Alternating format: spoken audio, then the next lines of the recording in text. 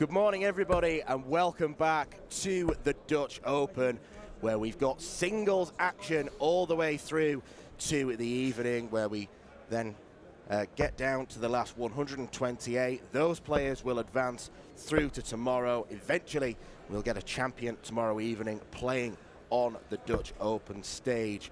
Over 5,000 entrants in this competition. It is the biggest party in world darts, and kicking off the stream today, we've got Jaime Vanbach against Arjen van Werk. My name's Dan McCarthy. I'll be bringing you commentary for the majority of the weekend, and we've had a bit of a switch around in the commentary box as well. We've got a man who hit a 125 on the stream yesterday with his very first 3 darts.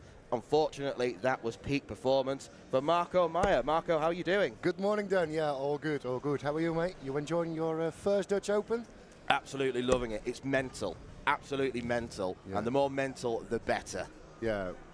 When we met each other at Lakeside, I told you the stories about the Dutch Open, and now a month later, you're here. Yeah, it is the biggest and the most craziest darts party on the planet, isn't it? It certainly is. I mean, we've got a really good commentary position where we're sort of on a balcony. We're not overlooking the TV lanes, which is what's on stream. We've got the outer boards, and there are just thousands and thousands of people congregating at this mad party. Anyone can enter. It's such a great leveler. You've got players who've just dropped off the PDC. You've got the top-ranked players in the WDF, and they're playing guys who play in the pub leagues in the Netherlands.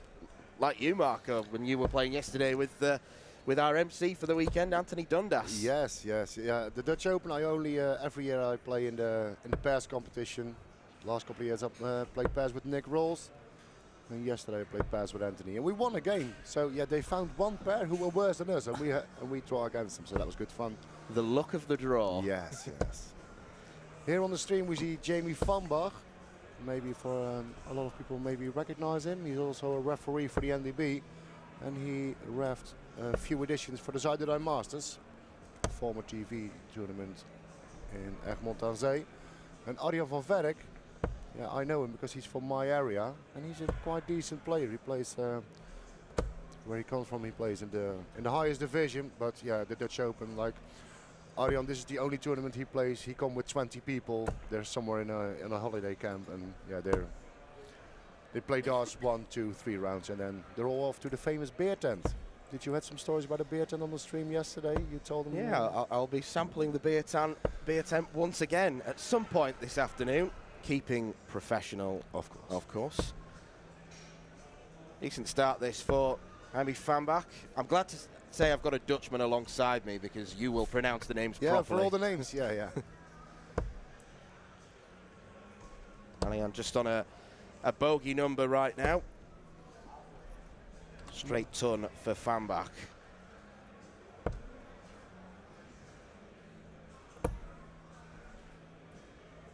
Needs to keep this one high. Well, he goes over to the 12s. It's, I suppose, a sensible strategy when you don't want to risk busting.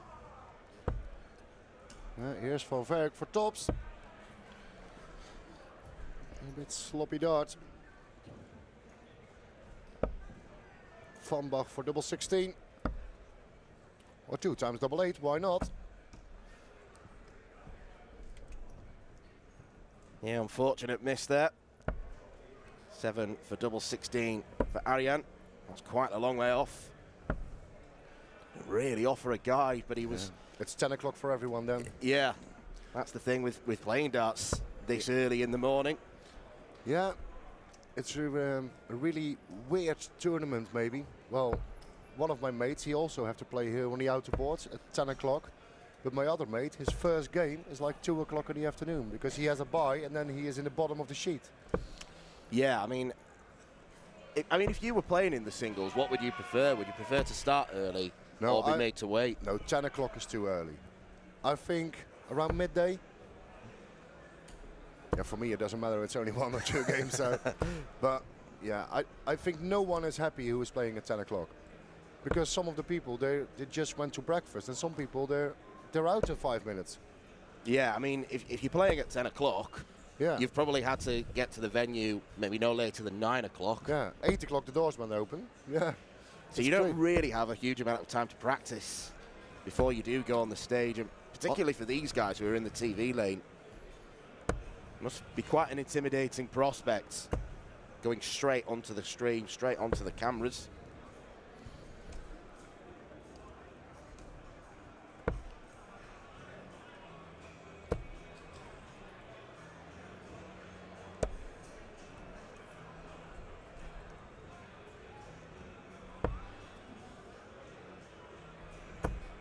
Steady averages for both players, low 60s right now.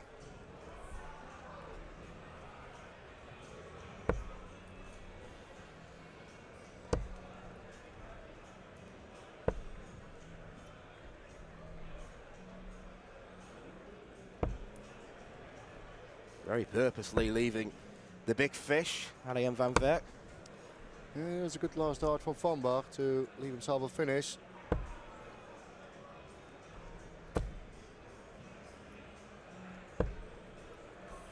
And all of them drifting leftwards.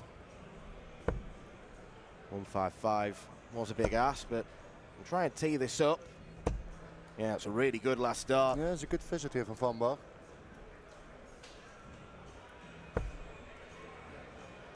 Was that for the 18s or for the 20? What do you think, Dan? I don't know.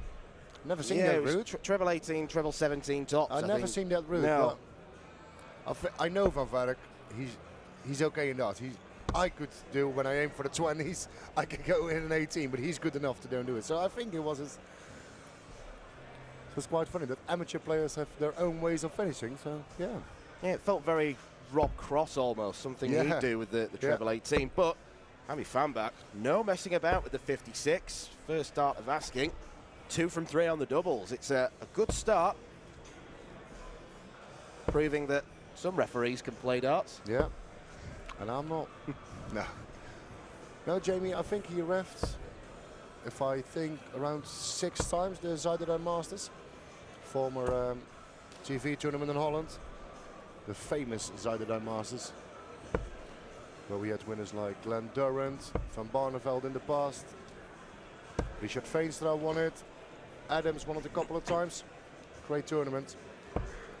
And Jamie from that area, so he's a good ref, so that's why they invited him to referee that tournament every year.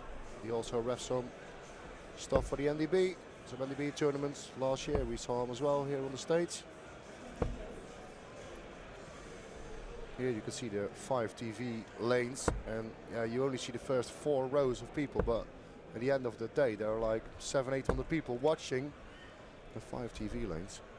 Yeah, even early in the day yesterday, at least the first 9 or 10 rows were completely full, and then as the day goes on, Anthony and me had to play at 10:30. 40 people came for my area. They came to watch. Here you can see how big the stands are. But Marco, me and Nick said in commentary, you were the only player to get their own chant. And that means more than winning. Yes, yes. Yeah, I said it to Nick yesterday. I'd rather referee 10 Lakeside finals than play on the stream board. I was so nervous. I'm not used to it. I play darts once a week just for fun with friends in the pub, but no, this is... But yeah, we had some fun, and that's the main thing. That's what the Dutch Open is all about. And when we get Anthony in the commentary box at some point this afternoon, we'll get him to recount the story of his 180, which he followed with 9. Yeah, it was nice to see that he hit a 180 yesterday. It's good fun. Should go down to the 19s, and that was the idea. The execution wasn't there. So Shanghai to seal a very commanding win for Jamie Van Bach. Yeah, I knew Jamie can play darts, but I expected a bit more from Arjen van Verk here. Yeah, it's been a really poor leg from him. Struggling to get the treble, struggling to keep the darts straight. What I said, then, the guys are here on a holiday camp. You never know. Maybe they were partying till early in the morning, and if you play darts at 10 o'clock, it doesn't matter how good you are, but it's always difficult. It's a bit of a strange route here. Yeah, he was going treble 17 for double 14 because Arjen's on a bogey number, but didn't really give himself a chance.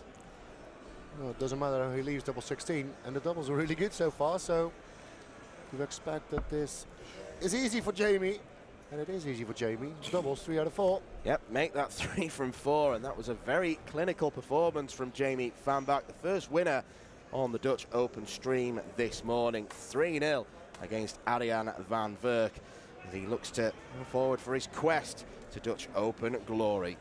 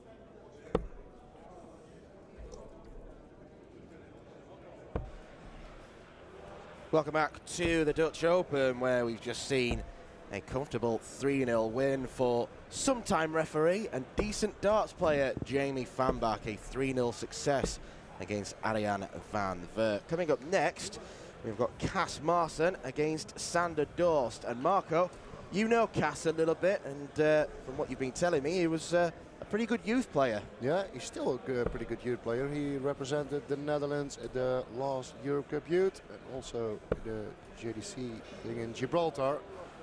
So Cas is an experienced youth player, talented player from the Netherlands.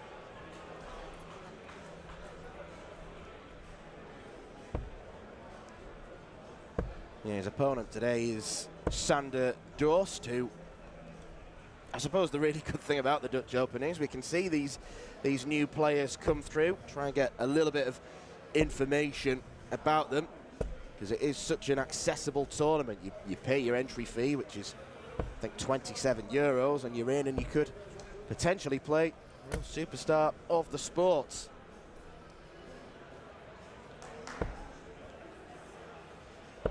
Yeah, it's open for everyone. But now for the youth player, for example, youth players can play in the pairs yesterday, they play in the men's singles today, and tomorrow is a youth tournament. But the risk is, if a youth player qualifies for tomorrow, then he can't play the youth tournament. It's almost like, if you are someone like Cas Marsen, use today maybe as practice for tomorrow? Yes, exactly. So you need to win 5 rounds to qualify to tomorrow, and then you're still in the last 128. I love like the scoreboard, last 4,096. Like that's my it's ridiculous. Yeah, you can barely work out in your head how many games you need to win to get to the just tomorrow, and then to get through. If you win the Dutch Open, you need to win 12, 13 games or so. That's a lot of darts. Yeah, looking at Cas Marsen's record, he was a Europe Cup quarter-finalist for the juniors last year, defeated by Welshman Connor Hopkins. He's played on the development tour in the PDC before, so he's trying to get himself about, play as much darts as he possibly can, and hopefully become a real star of the future.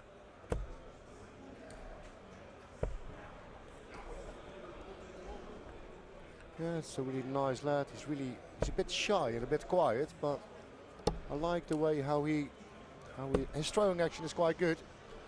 Yeah, and he plays a lot of local tournaments in the area where he lives, like every weekend, or maybe sometimes like Tuesday, Wednesday. Everything he trying to play to try to be a better player. Well, this is for an early break of throw, and in such a short format, breaks of throw are crucial. It's a first missed dart at double for Marsen.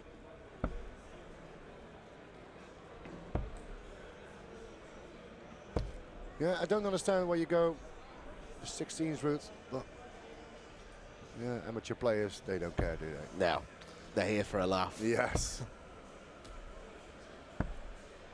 Yeah, just before we started with the comms, we watched here in the venue, and in this venue there are 92 boards, I think. In the other venue there are around 60 or 70. I don't even know how many boards there are in the Bonte Wever this weekend, but it's ridiculous. But it's quite funny. Every 20 minutes, 128 players go out in the men's tournament. It's just insane. Every 20 minutes, 120 players are out. I mean, what makes this amazing is just seeing how many boards there are. So the organisation, building the stage area, building the practice areas, building the TV lanes. I mean, the work that goes into putting this tournament on, you've got to give all the credit to those involved. Yeah, it's amazing. And now also everything on Darts Connect. That is like, normally you see Darts Connect on the smaller tournaments, but now I didn't know that Darts Connect had that many tablets. Like, it's I think Apple have done well from iPad sales. It's a bad dart here for Marsen outside the board. Yeah, poor visit, but it's generally been a good leg for Marsen. Nearly down to a finish after 12 darts. And he has time in this leg. And you can tell with Marson that he has come through the youth system, because you can see him using the bullseye and the counting, and that's the difference really between the top players and some of the amateurs, is that board management and the ability to know the numbers inside out. This is for the famous 127. Can we see a 127 in game? No, we can't. I like the aggression. Didn't need to go for the bullseye, but decided he wanted a crack anyway. His opponent is just halfway the leg, so I understand why Marson went for the ball. Now, fat 9 for double 8. And the doubles are good for Marson. He's 2-0 up. On the board next to it, it's Michael Verberg. Also famous youth player in Holland. Yeah, we had a lot of famous youth players, but he won a lot of gold medals for the Netherlands at the WDF Cups. Also UDC World Champ.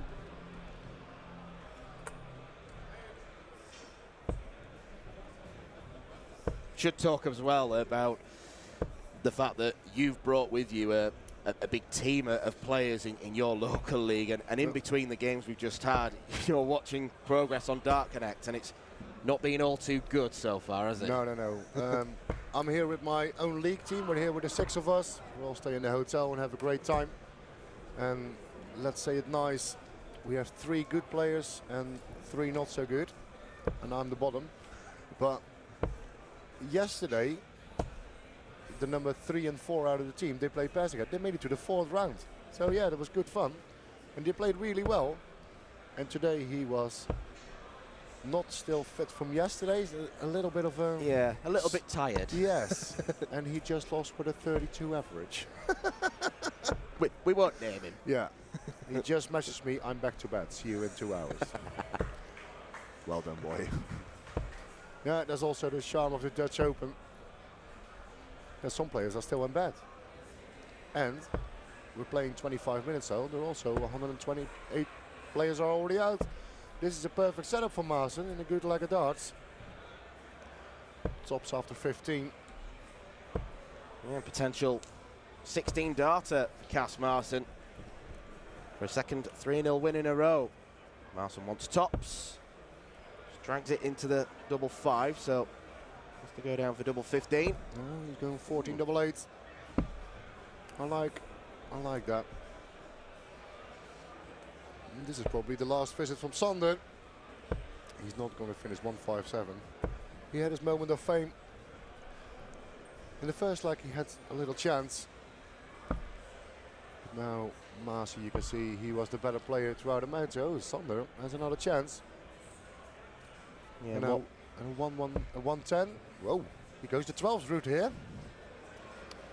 Only 74. Yeah, quite a few of Sander's darts have gone a long way to the left in this game. Yeah, seen quite a few treble 12s. Yeah, I recognize a lot from his game. Another chance at double 8 for Cas Marson, and this time he takes it. Another 3-0 victory here on the stream at the Dutch Open. Cas Marson, who's got a bit of pedigree, a promising youth player, and he gets a win under his belt. 3-0 against Sander Dost.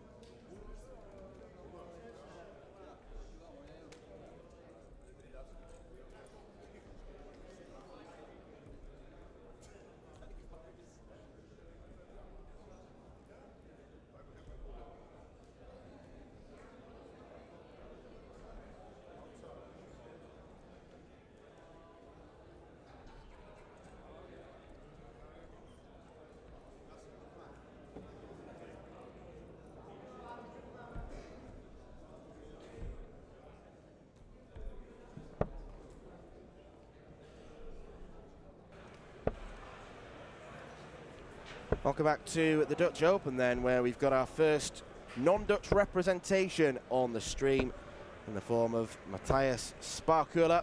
He's playing against Dennis Eidemer. So it is Germany versus the Netherlands here on the stream. Still in the last 4,096 stage, which is where we're going to be for some time yet. And if you are tuning in and wondering where all the big names are, unlike the pairs, there are seedings in the singles tournament. So the likes of Wesley Plaisier, Moreno Blom, Alexander Merckx, they'll be entering in the last 2,048 stage, because we haven't quite got the right number of entries for everyone to enter in the same round. But it is Matthias dressed in the white polo shirt against Dennis Eidemer, slightly more colourful, and he's someone that you've got a little bit of information about, having played in the same team as Rick Hofstra. Yeah, but these are two I think he unknowns. played in the same team as Hofstra. He's also Super League. He's from the area from Rick Hofstra, Danny Noppert from Friesland in the north of Holland. But yeah, Dennis is an okay player.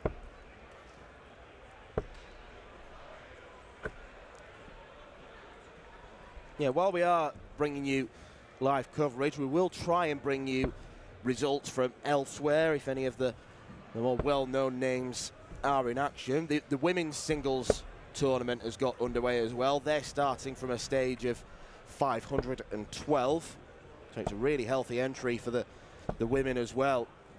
And it probably was one of the women who gave us the biggest highlight of yesterday in Bo Greaves' back-to-back-to-back 180s, followed by a single dart at tops, leg average 174. It's unreal, is it?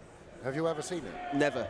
I mean, it's the 701 format kind of lends itself to really unusual things happening, but I've never seen darts like that. 3 180s in a row. It was just ridiculous. Yeah, it was unreal. Yeah, I think the NDB and the Dutch Open were really happy, because that leg went viral, so probably all the darts fans all over the world who were watching this, they probably woke up this morning or last night they saw it, and yeah, I think that video has a lot of views. Yeah, amazing. I spoke with Bo this morning and said, yeah, she said, when the first dart was in, she said, I knew it was going to 180. That's how I felt yesterday. Yeah, she played unreal. Yeah, she's so good at following those darts in, as Dennis can't quite pin a 16 checkout on double 4. Matthias left on 99, a little bit like Dennis earlier on. Has to go treble 17. Shanks those 3 darts, actually. That's a nervy visit, shall we say. We'll be kind. No nerves there for Dennis. He goes 1-0 up.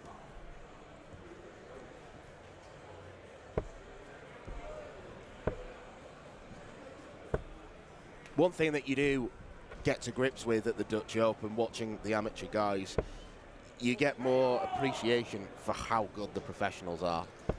Yeah, the difference is so big, because there are a lot of good players in here, but they're like from the nearly 3,500 men or 3,600 men, I don't even know. There were like 2,000 that are my level. They can't play darts, but they're here for a weekend with their mates and a weekend of fun. But that's why you see a lot of averages from around 40, 50 and that kind of stuff. Well, later today, when the big boys are entering, then the standard is going to go up. And yeah, for everyone, Dennis knows he's the favorite, because on the TV lane, he is the name, because in Holland a lot of people know him. But still, it's difficult. Your first game is always nervous. I think when you ask most of the guys, they'd rather play here in the main hall with the group of friends behind him instead of that. This is better from Dennis. Good visit here. Yeah, that's why he's here on the TV lane. He's got that in his locker. So many competitors here looking to follow in the footsteps of last year's champion Barry Van Peer, who we bumped into last night in the dinner room, here with his partner Iselin Howard. who's playing in the ladies' pairs. Berry beating Andy Bartons in last year's final. Platinum event as well, so the winner of the men's and ladies singles, regardless of where they are in the WDF ranking, will go straight to Lakeside.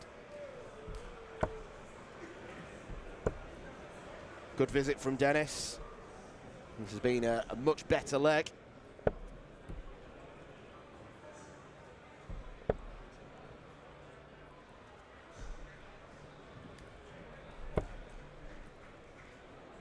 Thinking from Matthias to go back up to the 20s, leaves him on a finish.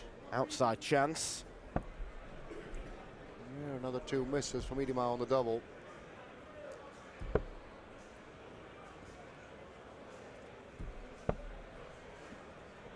Yeah, the roof will go off the building if one of the amateur guys takes out a 161 or a 170. Yeah, you heard the scream on the board next to it. Maybe a big finish happened there. Yesterday when Anthony and myself were playing, I think 40 guys were watching us and they were shouting our names. We felt like that we were playing on the big stage, but it was so fun. It's quite funny. Every time when we hit I hit one score of 125, everybody was silent. When he hit the dart outside the board, they were all shouting and screaming. Yeah, so yeah, it's exactly the opposite. But it's good. It was good fun. That's what the Dutch Open is all about. So if you're watching today and if you've never been here, this is the one thing you have to do at least once in your life. Yeah, it's definitely for anyone who loves darts and is an enthusiast, it's a bucket list thing. Try and tick it off. And yeah, it's not only to play darts. Maybe you play on the TV, maybe you play on board 126. You never know where you're playing, but it's the whole weekend. It's an experience and it's party and it's amazing.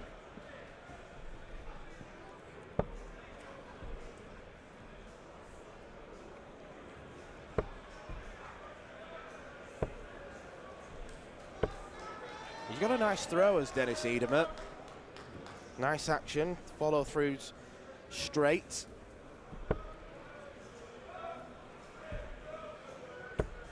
Yeah, this is a good leg from him.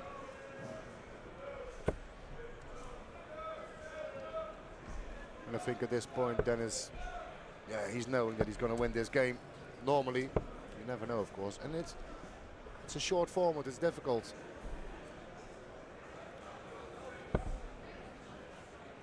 Yeah, it's really brutal. If you get your throw broken at any point, you're already kind of halfway to defeat. It's so short and so cutthroat. For the top players, today is more difficult than tomorrow. Because, of course, they haven't, for most of the time, an easy draw, but you can lose to everyone in the best of 5.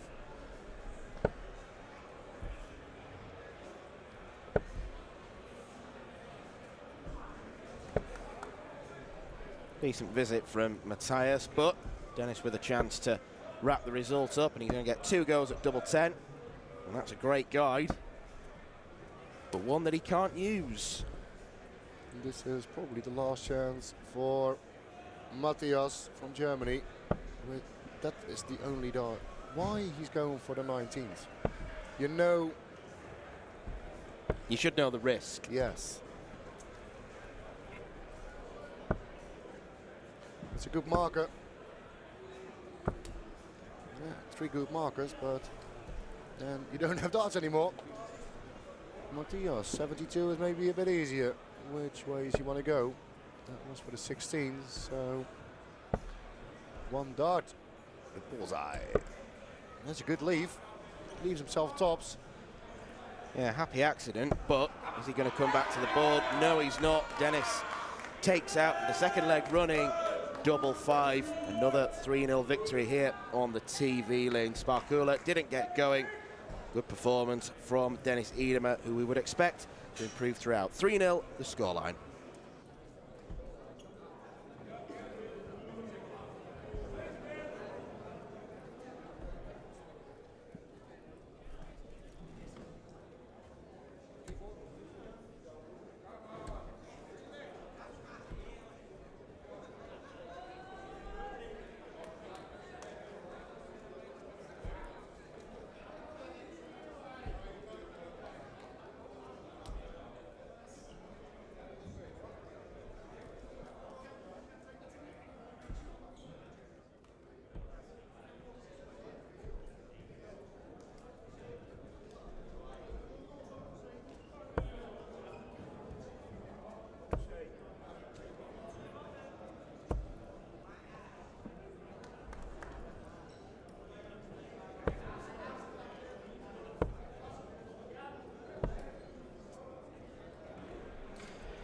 Back now with more action from the Dutch Open, where we join this game with Richard Bozua leading by a leg to nil, up against a competitor from the United States in the form of Richard Barrington Hill. So the great thing about the Dutch Open is, even though the field is largely made up of Dutch players, we do get guys from across the world, and it's nice to see. I think what I saw in a statement from the NDB earlier this week, I think we have 27 nations this week at the Dutch Open. Richard Bozua just throwing there, the left-hander, and I believe Barrington Hill, when we have a look at his shirt as he turns round, he's going for double 17 here.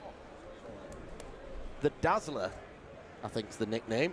I think Daryl Fitton will have something to say about that. Yeah, and I don't think, is that the on his right sleeve, is that the same county where, for example, Jamie Hughes is coming from? I think it's the same logo, or not? Is it not the black country from around Wolverhampton? Yeah, it looks like. I'm gonna. Unless there's a Wolverhampton in America, which, you know, there might be. But yeah, or maybe he lives in the UK. Maybe that's possible. You never know.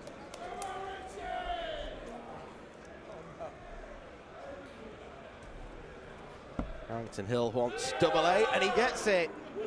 And he makes sure everyone knows about it as well. Always funny to see the amateurs giving it large. Yeah, you're absolutely right. It is a black country symbol. You know more about the UK than me. Unbelievable, isn't it? So, we don't know the story, of course, we're guessing, but maybe he lives in the UK, or...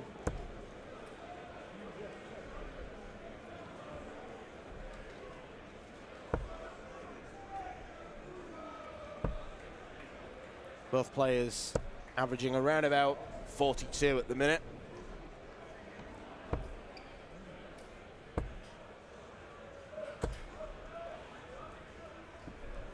I think sometimes with the Dutch Open, you can almost tell how good a player is going to be on the basis of what they're wearing.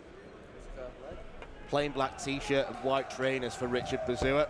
It's not really a good recipe. And yesterday we saw a player who played on clogs. Yeah, there were some proper good outfits yesterday. Yeah, and we can, we see around, I don't know how many people, but we can overview like more than 90 boards here. And if you look then how many people and the outfits and the most ridiculous dart shirt, it's so fun. It's good to see. Yeah, I didn't actually realise that there wasn't really a dress code. You can pretty much turn up in whatever. Yeah. You could do it in fancy dress if you wanted to. Yeah. No, there is a dress code if you make it to the big stage on the Sunday afternoon. Then you have to wear like the trousers and a normal shirt. But this is the Dutch Open. If you go to the Tuesday night, you go to the pub for a league. You're going to do the same dressed up when you go to the Dutch Open.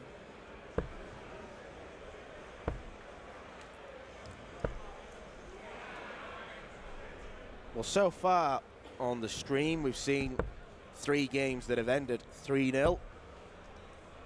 So this one is going to go further distance.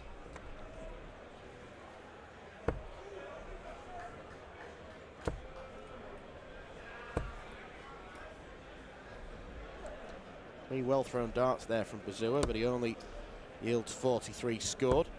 Oh, this is good. He's on for a 180. Yeah, go on, do Richard. it. Oh. I think that was a big deflection into the one.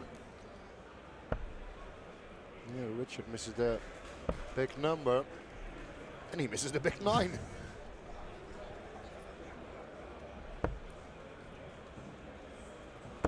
And trims the 1 off, and then the 20. Just keep it straight. Yeah, leave himself a finish. Richard has another attempt to try to hit a single 9. Maybe he goes another route. That's the 9. And that's not a double 16. Good effort from Richard Bozua. You don't tend to see many left-handers go for the double 16. No, I'm a left-hander as well. I hate double 16. So, yeah. And that's why we have a surround. Yeah, the first start we've seen in the tyre at 10:48 local time. The beauty of the Dutch Open. Yeah, Richard is not happy with himself. And the other Richard is really happy with himself because he is 2-1 up.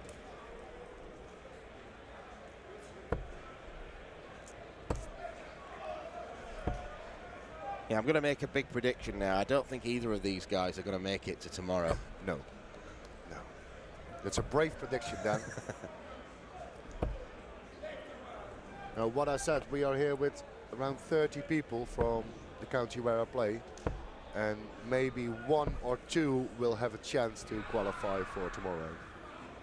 One of them we did see, Connie Grunewald. Yes. Very, very good performance yesterday in the pairs. He's my... Yeah, last year he made it to the last 16 in the pairs and the last 16 of the singles. Yeah, and I'm lucky to play pairs with him on a Thursday night because he's the best player in the team and I'm the worst one. So that's why we win a lot of... You average out. Yeah. It was like a little bit what Bo Greaves and Joe Rawls had yesterday.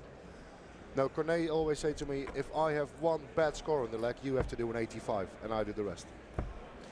Look who's turned up behind us. Yeah, it's my pairs mate and the MC of the tournament, Mr. Anthony Dundas. A very smart Anthony Dundas as well. He's wearing a tie for some reason. You know I'm seeing today? You just like to look smart. You never know who's going to be here. Those are the words of Mr. Anthony Dundas. We were talking about your 180 earlier on.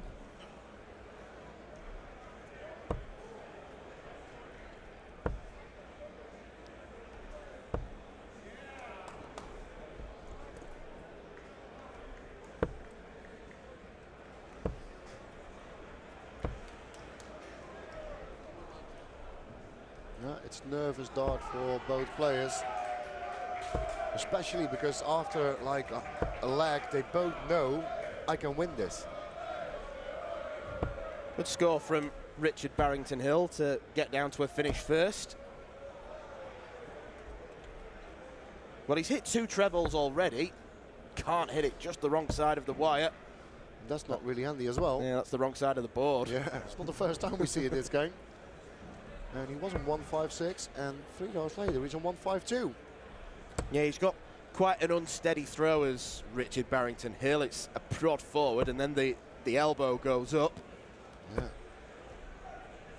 If you were coaching, it's not exactly a great guide to follow.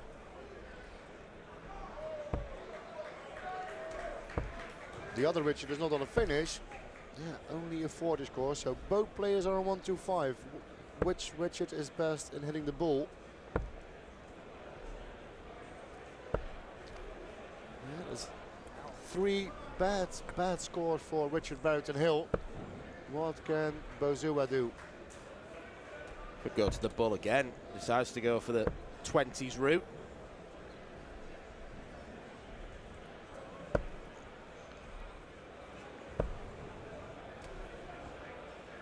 Yeah, the 19 is not his friend this game. Missed it a couple of times.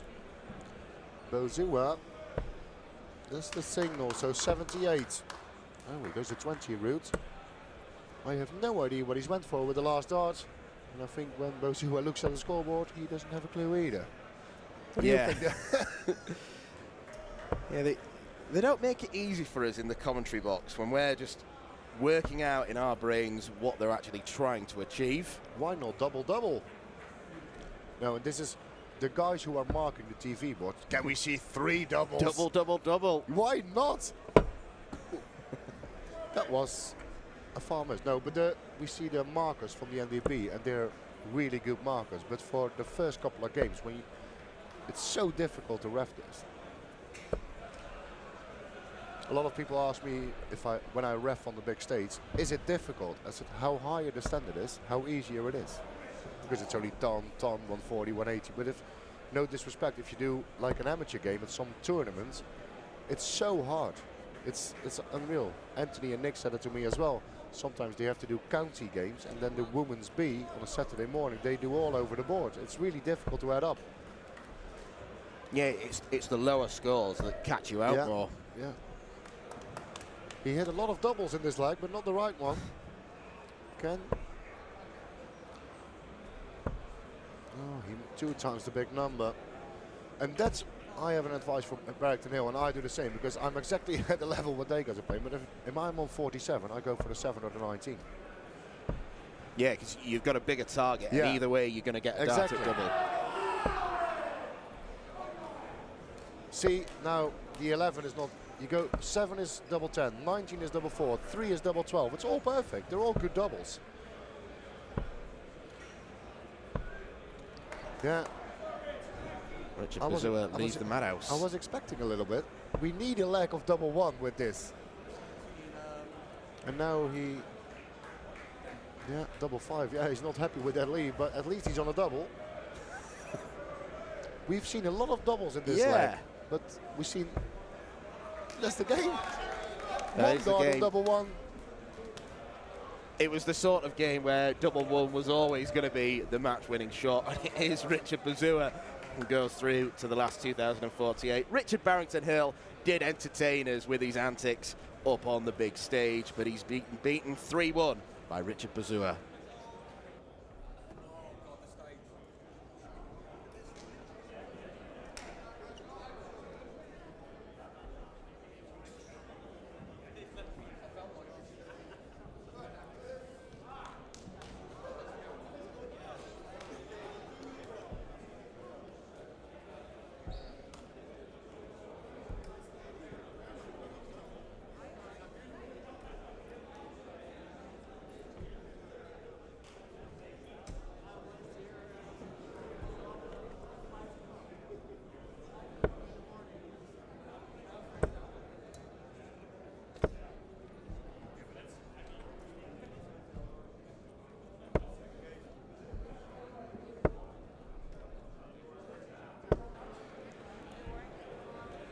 Well, back at the Dutch Open, we have got an Englishman on stage, Scott Lackford against Kees de Vries, trying to, I suppose, bump up the number of nationalities that we see on the streaming board. Plenty have come across from the United Kingdom to the Dutch Open to give this tournament a go. And Scott Lackford, he's not exactly hiding his nationality, is he, with his darting attire. Big St George's cross on his shirt and the Three Lions football badge as well. Nice to see players representing so many countries, just as we've seen an American in Richard Barrington Hill. Can tell you that the standard of this game has actually been pretty good so far. Scott Lackford averaging around 68, Kees de Vries in the 70s with a 71 average. So I think we're going to see a slightly better quality of game than we did last time with the two Richards. And it looks like we're going all the way in this game. He's have a good like a darts.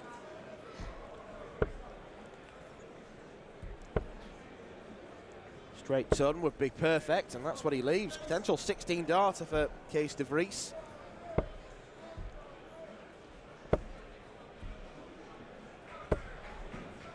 Scott Lackford keeping the darts straight, but not exactly putting a big dent in the score. Double 10 is pinned. Really nicely done from Kees. Yeah, we're going all the way.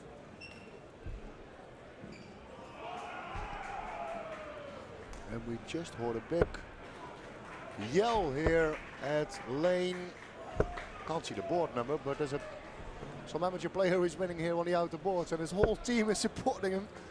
It's good fun. It was probably a $37 or something, but it's great to see that all the players bring their friends and we're going to watch and support each other. Yeah, we're in quite a good position where we've got the headphones on so we can hear the atmos from the action we're bringing you on the TV lane, but we've also got beneath us 100 boards where the celebration's going up every 5 minutes or so, so we can't tell whether they're coming from the TV lane or from the boards beneath us. It's really, really good fun, this.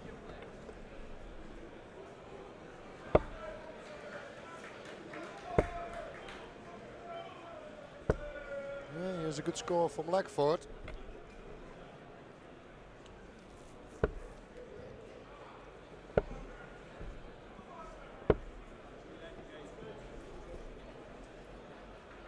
De Vries following up with a score of 80. And the straight ton leaves him on the big fish.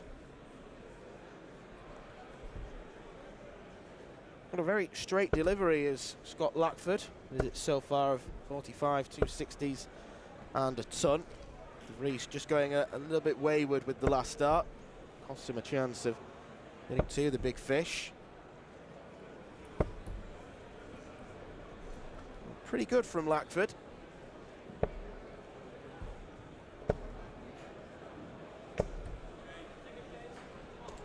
Pretty good from De Vries as well, and he's now hot favourite for this game. Left on 90 after 18. Yeah, but you see, that's also maybe the unlucky of the draw. There are so many games averaging 40, 45. We saw average in the 30s. But these two players are quite decent. But one of them is going home. Yeah, it's a mismatched dart. Deciding to boldly go for the 18s rather than the 20s to leave the bullseye. Unlucky last dart here from Lackford. This is for the match. Double 12. That's a 9. That's another 9. So we're going to watch at the bottom of the board. And he leaves himself 3. He played so well the last 2 legs and now leaves himself with 3. Oh, that's so unfortunate. Well, he wants a treble 11. He then hits the bullseye on 65. Yeah, and below us, there's a big party going on. Yeah, we're hearing Chase the Sun, the classic darts anthem. Scott Lackford goes through to round 2. 3-2 victory against Kees de Vries in the last 4,096, pinning double foot. That was a decent standard game, to be perfectly honest. Lackford certainly one to watch for the UK viewers. A 3-2 victory against de Vries.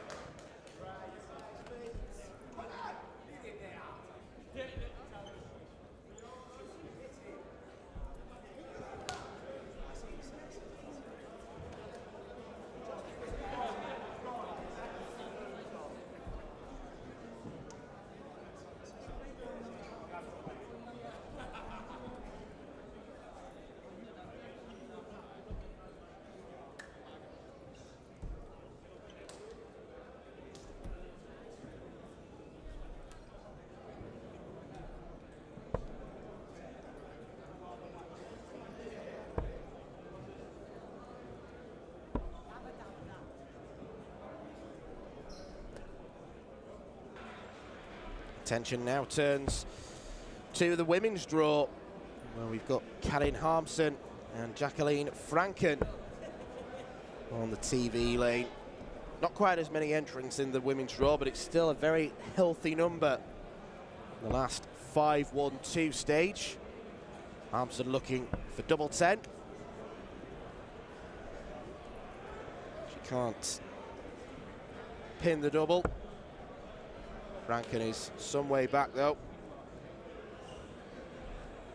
Joining the very first leg of this game.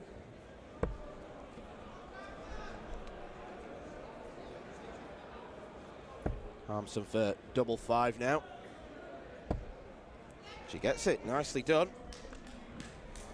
29 darter to kick the game off with.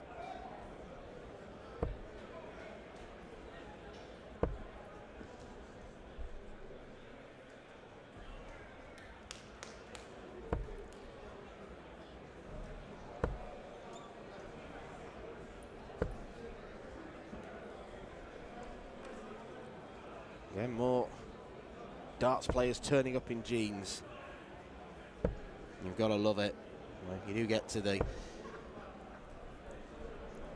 latter stages of the competition, you then, as Marco said, got to dress in proper attire.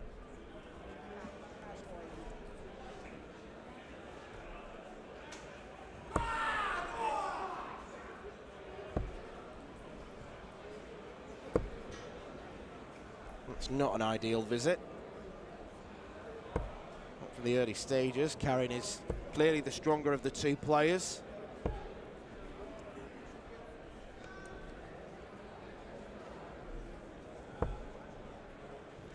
Played in the Dutch Open a few years ago and actually got to the last 16. So someone who knows a fair amount about the Dutch Open. She was also played in the World Championship qualifiers a few years ago to try and get to Lakeside. Lost a last leg decider to Priscilla Steenbergen, who I'm sure we're going to see at some point today.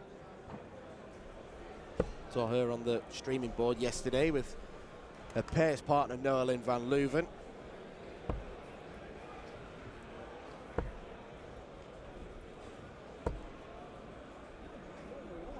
Well, trims the 24 off to leave 300.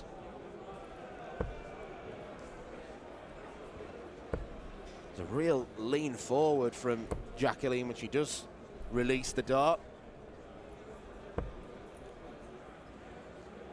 Karin's got a steadier action. Decent throw as well, but this from Franken. Throws the dart and then almost vaults herself forward as well as her arm.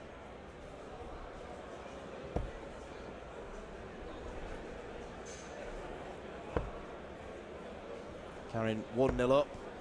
Can't quite follow that nice first start, but a 1-2-1. Excellent score. Yeah, Karin Harmsen is the partner of Frans Harmsen, and he played in the Dutch team for a long, long time. Also played on TV. But Karin is a decent lady player in the Netherlands. She's played a lot of MDB tournaments and local events. Yeah, I was just saying that she's got to the last 16 of this tournament before, which is certainly no mean feat, a good achievement. Yeah, for the men's, it's a long day, but they only have to win 5 games. But for the ladies, here you see it, it's the last 512, and they play all the way to the final today, so they have to play a lot of games. Yeah, around 3,500 lady players, I think, entered for this tournament. You see a lot of tournaments, they're not even 350 men's. Yeah, there are 350 ladies.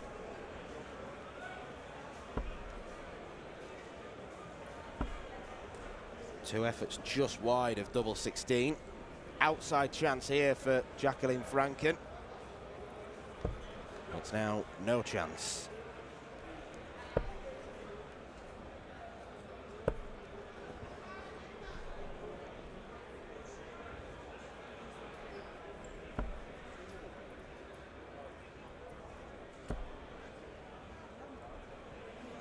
As you can't say, it can't get any closer. The target is blocked. Yeah, it was really difficult for that last dart. Again, there were two well-thrown darts at double 16, but she then had to move, and I think that put her off, out of rhythm. It's 109 left, now 107. Interesting approach. Now Karin's going to split this. She goes 9-8. Side of the board is not being kind to her. That's 7 missed darts at double now.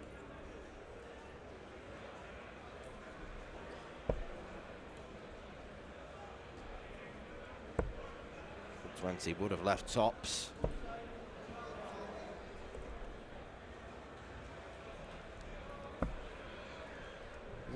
Move across to double 4.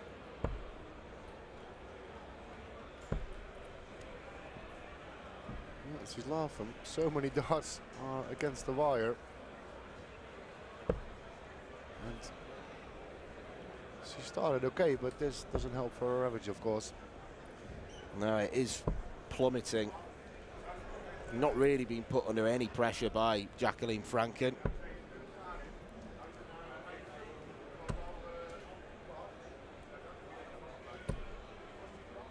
That's now 13 missed darts at double. You can't even say that they're bad darts. Most of them are against the wire. Which way Jacqueline wants to go? That was for the 18, of course. So 46 left. Should be looking at either 6 or 10. Yeah. Or treble 10. No, but this is, we said it earlier, but Richard Harrington Hill, he made the wrong choices. And this was a good choice from Jacqueline Franken. But she didn't return to the board because Karin makes it 2-0.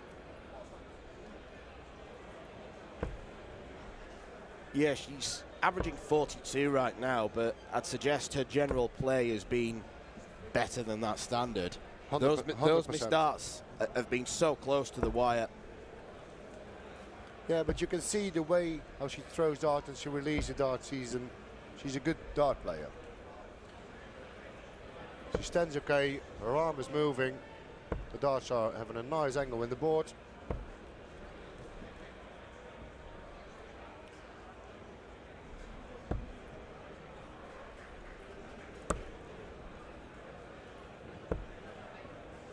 Yeah, I think if you were to coach Jacqueline, the first thing you'd say to her is don't lean forward as you do when you release the dart.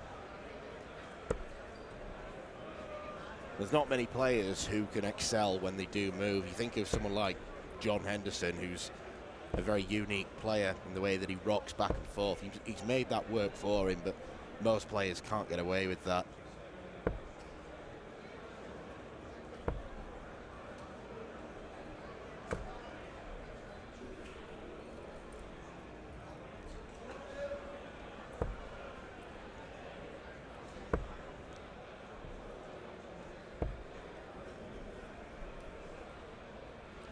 Yeah, also looking at on the board 4 of the TV lanes, Pim van Bijnen is playing there. He's a youth player, but he has big problems with dartitis. And I think this game is already underway for 40 minutes, and it's 2-all. His opponent, Stijn van den Berg, he just missed a match dart, and now Van Bijnen is on 60. I thought Dart Connect was frozen, but Stijn was waiting really long as well, because for him it was difficult as well. Here you can see him in the back. It's the 4th board.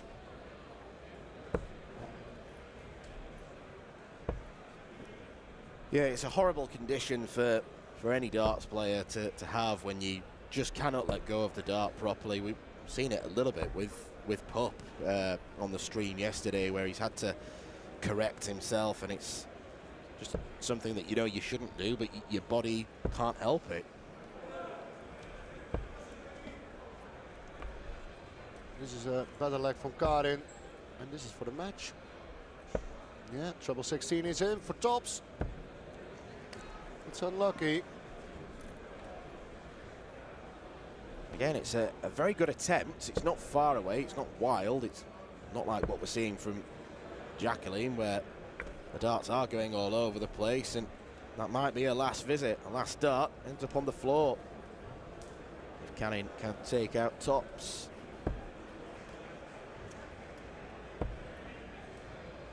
Double 10. Still, it's really close, and she's getting annoyed with herself. What I said like a minute ago, Pim van Bijnen is through to the next round. They beat Stijn van den Berg. 3 legs to 2. It's quite a decent game. They averaged in 68 and 66, but it took like 40 minutes or so.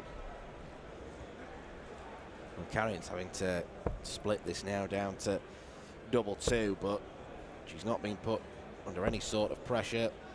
Should have been a switch to the 18s then. Now she's bust straight into double 17.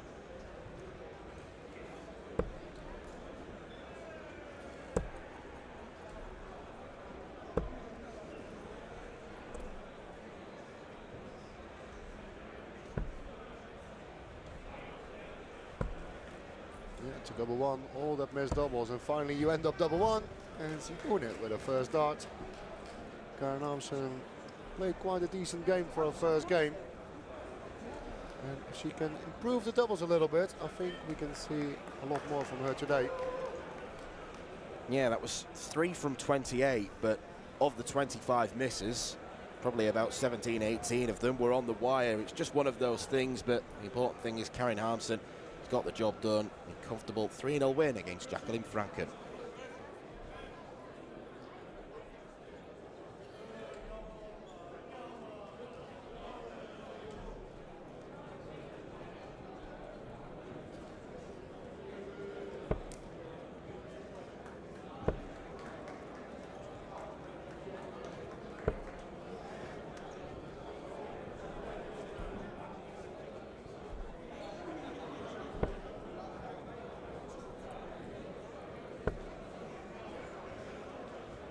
Mats Hies and Kasper Moll taking to the stage now, and Mats Hies is one of those players entering at this stage who is more of a known quantity. Plays really well at Super League. We've seen him in the Modus Super Series. We've seen him at the likes of Q School and the Challenge Tour as well. And Mats Hies made it to a semi-final here with the Dutch Open a couple of years ago. So a dangerous player.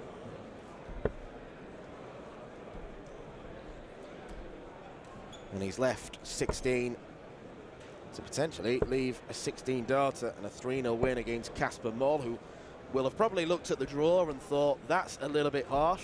Yeah, but I'm looking for the averages. Mats Hies is averaging 84 at the moment. Yeah, Kasper is smiling in the back. He know I'm going to turn up. I put my dart shirt on and I'm going to play 3 legs of darts. I'm going to shake Mats Hies' hands and I'm going to the beer tent. And good luck to all the other players, and I'm off. Yeah, good luck to anyone in the beer tent. Yes. You may have just seen on the wide shot that Christian Kist is playing on the next board. That was a good 140 from Kasper Moll, but Mats Hies for double 2 now, and he pins double 2. Good performance. 3-0 victory for him. Was probably a player to watch as well. Just wondering whether we might switch over. I don't think we will switch over to the Christian Kist game because he's not on the right board for it. It's B and C. It's the second and third one along where we've got our streaming action from. But Mats Hies, a player to watch, a 3-0 winner against Kasper Moll.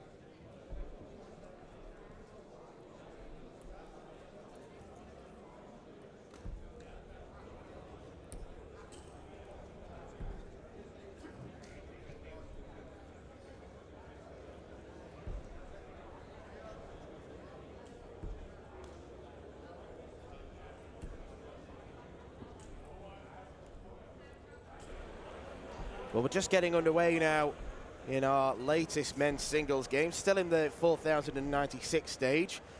And a familiar name, if you like, no relation to Dirk, but Mike van Dijvenbode is someone who's had a tour card in the past. He is someone, like many players who are entering at this stage of the competition, who does have a decent pedigree. He's coming up against Volker Dijkstra, Marco Meyer. Mike van Dijvenbode is a player to watch potentially. Yes, definitely. What you said, he had a tour card, he won a development tour. And in exactly 10 years ago, Mike van Dijvenbode was the Dutch Open Youth Champion. So maybe 10 years later, maybe, you never know. Yeah, good omen potentially for Mike van Dijvenbode, and he's made a pretty good start to this game, leaving 139 after 9 darts. And probably tops after 12. Look at that. Great start here for Mike van Dijvenbode. Mike van Dijvenbode, he's not playing a lot of big tournaments anymore, but he's still, I think, he played in the same team with Danny van Trijp, Wesley Plezier. That's their league team on the Tuesday or a Wednesday night, so the guys can play darts. Yeah, very nicely done. 14 darter, which is an average of 107 if he can keep that up. We do have potential winner on our hands, and look at Dijkstra. Must be wondering what he's walked into. Although he himself is playing okay, averaging 60.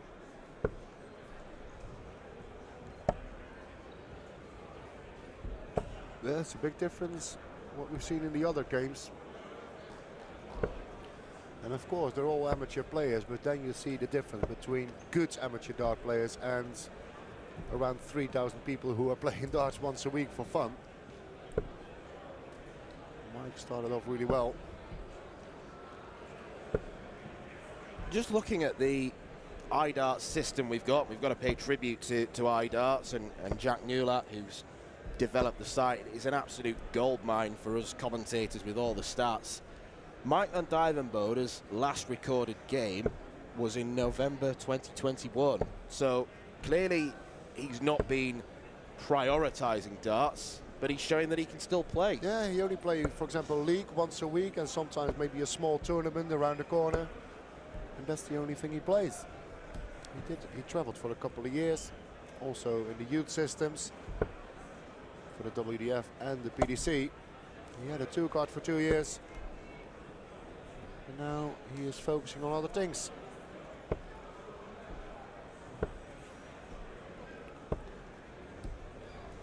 And now he is here with his mates, having a good weekend away.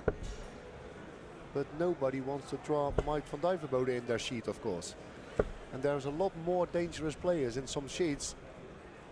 Like earlier this week when the draw was out, I had a look into the sheets. Some of the sheets there are 4 decent players in, and some of the sheets from all the 30 players, I didn't know one. So tomorrow, when you see the last 128 names, there are a lot of familiar names, and some of the names you think, how is that possible that you are qualified for Sunday?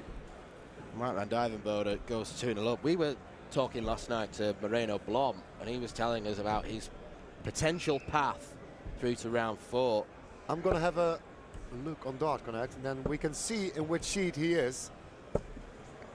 Definitely got Christian Kist at some point early on in the tournament.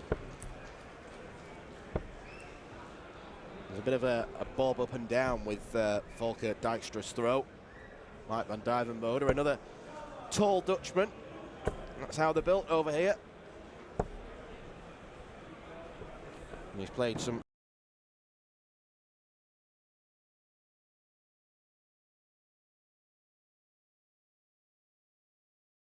van Dijvenbode. What you said, I found a sheet from Moreno Blom. He's the number 4 seed for this tournament. He can, in his sheets, there's Dirk Telnikes, played at the PDC World Championships and the WDF World Championships, had a tour card. He's also playing with, in his sheet, Josephus Schenk. He played at the PDC World Championship long time ago.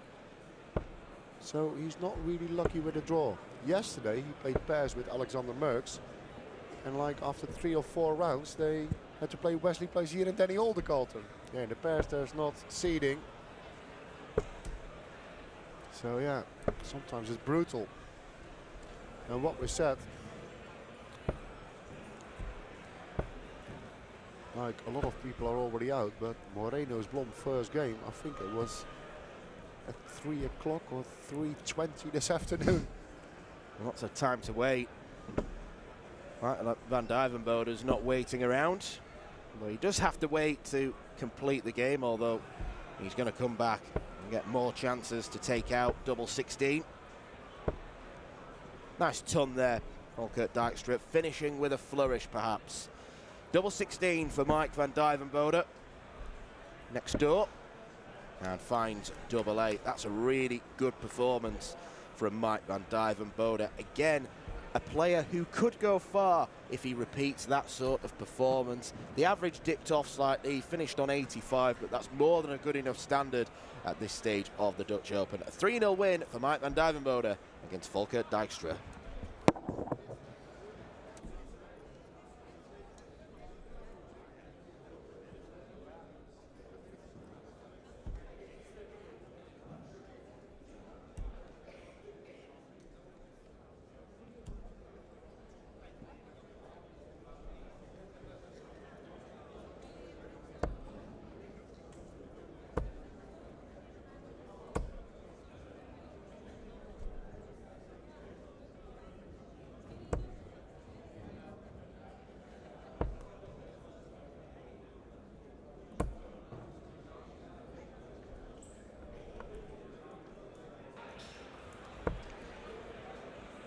Another familiar surname, but this time we do have a relation. Carlo Van Peer, the brother of Berry, who won the Dutch Open last year, so he is looking to follow in his brother's footsteps and ensure that the Van Peer family dominate this tournament. He's a leg up against Erik Venema, very mean-looking Dutchman, but Carlo Van Peer, a player who has been around the circuit a little bit like Berry.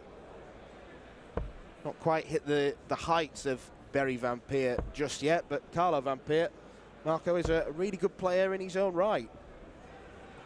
Yeah, definitely. He's playing some Challenge Tour. And at one Challenge Tour a couple of years ago, he made it to the semi-final. And then, even if it's the second level in the PDC, the Challenge Tour, what a brutal standard that is. And Carlo made his way to the semi-finals there.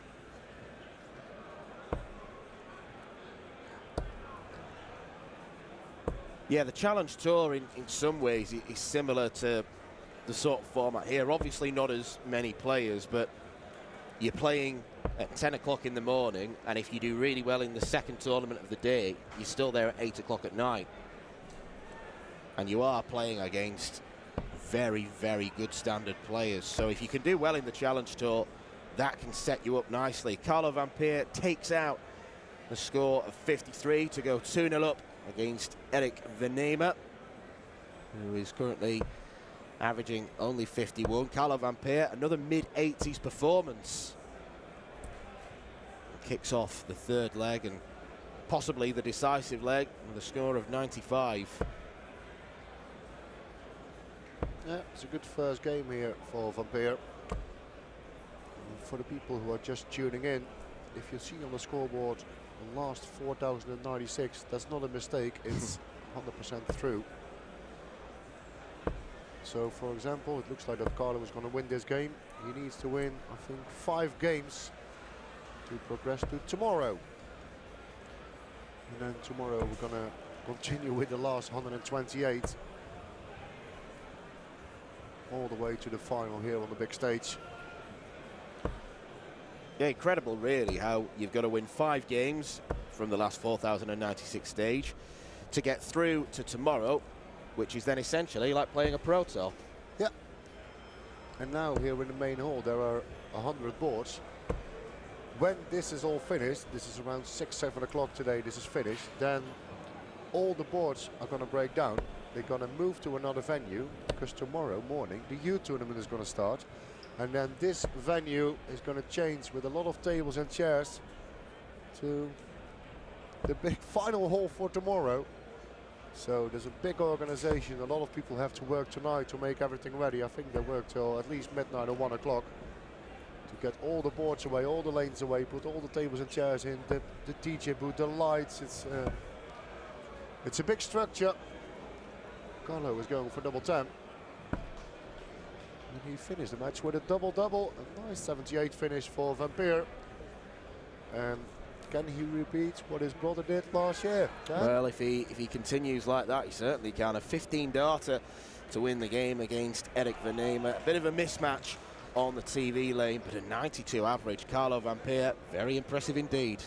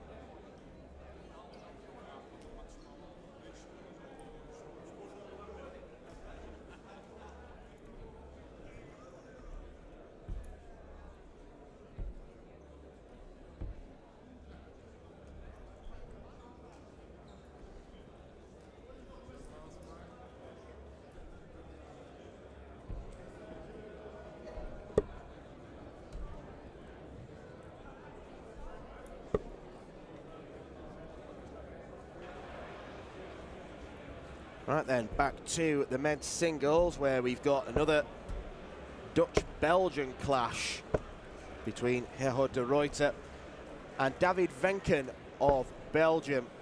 Another one of those Belgian players who kind of made a name for themselves recently on the periphery of big things, and he's come over to the Netherlands to give the Dutch Open a real go up against Gerhard de Ruyter, who started the game with 36 scored from 6 darts. So early on, the signs aren't exactly encouraging.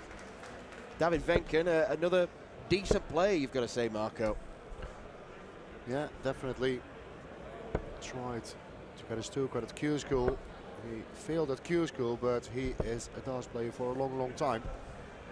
Played, for example, 3 times the World Masters. His first time he played the World Masters in 2009. And he played 5 times at a Euro Tour at the PDC. And he represented Belgium at the Europe Cup and at the World Cup. He played also 6 Pro Tours, so you can say he is a good dart player. Yeah, it's a real emerging nation in terms of darts is Belgium. They've got 2 Euro Tours coming up next year. They love their darts over there almost as much as they do here in the Netherlands, but I don't think anyone loves darts as much as the Dutch. No, but in Belgium it's really big at the moment. It is really big. But yeah, even they say, yeah, in Holland the darts is a bit, it's not the same numbers, but look how more entries are here at this year with the Dutch Open. The numbers are going up. Everybody's having a great weekend. So I still think that darts lives in the Netherlands if you look around. I think you might be right on the basis of what we've seen. David Venken takes out double 19. And he goes 1-0 up against Gerhard de Ruyter, who I don't think is going to be at the level to challenge David too much.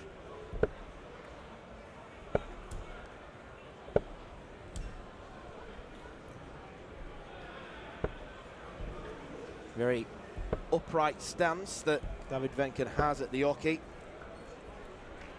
Mid-70s average, which would get better if he was playing a player with a higher standard game, but you've got to beat what's in front of you. You should give a shout out actually in terms of referees who are playing in the Dutch Open. We've got Christian Sorensen in the singles. You'll recognise Christian from Lakeside. He made the 6.5-hour journey from Denmark to the Netherlands here on Thursday. He drove down and he's deciding to give the singles a crack. He was meant to be playing in the pairs, but Charlie Korstefijn was otherwise busy at the Masters. Yeah, I think that was a good excuse. I played pairs with Christian last year. It was good fun. It's good to see him back. And behind us, he turned up. Good morning, Mr. Rolls. It's a very fleeting visit from our WDF Secretary General, Nick Rolls. Accidental double from David Venken, then misses double 10. He is a long way in front of Gerhard de Ruyter. Venken straight at double 5. There's an argument to split the score there. And then he misses double 2. And 40 would be good. Left him on a finish. And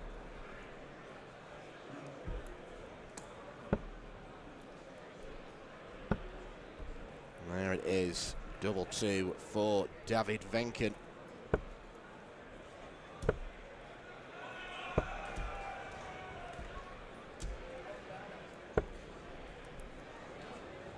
Lots of Belgian players coming through the darting system as David Venken, it's his first max of the game.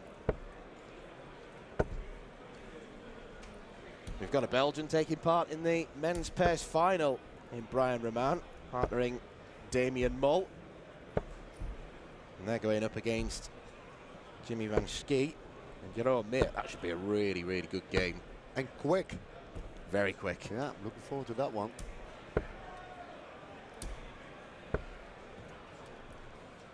Yeah, the Bears was a big thing yesterday, but the story of yesterday was, of course, Bo Greaves, that sensational leg. We already said it a couple of times, but I want to talk about it like every half an hour. Yeah. Incredible. It deserves it. Yes. It was ridiculous. For the people who don't know what happened, we're going to tell you one more time. I think it was in the last 16 or a quarter final. But we are. What happened here? Yeah, a 150 checkout for David Venken. That's the biggest we've seen on the stream so far today. Wonderful. Two triple 19s and double 18. David Venken, comfortable 3-0 win against Gerhard de Ruyter. Yeah, and when we continue with the next match, I will tell you the story of Bo Greaves. So we are right back. Don't go anywhere.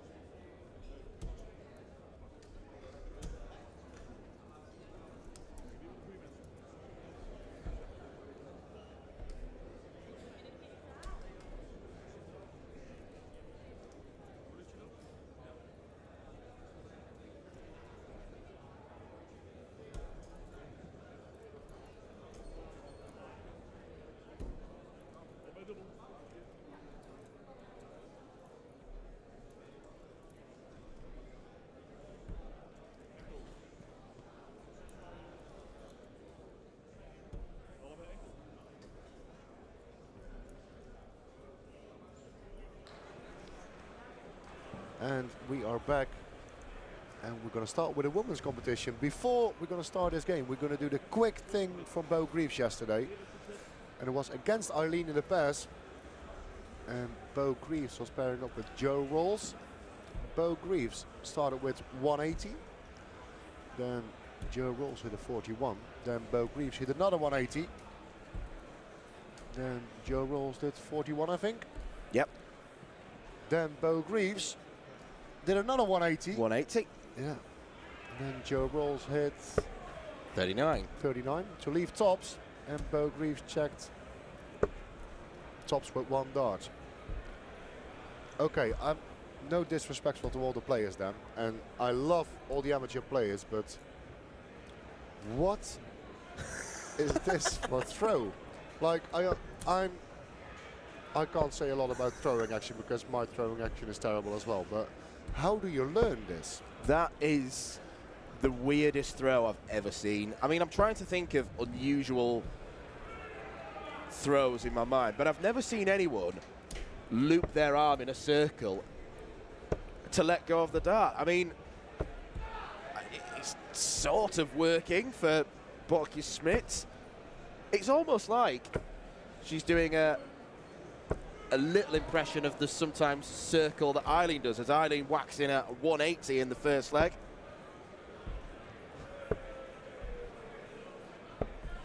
I am confused. Yeah, I can't speak. No, but I understand if you watch darts for the first time and you see all the big players on the telly like MVG and Taylor back in the days and Anderson and give all the names, and also in the WDF system like Adams has a really nice throw what he had. But then you think, okay, I'm going to play darts myself, and then you're going to try, that's how I think, to imitate them to how they release the darts. But Yeah. and then, of course, you're going to change for yourself what works the best. But how is this possible that this action works the best for her? That's what I don't get. Well, most darts players, their throw will essentially be the first time they pick up the dart, they throw it. That's how they naturally do it. Yeah. The first time she picked up a dart, did she do that? No. Surely. No. It's, yeah.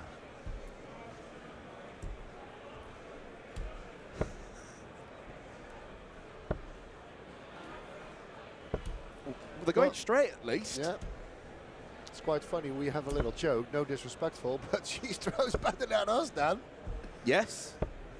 That's not a big achievement, of course, but still, this is a good leg for Marlene. She already whacks in a 180 and now tops after 18.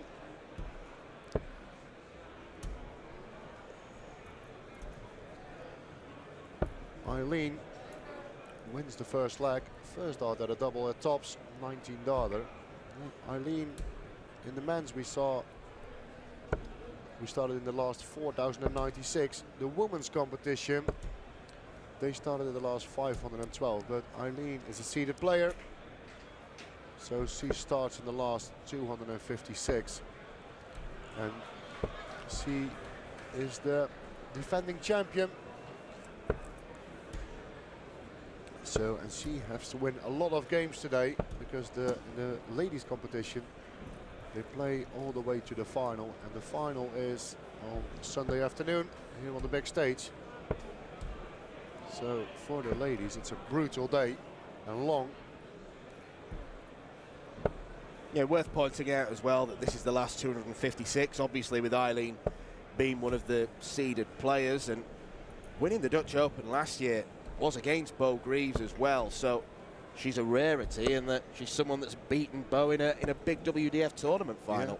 Yeah, and I think she won the Dutch Open 4 times now, so this is definitely her favorite tournament. Yeah, and it is the number 1 and the 2 seeds, so maybe it is possible that we have a repeat of last year's final, the Lakeside final, everything. And I think that's what the whole venue wants on Sunday. Eileen, the best lady in the Netherlands, against the best lady on this planet at the moment, in front of 2.5, 3, 4,000 people here. It's going to be fun. Just going back to yesterday, when Bo did hit the third 180 out of the 3, Eileen was laughing and she almost had her head in her hands. Her and Anke Zylstra, her partner, were looking at each other almost in amazement. And Joe Rolls was there laughing as well, and they were all giving each other hugs. It was really nice to see the camaraderie and the respect between the players. Yeah, but then the only thing you can do is like, yeah, it's unbelievable. That was by far the highlight of yesterday, and hopefully we're gonna see a lot of highlights today and a lot of new stories, because that's what the Dutch Open is all about. Bonte Schmidt can't get to a finish. Eileen wants tops. This time it takes 2 goes, but she's doing nicely on top so far at 19 darter, followed by 22 darter.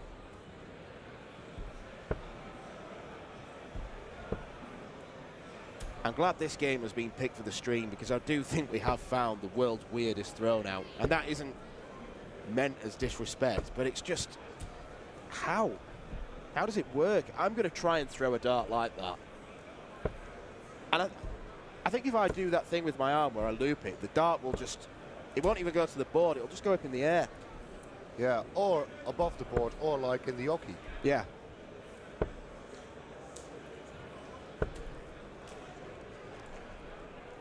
Yeah, Eileen de Graaf, what I said, she's the number 2 seed.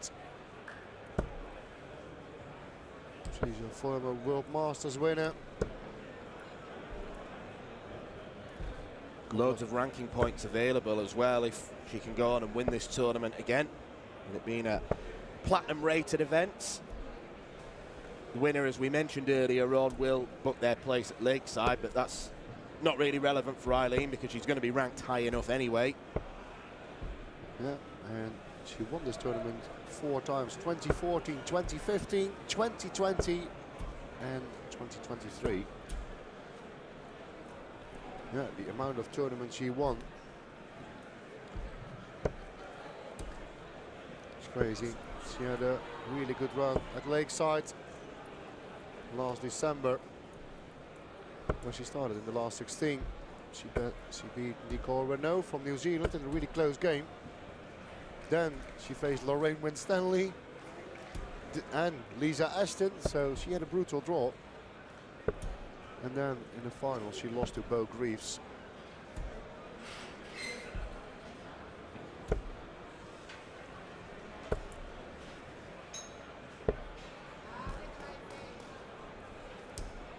She's always very creative with her use of the board, is Eileen, but we've not seen that yet. She will tend to start legs on treble 19 when she feels like it.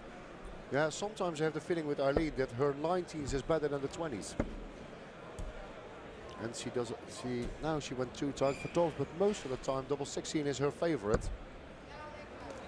Double 12, her favorite this time. That was another double-double finish. We've seen quite a few of those already on the stream board today. Another comfortable win for Eileen de Graaf against Bonte Smit. The throw we're going to remember forever. Yeah, I'm really glad that we've seen this game play out. But Eileen de Graaf, too strong. She's going to be too strong for many players in the women's draw. 3-0 win for the number 2 seed.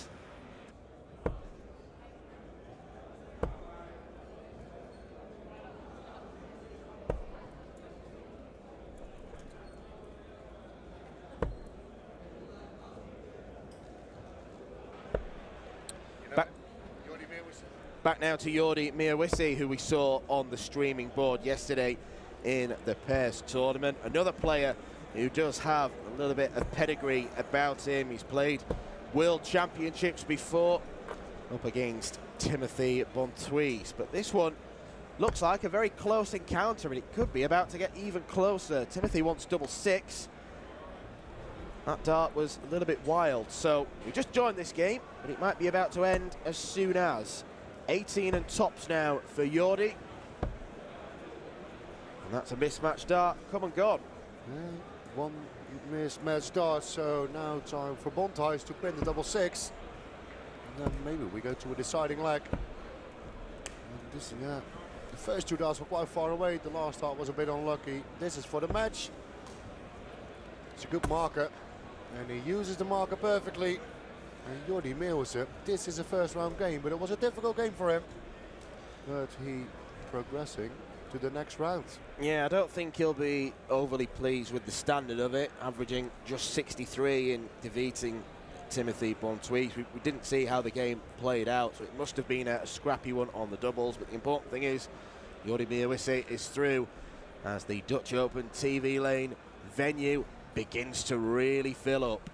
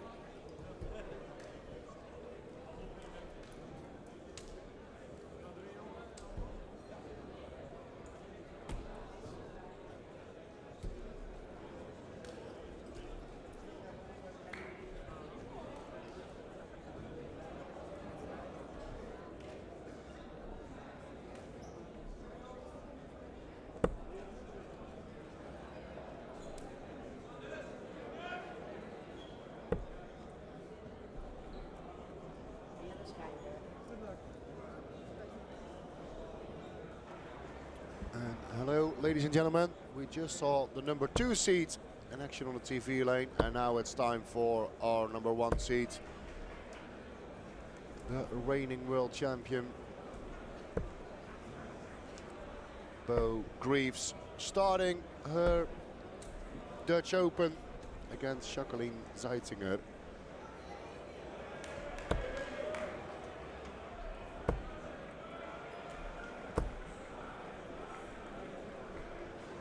And joined me in the commentary booth, the one and only pairs mate, who hit a 180 yesterday on the TV lanes. It was nice to play pairs with you. He is the MC for the event. The MC, he was at Lakeside. Here he is, ladies and gentlemen, Mr. Anthony Dundas. Hello, good afternoon. Well, good morning still. A minute to 12. Yeah, you finally turned up. No, I'm joking, mate. I'm joking. All good? Yeah, awesome. Yeah. Had a nice lay-in, nice morning. Yeah, just relaxed, just had a bit of lunch, cup of coffee, so. You already had a walk into the venue with all the boards? I've not been in yet, but I will go down for a wander later. As we alluded to yesterday, 96 match boards in this room alone, plus the stage board, which will be in use tomorrow. And the place is packed. Yeah, I think they're expecting all the players today, and the spectators, I think they're expecting between 5,500 and 6,000 people today in the Bonte Wever here in Assen. Bo Greaves in the meantime started her Dutch Open campaign with a 14-darter.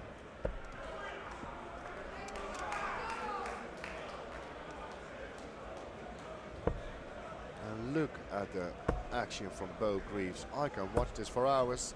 Absolutely. It looks so easy, so smooth. She's only 20 years of age. She really stole the headlines yesterday. And yeah, a me leg.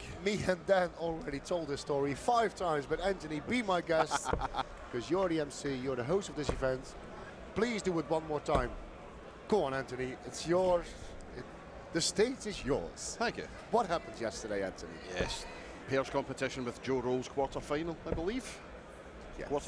Quarter-final, and something that I've never seen before in a pairs match. I don't think anyone has seen it before. Of course, the pairs played over 701, and Bo Greaves, her first 3 visits of the leg, 180, 180, 180, and then finished it off, first start, tops. And then makes her averages. That's why I want to hear you. Her leg average was 174. Yeah, that's unbelievable. Oh. Unbelievable. And the way she's starting her Dutch Open campaign is impressive. First leg, 14-darter. And always when you say that, this is the lowest score she's hit so far. Yes. I do have to say that whilst we were watching in the VIP room that particular leg yesterday, the TV went into standby mode as the third 180 went in. Look, 60, 60, off. Yeah, So the TV thought darts is finished. The game is finished now. This is it. We don't have to watch any more darts. Here in the board next to Bo Greaves is Danny Jansen. The mullet. Yeah, the mullet, the famous the mullet. He lost his tour card, but mate, what a weekend he had on the Challenge Tour.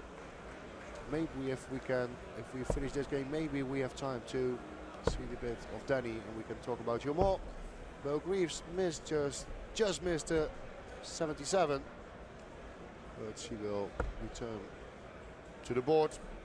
Jacqueline is far away.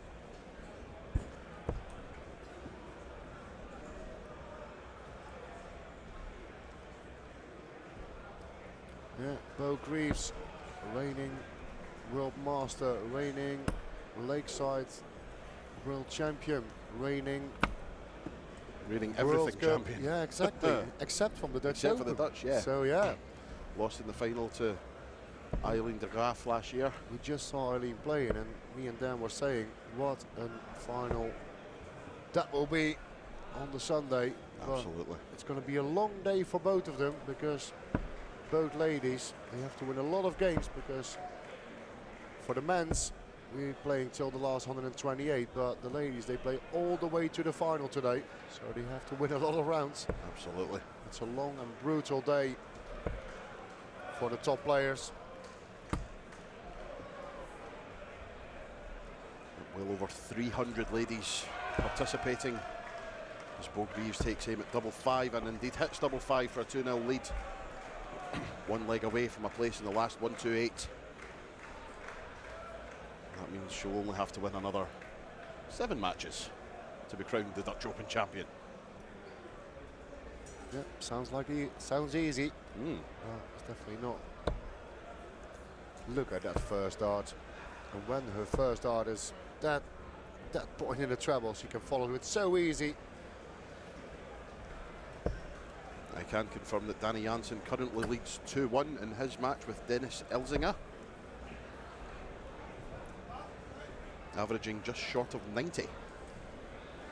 And that is in the last 4,096 of the men's competition. I just made a joke this morning, said if you tune in, don't think that's a spelling mistake, because it is the last 4,096. And the last 4,096 we'll see around 2 o'clock. Then is the last 2,048 starting. So yeah, I just said to Dan as well, every 20 minutes 128 players are out of the Dutch Open. Yeah. Every 20 minutes. It's ridiculous. It looks like that on board 3 that Danny Jansen won his game. So we will see him later. Indeed he has. A 3-1 victory for Danny Jansen, averaging 93.73. He's into the last 2,048. So Greaves is not thinking about the bull route here for the treble 17. She wants to leave herself a nice finish.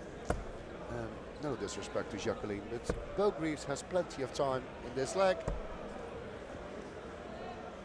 66 after 12. She started game with a 14 darter. The second leg was not that great. Very nearly ended with a 14 darter, but she'll take a 15. Double 9. Oh, wrong side of the wire, but she will be back. Her opponent needing a taxi to get to a finish from here.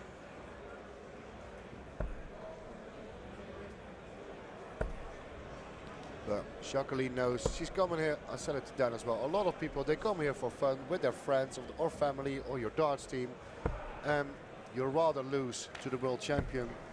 Oh, absolutely. Than someone who did a 35 average. As we said yesterday, the the joke was made. I think Nick Rose made the comment that the attire of the players on the TV lane as the day went on yesterday got better, because the people that were here for the day out, for the experience, wearing the hoodies and the jeans and the clogs and the back to front hats, they were here, they had their experience. As Bo Greaves marches on, a 3-0 victory over Jacqueline Seitzinger, last year's finalist, looking to go a step further this year. A hug from Seitzinger to the marker.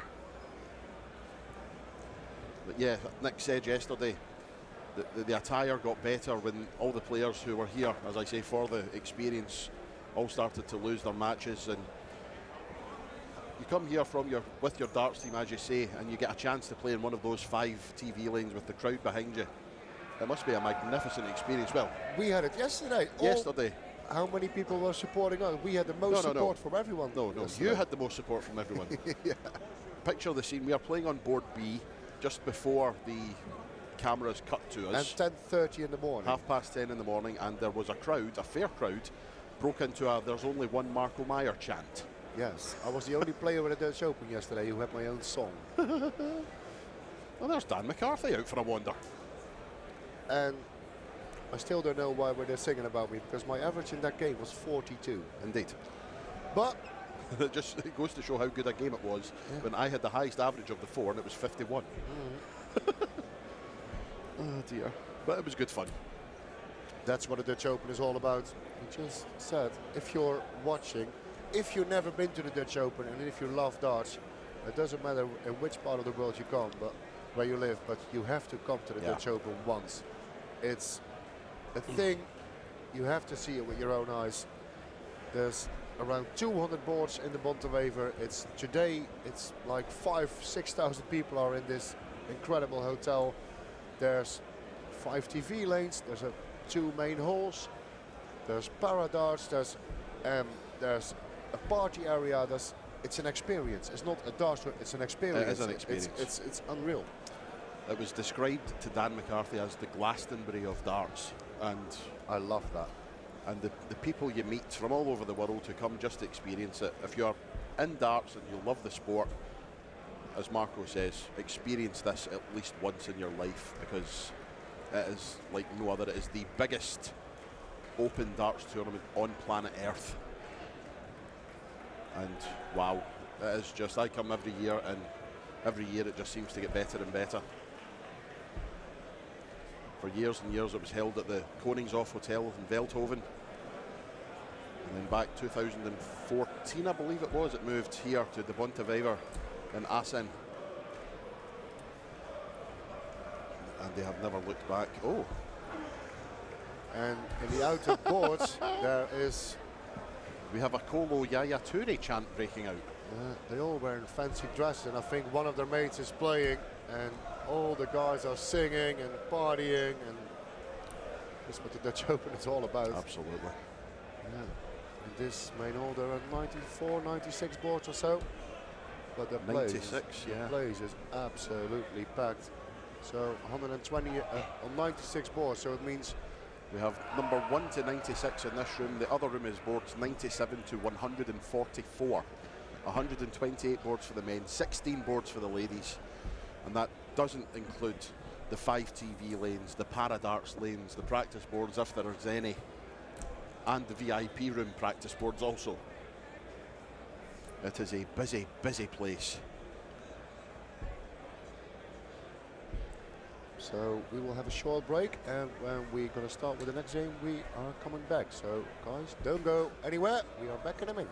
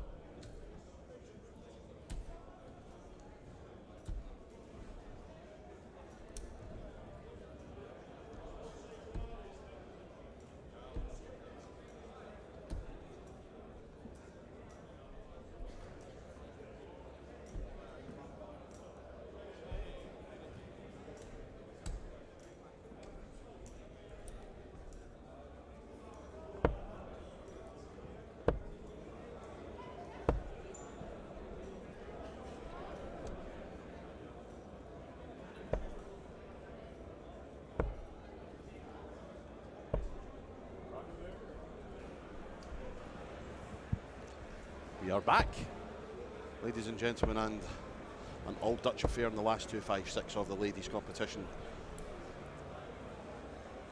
We have Chantal Nijbeek. Is that close? I think it's Nijbeek. That was close. Yeah, it's close. And well done. Priscilla Steenbergen, a more familiar name to for the avid darts fans around.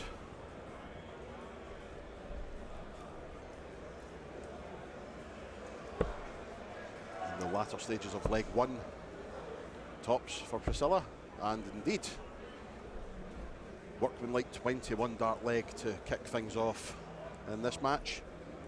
Yeah, we saw Priscilla at the Lakeside World Championships in last December. She won her first game in the last 24. She beat Kim Mitchell from Australia, and then she just lost to Lisa Ashton in the last 16. Former Italian Grandmasters champion Priscilla back in 2022, and has also tasted victory on the Dutch Open stage, girls champion back in 2016. So no stranger to the big stage.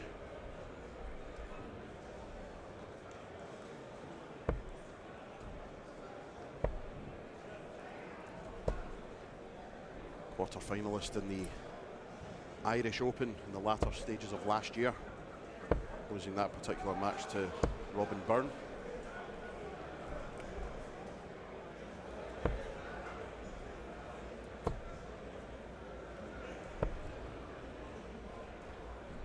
Yeah, Priscilla played well in the first leg, but Chantal is doing really well in the second leg of this match. Well, 117. That'll do. It's a good leg of darts. 74 after 15. And what we said earlier, it's only first of 3, so it is really dangerous. Absolutely. Also for the top players in the ladies competition. Bullseye. Went for it as well. Good leave as well. Absolutely. I do have to say, I am a fan of Priscilla's throw. It's very, Yeah. not many moving parts. No, I know exactly Nice. what you mean. Nice and straight. Lovely action. The first 2 darts from Chantal were quite close to the double. The third dart maybe it's a bit far. And this is where it could start to get dangerous for Chantal. She keeps missing doubles, lets Priscilla back in. Yeah. Not in a finish as of yet, but you've got to assume she will be after her next 3 should Chantal miss, which she has. Yeah, this is a Should go 19s here. big mistake here from Niebeek.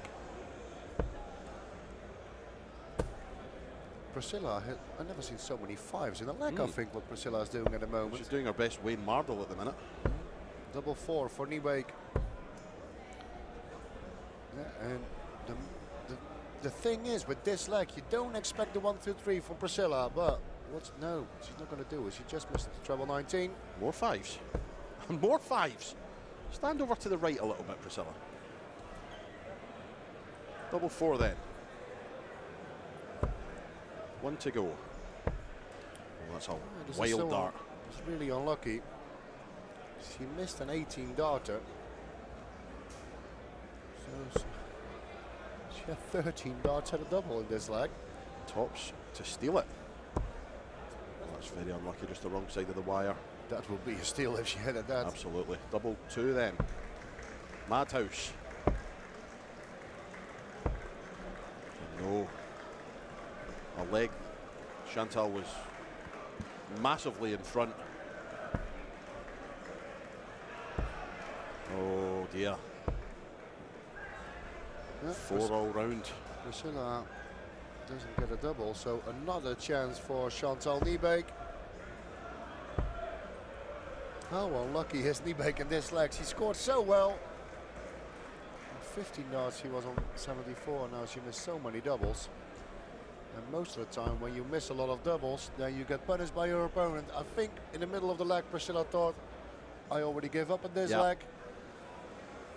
Yeah, she won the leg. Was not looking good for Priscilla at all, but scores for show, doubles for dough. Yeah, The old that Bobby in a- George adage. And that in the first of 3. Yeah. First leg was really good, second leg you steal, and then the third leg you play okay, and then you say thank you very much. Just having a look round the boards on one of our TV boards. Lorraine Hyde currently 2-0 up in her match, averaging just short of 80. Great stuff from the Scottish number 1. She She's playing over in board E, just the far end of your picture.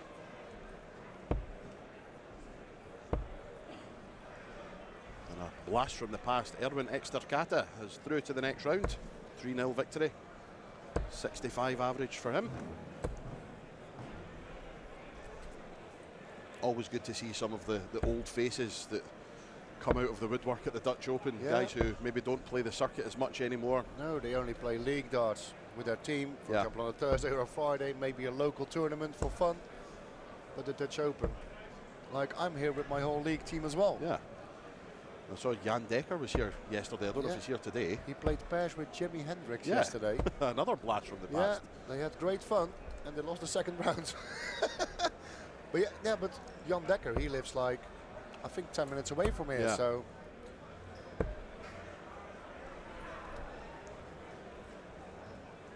I don't know, I don't even know if he's playing today, but it's all good fun. Priscilla, she started really well in this game, but now the scoring is not that great. Now she's back in the 20s again. Great last she's start. finding a nice treble 18. So she leaves herself a finish. But Niebeek is not far away. 1-2-8 then for the match. Goes the fives route again. Yeah, and I have an advice for Priscilla that did not work in leg number 2. She finally won it, so see what she's going to do with a 103. Maybe down. No, she's starting up. Oh, she's lucky. That's the 3. And remarkably, no fives. No, she leaves herself 60, but it's Chantal first. Can she get a leg on the board? One dart for tops. Doubles was the big problem for Niebeek. So close. That was close. Unlucky here for Niebeek. Was that the last dart for her at the Dutch Open? Steenbergen goes to tops. Goes to fives. And goes to fives again. That's the story of this game. Niebeek missing a lot of doubles, and Steenbergen is hitting a lot of fives.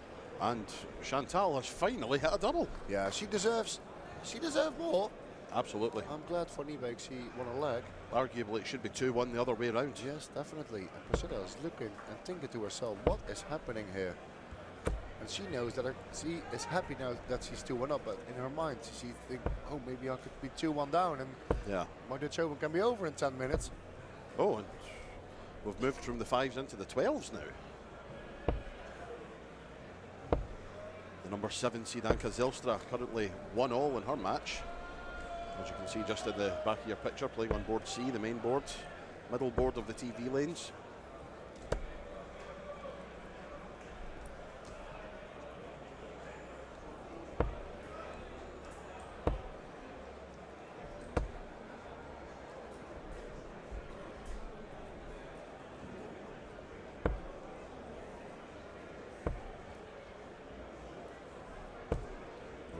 Currently 2-1 in her match.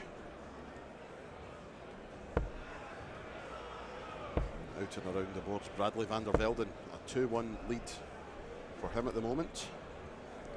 It's another last 4,096 match.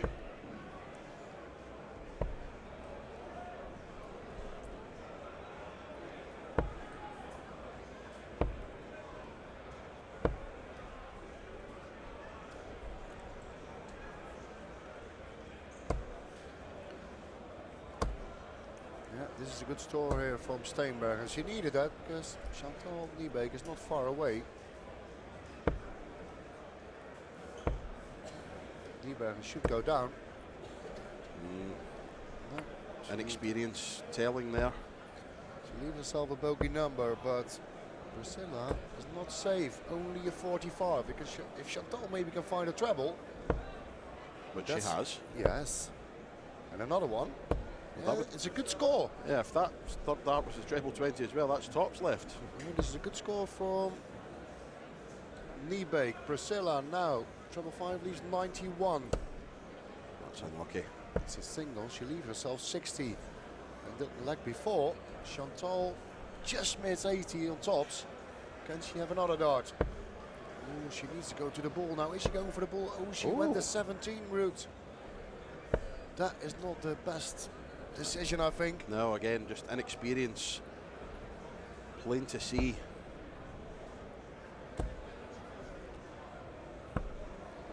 Lorraine has completed a 3-1 victory over Wendy van Doorn. She marches on to the last 1-2-8 of the ladies. And Niebeek just missed one dart to go to a decider. Oh, Priscilla missed a big number. Oh dear. Niebeek is coming back. Double 16. Double 8. Oh so dear. unlucky, they're both on 5. One for double 2. Double 1. Oh. Well, she's left herself a double, so that's the only positive we can really say about that. That's the one. Niebeek for double 2. Ooh. Same double 1. And it's there. Yeah, it's only a 5 finish, but fair play to Niebeek. And to be honest, she deserved the win, I think. But now we're going to see, is Priscilla experienced enough with all the tournaments and all the finals and all the TV things? I should say, you should think she's going to win. Absolutely. But fair play to Niebeek.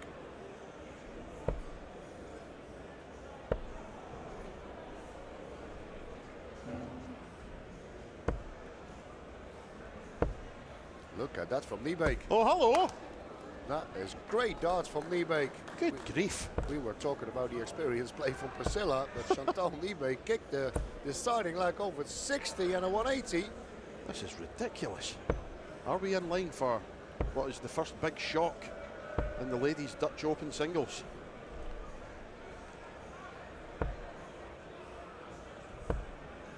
Needs another. Is that enough? We have to remember, of course, leg number 2, when Niebeek was miles in front and went on to lose the leg. Can't afford to do that again. Priscilla needs trebles. Gets one. Yeah, it's an important dart for Priscilla. We're just giving Chantal something to think about now. And she will be first to the finish, Chantal.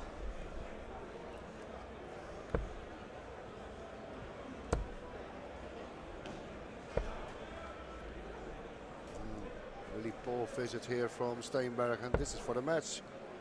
Well, that's the 4 off.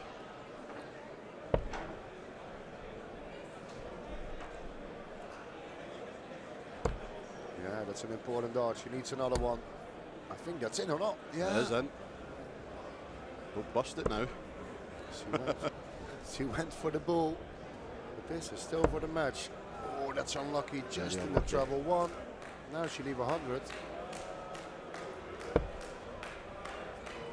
So. She's definitely on double 16 now. The scoreboard is frozen, but...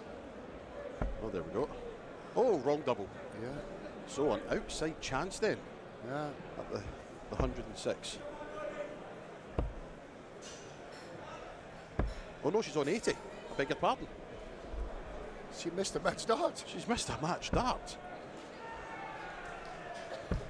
Priscilla is missing a lot more match darts. Oh dear. She's missed again. For the shock of the day so far. Tops for Chantal Niebeek. Good switch, double 10. So unlucky. Is that maybe just a little bit of nerves and tension? It's a lot of pressure now for both girls. Oh no. Wow. She hit a double 3. What is she doing down that end of the board? Yeah, why are you going 3-3? What is going on? Niebeek to win the match and progress to the last 128 for a shock in the tournament, double 5. She's done it! And she hit the double 5, and this is the first shock of the day. Chantal Niebeek beats Priscilla Steenbergen in the last 256 of the Dutch Open. I am in shock. My flabber has never been so gasted. Wow. No one expected that. But what a fantastic result for Chantal Niebeek. A 3-2 victory over Priscilla Steenbergen. And she advances to the last 1-2-8 of the Toto Dutch Open. Don't go anywhere. We will be back in a couple of minutes' time with our next match here on the live stream at the Dutch Open.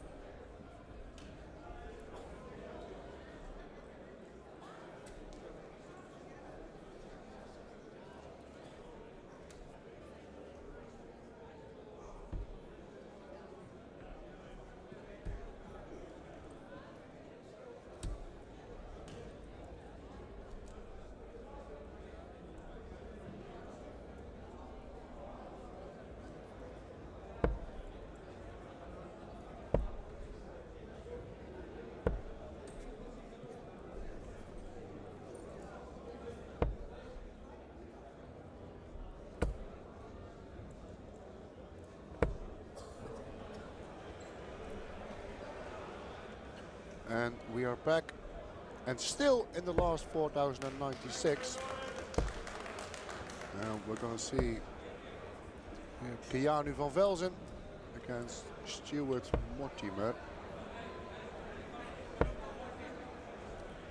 There is a Dutch flag in front of his name, but I don't know. I never heard of him, so I don't know if he is Dutch, yes or no. Doesn't matter. Keanu van Velzen is starting his campaign against Stuart Mortimer. You have to win. You have to win 5 more games to progress to tomorrow.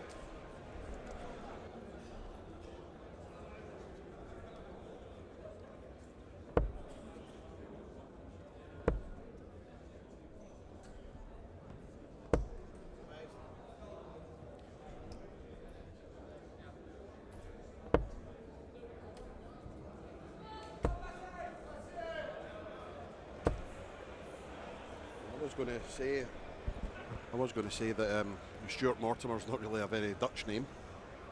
That's what I said as well.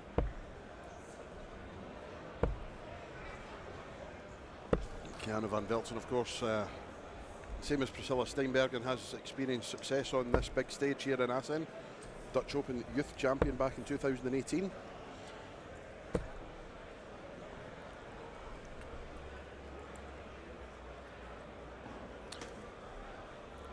Yeah, it's an okay leg for both players. It's Van Velzen first on 96.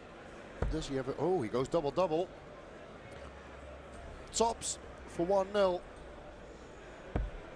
And that's unlucky. But Stuart is not far away. He's on 72, so he goes the 16 route. Another one will leave him tops. Dear. He misses the big number. That was an angry dart, the last one. Left himself 32. It's Van Velzen first for double 10. And he finds it. And he pins the double 10, exactly. And he goes 1-0 up. And here's a trivia question for you, Marco Meyer. Who did Keanu van Velzen beat in that Dutch Open Youth Final? Pass. Jurjen van der Velde. Jurjen van der Velde. Yeah. Saw Jurjen yesterday. I think Jurjen is somewhere here today as well.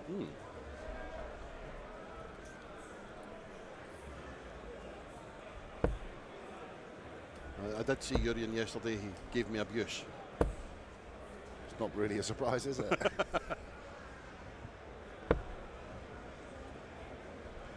Reigning Dutch Open Boys Champion is Sidney de Vries.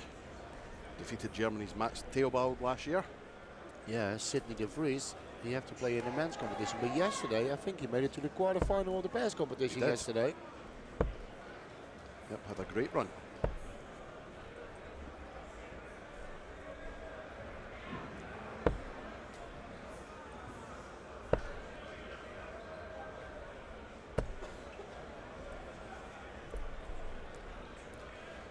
Keanu van Velzen did play quite a lot on the development tour last year, with no massive success. I think the last 16 was probably his best. Sorry to interrupt you, but the good thing is, from the Dutch Open, we're doing commentary, and I never heard of Stuart Mortimer. Someone sent me a message that he lives in Alphen aan de Rijn and he plays league darts, and he's definitely from Holland. But thank you, Kees van Beek, for letting us know, because we have a database and we have a lot of information from a lot of players, but yeah, for some of the players we don't have information, so it's really difficult to find, and it's a short game, so we don't have a lot of time to look for the information. But Kees, thank you very much. I do remember a good few years ago now, a Dutchman qualified to play at the World Championship, and he had one of the most un-Dutch sounding names I'd ever heard in my life, Matthew Medhurst. As Van Velzen makes it 2-0, 18 dart leg, one leg away from a place in the next round. And Stuart Mortimer hasn't played that badly. He's always been there or thereabouts in both legs so far.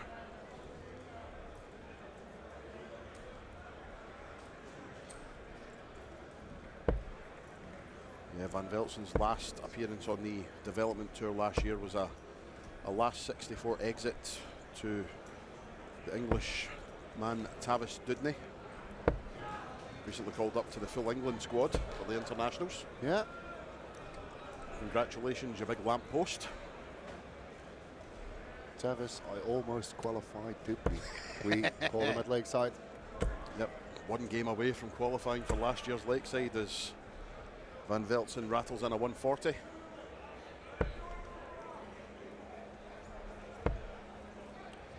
Wayward first start, but finding the treble, 98 scored.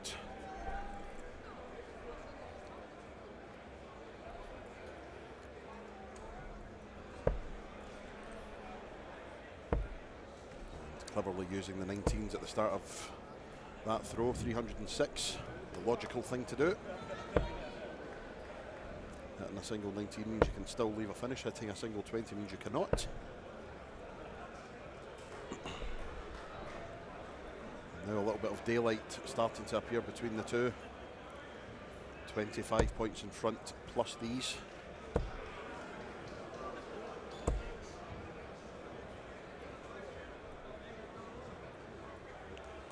And this is another good lekker dart here from Van Velsen. 4 visits to the board, leave himself 107.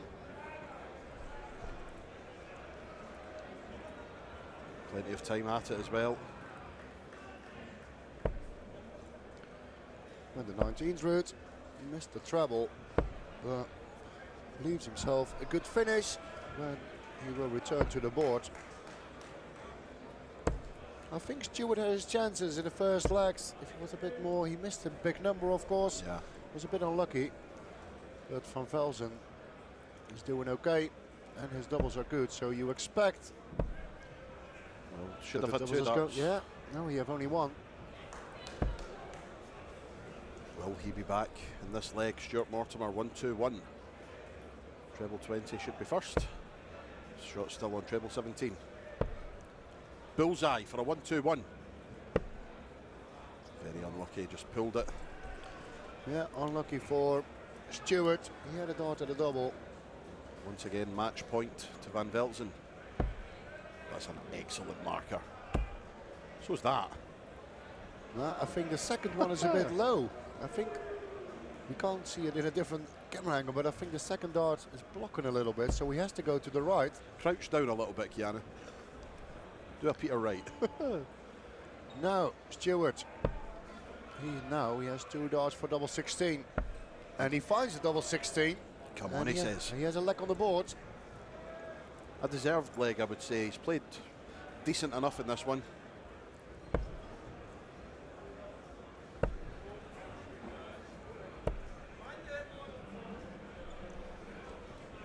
Good start from Van Velsen, 1-3-4 to kick off leg 4. And Mortimer, only 21 in response.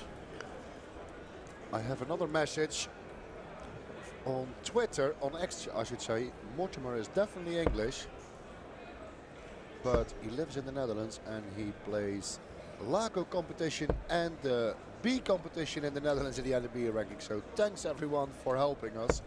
And we're no further forward. That's the community in darts. Everybody's helping each other because We have one person saying is Dutch, one person saying is English. Yeah, for the people who are tuning in, it's not a spelling mistake, but it is the last 4,096, and in this venue at this moment there are around 6,000 people. It's carnage, so we don't know everyone, of course. Pandemonium. Yes, it is.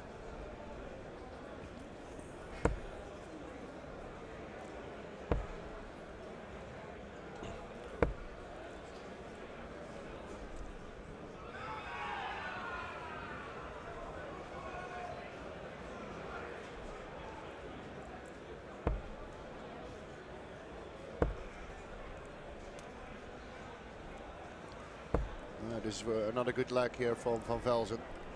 Now in the back we see Rihanna Sullivan warming up for her first game of the day. And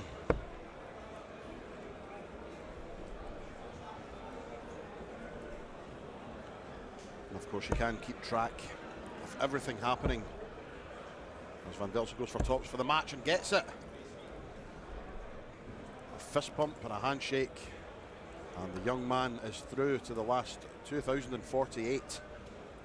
As I say, if you are wishing to keep on top of everything happening here at the Toto Dutch Open, tv.dartconnect.com. You can follow everything that's going on. First time ever that the Toto Dutch Open darts is being run on Dart Connect. Last year it was used just for the live streaming boards and on the final board as well, but every single board, from the men to the ladies to the para darts, everything is on Dart Connect, and you can follow it. Head on to tv.dartconnect.com, choose the Toto Dutch Open darts, and you can see everything that's happening, every dart thrown live on Dart Connect.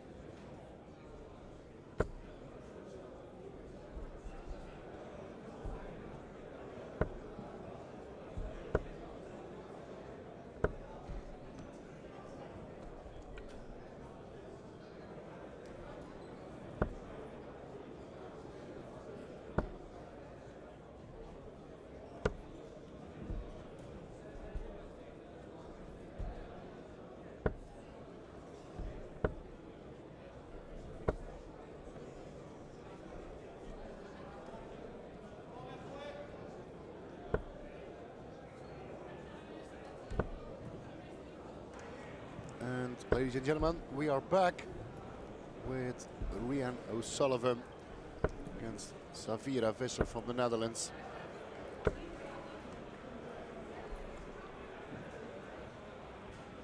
Also in the last 256, we had a tournament of the last 512, but O'Sullivan was a seed and she had a bye. So she starts in the last 256. Rian O'Sullivan from Wales, 43 years of age. She's number 3 in the main ranking at the moment.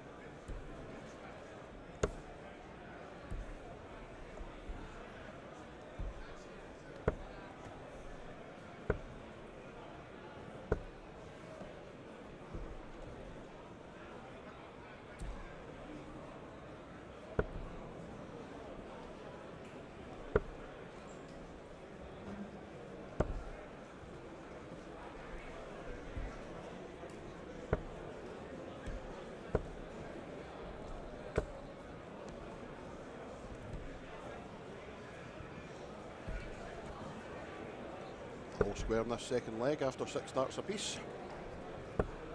Oh, that was fortunate. Count that. I should say 94. What That's do you the think? correct answer. Thank you.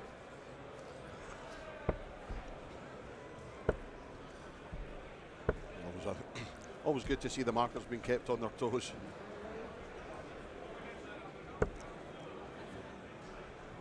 What we said earlier, we had a game, I think at 10 o'clock, where Dan and me were commentating, and no disrespectful to the players, but some of the players, they do what we do at a dartboard, not that great. So he hit all over the board, and I had to think as well.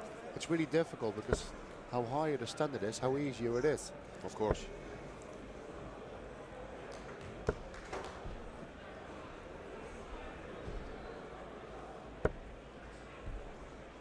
What a fantastic career Rian O'Sullivan has had as she sets up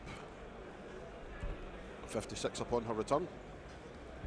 Former Europe Cup gold medalist in the overall, twice Europe Cup pairs champion, a winner on the women's series last year. And she pings tops at the first time of asking. Yeah, great player O'Sullivan is. Has won 7 world ranking titles. Would love to add an 8th in the form of the Dutch Open. Twice the Turkish Open champion. She's won the Spanish Open, the Swiss Open, the England National Singles, the Irish Classic, and the Denmark Masters. It's not a bad list. Great. And of course 2 Lakeside World Championship final appearances.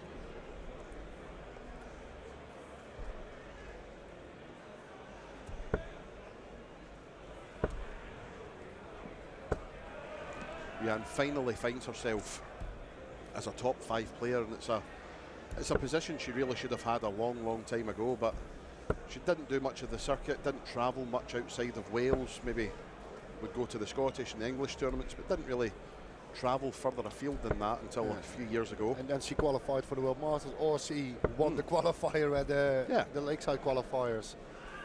But now she is really dangerous, because she's doing the rankings now. And it's good to see her at a lot of tournaments. Every tournament she goes to, you expect her to be there or thereabouts come the business end.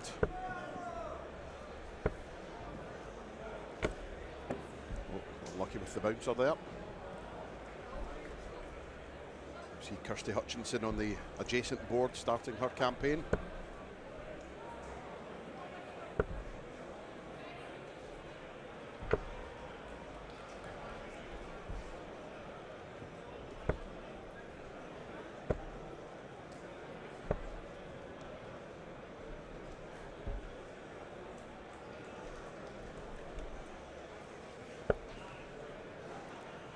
I wonder if we're going to have any surprise semi-finalists this year.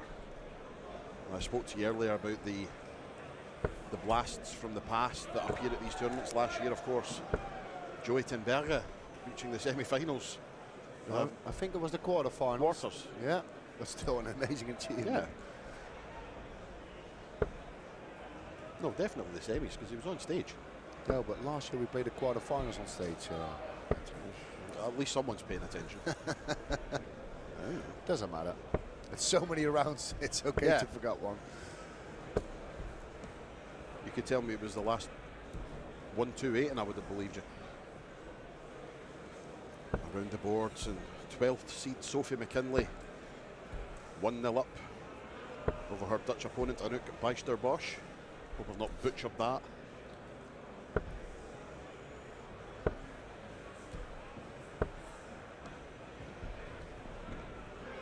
Another blast from the past, Josephus Schenk. A 3-1 victory, he's through to the next round.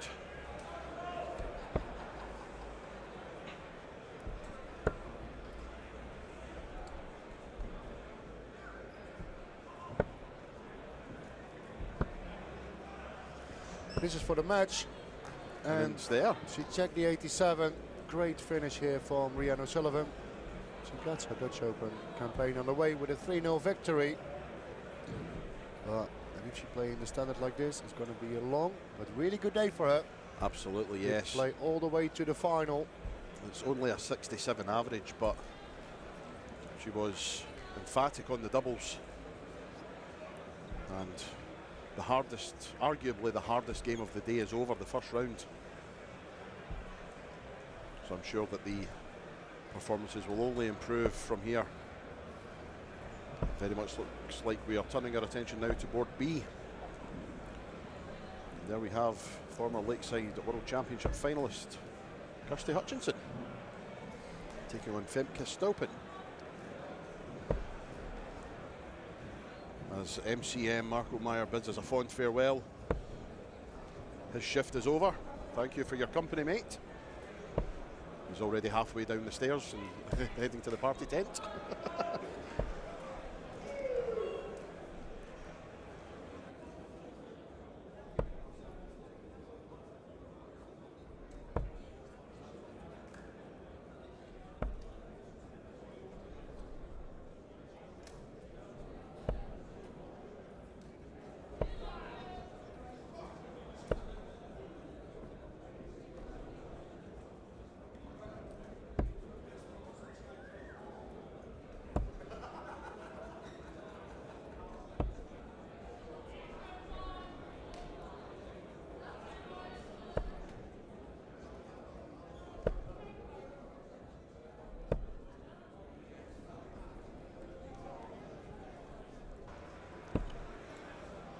Hutchinson double 10 then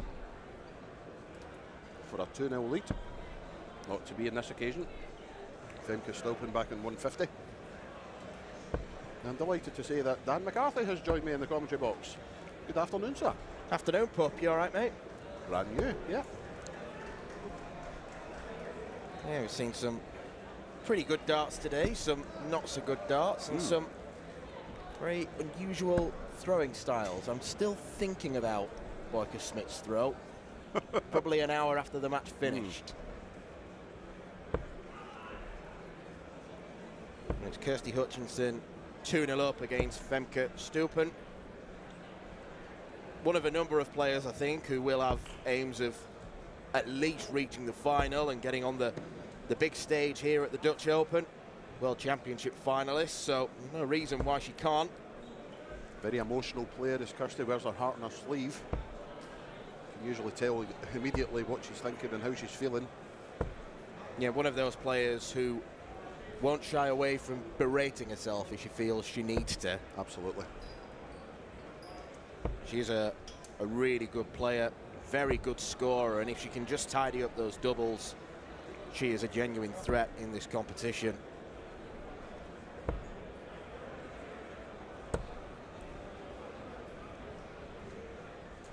See Lorraine Winstanley playing on the next board along. Last 256 of the Women's Dutch Open, so this is effectively round 2, although quite a lot of the seeded players have started in this round. We do operate a seeding system.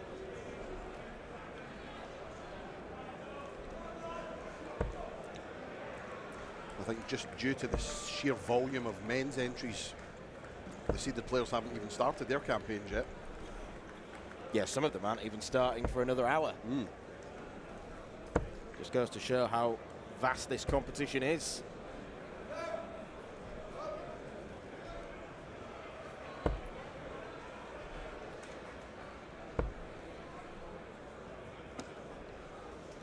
Kirsty only averaging in the mid-50s at the moment, but as I said to Marco during the last game, the first round, or your first match, is always the hardest. Once you get the first one out of the way, things start to get a little bit easier on the mind. Put yourself under a lot of pressure in the first game because you just want to get through it more than anything else. Yeah, if you are going to get a bad performance out of the way, make it the first round, obviously with a victory.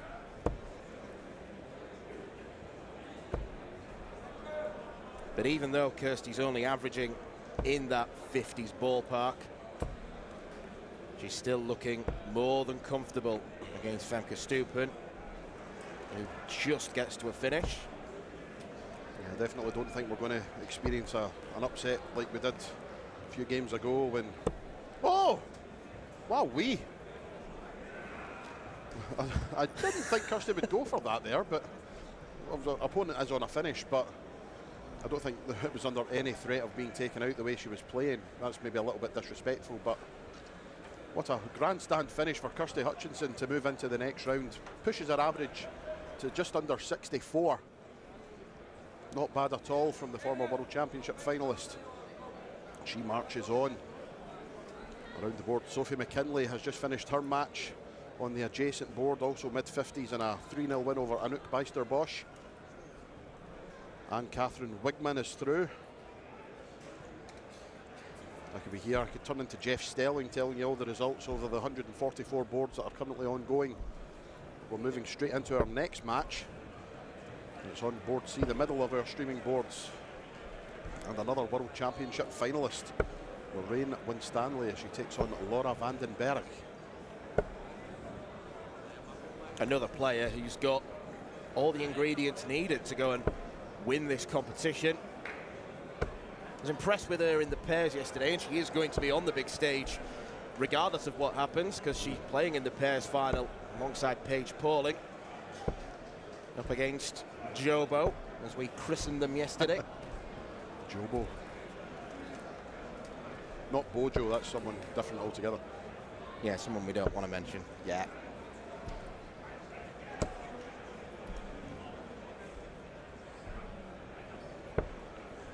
Yeah, it was a good combination Lorraine Winstanley and Paige Pauling. A young lady who's just been called up to the England squad against a lady who has been a mainstay in the England squad and was omitted this year.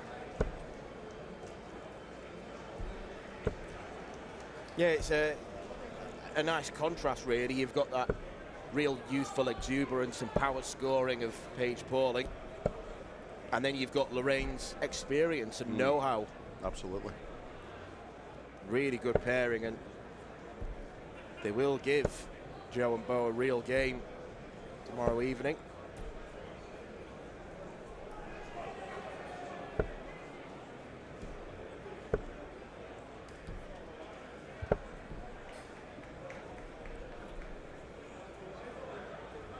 So for a 108 finish.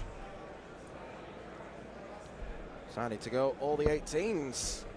Well, Bull, why not? Boo. So Kirsty Hutchinson, Bull finished to win the match in our last streamed encounter. Laura Vandenberg looks to be using the Fallon Sherrick style dart.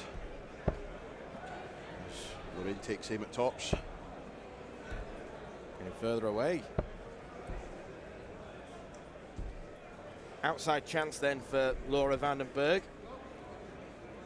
Saw Stefan Dupre take out the 152 yesterday on the stream, but Laura's not going to do the same. That's a very good last start to salvage something. Double 10 then for Lorraine Winstanley. That's some way off. It's a good switch if she hits it, which she hasn't. It's wayward. You know what, going inside on the 19 is better than going inside on the 7, so that's something she can take. Very true. She'll be taking nothing positive if Laura hits this double 16. Now moves next door. I think she just gave herself a look there of, I should be 1-0 up against one of the best in the world.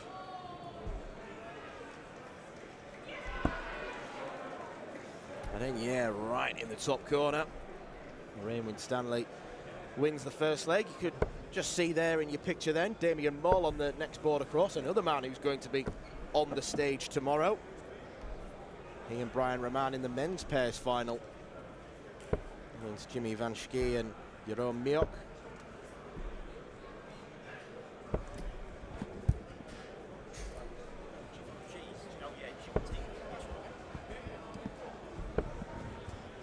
A sandwich discussion occurring to my right. Oh, well, that's a turn up for the books. I'll tell you something, in the last 2 days I've eaten about a month's worth of bread.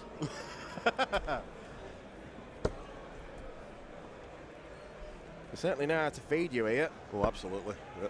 We're all very well looked after. Yeah, my debit card has remained in my wallet for the duration. Love it. Now, that's something you would expect a Scotsman to say. Looking round the boards, and on board 114, Jimi Hendrix has advanced to the last 2048. 3-0 victory over Sander Feringa.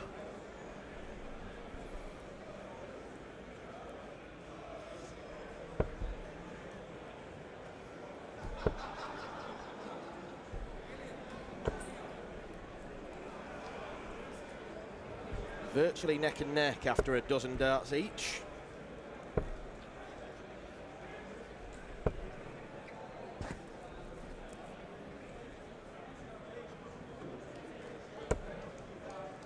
It's a decent player, does Laura.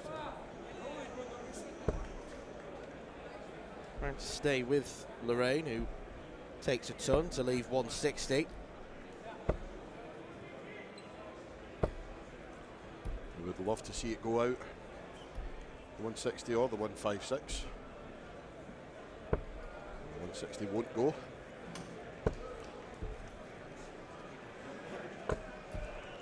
Lorraine with 20 world ranking titles and the Winmore World Masters to her credit. 5 times the Swedish Open champion, 3 times the Scottish Open champion. She's on that troublesome double 10 again. But this time, no such trouble. Troublesome? doesn't know the meaning of the word.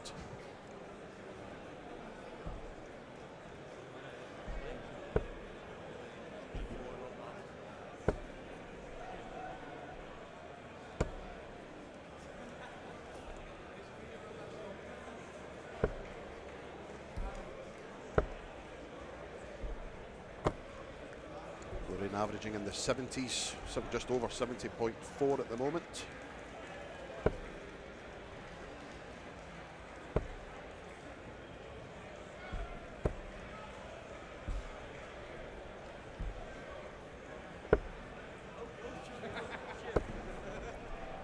Then I think she's improving. Well, she has improved Yeah, as the absolutely. game's gone on. Vandenberg averaging 62.5 at the start of this leg. That's super stuff from Winstanley.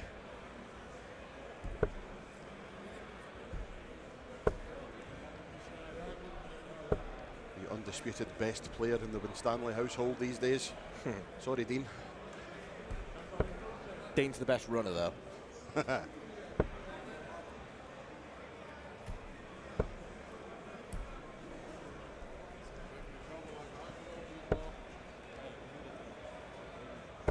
This is excellent stuff from Laura Vandenberg. Brings herself down to 1-2-6. No, she doesn't. 1-1-6. Learn to count, Anthony. That's why I'm MC and not referee anymore. Double 18 though, if that is in. I think it might be. It is. So is that. A 3-0 victory for Lorraine Winstanley. 15 dart leg to wrap it up. Fantastic performance from the former World Masters champion. And she advances to the last 1-2-8 of the Toto Dutch Open. Don't go anywhere. We'll be back in a minute or two to follow the match on board B.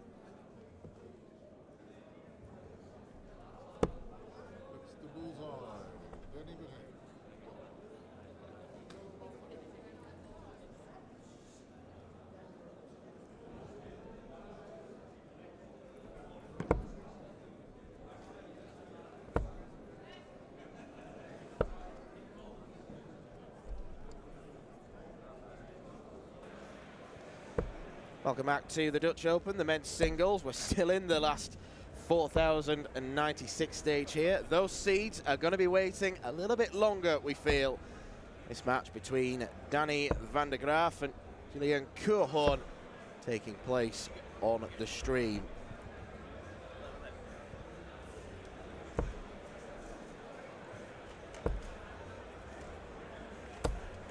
Just seen two really good finishers in the women's games we've just had.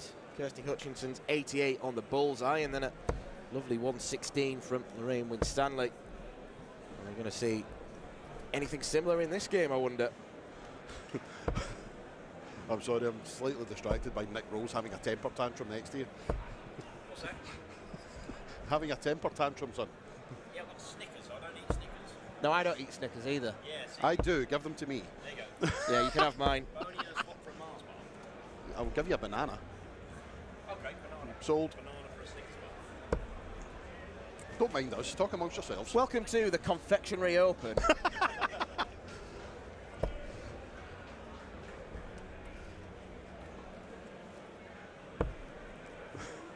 Meanwhile, back at the ranch, there is a game of darts on.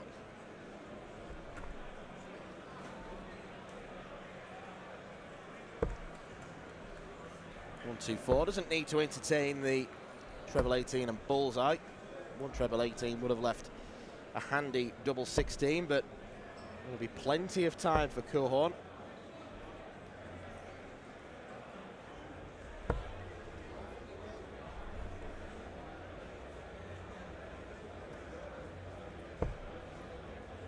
Got hundreds and hundreds of games going on around the place right now.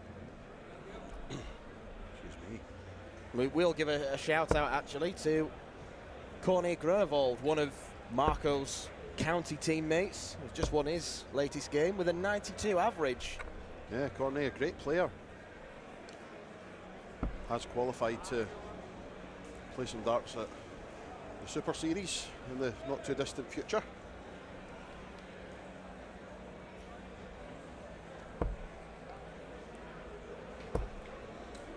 Averaging 92.5, you can see why.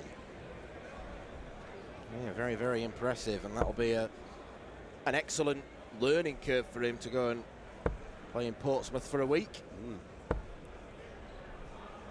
I've not been lucky enough to experience the new venue in Portsmouth. It's really good. I was a regular down in Southampton for a little while, but not been to Portsmouth as of yet. It does look incredible though. Yeah, it looks very fresh and modern, which is ironic considering it's a converted church, but inside it does look really, really good.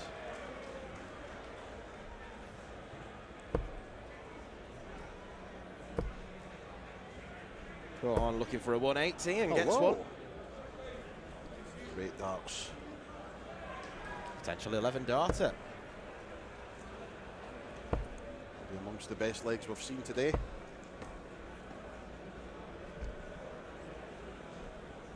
Double 17, the first port of call, and gets it. Double 18, an 11 dart leg from Cohorn. Marvellous stuff. Absolutely superb darts. No wonder it's all smiles. Even Danny van der Graaf can appreciate the talent that's gone into that.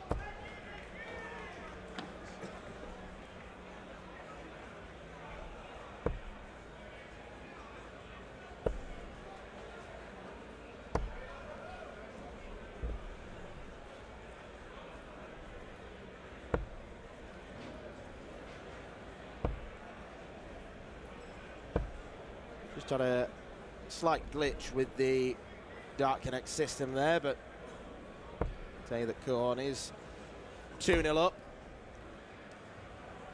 And looking really good for a victory here to get through to round 2 of the men's singles competition. Played at the Winmore World Masters, this very venue, back in 2022. Failed to get out of the group though. A group that contained Evander Stevenson, Ruben Orozco, Vincent van der Meer and Stefan de Prey.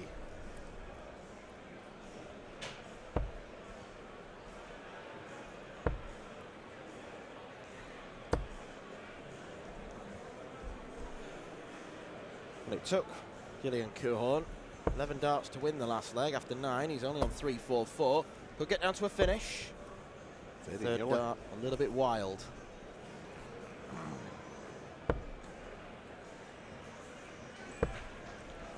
Yeah, as you say, just a little bit of a glitch on the live scoring on Dart Connect, which is to be expected because they've never had to deal with this volume of players before.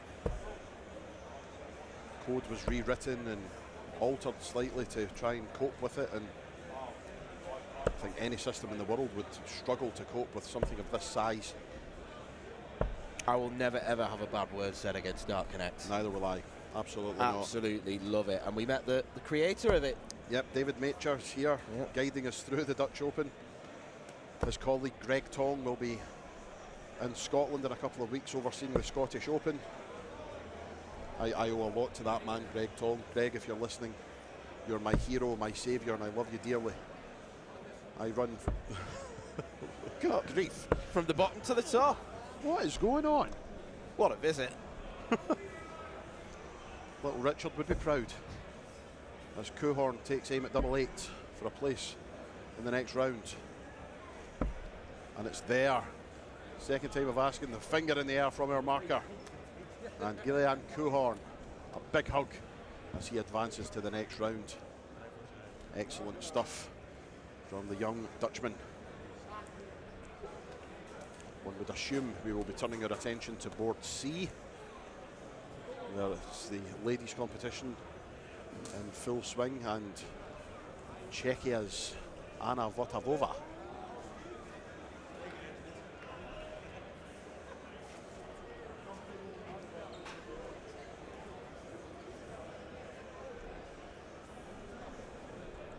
Spoke to Anna earlier and she was very apprehensive about playing on the TV lane. Needed some reassurance that it was going to be okay.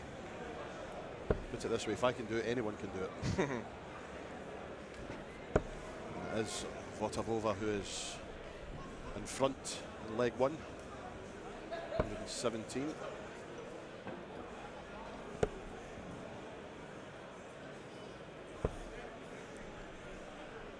Has ambitions and aspirations of playing at the Lakeside.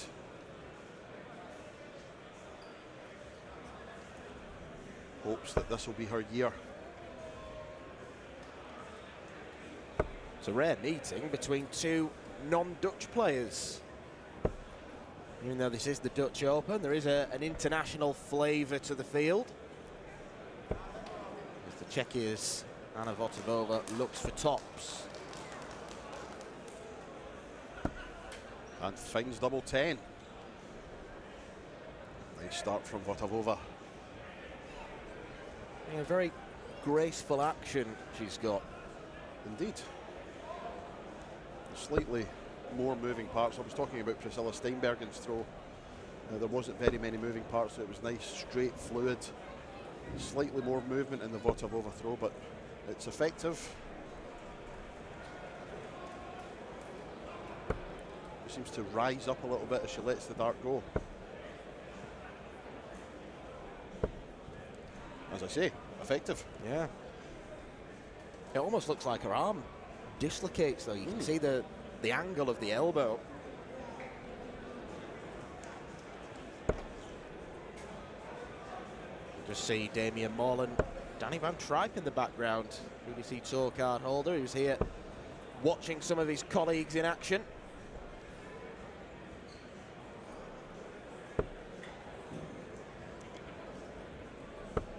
Anna was a prolific youth player before she made her debut in the seniors. She was Polish Open Girls Champion, Police Masters Girls Champion, and the Hungarian Classic Girls Champion. And then experienced more success last year in Hungary when she done the double, winning the Hungarian Classic and Hungarian Masters. Also won the Zlatibor Darts Classic. She's even a youth gold medalist at the WDF World Cup, winning the mixed pairs. So lots of experience for a lady of her young age. Playing really well too. Indeed she is. A couple of 140s in this leg, as well as a score of 81. If you're getting down to any sort of finish after 9 darts, it's a sign that you're playing very well. Indeed. Oops. That's a wide. Shots on. Another one of those. That's unlucky. She fancied it. Oh, well. She hasn't bust. That's the main thing. And she really made sure not to bust.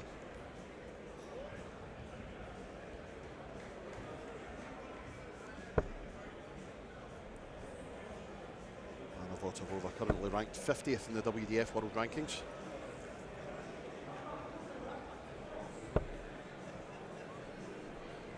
Scoring visit of 3, and it's nice that Cornelison sees the funny side of it. So does Anna, Yeah. by the looks of things.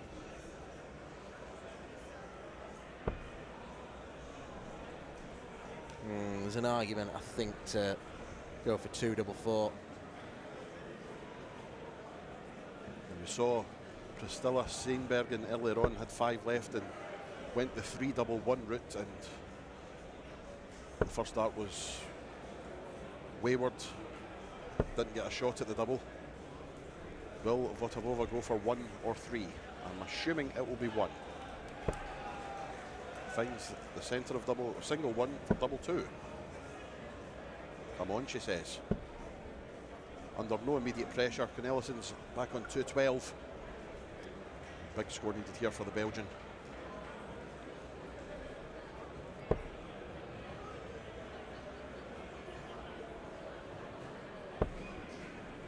Very deliberate action where she lifts the dart up and then freezes for 2 or 3 seconds. And it's a pretty quick release. And double 2 eventually found for Anna Votavova. A 2-0 lead. A break of throw, and now throws for the match.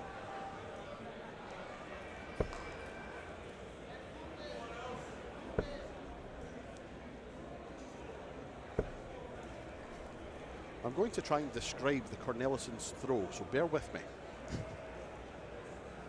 She goes from Terry down to Ricky Evans.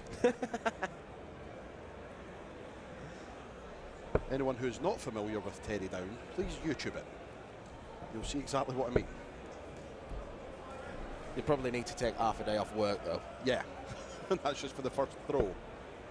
Good grief.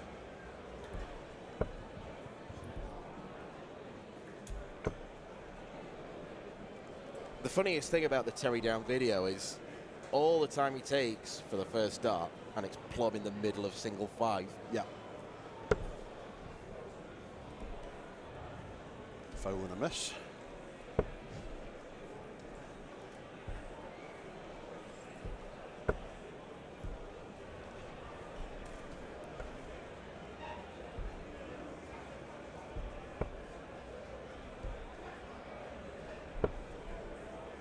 This is really good stuff from the Czech. Yeah, the scoring's been absolutely excellent. Again, she's down to her finish after 9. Anna's friend Wesley Plaisier, the reigning Windmill World Master, watching on. Getting a pat on the shoulder from a passerby.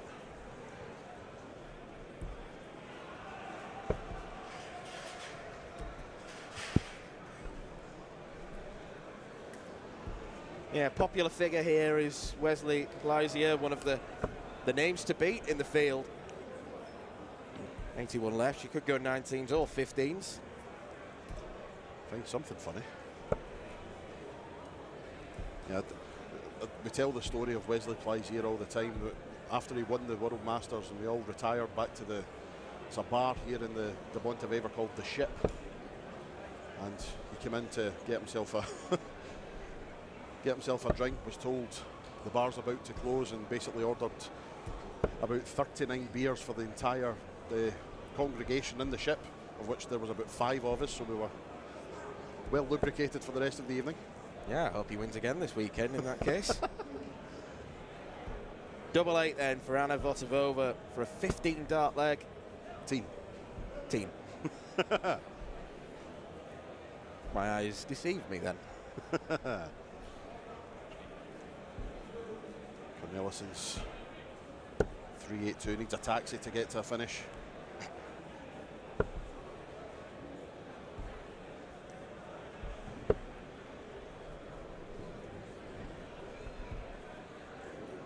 Double 18 then for Votavova. And it's there, and a 3-0 victory, and a very good performance from the young Czech sees her through to the next round. Super duper stuff. Kisses being blown to someone in the crowd. I think that will be just relief that she's managed to get through the first game. As I said, she was very nervous earlier. Hopefully that will alleviate some of the nerves. She goes marching on to the next round. And it would certainly appear that Wesley Plaisier is now practicing on board 3, so he's next up. Didn't have far to go. Paige Pauling currently playing, or about to start her game on board 2, or board B, I should say.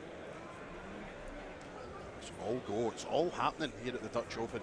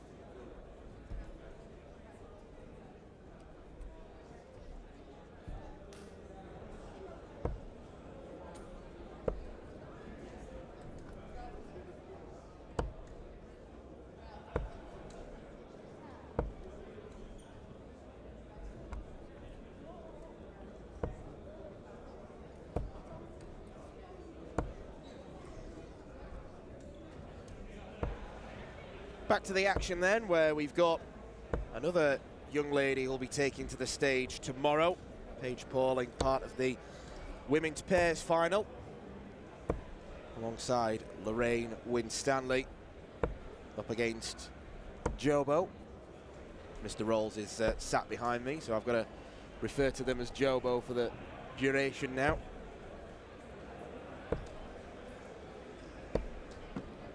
Only 15 years old and just looks so relaxed up on the stage. There aren't many players her age who have ever played on the stage, so it's invaluable experience for her. She is 1-0 up.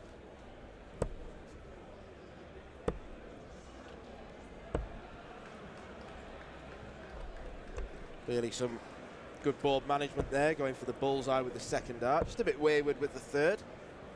Leaves a potentially tricky 95. Very nearly wasn't tricky at all. Very nearly the easiest looking check out of the day so far. Back-to-back 26s don't help an opponent put a Roy in.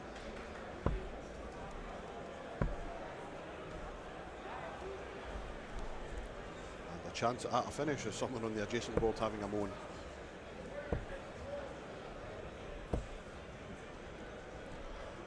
Pauling, #1 in the world in the WDF Girls World Rankings.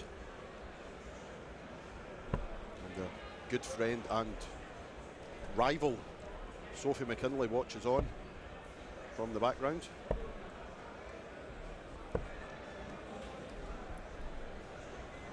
Another crack at double two. That one just finds the corner. One of those players who does make the sport look easy. Very simple action, but it's technically all sound. It's a little bit Van Germany.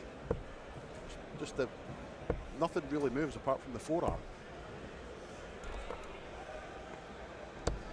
There's even a bit of a lean over, which is very Van Gerwen-y. E11.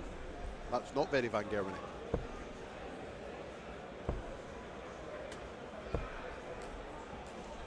I mentioned Sophie being her, not only her friend, her rival as well. They are ranked #1 and 2 in the world, in the girls' WDF World Rankings.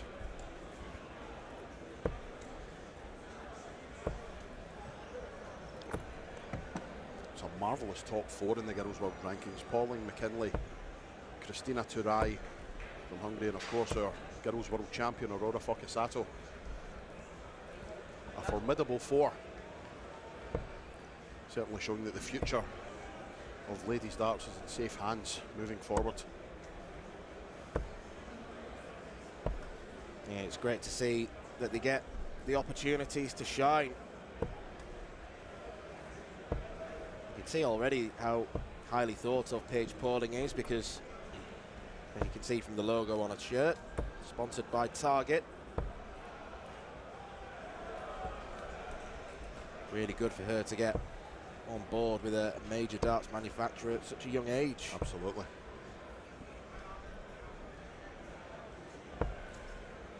Another young lady who has experienced success here on the Assen stage as she goes for a max. No, she doesn't. Switching to the 16s. Oh, hello. Won, of course, the Girls Winmore World Masters and the World Open back in 22. Both on the same weekend here in Assen. And she will return for match point 40 for a place in the next round. 2 5s. So an outside chance for Puderoyen. That's a one-off.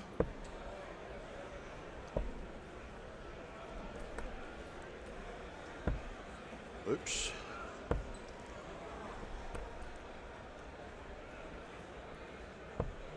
Finish line-itis, perhaps.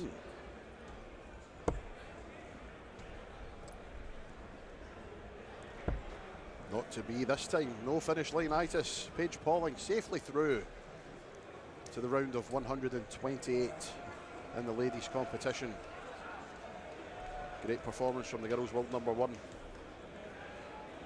And we look to be moving across then to board C, our grandstand main board on the TV lanes. We'll see how big Wesley Plaisier is getting on.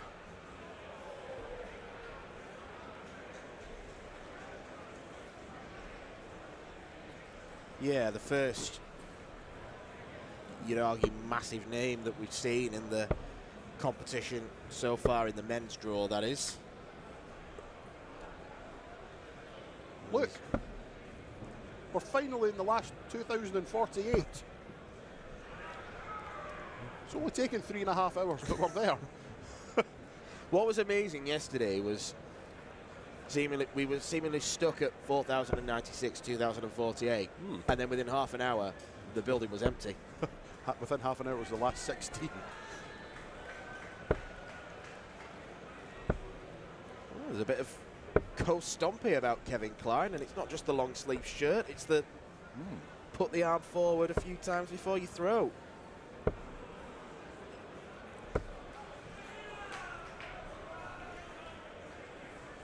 Playing darts in ripped jeans. Game's gone. Yep. At least he's not wearing a cap. Or clogs.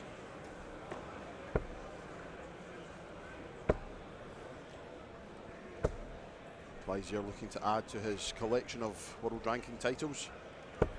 Belgium Open champion in 2022, last year's Antwerp Open champion. 2 gold medals at the WDF World Cup last year. And 2 wins on the Challenge Tour over the past couple of years. And of course, his defining moment in his career so far, that 2022 Winmore World Masters victory. Yeah, one of very few players inside the entire building that's won this venue, which I'm sure will count for something. Positive experience for him. Looking at double 8 now for a 1-3-6 combo finish. Oh, yes, lovely stuff from Yes, Big Wesley. indeed.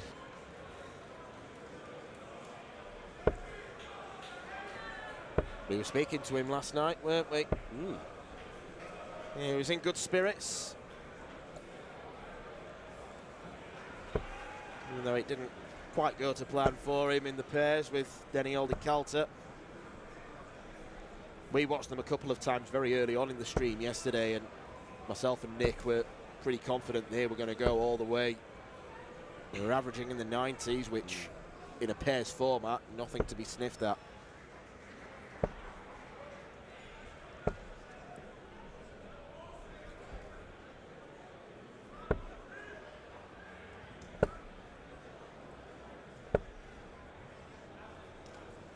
Definitely not disgracing himself here as Kevin Klein. Sticking to his task well.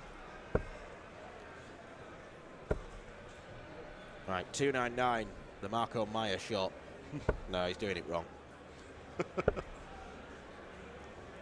The Marco Meyer shot. Yeah, we were doing at Lakeside, sort of darts brain teasers, if you like. And he was challenging me to say, what's the perfect way to go for 299? You said 18s, didn't you? Well, you hit the treble 19, but you don't stay there. You go up to the 18s. Yeah. And then another big treble would leave a big finish. So whenever I see that number come up, Marco pops into my head.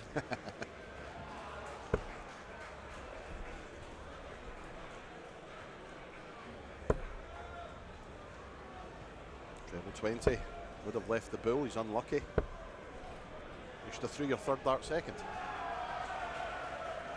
A roar erupts in the venue. Not sure what's going on, but it's loud.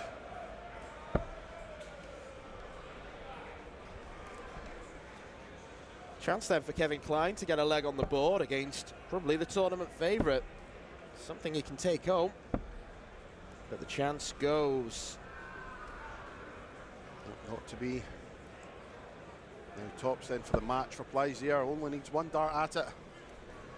A warm embrace from both players. It's a good win for Big Wesley Plaisir. As you say, possibly and probably the pre-tournament favourite.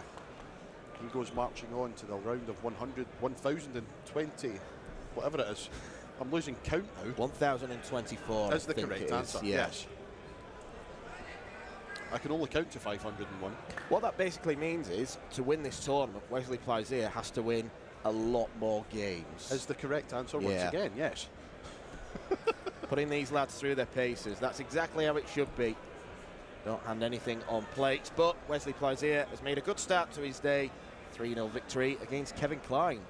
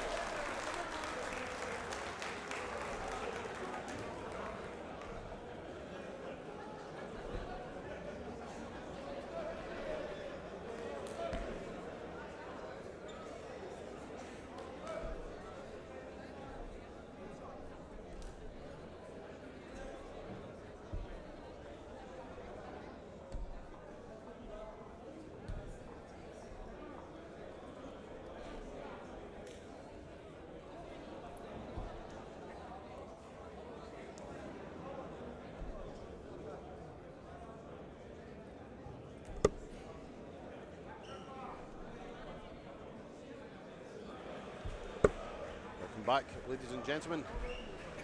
2024 Toto Dutch Open.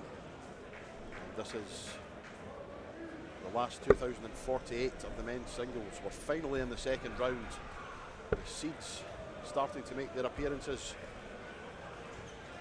This is a young man, the former WDF world #1, Brian Raman of Belgium, who takes on Albert van Wyk.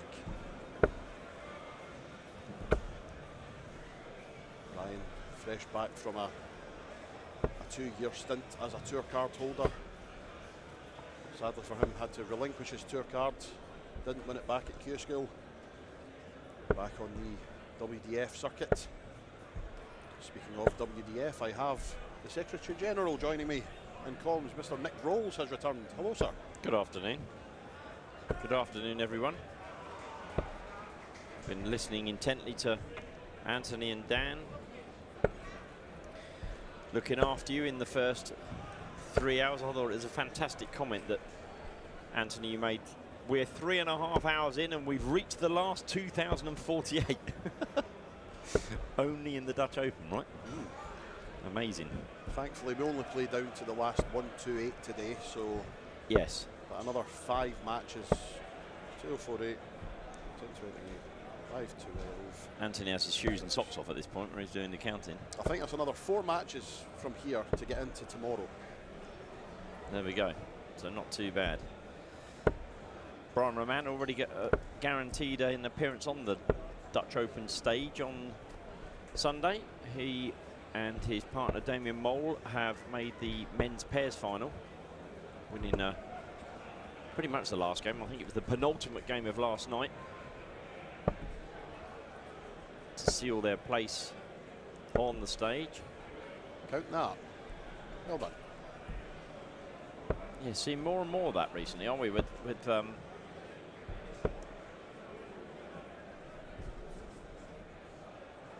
sure what I don't know whether he miscounted on the treble 16 or not. We're seeing more and more people going 110, going 19s and 17s. But I often think it's when you hit the single 19 and the single 17, you've got 36 scored. So it's 70. Hang on, we're 80, 74. I was right the first time. 74. Left. Just remembering where you've got to go after that. Indeed. And I would suggest Brian didn't remember. So, not that it seemed to matter. Albert away back on 282. as Brian Raman takes out the Ashdown, double 3. I'm not convinced that Albert is looking as feeling himself as a winner here. He's, you know, he's got his T-shirt on and his jeans and hoodie wrapped around yeah, the waist. hoodie wrapped around his waist. Bit of fun. Got himself on the TV lane. His mates will be watching. But, mind you, to be fair, it looks as though he might work out a bit. I'm not going to be the one to argue with him. No, correct. No, we'll stay up here out the way. Yes, absolutely. Good luck to you, Albert. Raman, on the other hand, looking to add another world ranking title to his 3 he already has, winning the Belfry Open and Denmark Masters back in 2019 and the 2021 England Open. Yes, it was a bit of a surprise when Brian Raman went over. I mean, he went over, as we said, you said a minute ago, #1 in the WDF at that point.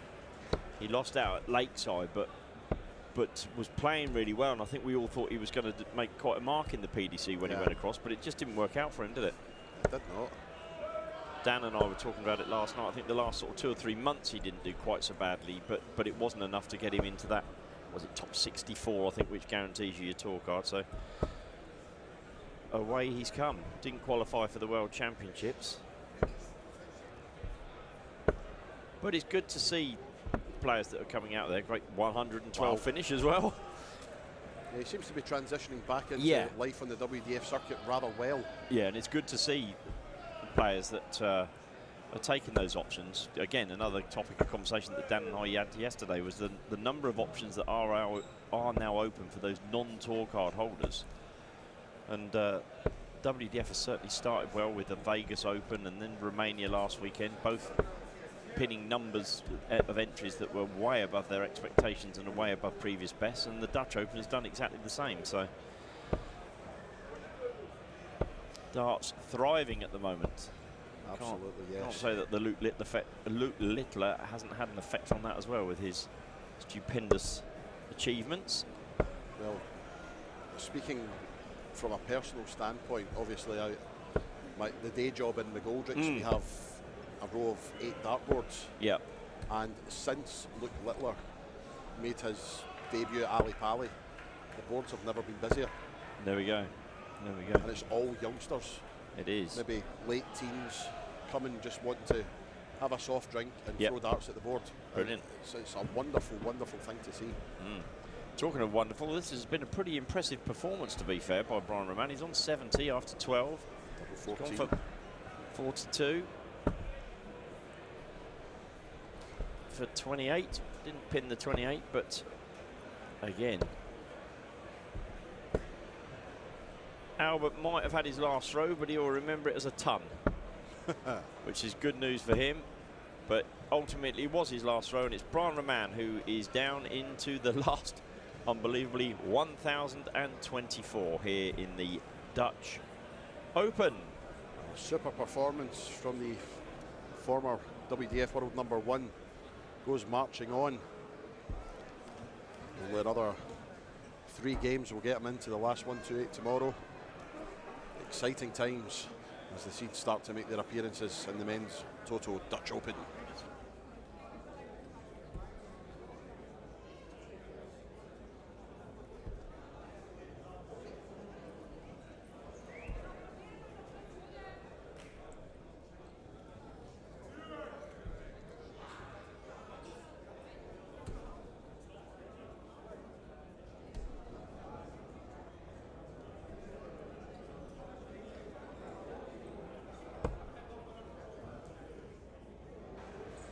Well, straight back to the ladies' competition, the last 2-5-6. And India's Mahi Bosmia takes on a young lady who's already guaranteed a place on the stage tomorrow in the ladies' pairs final, Jo Rolls. And due to the fact that he may jump about mental if she wins, Nick has vacated the commentary seat. He's now sitting behind us looking apprehensive. Dan McCarthy has returned. Hello, sir. Yeah, I thought I'd best step in and be unbiased in this commentary, but Jo did really well yesterday with Bo Greaves, very capably acting as the wing woman to Bo, shall we say. Nick just said yes. Yep. This is where we need a third microphone. But we don't want it to be too much like Fan Zone. Yeah, very true. She is 1-0 up, as you can see, and she's taking the initiative in this second leg, looking to try and break the throw. Yep, just rolling along, no pun intended. You know, we did nickname Jo and Jobo yesterday, obviously. Obviously, I'm going to have to ask you, Nick, and I'll relay to the viewers what you say. Does Jo have a darting nickname in her own right? No. No, she doesn't. I can say, though, that she was given a nickname yesterday. Because when they reached the final, the sheets were handed out that you had to put your details on, your name, your nationality, your nickname. And I can't remember exactly who, it might have been Mark Graham or Daffyd Edwards were filling out for Jo and Bo. So Jo Rolls tomorrow will be nicknamed Sausage. Sausage Rolls. I was going to make the point that the surname Rolls, there's a lot of scope for bad puns in there. Sausage probably the baddest and best of the lot. Well, Bobby George calls her Nick Cheese as Jo goes for the bull. No, she doesn't. The only reason I said she goes for the bull is because Nick emphatically pointed at the screen. And that's what you get for being cautious. You sold me the dummy.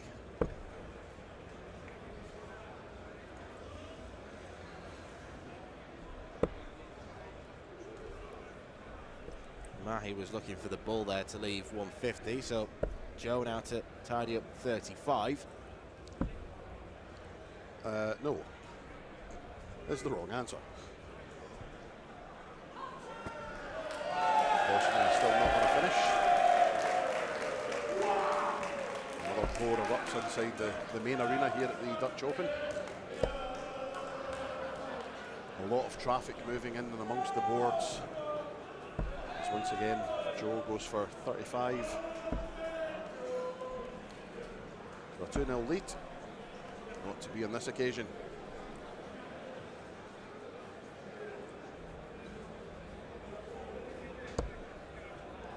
Now then, single 13 for Bosmia. Tops for 1 apiece and a 113 checkout. Oh, hello. Good grief. Really good shot from Mahi Bosmia. Little to no reaction from Joe Rolls. Straight back in, straight to the board. Well, she was punished. The bust double 11 and then missing double 8 twice. Ooh.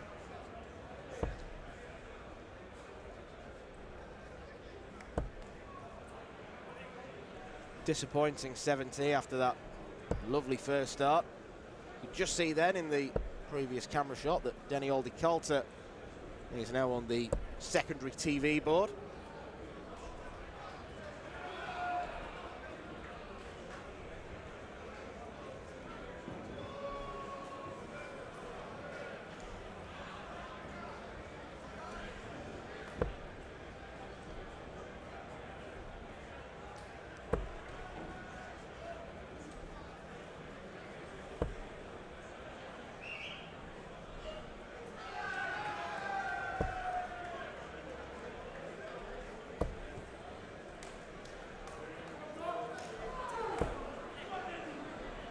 Few wayward ones beginning to creep in.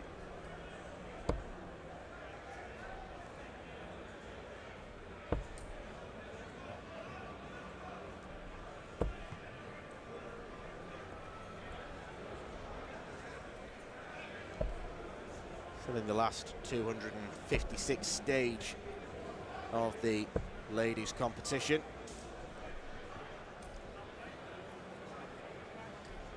We will, I believe, whittle down to the final today in the women's competition, whereas with the men, it's the last 1 to 8 that play tomorrow.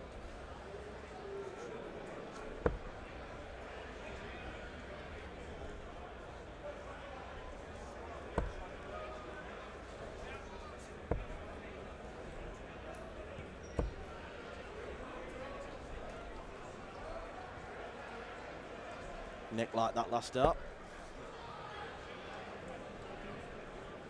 Good thinking that from Mahi Bosmia to start on the 19s, because there was a treble, you could then incorporate the bullseye.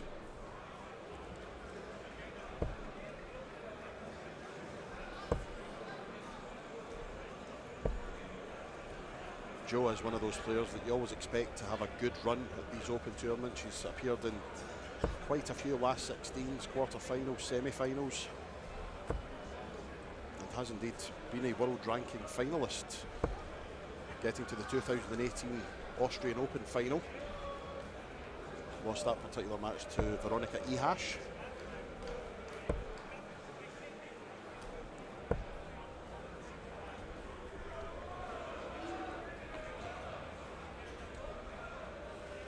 Hasn't left a finish with Bosmia on 89. 68 left now.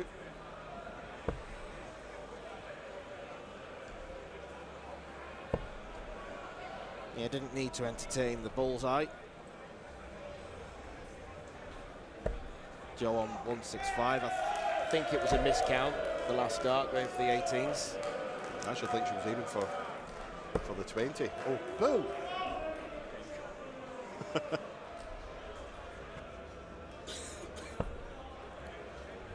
10 for tops then. And for a break of throw as well. 2 10s. Yes, a fist pump from Bosmia. And a break of throw into the bargain. Well, it would be a surprise result, this, given that Jo is in the pairs final tomorrow.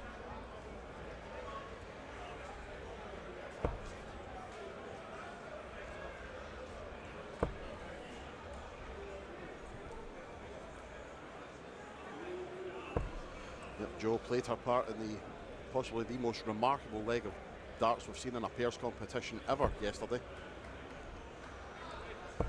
And in a funny way, Joe made it possible.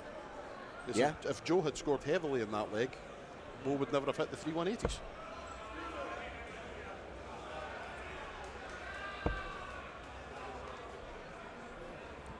Yeah, if you see the video of the leg circulating on Twitter, make sure you like it, you save it, because you should savor it. It's unlikely to happen again. A 174 leg average.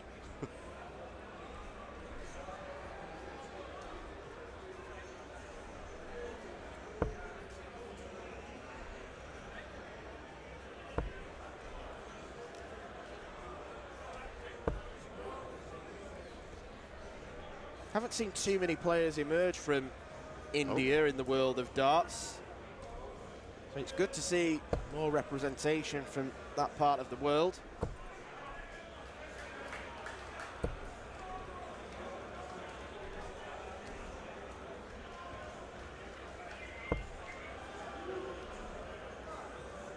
Long way to come for a tournament where you're not even guaranteed any prize money. You've got to win a lot of games to get prize money. So fair play to Mahi Bosmia. Really committed to the world of darts.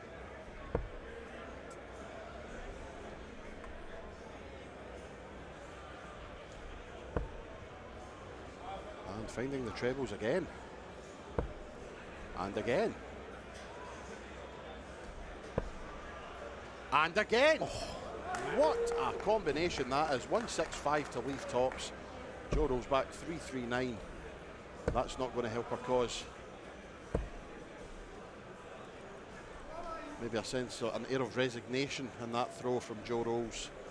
Bosmia takes aim at tops and makes sure of it. That is an excellent performance from Mahi Bosmia. Yeah, excellent performance.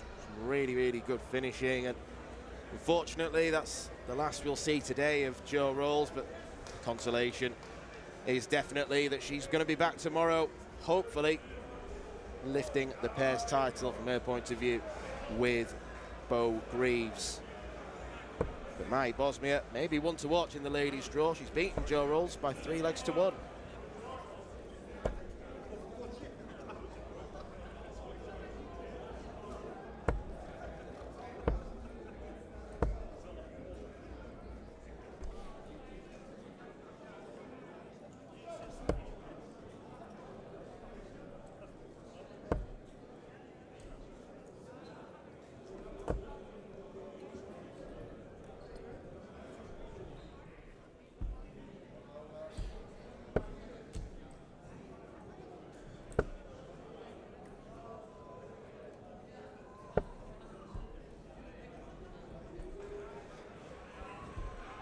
We mentioned briefly Denny Alderkalter in the last game, and he's now our main focus of attention. 1-0 up against Antonio de Weert. Not Antonio de Weert, it is de Weert. Denny Alderkalter, though, was involved in a real World Championship Classic at Lakeside when he faced Jelle Klaassen back in December. Had a match dart against him, but Jelle with a magical 1-3-4 using treble 18, and double 13. Wrestled back control in the last leg of that game, and then he went on to take the victory en route to the semi-finals. But Denny played some good stuff yesterday in the pairs. As you can see, his pairs partners behind him there was just in shot, Leslie Plazier. Loving the TV lanes this afternoon is Big Wes, and he'll be cheering his mate on.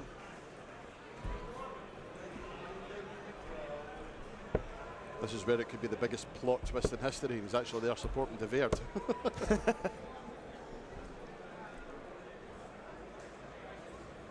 He takes his top off to reveal a de Weert replica shirt. Well, he's got tops here, does Denny Alderkalter. Love the 16s route on 104. A lot more players seen doing that these days, and yeah, I'm in complete agreement with it. I think it's a brilliant way to go.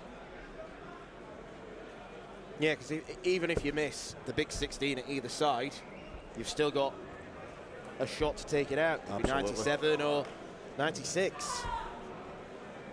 But he'll be happy to take out 20. Daniel de Calter makes it 2-0. Another roar has erupted somewhere. Yeah, it looks like that women's game on the far side has attracted a fair few fans. That one's just finished now. See Mark Graham in the other TV board, board B that is. And from Wales. Did you know he hit a 9-darter last week? In Romania, yeah. Yeah. He hasn't stopped telling people about it. I think he's taken an ad out in the local newspaper. Are you going to do the same to talk about your 180? Well, perhaps. Well, you already have done, haven't you? Yeah.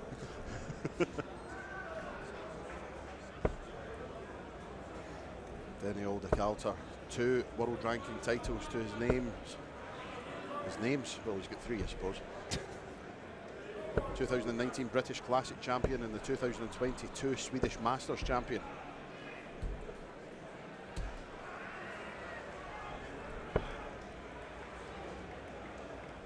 Another player who's splitting his time between all the possible circuits. He's trying to play as much darts as possible. He's played Q School Challenge Tour, Modus Super Series, and he's looking to take the next step in the WDF. Yep. And for a player like him, who isn't necessarily that highly ranked in the WDF, winning this, your passport to Lakeside is sorted. There's a massive carrot being dangled in this Dutch Open. He's currently ranked 35 in the WDF World Rankings. Yeah, winning this would give him 270 ranking points Absolutely. as well, so he'd absolutely vault up. Came through stage 1 of Q School. And then in the second part of Q School didn't do as well as he would have hoped. Reached the last 32 in day 1. And then first round losses, day 2, day 3 and day 4. So his pursuit of a tour card ended. But his pursuit of the Dutch Open Championship continues. A 3-0 victory for Daniel de Calter. Great performance from him. Averaging somewhere in the mid-80s, I believe. He'll take that. He's through to the next round at the expense of Antonio de Verde. Yeah, I would assume we're going to switch our attention over to the Mark Graham clash in just a couple of moments' time. You can see the TV laying hall as it is really filling up. And as if by magic, Mark Graham is in our screen throwing darts as we speak. He's up against Kevin Mast with the scoreline currently level at 0-0. Yep. Kevin Mast will want to sail through to the next round, but he's up against it against Mark Graham.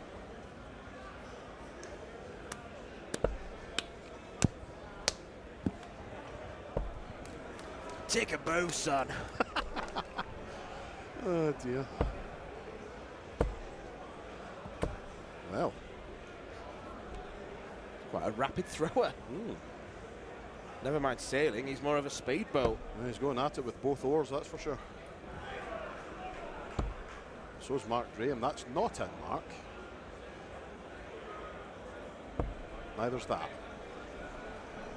That's so not in. That's a white. Yeah. The man they call the Butcher from Wales, Mark Graham. As we mentioned earlier, hitting a 9-dart finish in Romania last week.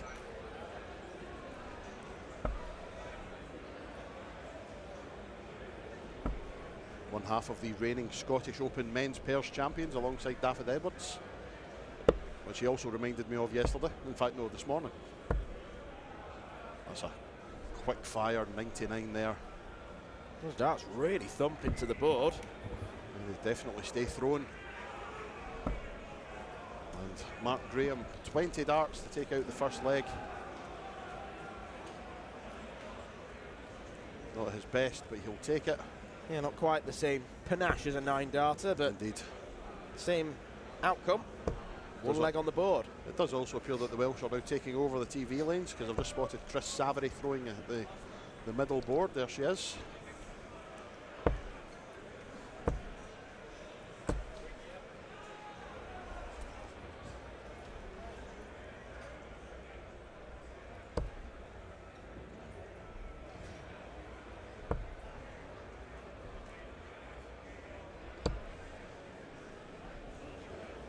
Graham, of course, not only hitting the 9-darter last week, but reached the final of the Romanian Classic.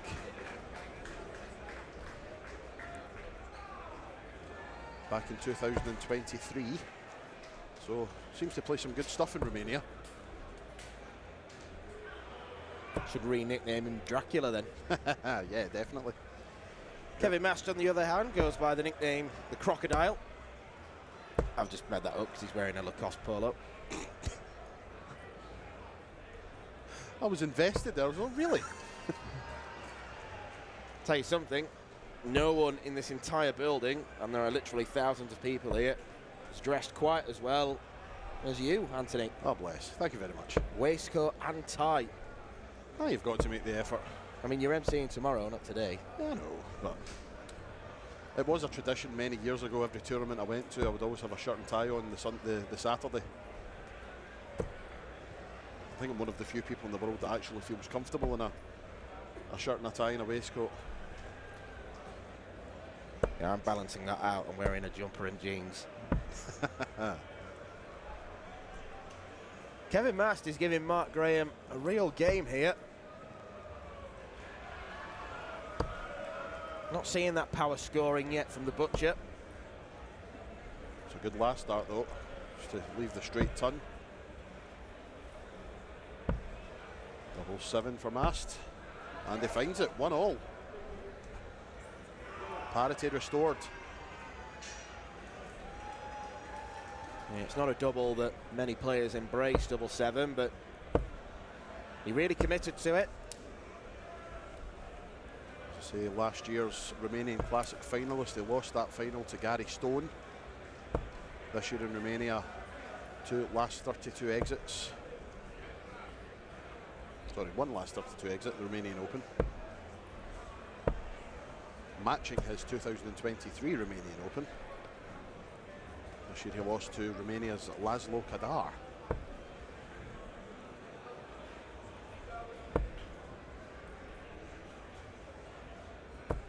Yeah, he's got an interesting nickname as well, the Teacher.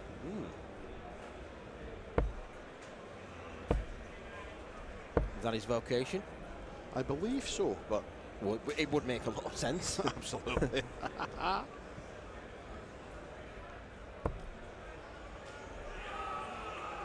Right, 2-7-2 for Kevin Mast. He's got to think about what he's doing here. Bullseye could come into play. Well, didn't need to. Should have, but didn't. As you say, didn't need to. 2-7-5. Mark Graham's got to think about what he's doing here. The bullseye could come into play. Well done, Mark. 1-3-2. Kevin Mast. The bullseye could come into play. Oh, superb. I'm not even going to do it because it actually could come into play on the 170. Not anymore, it won't.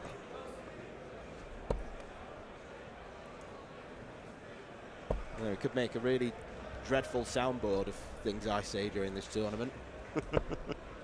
16, 18. Very, very quick. Give Ricky Evans a run for his money.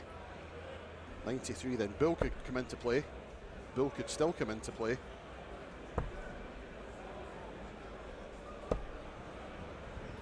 Just all over the shot there. Kevin Mast 2-1 up. And Mark Graham is in more than a spot of bother now.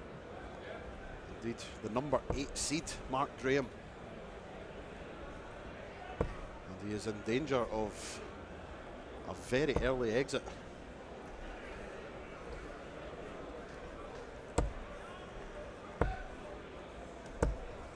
I think if you are a seeded player, you generally look at players at this stage of the competition, and without wanting to disrespect them, you almost, I don't know if this is the thinking with Mark Graham, you kind of brush them aside and think they should be straightforward. He hits a 180, so he's certainly switched on, as is Kevin. Very impressed with Kevin Mast.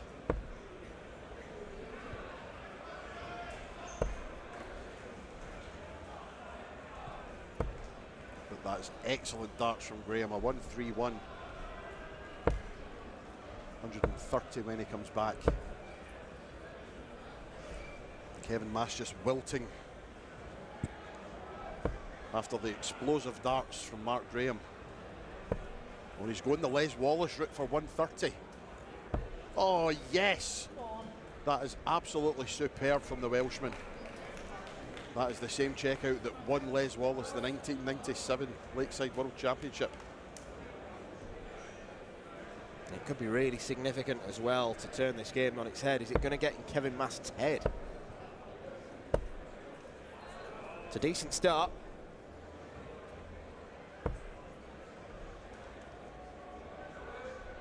Daff Edwards in the background supporting Mark. Rhiannon O'Sullivan's watching Chris Savary, but I'm sure she'll be just keeping half an eye on what Mark's up to as well.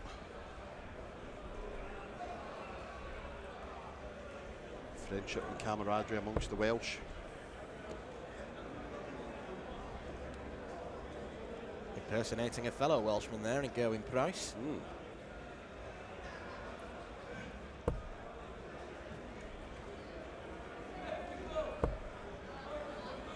Super darts again from Graham.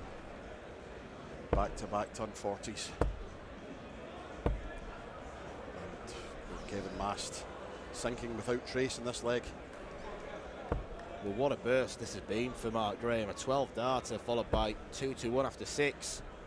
Is it going to be back-to-back 140s? Ton's absolutely fine. Mark's average has significantly improved. He was averaging at 1.72. He's now up in the late 80s now. Just a shade under 88. And the 1-2-1's on. 11 or 25. He goes to treble 15 for double 8. What a way to win it. Oh, wow, wee. 2 turn plus finishes back to back to recover from 2-1 down against the very impressive Kevin Mast. And the number 8 seed Mark Graham, just telling Kevin how well he played. Where did that come from, he's probably saying. But wow, what a game. 2 legs in 24 darts. That is incredible. That is world class. And Mark Graham, at one point during that game, looked like he was down and out. He showcased all of his ability there. Mark Graham, number 8 seed, is certainly one to keep an eye on for this Dutch Open. Most definitely a 92.6 average. Good grief. He's improved his average by 20 points over 2 legs. Insanely good from the number 8 seed. Real classy performance. Chris Savary is the Welsh woman on the next board along, as we mentioned during the Mark Graham clash with her pair's partner, Rhiannon O'Sullivan. That match Sat behind it. That match could be over shortly. Chris Savary 2-0 up, currently sitting on 9, and her opponent Natasha van der Stein on 105. Yeah, she's had an interesting leg, Natasha, because she's had scoring visits of 140, 120 and 2. Indeed. Whereas Chris Savary started 180, 140. Scores for show, doubles for dough though, and it's the finishing that has halted Savary in her tracks in this leg. Van der Stein on 68.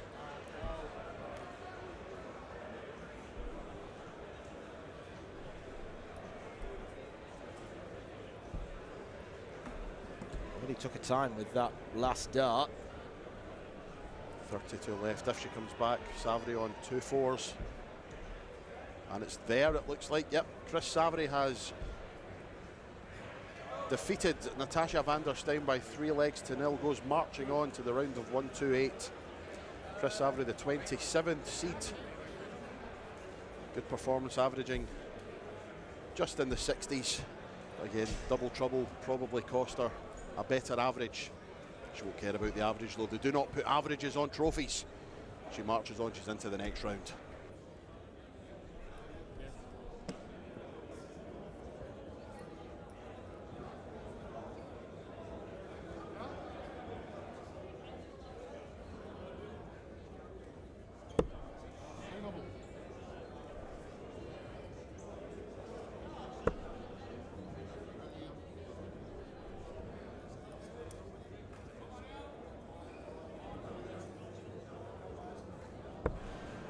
Up steps Arjan Konteman, another Dutchman looking to taste glory in his homeland. Another Dutchman who took part in the WDF World Championship at Lakeside. Another man who we expect big things from. He's a real talent, is Arjan.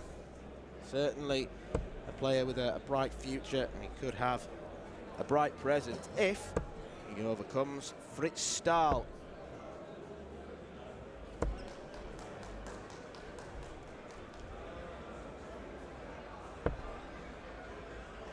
While we go through these games, we'll try and keep you updated with some of the goings-on on the other boards, with any of those big names in action. Me and Marco, when we were on commentary earlier on, we were just recounting the story of when we bumped into Moreno Blom in the ship last night and the potential draw that he's got if he wants to get through. That's your reward for being a number 4 seed. You get Jimmy Van Schieck, Dirk Telnikers and Christian Kist if everything goes as you would expect it to go. Yep, if Moreno's going to win this, he's not going to have it easy in any way, shape or form.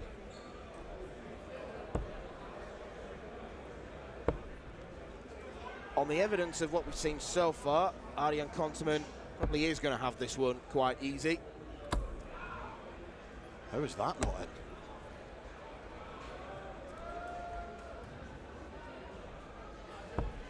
Well, if required, he's got at least another 6 goes at it. Well, Stahl finding a treble there, but far too little and far too late in this leg. Konteman now takes aim at double 10, double 5. Chasing the doubles round the board, finally finds one. And it's 1-0. Number 10 seed this weekend is Arjan Konteman. Very bog standard 21 dart leg to start things off. I suppose when you play someone who you know you are clearly better than, it could serve as distraction, but Arjan Konteman has simply got to keep focused. Was that not 2 treble 12s now? It was just 1. Very nearly.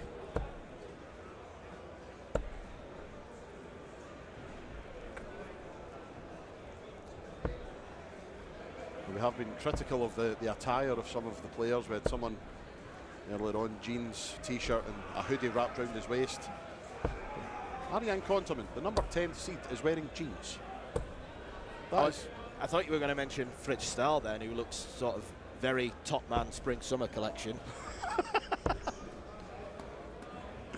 Very eloquently put, yes.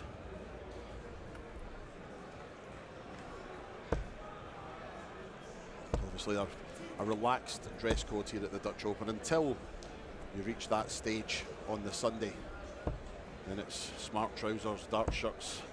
Has anyone ever got to the stage on Sunday having not expected to and not had a pair of smart trousers on them or shoes?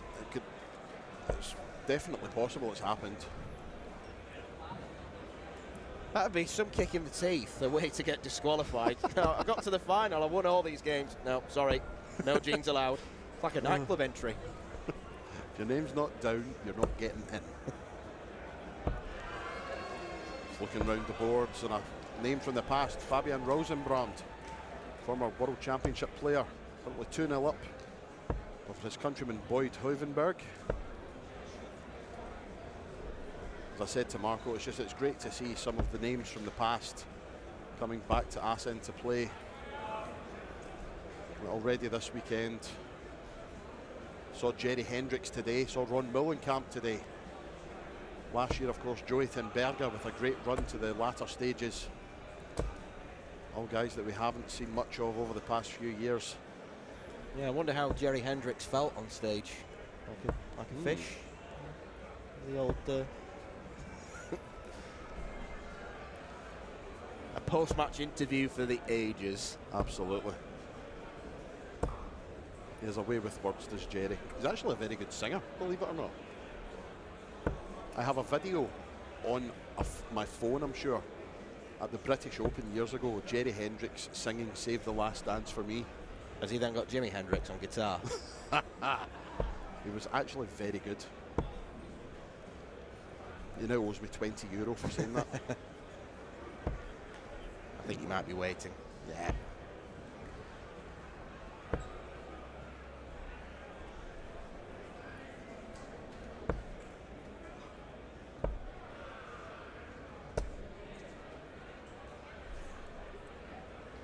It's a better leg this for Fritz Stahl. And just as I say that, 7.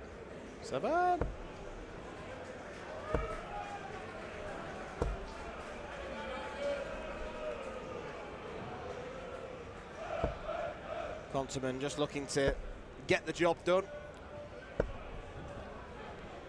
The number 21 seed in the ladies competition, Christine Hyde, sister of Lorraine. She's through to the last 1-2-8, a 3-1 victory over Mandy Kersbergen.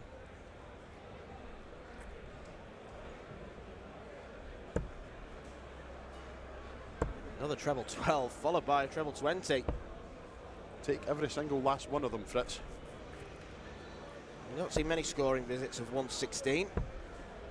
You tend to see a lot of 72s, but Ariane Konterman doesn't deliver this time. That was a match start or 2 missed. So he comes back for 2 12s for a place in the last 1024, and it's there. A workmanlike 21 dart leg for Ariane Konterman, the number 10 seed. He wins his first match and goes marching on. That's easy for you to say, Anthony.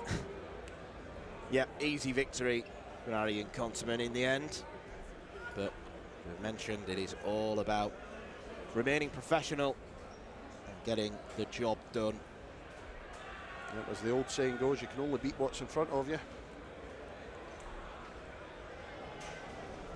No matter who that may be, you've got to treat them with the same amount of respect. Seems you have a fired up, excitable individual in an orange shirt. Bert Stelzer taking on Mark Burmeister of Germany. Clearly a very proud Dutchman. Oranje. Mark Burmeister of Germany is his opponent. And Burmeister is one of the seeded players. The number 24 seed here at the Dutch Open. So if Bert does win, it's something of a scalp.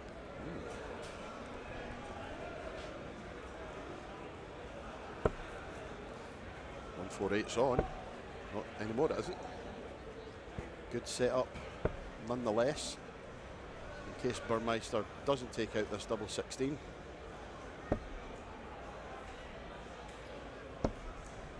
Second dart, he does find it. The left-handed German ties it up at 1 leg apiece.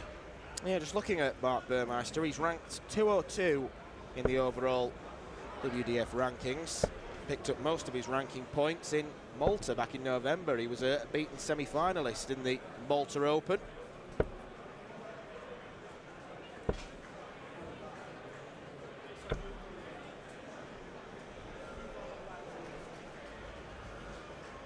One of our refereeing colleagues, Jamie Fambach, currently playing on board 106, finds himself 1-0 down to Lars Penzin.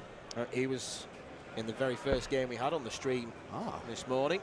Me and Marco were presiding over that one. I've just spotted another name from the past, Moreno Michels, 2-0 up in his match with Jupp Hoffman. He's been a Modus Week winner. Indeed he has, yes. Marjolein Noyens, the number 22 seed in the women's competition, currently 1-0 down. against Janie Vink.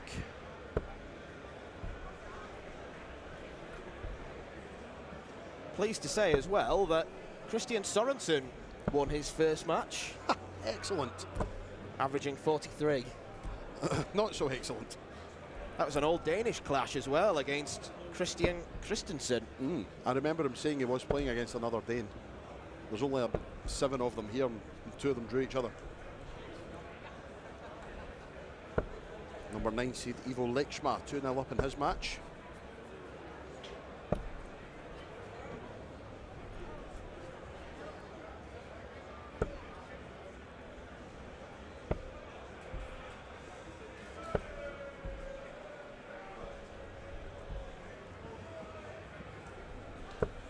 Burmeister then wants 96. Well, that's a lovely pick out the treble 20 to leave double A. Not to be. Just see Bo Greaves on the next board along. I can confirm Marino Mikkels has advanced to the last 1024. 3-0 win over Jupp Hoffman.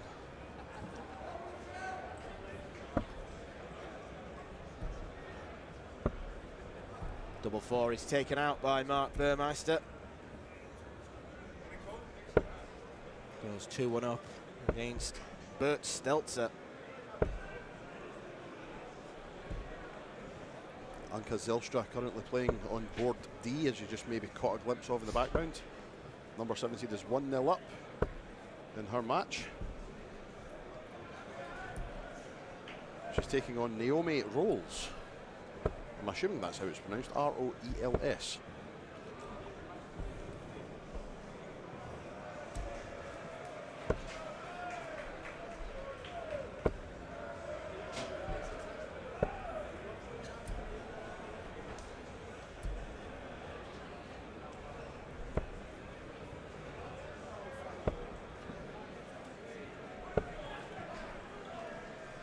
Just keeping track of Bo, as you can see her in the foreground. 180 in the third visit of her game against Rachel Boschoven. I'm stunned. As long as she doesn't hit another one, because she's on 181.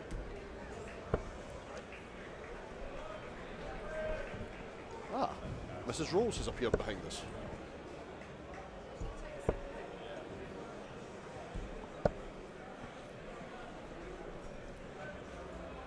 Good setup from Burmeister, 160 when he returns after 12. What a way that would be to win it. Stelzer, who was 1-0 up in this match. Yeah, he's currently averaging around the 70 mark. That could go up if he takes this, but it's just the wrong side of the wire.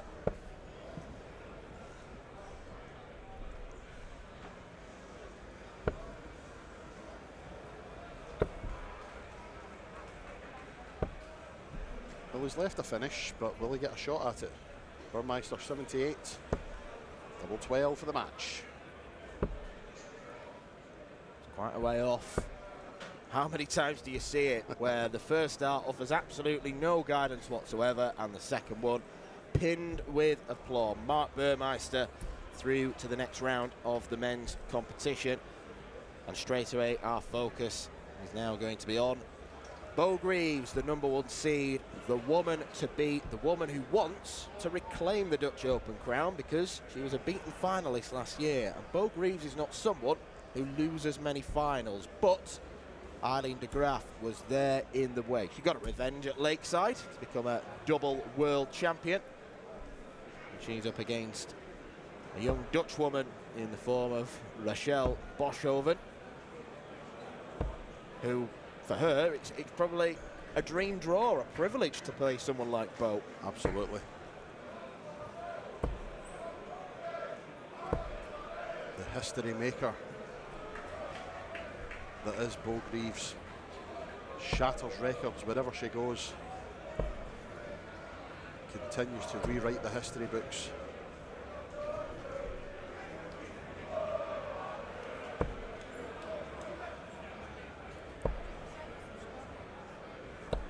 The most dominant player on the ladies' circuit since Trina Gulliver, and stands a very good chance of eclipsing Trina Gulliver, if she does decide to stay playing in WDF tournaments, because let's face it, wherever Bo goes, she will play well. And 168 to leave 16. Point proven. Yep. My goodness me. This is the last 1 to 8 stage of the ladies competition, as you could maybe just see then. Eileen de Graaf on the parallel board as Bo Greaves is 2/3 of the way there. A break of throw. I don't think she's going to have too much trouble going forward. Already played a lot of darts over the last 2 days. She's someone that plays lots of darts full stop.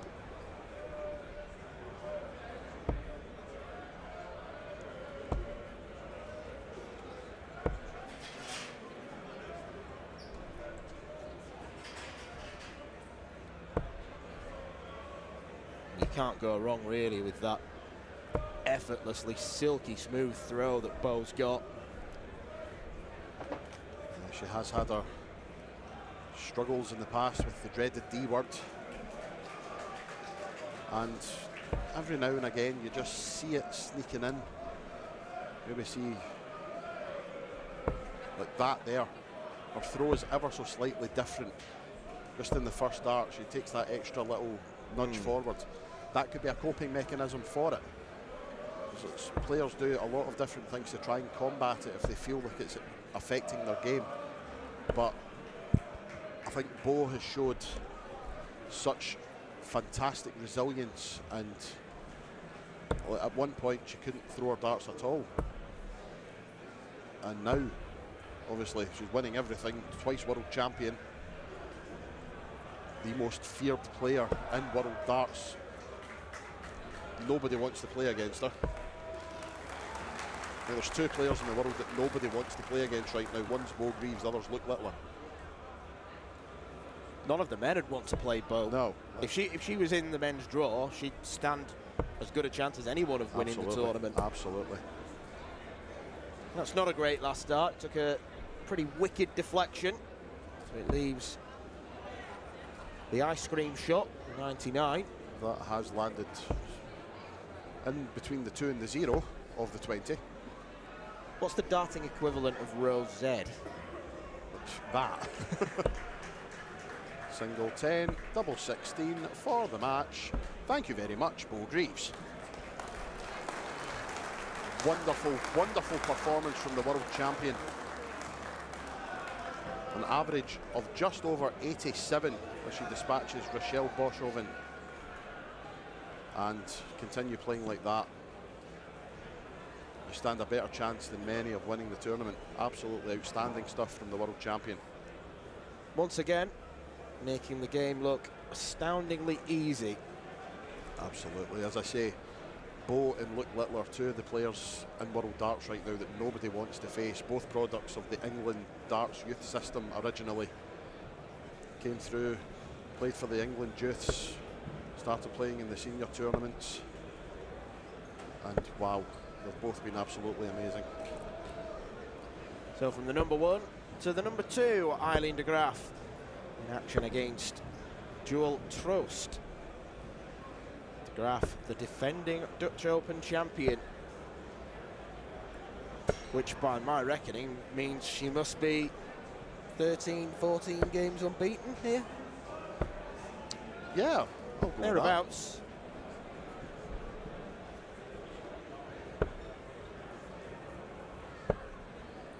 that. At least 10 anyway. I'm trying to do mental arithmetic in my head and it's not working.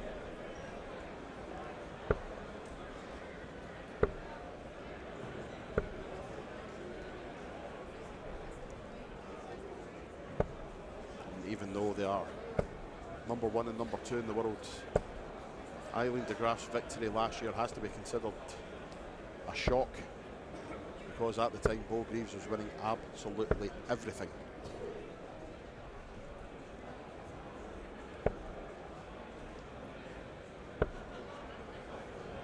.85 left, so treble 15 was the port of call. Another one of those would have left the finish.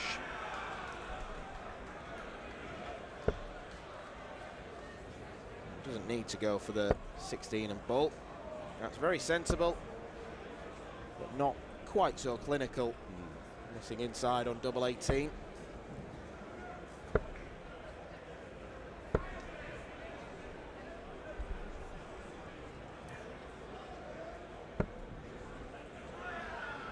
Double 19, well, she's gone straight at it, and she blocked it. She had to go searching the left-hand side of the double 18, 19 bed then.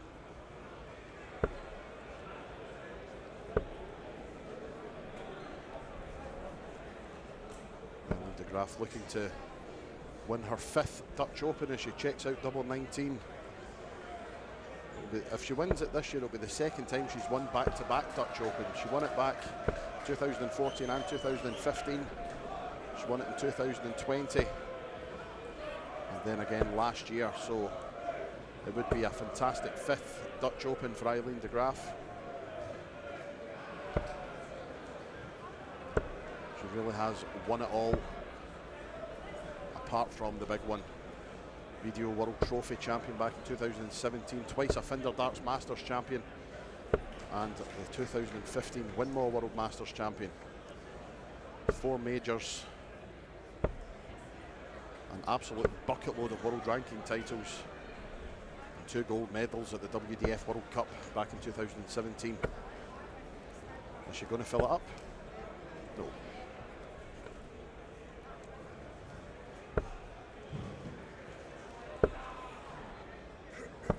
Four events that Eileen has won it 4 times. She's won 4 Belgium Opens, 4 Dutch Opens, 4 FCD Anniversary Opens, and 4 German Gold Cups.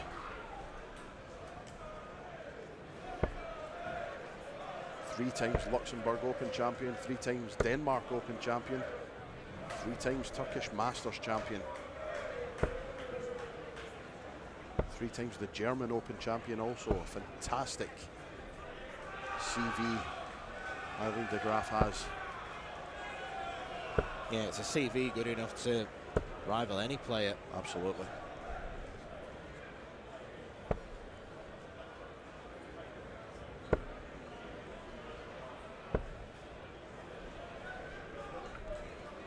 I almost get the impression that Eileen wants to be pushed a little bit more in this game.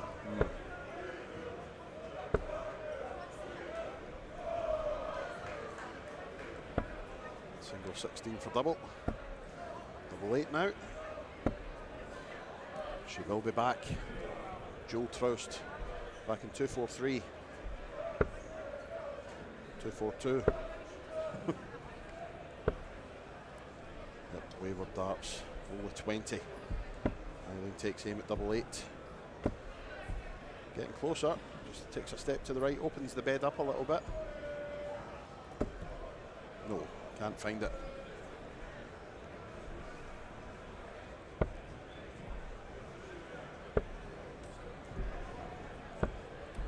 All around the board. Joel Troust just at visit 14. Double 4. No. Troust comes back.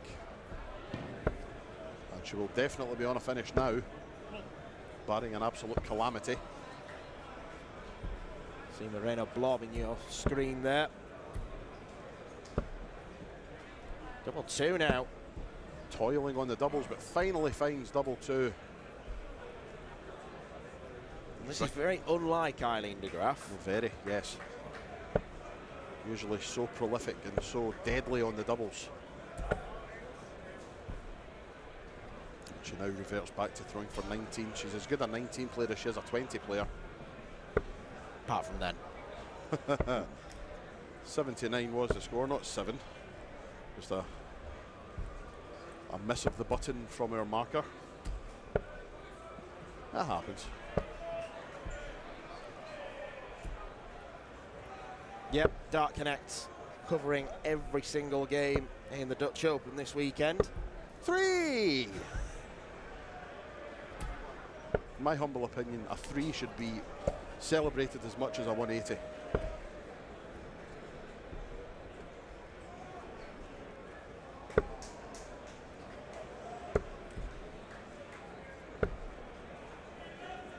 Eileen, who, as we say, finalist at the World Championships at Lakeside back in December, came through matches with Nicole Renault, Lorraine Winstanley and Lisa Ashton to reach that final, which she lost 4-1 to Bo Greaves. It's got to be considered an achievement. She actually managed to take a set off Bo Greaves at Lakeside. Not a lot of people have.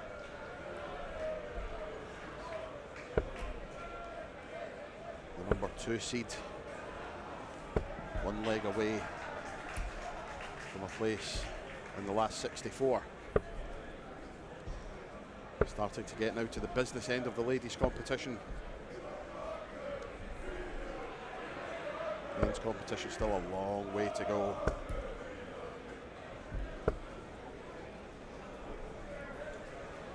Getting some nice melodic chanting beneath us. Arlen de Graaf, what would be a best leg of the match by quite some distance. Tops, tops. Tops, tops. What a way to win it. Eileen de Graaf, 100 finish. 20, 40, 40. Absolutely outstanding from the reigning champion and number 2 seed. She marches on to the last 64. Absolutely outstanding stuff. Superb finish, and not really in keeping with the general standard of her performance in the match. She wasn't put under any pressure by her opponent, but nevertheless, she certainly did enough when it mattered. A couple of topsers at the end of the 100 combination. We now switch our attention back to board B, the number 4 seed, Moreno Blom, in action against Navin Korsten. Blom is on 16 points after 6 visits to the board.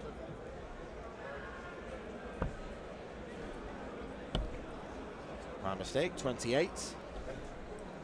But he pins double 7, so that's a 20-dart start for Moreno Blom against a German competitor in Navin Korsten. Blom is a huge talent, there's no question about that. There can be questions sometimes about the temperament, but for a player who's so young, still got so much time to develop, he's got all the ingredients needed. Yep, excellent player, but can be, as they say in Scotland, an angry wee man. Nice guy though. Always has a smile on his face, away from the board. Good company, a good laugh. Yeah, he was certainly a bundle of energy in the ship last night. Yes, he certainly was.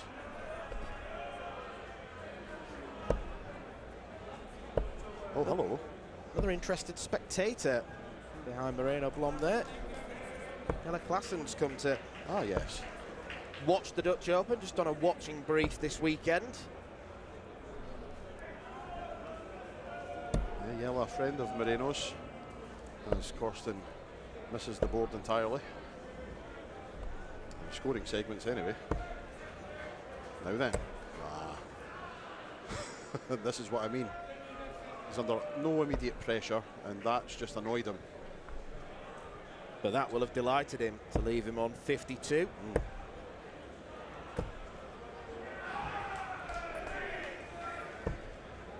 12 for tops, 2 10s, and Moreno Blom 2-0 up.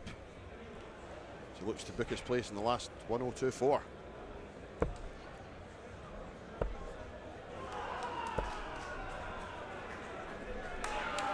Santino Broer has just completed a 3-0 win to move into the next round. 76 average, his opponent averaging 28. Oh dear. What did you say his name was? I didn't. Not Marco Meyer, is it? No.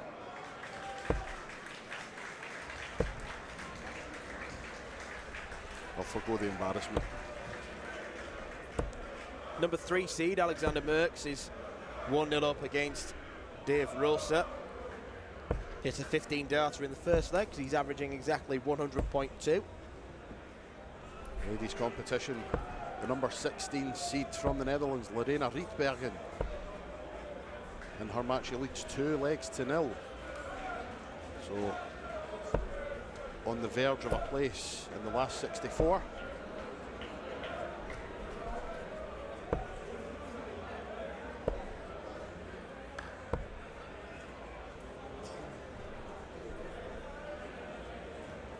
Moreno Blom looking fairly comfortable. And the lack of treble means that Blom is under even less pressure now.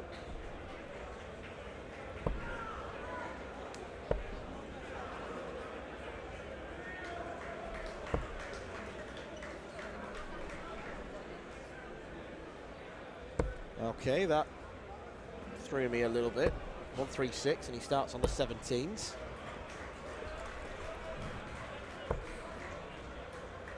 Two treble 17s, double 17. That's not in, Marino. That's why you're the referee.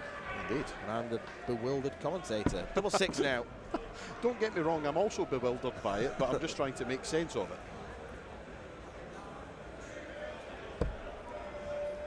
Nick's asking what happened. He had 136 left and went 17s. Yeah, so I'm just saying. Two trebles and a double. Exactly. Yep. Nick gets it. And Moreno Blom gets double six to move into the last 1024. Handshake between the two. And the world, sorry, the seeded number 4 player advances. Yeah, this is where Moreno's draw gets tricky now, so he was telling us. Indeed. So I think Jimmy Van Schie will likely be his next opponent. That's what he was saying in the bar last night. That's the look of the draw, though, as they say. What was it? He said Jimmy Van Schie, then Dirk Telnikes, then Christian Kist, if all goes to plan. So the number 4 seed not going to have it easy if he wants to get onto that stage tomorrow. But he gets through that match and wins it 3-0.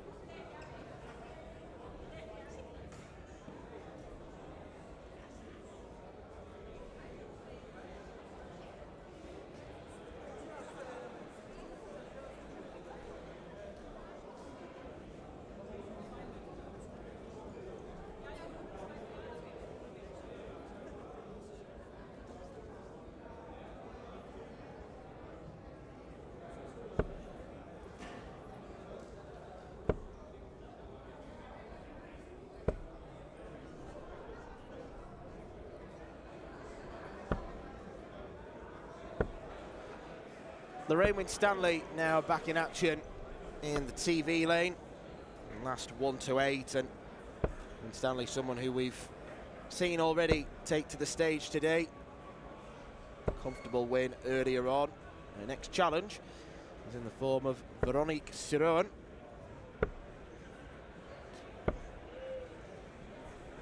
Who appears to be finding every treble apart from the one she's going for.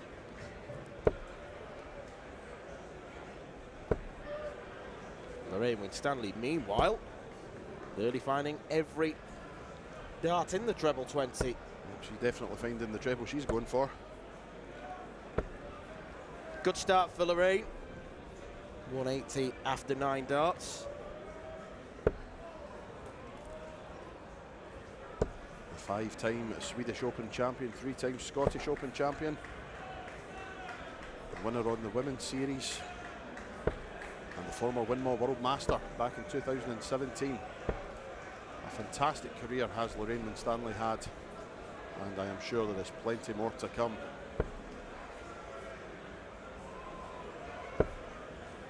Treble 19 would leave double 18. Treble 7 leaves 72, which is a nice check out because you've got so many options to play with. Can be one that's a nightmare for a referee because you never know where the player is going to go. Lorraine choosing the 12s. That leaves 20 for tops. And that is an 18 darter. Nicely done. Yep, lovely stuff from Lorraine Winstanley.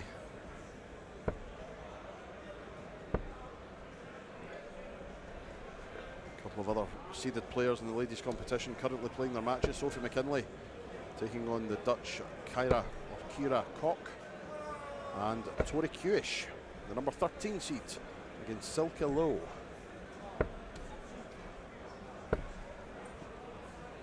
A very interesting matchup yesterday in the pairs, with Tori Kewish and Karin Tenkate up against Priscilla Steenbergen and Noah Ling. So Yes, it was indeed. spouse against spouse. A spousal rivalry.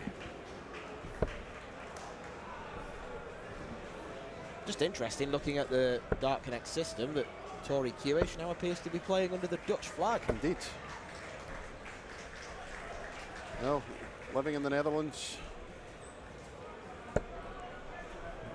but still Australian at heart, I'm sure. Natalie Gilbert has also started her last 1-2-8 match, the number 11 seed. Kirsty Hutchinson, the number 5 seed, has started her next match. Natalie Gilbert, of course, just called up to a recall to the England squad for the upcoming British internationals. And if you don't know anything about Natalie Gilbert, her story is unbelievable. Genuinely astonishing. It is. From suffering a debilitating stroke and having to learn to walk again to becoming one of the top players in the ladies' side of the game. It really is remarkable. Yeah, she said that she only started playing darts because she was advised to, as it would be good for her balance and helping regain that, and quite quickly found she was good at it. Decided to stick there. Lorraine, though, 92 left for a 2-0 lead. Doesn't have to go the bull route, as she may if Siroin was on a finish. Single 20 will leave tops upon her return. Tori Kewish 1-all in her match. Sophie McKinley 1-0 down, as is Kirsty Hutchinson. So mixed fortunes for the seeds at the moment.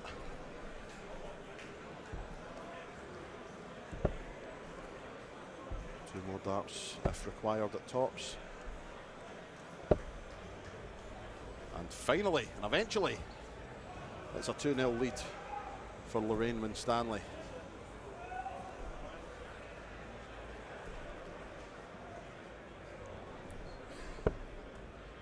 It's all about minimal fuss at this stage of the competition. Don't want to be kept on that hockey for any longer than they need.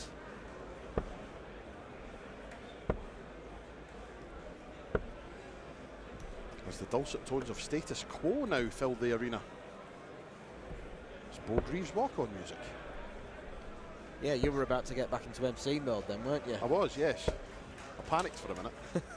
Why am I not on stage? Well, at least you dressed appropriately. Thank goodness for small mercies.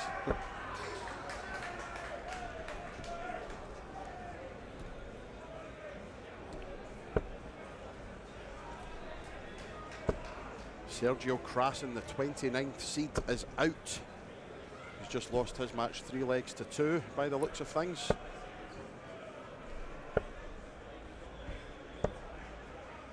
Henk Scholten, the man to beat him. Kirsty Hutchinson is in a big spot of bother as well. She's 1-0 down, and looking at the scoreline in the second leg, big task to make it 1-all against B. Brummel.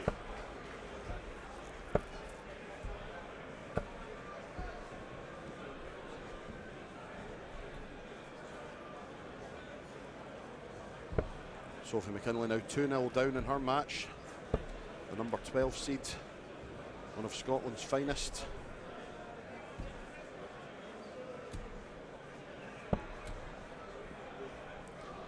That is 50 left when Lorraine returns, and it'll be 50 for the match. Veronique Siroin back in the 300s can do nothing about it. 10 for tops and 18 for double 16. It is 10 for tops. That's an excellent marker, the way that Lorraine's darts go into the board. Can't utilise it though. So she'll need to come back and hope that she can hit it next time. Under no pressure at all from Siroin, still not on a finish. So here we go then, 2 10s for the match for Lorraine. And at the second time of asking, Lorraine Winstanley is into the last 64. A shake of hands Wonderful stuff from Lorraine. The number 6 seed marches on a 76 average, and she is into the last 64 of the Toto Dutch Open ladies singles. It's getting very, very raucous beneath us on the main floor of the Dutch Open, where there are around 100 boards and hundreds of onlookers, including players. If raucous is the word. Now we head to Rhian O'Sullivan's game. They're just bulling up. Her and Gina Dont, or De Hont. De Hont, I believe. Belgian. Kirsty Hutchinson has drawn level with Bee Brummel. One apiece there. Natalie Gilbert 1-0 up. Sophie McKinley has got one back against Kira Koch. I believe Tori Kewish is now 2-1 up against Silke Lowe. Just awaiting confirmation of that one.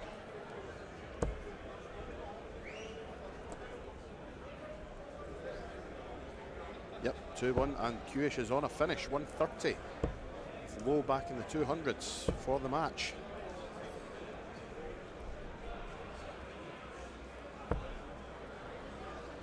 Rhian O'Sullivan, World Championship semi-finalist from Lakeside.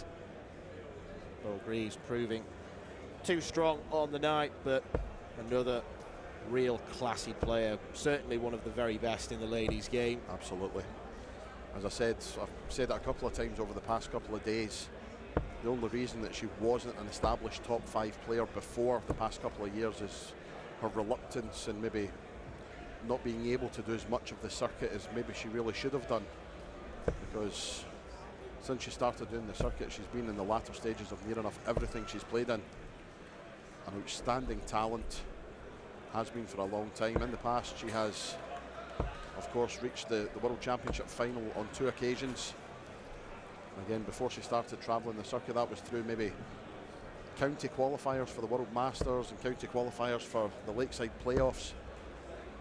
Maybe our national ranking, but always found a way. Wonderful, wonderful player. Not 77.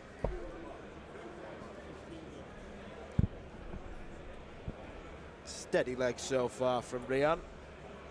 Gina De Hont not yet on a finish.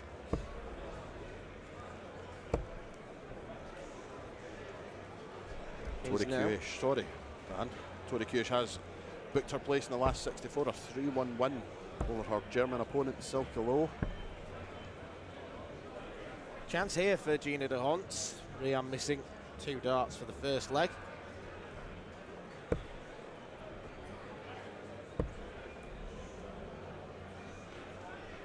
Needs 107 option. She decides to go downstairs.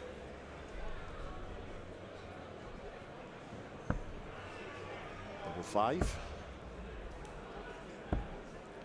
And finds it.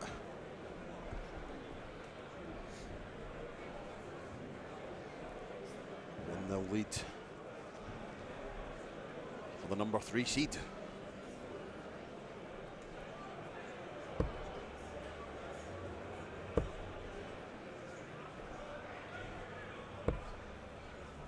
Very decorated player in the WDF, so certainly backed up her talent in the past, but I think you might be right with her not playing as much of the circuit as possible.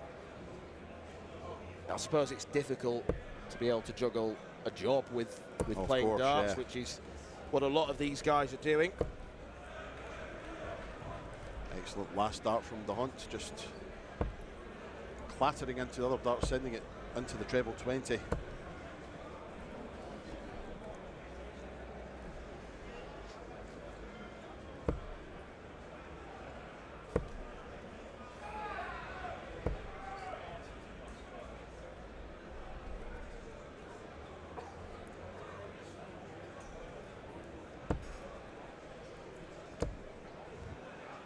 As you may have saw on the back of your picture there, Nolan van Leuven has started her match in the last 1-2-8, the number 4 seed, taking on Carola Bruins. Sophie McKinley has tied it up at 2 legs apiece, and her match has come back well. Vibke Riemann is through, she's into the last 64. Natalie Gilbert 2-0 up. Kirsty Hutchinson has just won the 3rd leg to go 2-1 up. It's all happening. Irina Armstrong 1-0 up, the number 8 seed from Germany. Gina de Hont has really made a meal of that. Big chance to find or land on a finish, but she doesn't take it. Brianna O'Sullivan down to 103. Another one of those. Oh, so close. Natalie Gilbert is through, a 3-0 victory for the England international, the number 11 seed. She's into the last 64.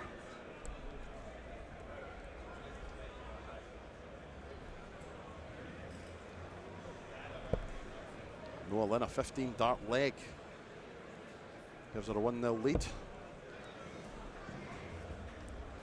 Well, she had to keep it straight, and she did anything but she finds the 25 with the last dart to leave tops. There's a little bit of pressure then on this 60. It's a good marker. Oh, that's wayward. Unlike Rianne, to be that wayward on the double. 2 10s for Gina de Hont. Oh, and she's pulled it into the 15 and an angry clap of the hands. 5 to rip if she comes back. Double 10 for Rianne, and again missing doubles. This is so unlike her.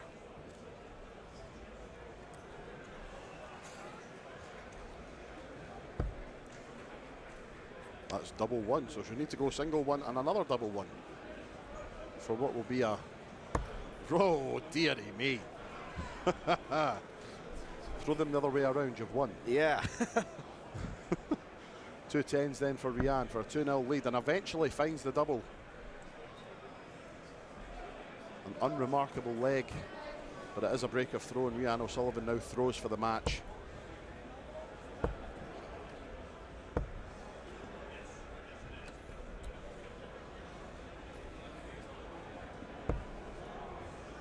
I hear the dulcet tones of David Macher behind us. Your hero. Yeah. Sophie McKinley is through, a 3-2 win. What a recovery it is from the young Scot. She's into the last 64. Great stuff from the number 12 seed.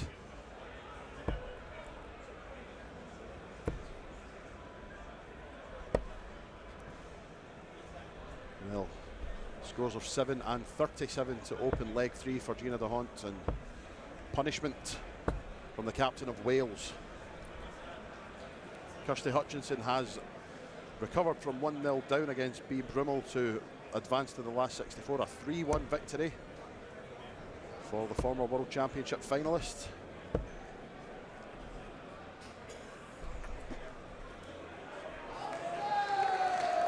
Noah Lynn van Leuven is playing spectacularly.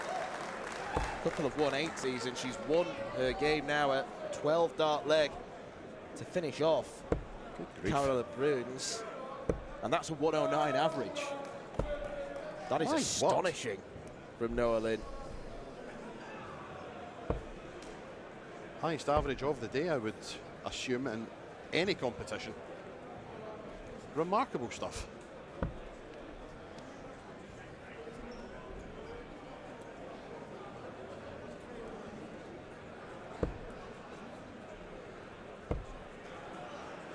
Well, 378 minus those with Rianne O'Sullivan on 40. The writing is on the wall. That's a wonderful marker. 2 10s for the match and a place in the last 64. It's not been the best performance doubles wise from Rianne O'Sullivan, but a good performance nonetheless to see her through to the last 64. Decent stuff from the number 3 seed, and she goes marching on. 3 legs to 0.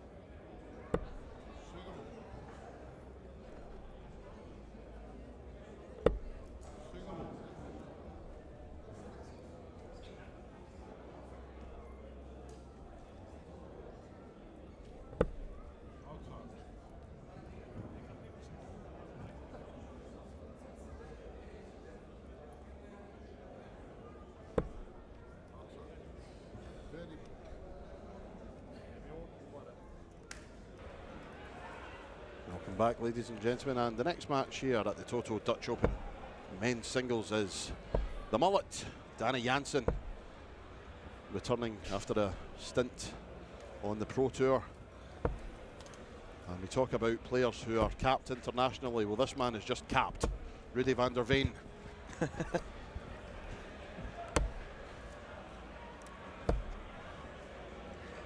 What we thinking, dock him a leg for wearing a hat? Absolutely. Disqualify him completely. It's against the rules. But that's none of my business.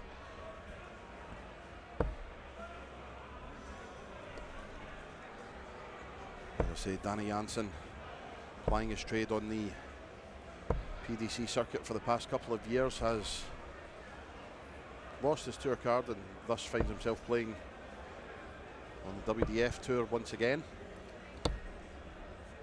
He's already been a winner on the Challenge Tour this year. Yeah, he's top of the Challenge Tour order of merit, is, so yes. that means he's the first reserve. Yeah. Also did win a Players' Championship in his time on the PDC Tour 2022. He won Players' Championship 9 in Barnsley at the iconic Metrodome.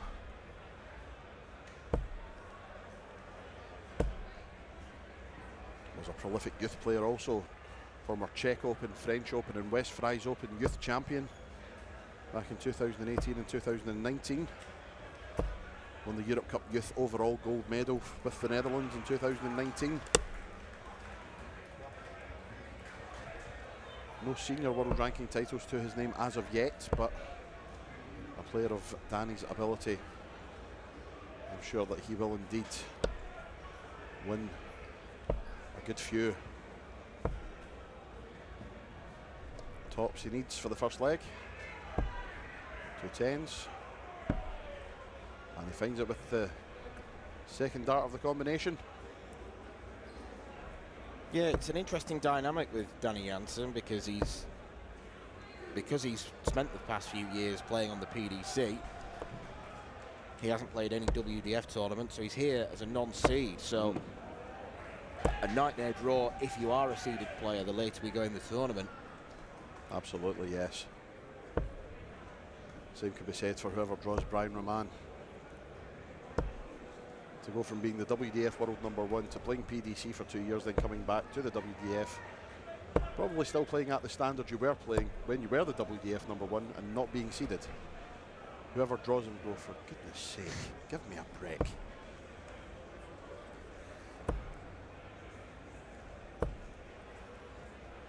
Rudy van der Veen all over the 20s, just can't seem to find a treble. He's very unlucky. Danny Jansen's throw, I have to say it has improved over the last few years, because when he was a youth player, he almost bounced every time he threw a dart. The legs were bent. It was a bizarre throw. It's still a little bit bouncy, but nowhere near as bad as it was. I made the observation yesterday when he was on the stream that he doesn't seem to pull his arm back quite as far as he used to, and I think that little tweak to his throw is making all the difference. Because by doing that, his darts used to stand in the board almost vertically. Yeah.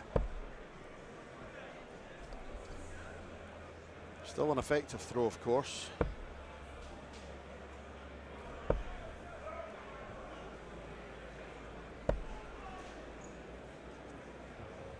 Rudy van der Veen not playing too bad right now. Yep, definitely not disgracing himself. He stay there. Well, he did choose to stay there, and hindsight's a wonderful thing, but the bounce out indicates maybe the treble 18 would have been better. 13 bull. Oh, he's unlucky. Gives Jansen a chance at 72. Another one of those. Tops for a 2-0 lead. Yes. Easy peasy, lemon squeezy. Been good on the doubles. Indeed he has.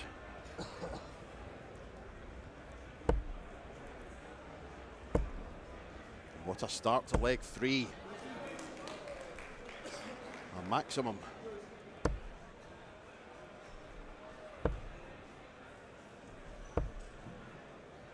Was nearly a half-decent answer. 85's not bad, but you really need more than that when your opponent goes away 180. Oh dear. From the sublime to the ridiculous. Well, he's recovered well, to be fair. From the sublime to the below average. From the sublime to the meh. Nice 140. As I say, Van der Veen's playing well. Danny Hansen's playing more than well. Absolutely. Go and rescue it. Third dart was nearly falling out. 180, 59, 180. Just having a look at Danny Jansen's road to the title at the Players' Championship those 2 years ago. Defeated, I'll tell you who defeated in a minute. Defeated Radek Shiganski in the first round. William O'Connor in the last 64. Peter Wright in the last 32. Krzysztof Ratajski in the last 16. Chris Dobie in the quarters. And the man with the magic thumb in the final. Chizzy in the semis, and then the thumb himself as he hits double 8. Fantastic stuff from the mullet, Danny Jansen. Superb result for him as he kickstarts his quest to become Dutch Open champion. Super duper stuff from the mullet. He marches on. All thumbs are up for Danny Jansen. Nice victory indeed. 3-0. Very comfortable. And there's another interesting player we've got coming up. Liam Meindl-Lawrence, a man who did not have a good World Championship. And that all started from, I believe, Heathrow Airport, where his luggage didn't turn up, so he was borrowing darts. Indeed. He was having to buy reserve polo shirts, very dowdy looking ones from Primark or wherever the nearest superstore was to Frimley Green. Other stores are available. At one point he was using a spare set of Madarts. Oh, that explains it. He didn't eventually use them, but it was a possibility for a while. We are beginning to see a lot more of our seeded players. Thomas Youngens has just started his game against Vince Marsman. Honestly, it takes a long time to scroll down the list. We've just got so many players in action simultaneously around the venue. To be fair, I tried to look down the list of results earlier. Got about, I don't even think I was halfway down and just abandoned it. Nope. Forget it.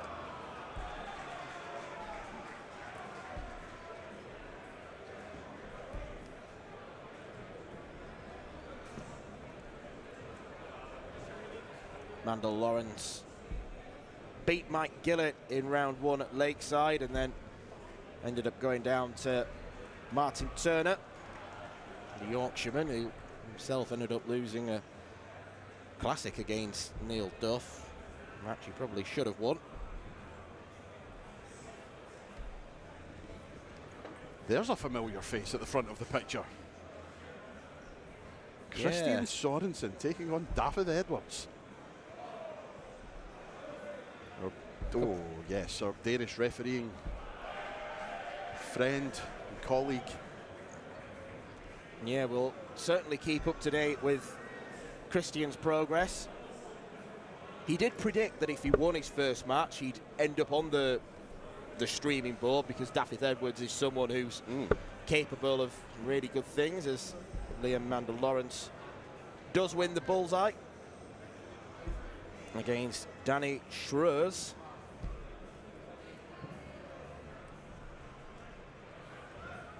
Make yourselves comfortable, this could take a while. Having said that, Liam's throwing a hell of a lot faster than I've become accustomed to. I think what has changed, the actual throw I don't think is any quicker, but it was the way that he used to address the hockey. He would genuinely dawdle up to it as if he was looking on the floor for a £1 coin he dropped, or a euro coin, as we're on the continent right now. But the actual throw is okay. I mean, those darts are absolutely hypnotic. They're even bouncier than usual, surely. I'm not a fan of those points. They make me feel seasick. Yeah, I almost want to look away whenever I'm seeing them. They're a bit like Dieter's, aren't they? Well, that's the thing. But even more aggressive. I've refereed for Dieter 100,000 times, and standing there, the point hits the board, blah, blah, blah, blah, blah, and it just makes you feel, oh. Yeah, it feels like we need a cartoonish sound effect to accompany them. I'll provide, I don't mind. Okay. I won't charge you any extra for that. Don't worry, I wasn't planning on paying you anyway. Typical. Good start though from Liam. 218 after 9 darts. I really want to see Christian's game, to be honest.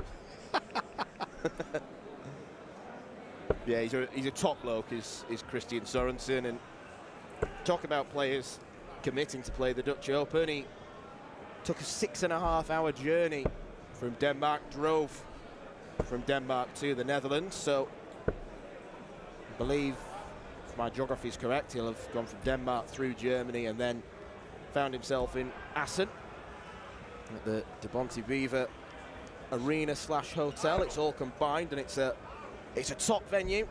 It certainly is. Fantastic, fantastic venue. Has been home to the Dutch Open since 2014. Back then when Ross Montgomery became the first Dutch Open winner at this venue.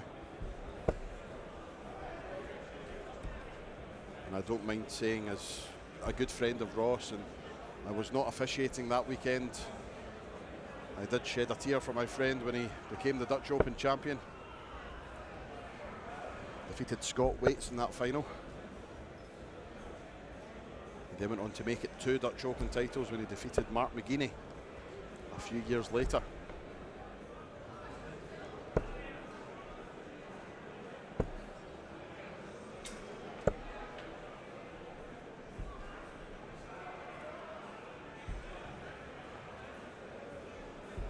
Unless I'm scrolling past it, I don't think Christian and Daffith have got their game underway yet.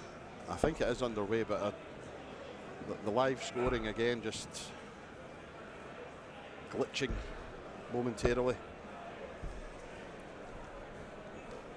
However, I could be wrong.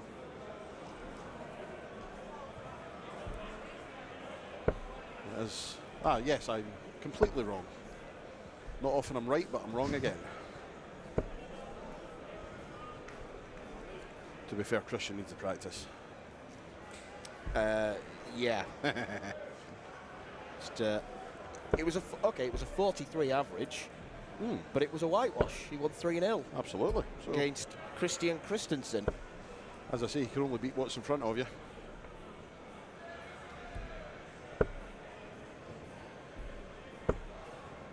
.45s all round at the start of this second leg for Liam Mendel-Lawrence and Danny Struers. Once again, apologies if I am butchering these names. I am trying my best. Well, when I had Marco with me this morning, I said to him, it's a real advantage having you because you're going to be able to say these names properly. Absolutely. Well, you would think so, but there was a name earlier on, I can't remember what it was, and he was like, I think it's this. I was like, you think? Okay. You're meant to be the expert, mate. You're meant to be the native. Oh, 180 though from Danny Struers. Wonderful, wonderful stuff. As Thomas Younghans books his place in the last 1,024. 3-0 win for the number 6 seed. A 77 average sees him through.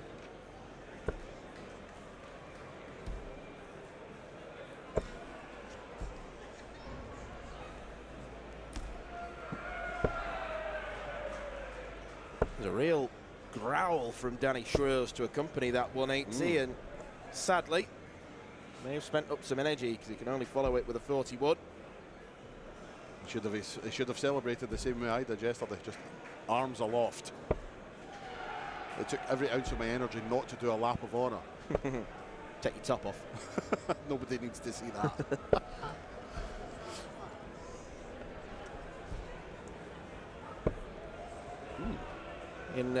In other news, we've just been presented with a pastry of some description. Lovely. I'm very eager to see what's inside it. I'm not going to eat it live on air, but let's, yeah. More catering from the Dutch. Love it. Simple Minds is playing through the PA system here at the Dutch Open. Makes me feel at home. Wouldn't necessarily have had you down as an 80s man, but mind you, they are Scottish, aren't they? Yes. So. The lead singer went to school with my mother. Oh, Jim Kerr, is it? That's the very chap, yes. Yeah. Old schoolmate of my mum's. But yeah, 80s is, I was born after my time. 80s is my genre.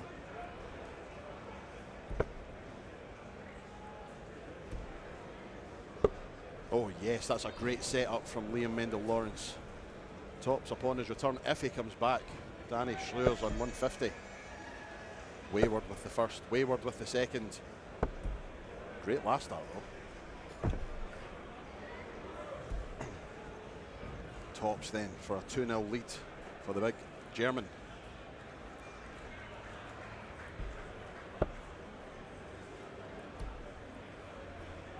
I'm just wondering if Christian and Daffith are waiting for a marker. What to say, I hope not. But Christian hopes so. double 18 to peg a leg back. Oh, hello. And a roar. Wow. Good grief. Danny Schreers, more like Danny Shrieks. Danny roars.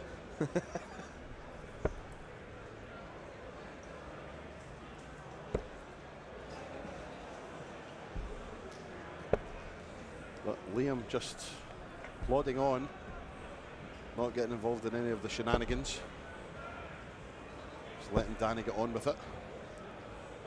Yeah, he's almost mature beyond his years, is Liam Mendel-Lawrence. Let's not forget, he's still 19 years old. 19, 20, yeah, he's not. He's very, very young, and yet he never gets involved with any sort of histrionics. He doesn't show a great deal of emotion up on stage.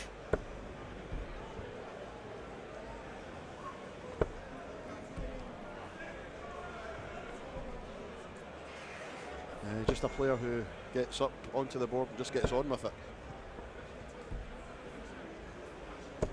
Three-time title winner last year. Yep, done the double in Switzerland, winning the Swiss Open and Helvetia Open. I refereed both of those finals. My beard grew 3 inches. He also won the Slovak Open.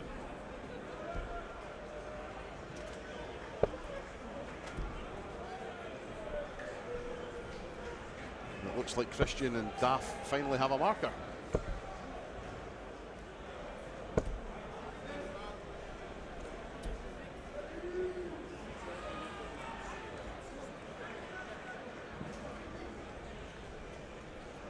I think Liam Mendel-Lawrence is just querying the score that he's got.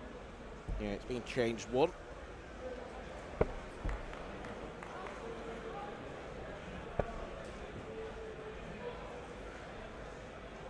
Just going back to those points that he used, I almost wonder in my head what the thought process is when you throw those, you see them bouncing the board and think, yep, these are for me. If I remember rightly, Neil Duff used them for a period of time as well. And we'll ask the man sitting behind us, Nick, your opinion on the wobbly points? No. If you didn't hear that, it was nah. So I think he doesn't like them either. Difficult to referee sometimes. Difficult to referee is exactly right. Make you feel seasick. They make you feel seasick. Difficult to commentate on. Difficult to see. Good grief. Jordan Forbes has arrived. Spotter extraordinaire, eating chicken satay.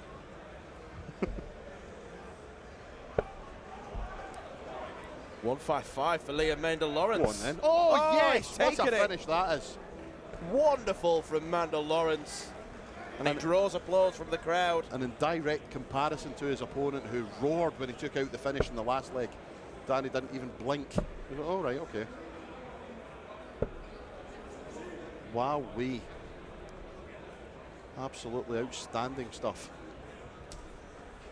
He just walked away in the manner of someone who does that all day, every day. He practices 155s for fun. Christian and Daffith are about to get underway, and bad news for Christian. Daffith's won the bull. I think if Christian had any chance of winning anything, it was probably going to be the bull. But unfortunately, that plan has now been scuppered. Kiana Freudenfelder, the number 30 seed in the ladies' competition, a 2-0 lead for her.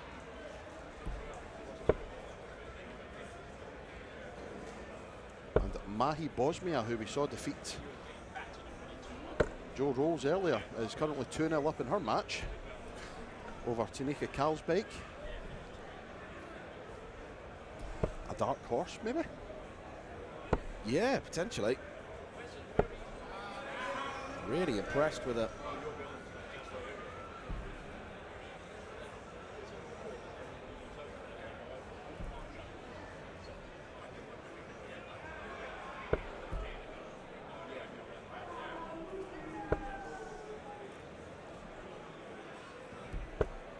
Well, this is on the Danny Schroer's throw. Liam Mandel Lawrence has just nudged himself ahead. A slightly odd decision from Danny to go back upstairs there. I think he maybe felt like the first start blocked, so.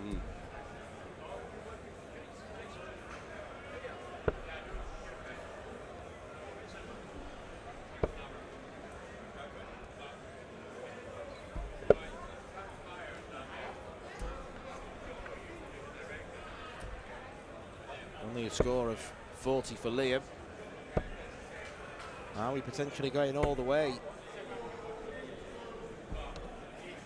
Well, it is looking likely, unless Mendel Lawrence can apply some massive pressure to the 152.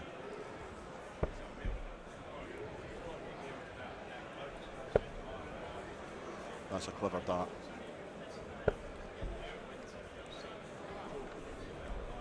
If he hit the single 19, he could have used the 25 to leave a finish, but the 152's on. The 152's on, double 16. Oh my God! Well, this has been a masterclass of finishing. Wonderful from Danny Schroer. Good grief. Well, he's the embodiment of all calm right now, Liam Mandel Lawrence, but I wonder if inside he's thinking swear words. I think you could be right. He started well in this leg, which kind of eases the pressure a little bit. But my word, what a finish that was from Danny Schroers.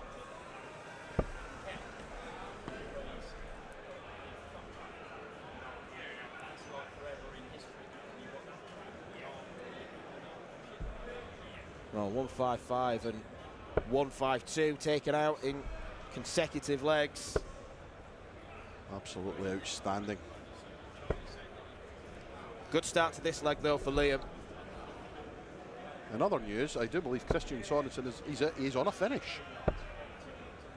Yeah, Daffith left himself double 3. He was on 117, he hit treble 20, and then obviously hit treble 17 when looking for the single. Bust 6, now no score.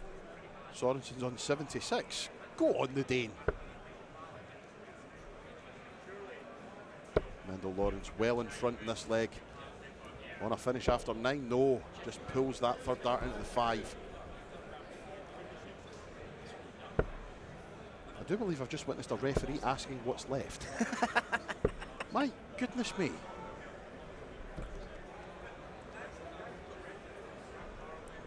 That didn't look like a celebration. No. It It certainly was not.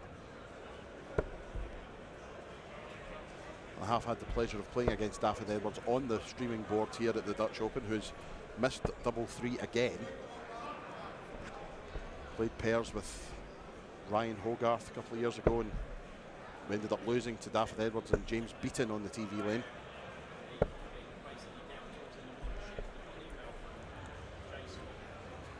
$125 for the match then for Liam Mendel Lawrence. Good start. Yep, treble 20 for tops. would have been another ton plus finish. That's a great last start. Oh, and a shake of the head from David Edwards means he's missed double three again. No, he hasn't. He's hit it. He sold me the dummy. Look at this. Wowee. No growl this time, though, because I think he knows the writing's on the wall, although that is a lovely way to sign off. It's a fantastic bit of pressure. So again, it just depends if Liam can keep himself composed. Hit double 10. Oh, that's a way, way off.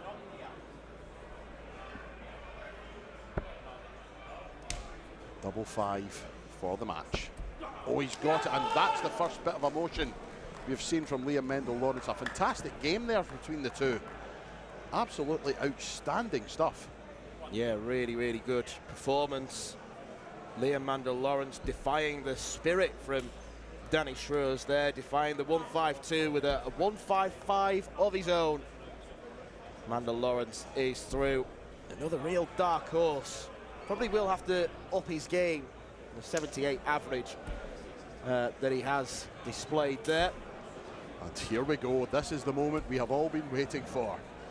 David Edwards and Christian Sorensen. Well, Christian's doing well. This is the third visit of the second leg. He's 1-0 down, but visits of 140 and 57. You can see just in the throw of Christian, he is another one who has suffered with the dreaded D word over the years. Steady stuff, though. Yeah, he's currently averaging around 67, and when I saw him the other morning, Christian said to me, I average 70 on a good day. So this is turning out to be a decent day so far. He's had one win to his name already against a fellow Dane.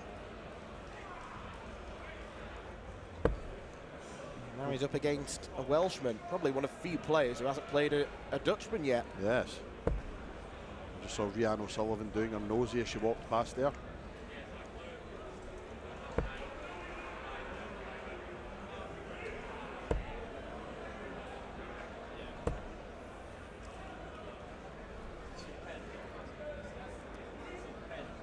David Edwards currently ranked 184 in the world. Got to the last 16 of the Romanian Open last week. And strangely enough, the tournament that gave him most of his ranking points was the Denmark Open, as he stands here facing a Dane.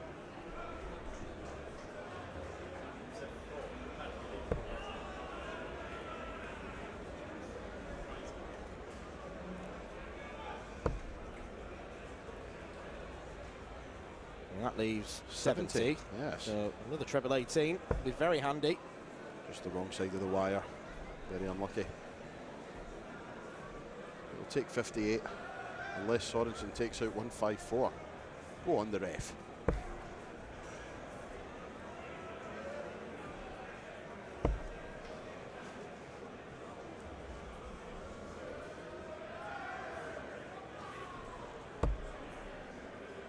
Only trimmed 60 from the score, so a simple single to double. David Edwards now. He has Great struggled marker on the doubles, and the struggles continue.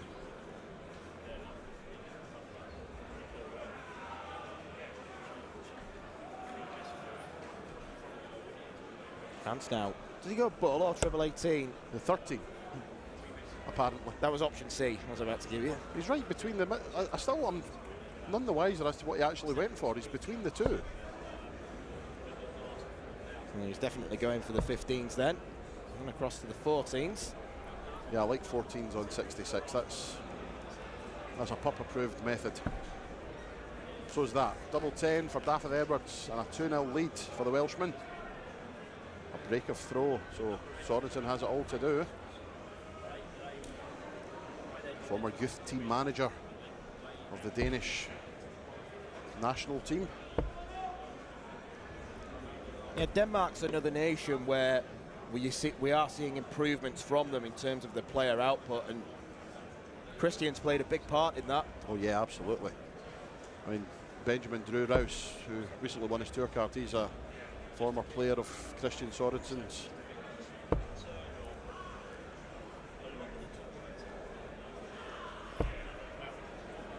Steady ton for Christian.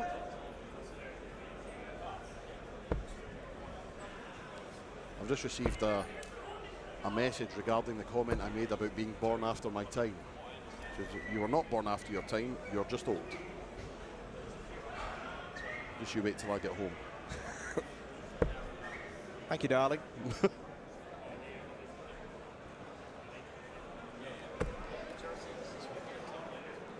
Well, that's made things awkward for Christian. The darts stood really upright. He's going to have to go to the 19s. A great last start, good cover. Yeah, super stuff from Christian. Some more good stuff from Daff.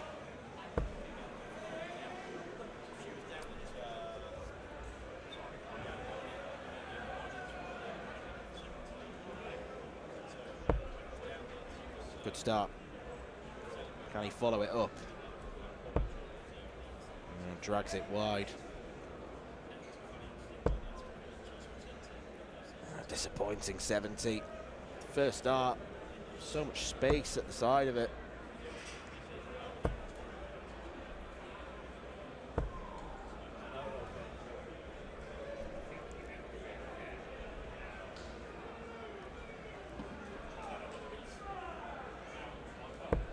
Big score needed to get Christian down to a finish, so Daffith is likely to have 6 darts. Triple 18 to leave 160.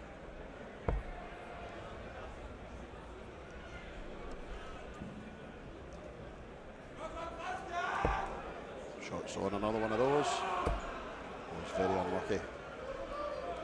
61 left. Excellent darts. 16 many returns, it's 120, my bearded friend.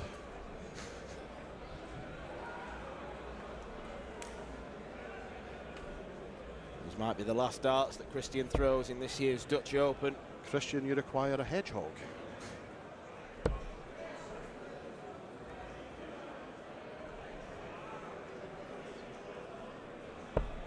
We were joking about Christian potentially getting to the latter stages, and his reply was one miracle at a time. Double 4. Said he didn't want to win the Dutch Open because he wouldn't be able to referee at Lakeside. Still got a chance though, 116's doable. Go on, Christian, is the roar from Nick Rolls behind me. Keep the first dart straight. Gonna have to shift over. Oh no. Wrong side of the wire. I don't know if that was a grin or a grimace or a wince, I'm not sure, but Bit of both. uh-huh. Bit of double trouble for Daffith in leg 1. No trouble there. The refereeing dream at Lakeside is still on for Christian because unfortunately he succumbed to a 3-0 defeat. Strong showing so far from the Welsh contingent. Mark Graham with a couple of 12 darters to win his game. Daffith Edwards, a little bit more serene for him. 3-0 success against the Great Dane, Christian Sorensen.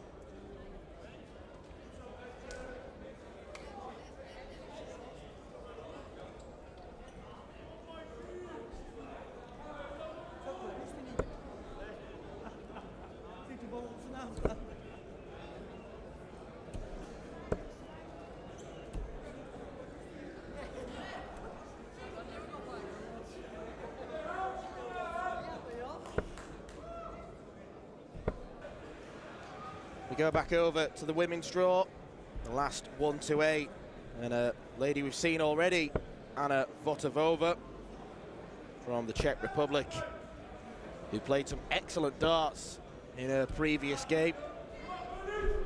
She's up against the German, Anne-Catherine Rosa, who, with a throwing style like that, I suspect she might have back issues later in her life.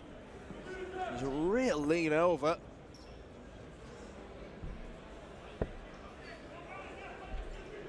Anna's got a lovely action.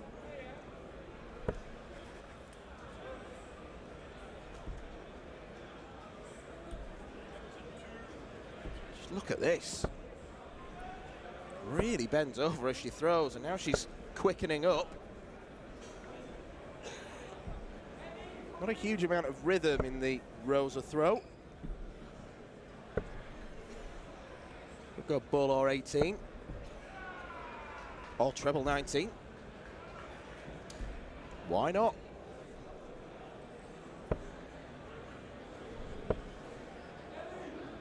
Big risk to take there, but it's a risk that paid off. Lot of over. Looking at the 18s now, playing the percentages more. Drags that one well short of the treble 20.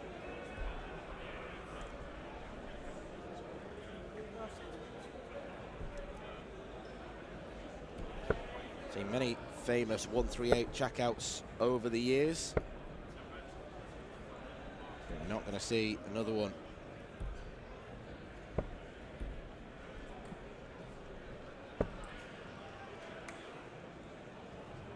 Just in the treble 11. So that leaves 49.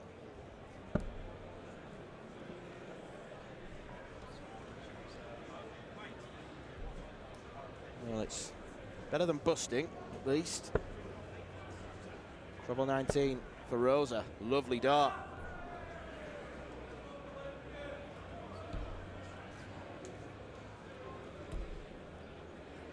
Leslie plays here, watches on.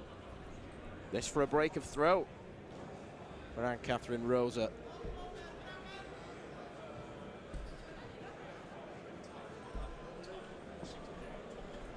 Well, Anna's departed stage left. Players are always allowed to ask referees and markers what they've got left. They're just not allowed to ask how you achieve that score. Nicely done from Anna. There is a leg away from getting through to the last 64.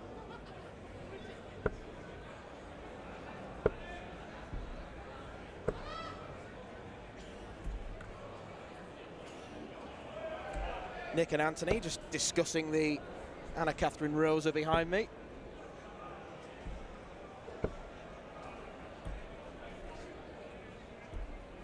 Quite an unorthodox one.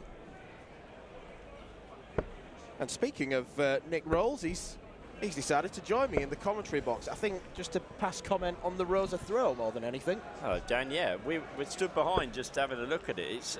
I was just saying to the guys, if you've got something like dartitis, you can understand how people, their throw change, they're trying to help themselves. And I'm not saying that Anne-Catherine hasn't had that, but it's a very strange stance, and then she seems to be throwing across herself. It's not one you'd think you've learned. Oh, I know what I do. I'll stand there like that. Something's happened for her to be throwing like that, I think. Well, I think the first comment that I made was if she continues to throw like that for the rest of her career, she's going to have a bad back at some point. Yeah, I agree. I agree, and that's a very good point. Anna Vatavova looks as though she's going to make her way into the last 64. At least that's the way things are looking at this moment in time.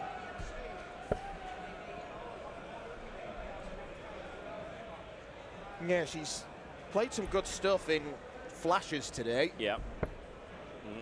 Already seen her on the stream earlier this afternoon. Okay. How have things been today? Enjoyed it? Yeah, really good. Again, probably even more chaotic than yesterday. But that's what we've got to do. We've got to embrace the chaos. Indeed. There's a couple of people that, friends of mine that I've sort of sent a message to say, yep, we're down to, we're in the last 4,000 and whatever, 4,096. That's got to be a typo, surely. No, we are. We're in the last 4,096. I'm pleased we we're able to get a glimpse of our refereeing friend, Christian Sorensen.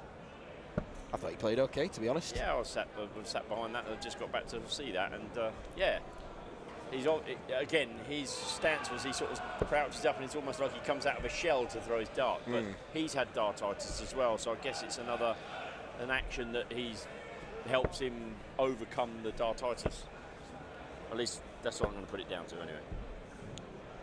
There's a distinct lack of rhythm with the Rosa throw. The 3 darts seem to be thrown at 3 different speeds, whereas you look at Anna's throw, it's absolutely textbook. Yeah, Anna's, I'll quantify what I mean. Anna's biggest problem is Anna. The self-confidence of, you know, if she hits a 3 or a lower score, she's very self-critical, and comes with being a young player and wanting to do well, I guess. Treble 19 leaves tops. Just the wrong side of the wire. There, do you see what I mean? The eyes close. Oh my God, I've hit a 1. And of course you want to hit the treble 18. But nobody does it in this world every day, and you've just got to crack on with doing what you're doing. Look at the score, you're well in front, and play the board a little bit. But a cracking talent for the future. I think Anna's going to be, I think she's got every chance of making late side, if I'm honest, because she can be good enough to do that. That is a match dart that's come and gone. Outside chance for Anne-Catherine Rosa. Remote chance now. No chance now. Tops for Votavova. Has been a scruffy leg, this one. We're into the 10th visit. But it's nicely pinned. 29 darter for Anna Votavova. Someone who's won multiple tournaments in the WDF system. A 2-time winner in Hungary last year, as Latibor Darts Classic winner as well. And she is safely through to the last 64 in the women's draw. On board B at the minute, the other TV board, we've got a young talent by the name of Bradley Roos, who's had some really good results, particularly on the development tour in recent times. He's up against Mike Corter right now.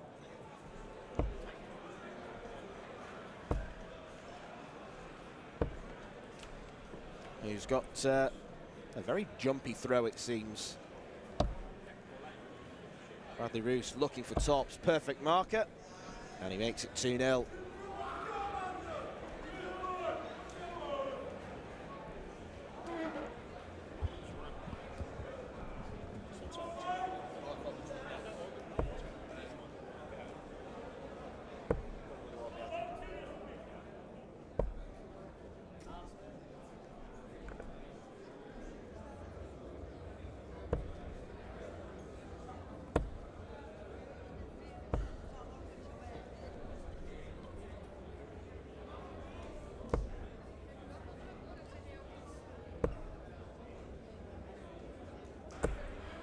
Quick shift around of the furniture here.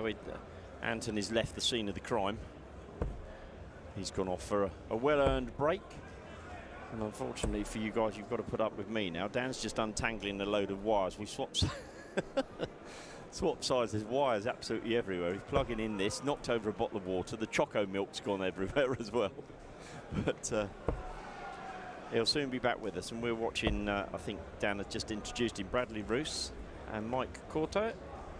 Bradley, 2 legs up.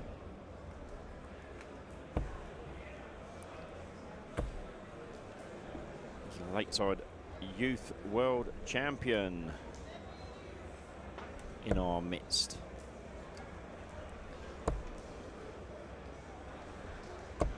All sorted, Dan? Yeah, just about. Got everything untangled. It's yeah.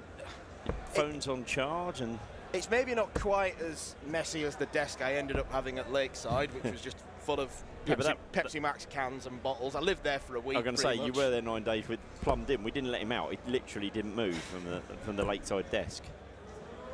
And by the way, speaking of untangling wires and plugging things in, I will pay tribute to Nick, because without the very useful help of his double plug adapter, I would not be able to give you all the stats that I've been rattling off. I'll give you a clue as to how many EU plug adapters I brought. Fewer than one. Yes, yeah. On the train on the way here, you were saying, have you got one? So Bradley on the verge here of making it into the last 1,024 in the men's tournament.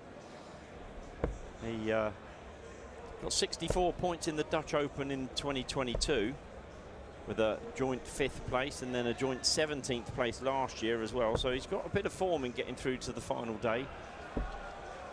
Double 8 here to take out the 70. He's had to shuffle across. I think he's on lane C now rather than on lane B. But yes, I think the guys have probably explained the situation is that in the men's tournament with so many, you literally cannot play it all the way through. Well, I guess you could go through till midnight, but it's going to be a pretty long enough day for those anyway. Bradley hits the final double, gets a round of applause from Mike. Bradley Roosi's through to the last 102.4. We'll play down to the last 128 today, and then the 128 will come back tomorrow to hopefully, for them, play through and win their place on the stage. The 2 men's semi-finals are on stage tomorrow, and obviously the final as well. Yep, so for 4 of those men in the draw, big opportunity awaits. Just while we're waiting for our next game to commence, I'll take you through a few of the latest scores. Lorraine Hyde, the number 9 women's seed, is in action. I was expecting the football scores then. Sorry. Well, I can give those as well. Lorraine Hyde 1, Karina Stoughton Horseman's 1. Oh, score draw. Yeah. Have you got that on the coupon? Tony Veenhoff has just won 3-0. He got to the final of the warm-up tournament, where he was beaten by Lutzen Elzinga. Noah Lynn van Leuven is 1-0 up against Jelisa Zegel, and she hit a ton plus average in her last game. 104 average. Was it 104? I saw that. Yeah, she finished it off with a 12 darter. It was a super performance from Noah Lynn. Speaking of warm-up, she won the ladies.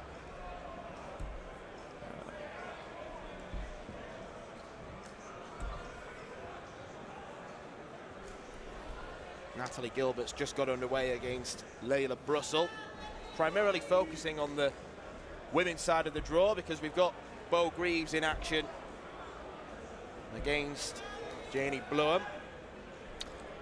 Yeah, that won't be easy for Natalie Gilbert either. You just saying that she's about to start off against Layla Brussel. Layla herself has been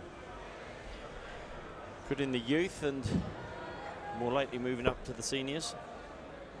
But now's the time to concentrate on the world number 1 and the 2-time now Lakeside world champion Bo Greaves.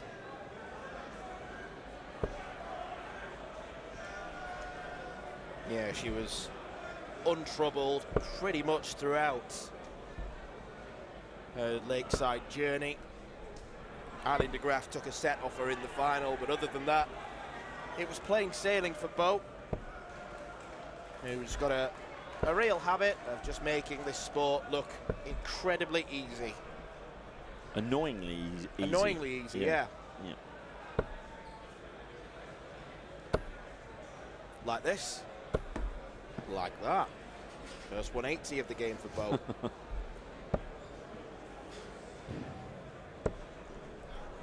Well, that's quite an adjustment to go from hitting outside the board to the treble 20.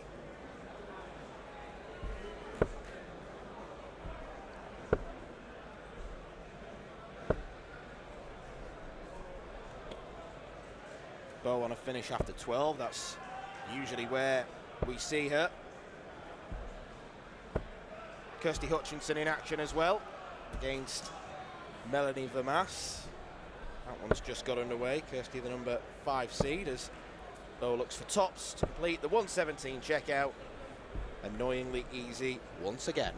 15 dart leg for Bo Greaves.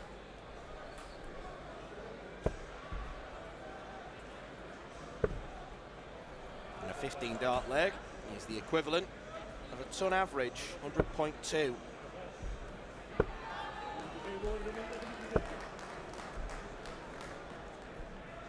Is just looking at the rankings and looking at the number of titles that Bo has, with the exception of the Dutch Open where she was runner-up last year in the Platinum to Eileen de Graaf, of course. Sorry, it was a split second, I forgot who it was. It's just rows and rows of first place, first place, first place all the way through. It's just incredible. A total of 2,687 points. And to put that into context, Eileen de Graaf is second with 1,628 points, over 1,000 points behind. It's just how dominant Bo Greaves is in the WDF ranking system. That would be the equivalent of winning the Dutch Open 4 times to catch up, I believe. Yeah, 270 points would win you that. Yeah, exactly that. Exactly. Yeah, it's been an astonishing title haul for Bo Greaves. And even on the rare occasions when she does lose, she bounces back. Yes, absolutely. She certainly does. The Dutch Open last year being a prime example. Yeah, she won the Dutch Open in 2022. But, yeah, as I said, yes, last year she lost out to Eileen de Graaf. So looking to regain a title, which isn't often something you say about Bo, to be fair.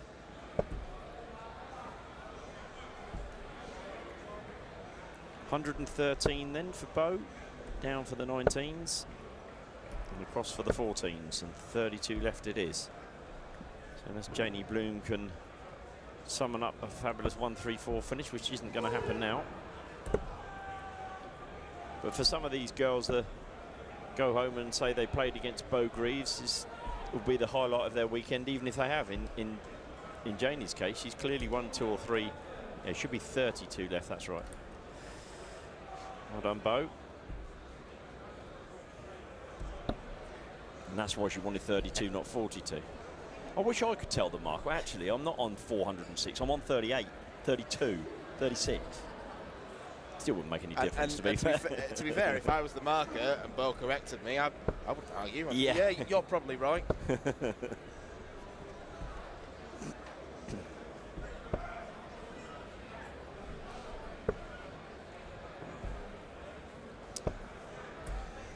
So the ladies tournament, this is the last 64 games, so beginning to get down to the business end for the ladies. Not quite the same situation for the men. Still in the last 2,048, believe it or not, which is just mind-blowing that we're at what time are we at? We're at 16:06 p.m. And in another 3 to 4 hours, we'll be down to the last 128 from 2,048. They'll be utilising all of the 200 boards there are here at the Dutch Open. We're looking out on 96 in the main hall. A couple of other rooms housing a further 104 boards. Mad to think that this massive room that's in front of us contains fewer than half the boards in this venue. Yes. Yeah.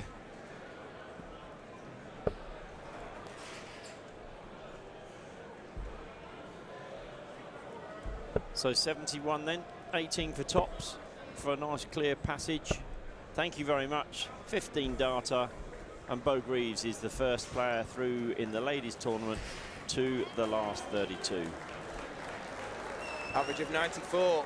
So it's that mid-90s ballpark where she finds herself so often these days.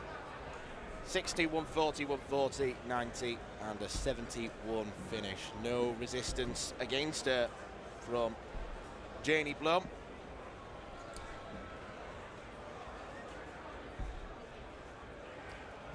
On the next board along, we've got Eileen de Graaf in action against Denise Leferink, which is where we're going to turn our attention to. A lot of the women's games are taking place in the TV lane because we're getting further along in that tournament.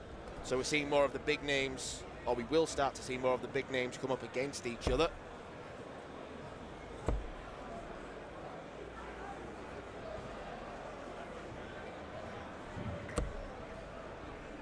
worst possible dart there for Denise to land into the single 5. Leaves a bogey number. Eileen just doing some running repairs on her darts, I think. I think that's a stem she's just chucked away that's probably broken. Eileen's wife sitting in the crowd, so I'd imagine by chucking it away, she chucked it at her.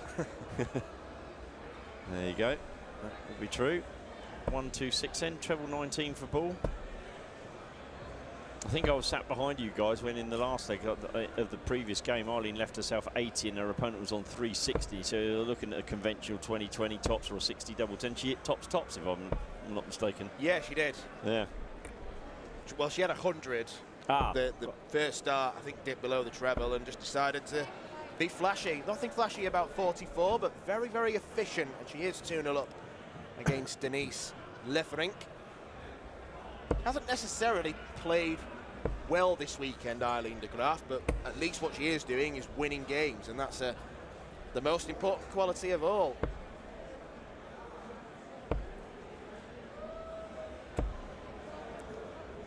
Another left-hander for us. We had a fair number of those on the stream yesterday. This young lady, Denise Leferink.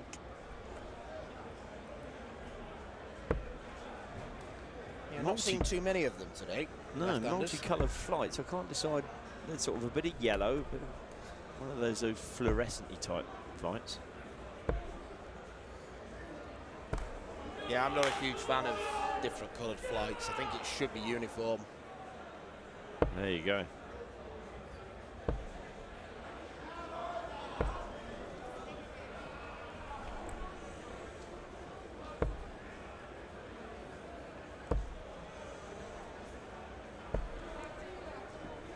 One of the best counters in the ladies' game is Eileen. Yes, very much so. Comes from being able to play the 20s and the 19s as well as she does, I think.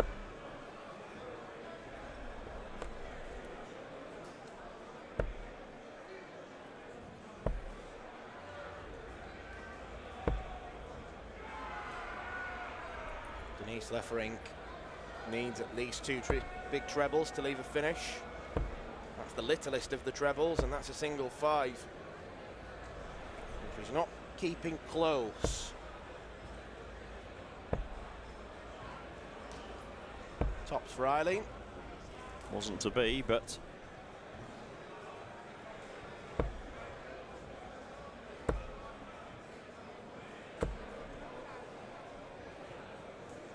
well, those first 2 darts were a nightmare because the only treble that could leave a finish was treble 20. Eileen ups to bust. It's the sensible play.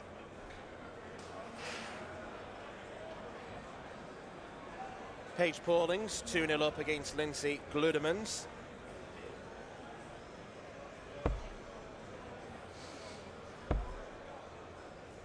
perhaps in the doubles early. But double 10 should seal the deal. Maybe it's 2 and double 4.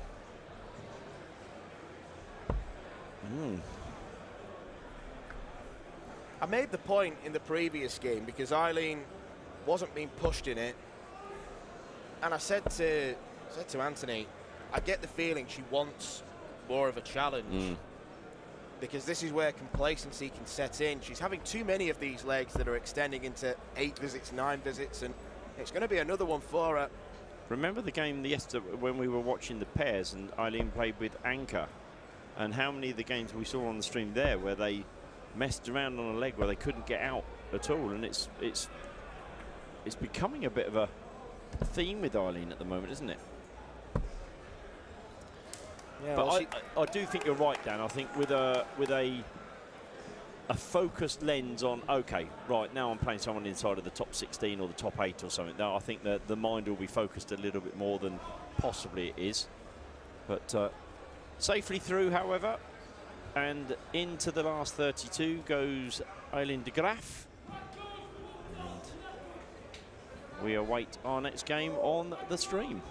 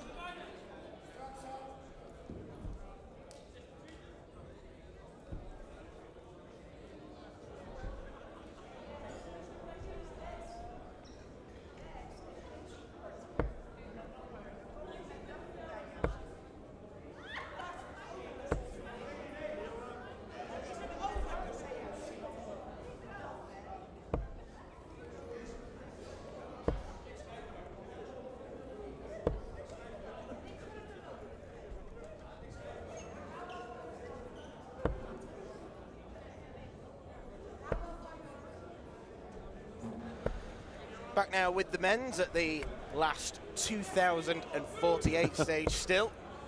And we are watching a man who we saw a bit of yesterday in the pairs, Johan Brouwer, who got all the way to the semi-finals with Marco Horn. Good memory. He did indeed. Yeah, and he played well, so he's giving the singles a go. Did. And he's won his first match to get a match with Belgian Stijn de Klerk. And he's made a pretty good start here. He has, and just looking de Klerk in the previous round, won 3-0 with an 80 average. They're not shabby in any way, shape or form. So 2-0 up. Sorry, 1-0 up. 1-0 up.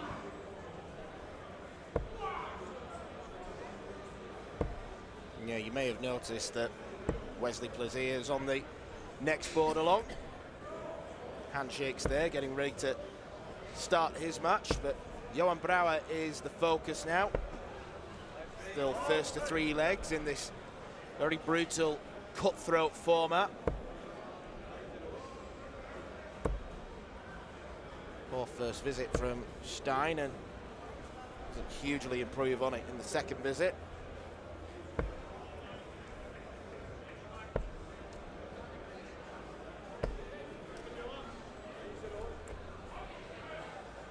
Plenty of dreams of winning the Dutch Open with these two, and a lot of players who are still in the competition. We'll keep you up to date with the important scores going on from elsewhere. Yeah, difficult to keep an eye on, even with the wonders of Dark Connect. It's difficult to keep the eye on the last 4,048, to be fair. Yeah, well, you scroll down, and then a whole new bunch of games just start. So then you scroll back up and you lose your place. Yeah. I'll tell you that the number 7 seed, Daniel de Kalter, is 1-0 up against Fabian Rozenbrandt, averaging a ton right now. Paige Pauling in the last 32 of the women's is 2-0 up against Chantal Nebeek.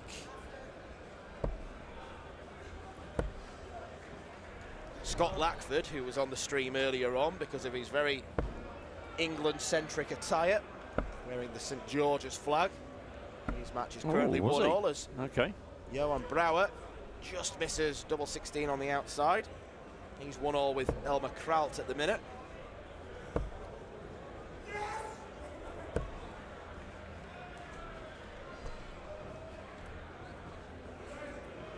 Double 16 then for Johan Brouwer to go 2-0 up. And there it is, fist pump with the left hand. I'm pretty sure on the back of Brouwer's shirt there, it just says his name, and then there's a picture of a fish. Okay. Is he a fishmonger by trade, or? I haven't heard of the Brouwer fish. It's just, It looks like a fish, doesn't it? yeah, or a shark. Ah. Shark would probably be better as a darts nickname, a bit more menacing than the Yeah. fish. The trout. Other seeds in action, Roma Muyeman is 2-0 up against Wim Kreuzen.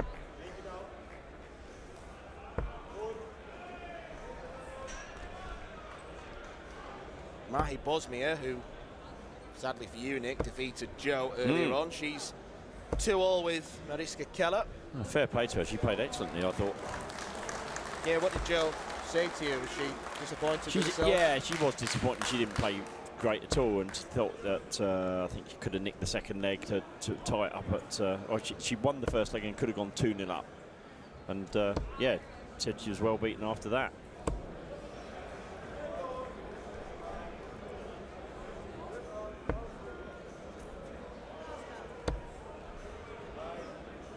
For Brouwer, doesn't quite get it. Does leave 109, and he's fair way in front now of de Klerk. Just the 40-point disparity in the averages right now. That's going to close off. Back-to-back 140s, but this has been a good performance from Johan Brouwer. He is going to be taken to another visit. That is unless Schneider Clerk can find this 1-4-1 checkout.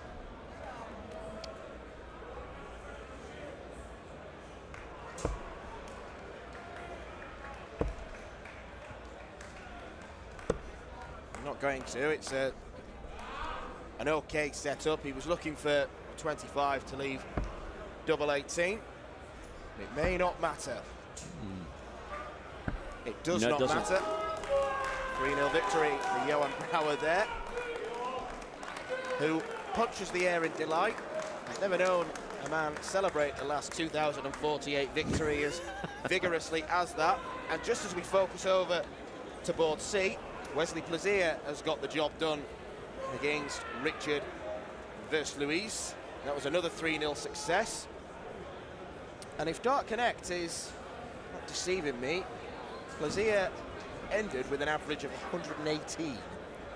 Wow, I've just clicked on the game to see it, and it's as you can imagine, with 2,048 games going through Dart Connect, it's just taking a little bit of time to come through. Well, it says when it was 2-0, Wesley's averaging 136.64. Good grief. That could mean 2 11 darters. Yes. It could mean a 13 and a 9. Yes. Now, I don't think Wesley hit a 9 because I think we'd have heard it in the background. We'd have heard roars from the crowd. But that is some performance from Wesley Plaisir. We'll try and get you confirmation of that as soon as we possibly can. Because if there has been a 9 darter, well, quite frankly, the world needs to know about it.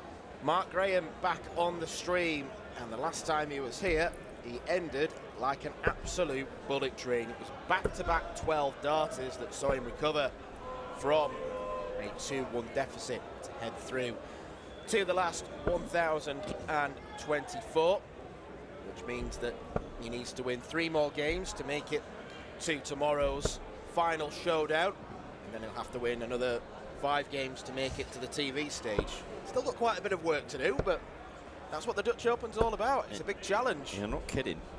Mark, of course, off the back of a 9-darter last Sunday in Romania. So. Yeah, he's apparently not stopped telling everyone about that. Oh, is he not? Which, I mean, in fairness, if I hit a 9-darter, I'd be telling everyone about it for the next 20, 30 years.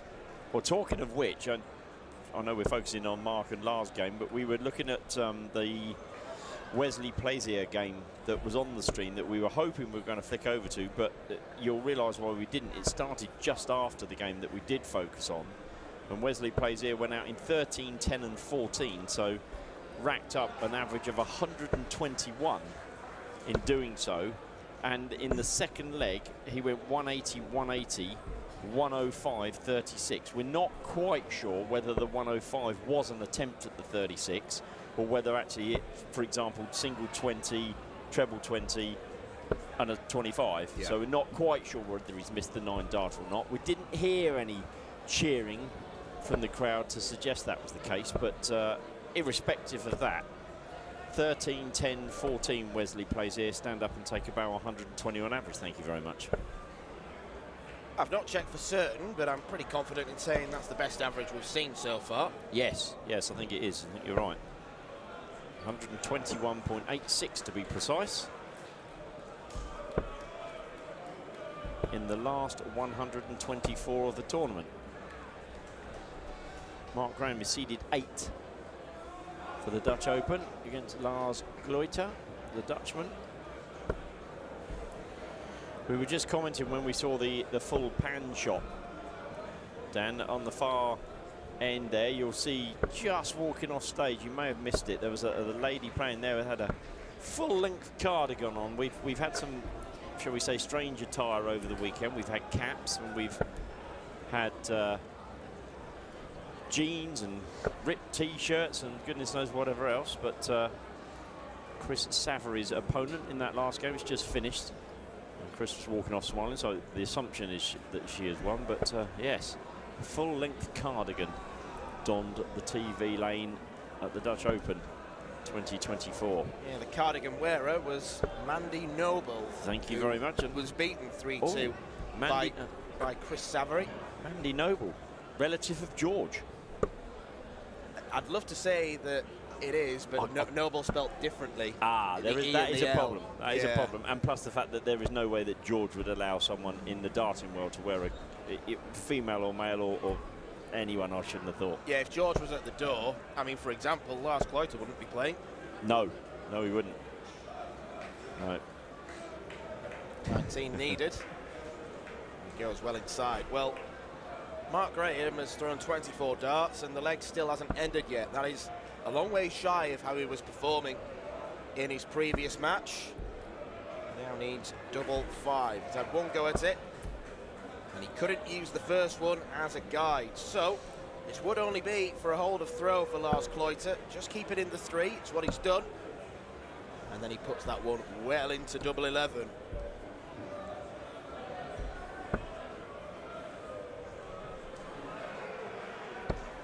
Oh, talking of the wrong doubles.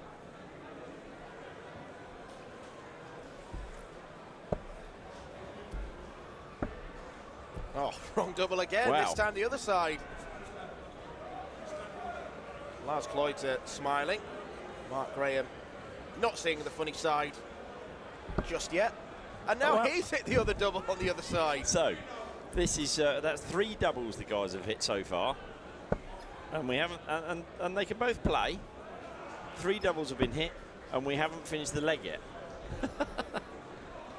And we're up to 33. Hey, there we go, with Mark Graham's 34th dart, a hold of throw and a 44 average in that first leg. Next time Mark mentions his 9 darter in Romania, we'll mention the 44 darter in Holland. Well, the last 3 legs that Mark Graham has won have been in 12 darts, 12 darts, and 34 darts. Literally the sublime to the ridiculous. I have a hunch that he's going to lift his level. Well, for our sake, I hope he does as well, to be fair. Easily. Albeit the scoring was okay in that first leg. And there we go. He has indeed raised his level. He's listening.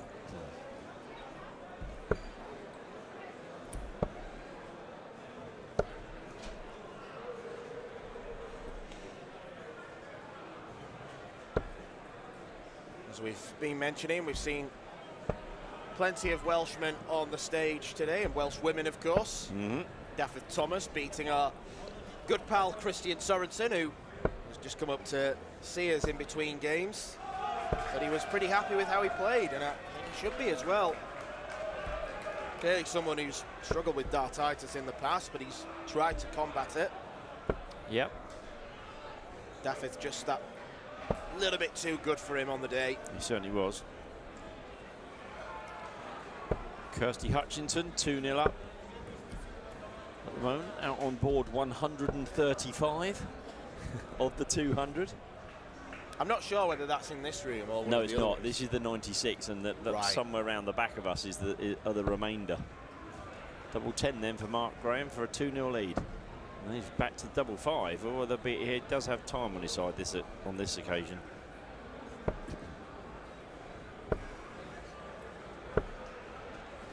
Question is, will he go straight for it or decide to split it this Well, time? yes, quite. Well, he's got the line off there. He found it.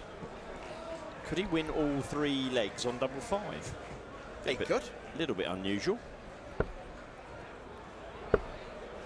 Natalie Gilbert, the number 11 seeds, out on board 144. She's winning 2-1 against Janie Wink. Natalie, of course, named in the England team again. Congratulations to her. Sophie McKinley, the number 12 seed, is playing Christine Hyde, which so it's an all-Scottish affair. Christine Hyde, the sister of Lorraine Hyde, and it's Christine that's winning that game by 2 legs to 1. That'd be a little bit of a surprise if Christine overcomes Sophie. Just wondering if it'd be possible for the sisters to meet at any point. The Hyde sisters to meet, yes, and I've just opened up the game, and Christine Hyde has already missed match darts. She now has left herself 10. Poor Sophie's back on 152, but has the throw, so she's hit 81. But Christine now has 3 at double 5 to knock out her compatriot.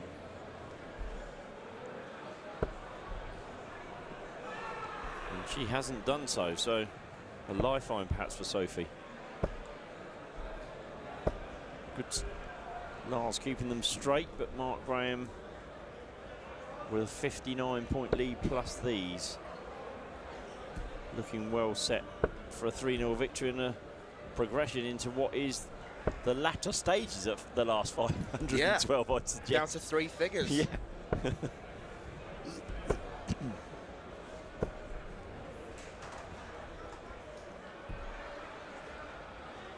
Seeing the wide shot then that Bo Greaves is getting ready to take to the stage against Desiree Shield, which I believe is the number 1 seed against the number 32 seed. It would be, yes. Mark Graham, he wanted bull with his last dart and hit treble 15 going for a single 10 in that last throw. But he's seen off the 5, and it's Mark Graham that is into the last 512 of this year's Dutch Open. Christine Hyde and Sophie McKinley has gone to 2 legs all. Christine has missed 9 match darts there to see off Sophie, but that's now 2-2. Desmond, as we like to say. I think our focus is indeed going to switch to the ladies world champion, Bo Greaves, back on the TV lane and back in action. Stand against Desiree Gil, who Aletta Vaya pointed out yesterday is a Dutch international. Yeah, ranked 210 in the world. Notable result being a Belfry Open quarter-finalist in October. That's where most of her ranking points come from. She did get to the last 64 stage of the Dutch Open last year, so she's gone one better this time. But it will take something almightily special to beat Bo. Not just from Desiree, but it will take a bit of a collapse from Bo to lose this, you feel? Yes, I wouldn't disagree with that. Eileen de Graaf is back out and playing. She is 1-0 up on Natalie van Marm in the last 32. Eileen in that 1-0 has averaged 88. So good positive start. A good positive start for Bo. 80 in 2 darts. Once again, making it look easy. Just a mere 107 average.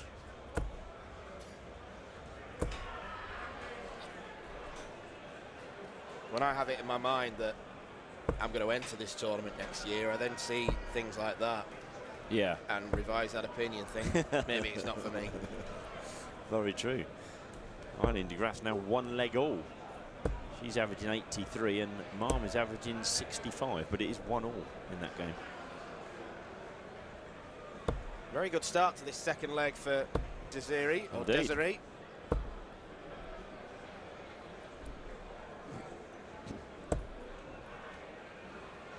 In the men's tournament, the number 30 seed, Silko Visser, is 2-1 up on Sander Terpstra, fellow Dutchman.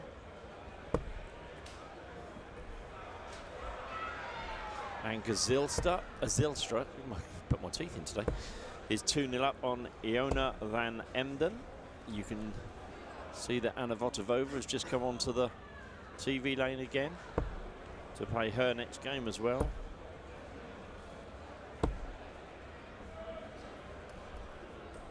And a big chance here for Gilles, particularly with Bo not on a finish. That chance is slowly fading away. That's a lovely third dart to recover the situation. Should be on a more presentable finish than 72. But she's going to be up against it because of that 174 from Bo Greaves to leave double 8. It's just when you think, oh, I'm in here. That's how going to be the bullseye. Yes. I could win this leg.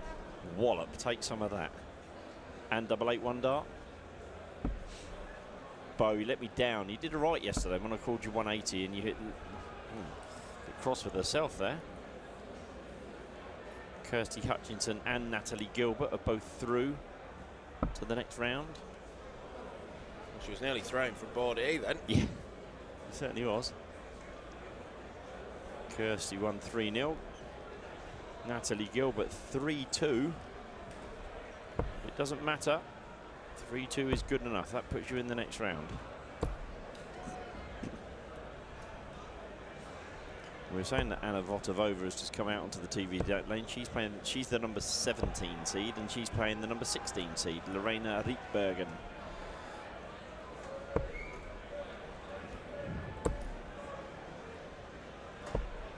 Which would mean the winner of that would face probably Bo. Indeed it would. Good luck.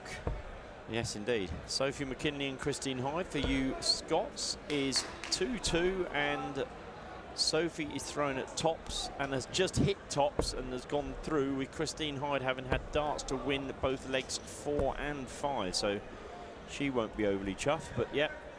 Sophie McKinley. Oh, I beg your pardon, sorry. Oh, it's the best of 7 legs. Aha. Aha. An error by my good self there. The last 32, they're playing the best of 7 legs.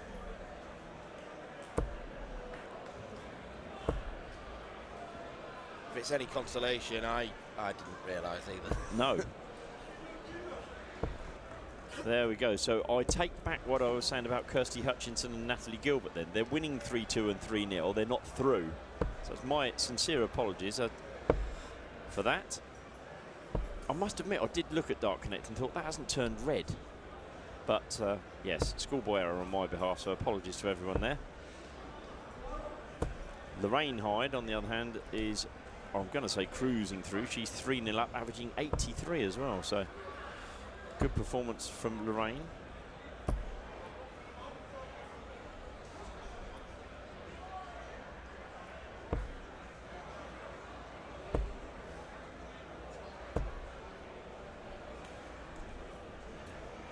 Tops for Bo Greaves to make it 3-0.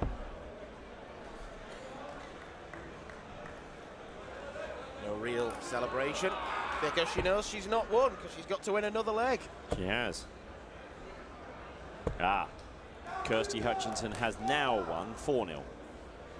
Tori Kewish has also won. She's won 4-2 against Astrid Trauberst. Adriana Vigdern-Vermaat has won 4-1, and Paige Pauling has won 4-0 with an 82 average. So, and Natalie Gilbert leads 3-0. Bo was teasing us with a 9-darter. She was. 180 with the first leg, but can't follow up the heroics of yesterday.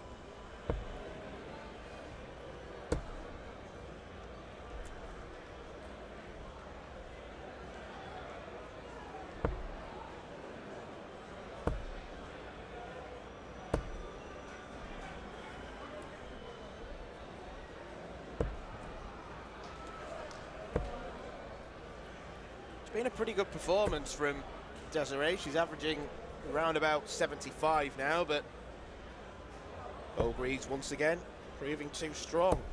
It's what she does. Single 16 leaves tops.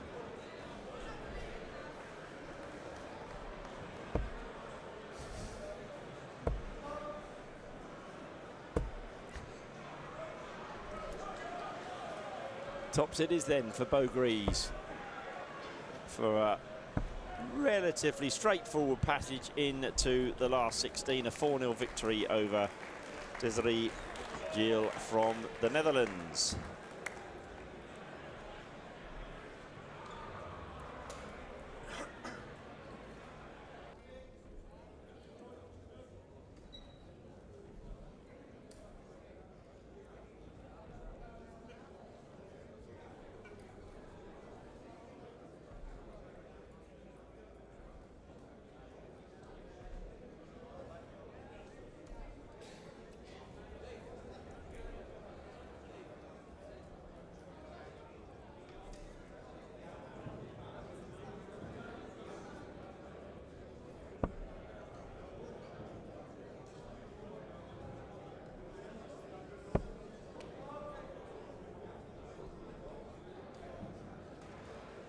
Well, attention then turns to who's going to face Bo in the last 16 of the Women's Dutch Open. And right now, Lorena Rietbergen is 2-0 up against Anna Votavova, having just broken the throw. And actually, if you could claim a leg for every double you hit, that could have been game over. Well, no, 3-0, sorry, because we're playing best of 7 now. But yes, double 6, double 4 on double top, double 20. 10. Shut up, Nick. I knew what I was talking about. 4 is the magic number now. Yes, 4 is the magic number now. That's the one to remember. Until we go back to the men's when it's still 3. Don't confuse me. And Gazilstra 3-0 in front.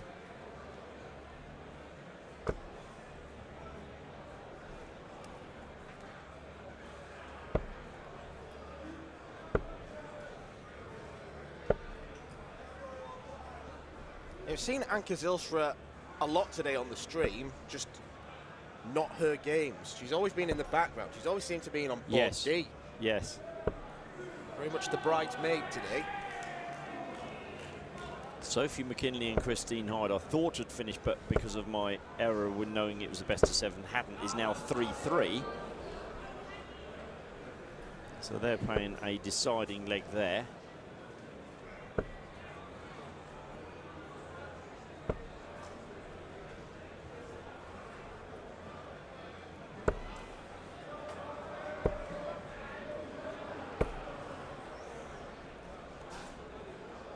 Anna needs to find probably 2 trebles to really put Riek Bergen under pressure.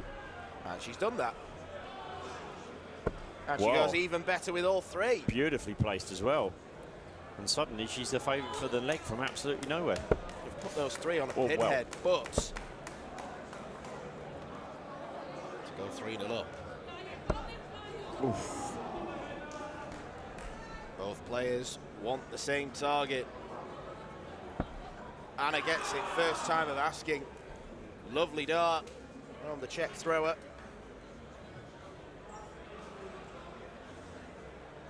Super response.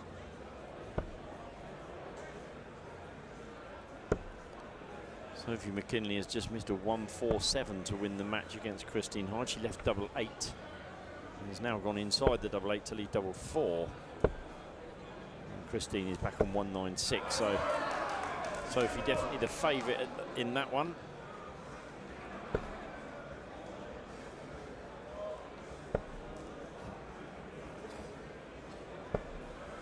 Good recovery there from Anna last dart.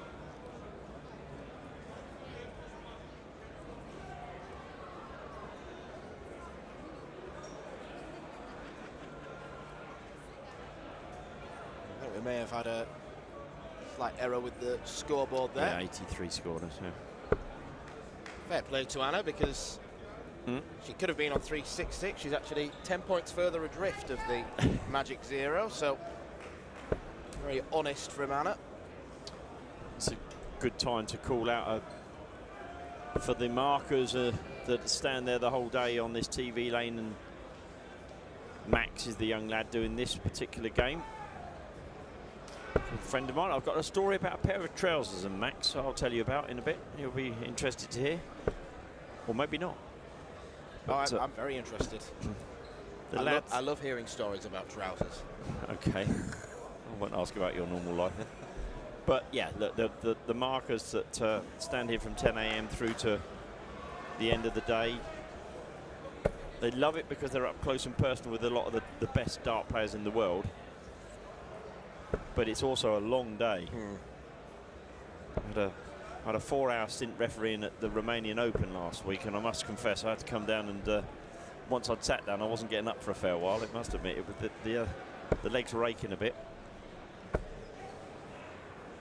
Not that I was complaining, I had some fantastic matches, but it does take it out of you. And you were saying yesterday, Dan, about we mentioned in the markers and the brilliant work they've done, but the players some of these players were up here at 10 o'clock this morning having their first game. Many of them were in before that having their practices as well, and we could still be here 7, 8 o'clock tonight. So we're talking 10-hour day for some of these people that get through to that last 1 to 8 in the men, or indeed the final in the ladies tournament.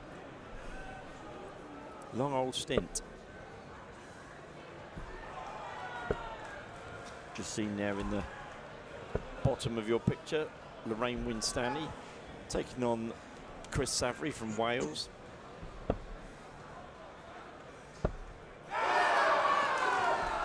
No. Got another leg. Got another leg, girls. Oh, I'm not the only one. I'm not the only one. These two girls were in the youth together. Lorena did exceptionally well for the Netherlands in the youth. Probably have to wait now a few minutes for them to get the composure back.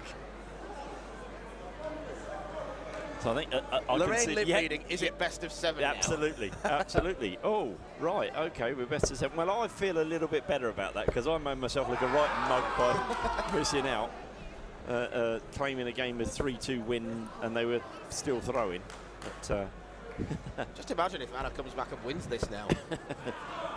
Yeah, I'm not sure Lorena's cheery smile when she was laughing and joking about it will stay the same if that happens, but yes, all the same.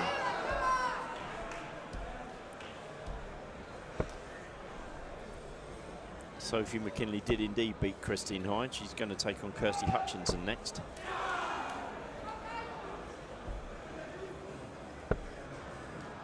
So you want the trousers story? Go on. The World Cup, the WDF World Cup. Ooh, I'm terrible with years. 2017, 2018 was in Japan. And we travel all the way out to Japan, and we as the referees tend to do what we call the floor work, so we don't need our suits for the stage. We put on a nice pair of trousers and a WDF shirt or whatever, and we're just making sure the boards are running nicely. We get there, myself and Joe and Marco and a few others, we went there a few days early, have a look around Japan, lovely. Got to the day before the tournament started and suddenly realised that I didn't have any trousers with me other than my suit trousers, which would have looked a bit stupid. So we decided to have a day out wandering around Japan trying to find Nick Rolls a pair of trousers. Well, Nick Rolls is 6'4", 6'5", and finding a pair of trousers in Japan for a person that height was not having. They brought out several pairs, but they'd look like a pair of shorts on me. So it wasn't to be. So having marched around for about 3 or 4 hours, just beginning to think, my God, what am I going to do now? Well done, Anna, for winning the 5th leg. Sorry for talking about my trousers whilst you're playing. We get back to the hotel, and Max, who'd come round on the day out with us because he'd come over there as one of our markers, said, actually, I reckon we're about the same size. And he had a spare pair of trousers, and he was exactly the same size as me. So we spent the whole day going around Japan, and in the end, I wore Max's trousers for the week. There you go. What a man. The story. Spent all day marking and lens trousers. And lens trousers. What more can you say? That is a true story. Proper Good Samaritan act. What would you have done otherwise? You'd have just had to wear the suit trousers, well. I would have had to, yeah. I mean, they're not Larry. I mean, we're not talking an Anthony Dundas or a Peter Veit style of trouser, but just a bit different from a normal grey trouser, like the grey trousers I have on now. But meanwhile, back at Lorena Reitberger against Anna Valtavova, Anna very rudely interrupted me by winning the 5th leg to make it 3-2. So your comment of what wouldn't it be funny if Anna won this game now, having shaken hands at 3-1, is one step closer.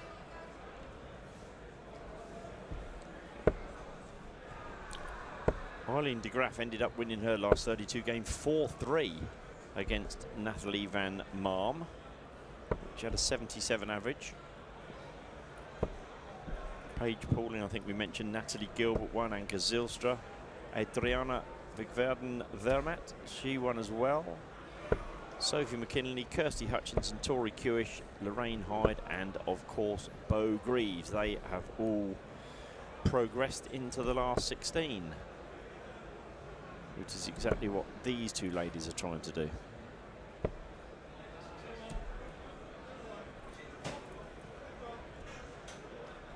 Alexander Merckx is on the radar. He's 2-0 up in his last 1024 game.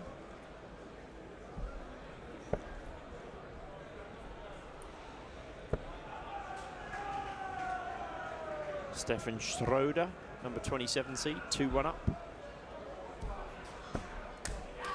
107 taken by Anna Valtavova. And we are going all the way. It's more of a business-like fist bump between the pair now. Lorena does have the advantage of throw, but really nicely found. 107, triple 19, single 18, double 16. Saying earlier when we were watching Anna, I do think there's something in her game that can propel her to the higher echelons of the WDF.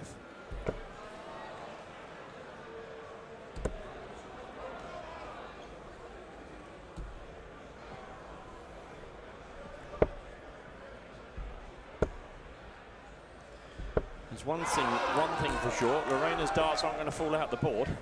They might ping back off the wire, but they stay thrown, don't they? Yeah, it's a very powerful throw.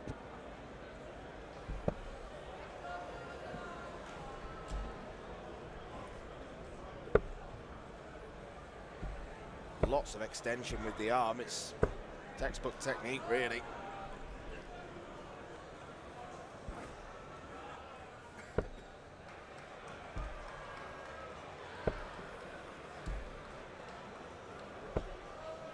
Just see in the background, Moreno Blom is getting ready to play. Was that against Jimmy Van Schie? No, I don't think it is. Just while Dan's looking that up, I can tell you that these two ladies, Lorena Reitbergen averaging 72, Anna averaging 75, so a good contest here between these two ladies, and very even, as the score would suggest. This might be a telling score, a ton from Lorena. But Anna has not been short of the courage to come back. She was 3-1 down. The ladies shook hands, thinking that it was all over.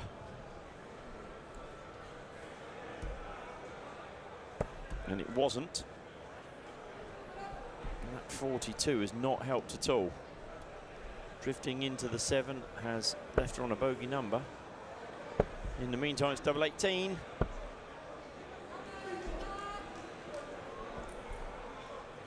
She'll be back for the double 9 or perhaps 10 double 4.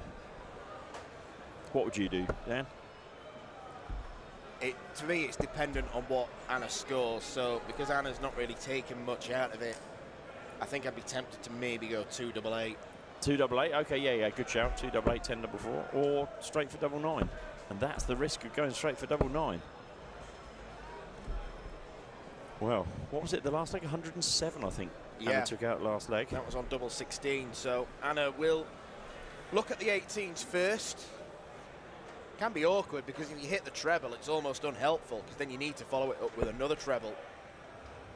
Treble 20. Oh my Leaves word. the bullseye. Lorena can't believe it.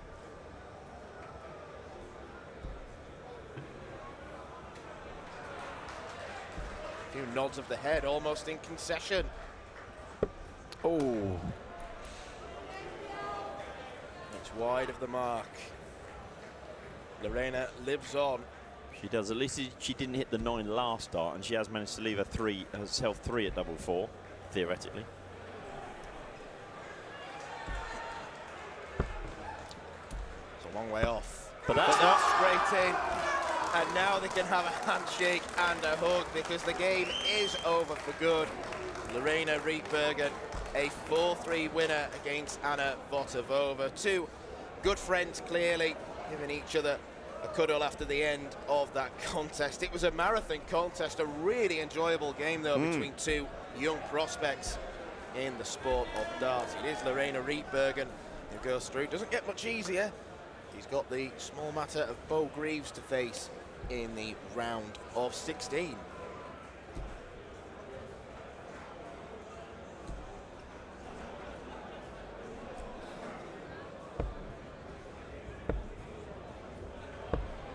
Meanwhile, Lorraine Winstanley is not having everything her own way. In fact, she's having nothing her own way. 2-0 down against Chris Savary. Up for tops, though, to halve the deficit.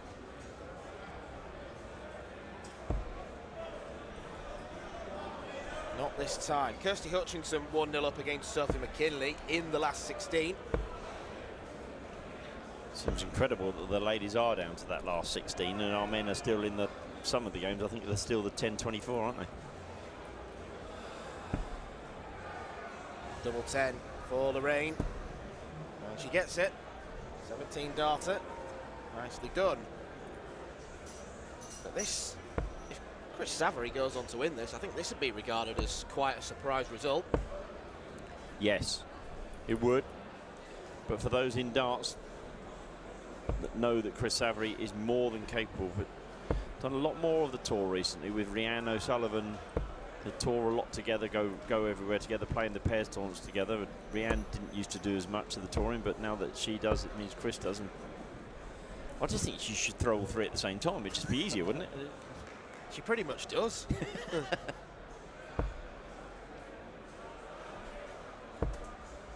Rapid fire delivery from Chris Savary. That's unfortunate. That's 60 points on the floor.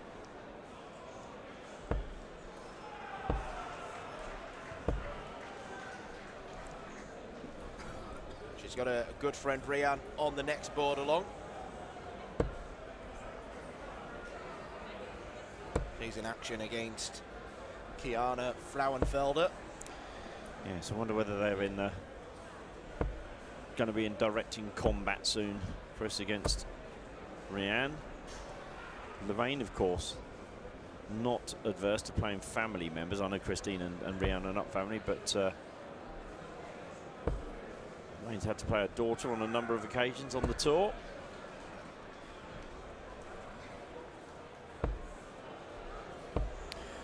Josie Patterson, not here this weekend, but if you are listening, Josie, good afternoon to you and to Mr. Gurney. He got a late call up to the Masters. He did, yeah. Ah, which will explain why Josie, well, I think Josie is spending a little bit more time travelling with Daryl. It is 25, Chris, yeah. 57 for the ball.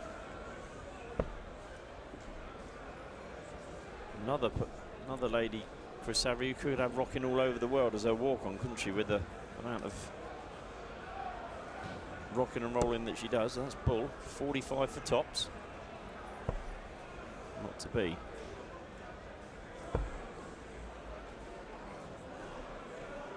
.83 it is.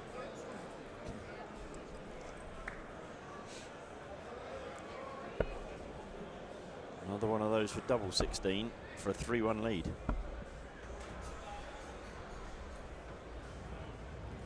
And the anguish look tells you that she didn't get it. Now, choices for Lorraine Winstanley. She's going to go 12 tops.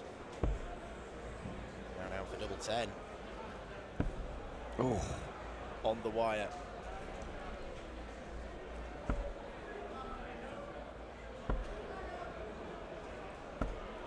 yeah, she sneaked that in there, I think. Yes, she certainly has. 3-1 Chris Savary.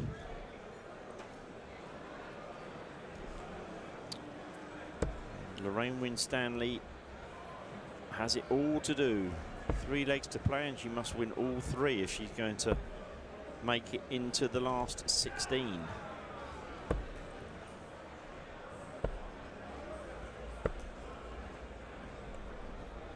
Well, speaking of Daryl Gurney, he's just about to take to the stage. Even though he's ranked 26th in the world in the PDC because he was replacing a seeded player. Yes. He goes straight into round 2. He does. John Scott-esque. John Scott-esque, yes. John Scott was our reserve player at Lakeside. He came in when Thibaut Tricot withdrew and went straight into the second round and played against Leonard Gates. Oh my goodness me. Fair play to Lorraine. No, I didn't see any expletives. They're on the inside. Yes, I'm sure they are.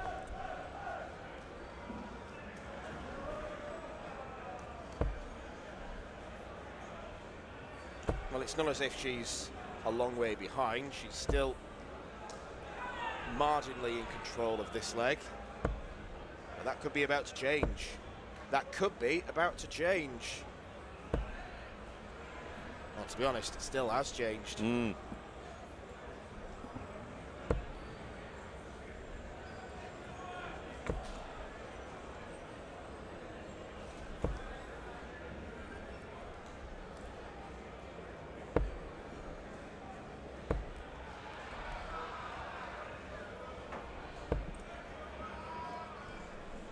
Savary then loses her range with a score of 17, so Winstanley needs to chip away at this. She needs 2 big trebles now. She isn't going to get them. Doesn't even get 1. Yes, it's looking decidedly dicey, isn't it?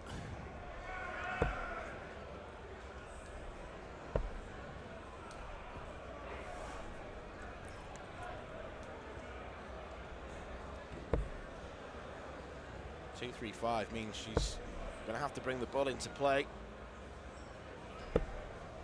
That's what she does. Leaves the big fish. All the 18s.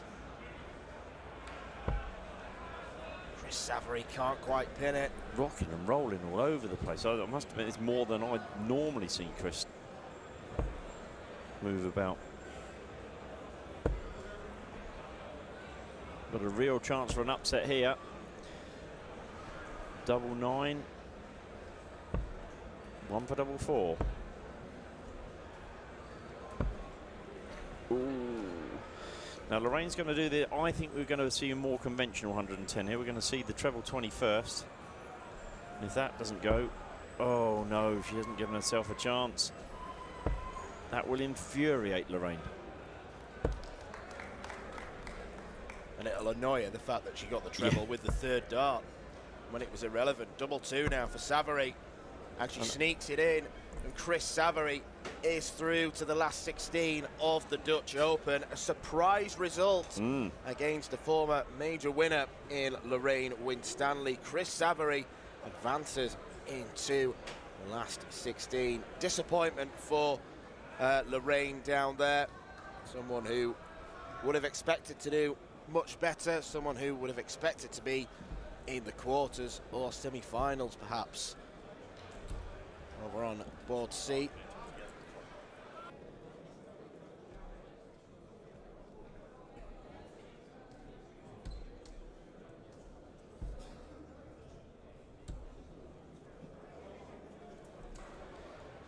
Bradley Roos against Michelle Vrolijk now.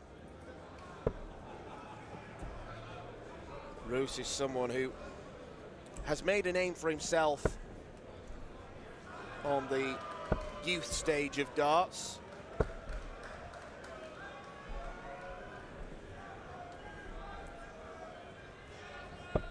He's looking to make a name for himself as a man as well, and he gets double 16. Just seeing your picture there that Liam Mendel Lawrence is getting ready.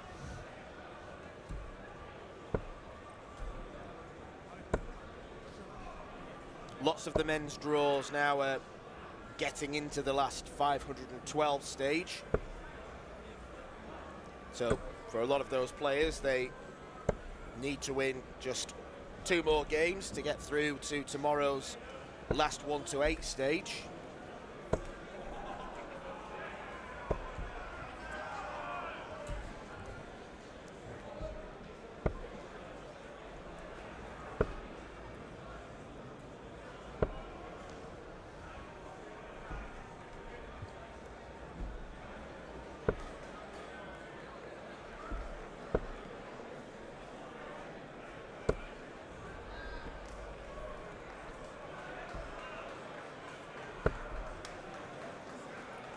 Good scoring in this match between Roos and Vrolijk, primarily from Roos.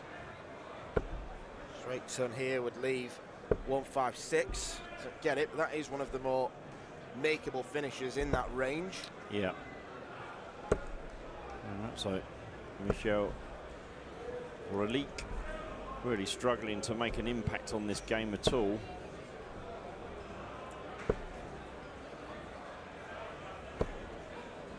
Quarter-finalist in this competition 2 years ago was Bradley, back in June 2022. He made the last, well, I want to say the last 32 last year as well, if I'm not mistaken. So it gets got through to the Saturday, but on both the occasions that he's been here.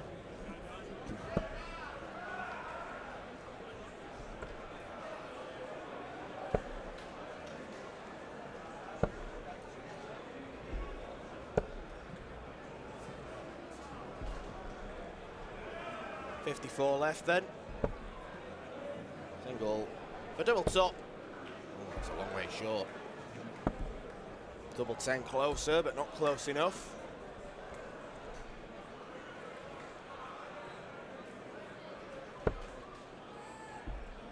I think those will be Vrolijk's last darts.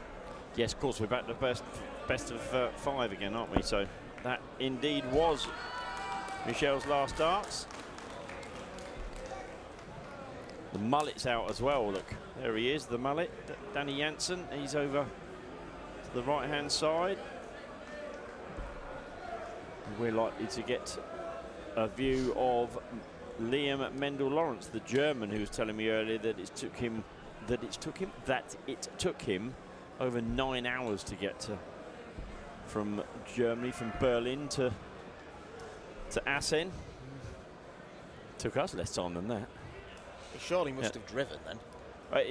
He came by train, and there was a tree came down on the track, so they had to stop the train, obviously, fairly obviously, to move the tree, and that took some time, and that meant good grief, he missed other connections, etc., etc. And I think it just went from bad to worse for him the whole way through.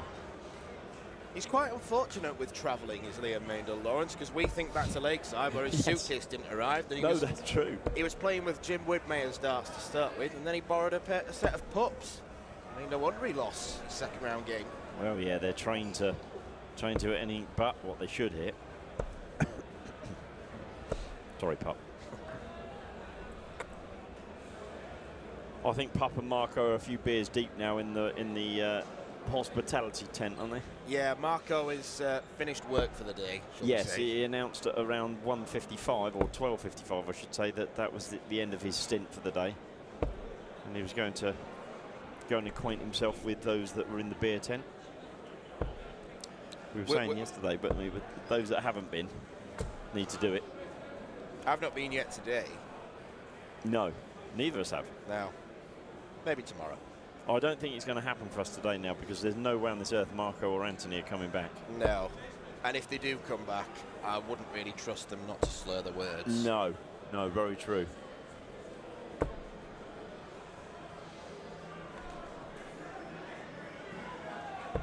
It's nice to see that, particularly with Marco having brought all of his squadron of darts players from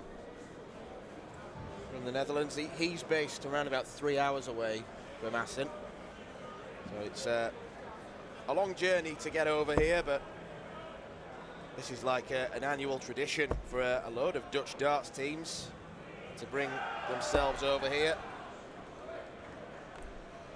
Certainly is. Scrolling through other scores on the outer boards. Carlo van Cleef of the Netherlands is playing Roddy Hoogelander. And Carlo van Cleef is 3-0 up and averaging 105. So, very impressive. That's in the last 1,024. Liam Maindle-Lawrence wants another three-figure out shot. He managed to take out 155 against Danny Schroers. I think Schroers hit 152 the leg after, didn't he? Went out from one. I think Schroers caused a lot of bleeding ears inside the TV lane venue. Ah, okay. I didn't hear that or see that bit. Exuberant in his celebrations. Exuberant. The Rain Hyde is 3-1 up on Sharon Stratsmar, the number 9 seed against the number 25 seed. That's in the last 16, so that's to get to the quarterfinals as Liam Maindle-Lawrence pins Tots for a one-leg lead.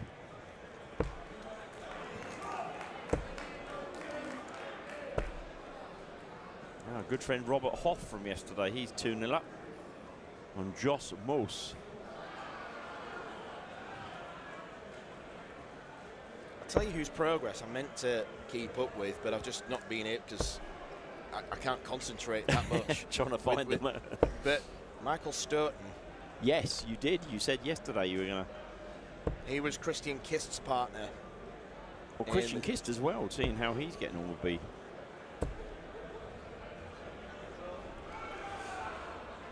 Dan's fervently looking through the list. Have you found he lost in the last 2014, averaging 52. Mike, wow. Yeah. This is the guy that he didn't carry Christian Kist, but he was the better player out of the two of them. Yeah. Wow. There was a 34 dart leg in there where both of them were on double one by the end. That's what it is then, right? Yeah, very surprised by that. I thought he looked incredibly accomplished.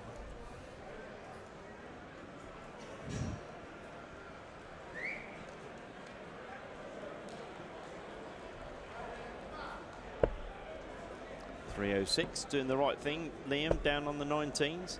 I think that looks like 76, so it should come up. Big fight, so.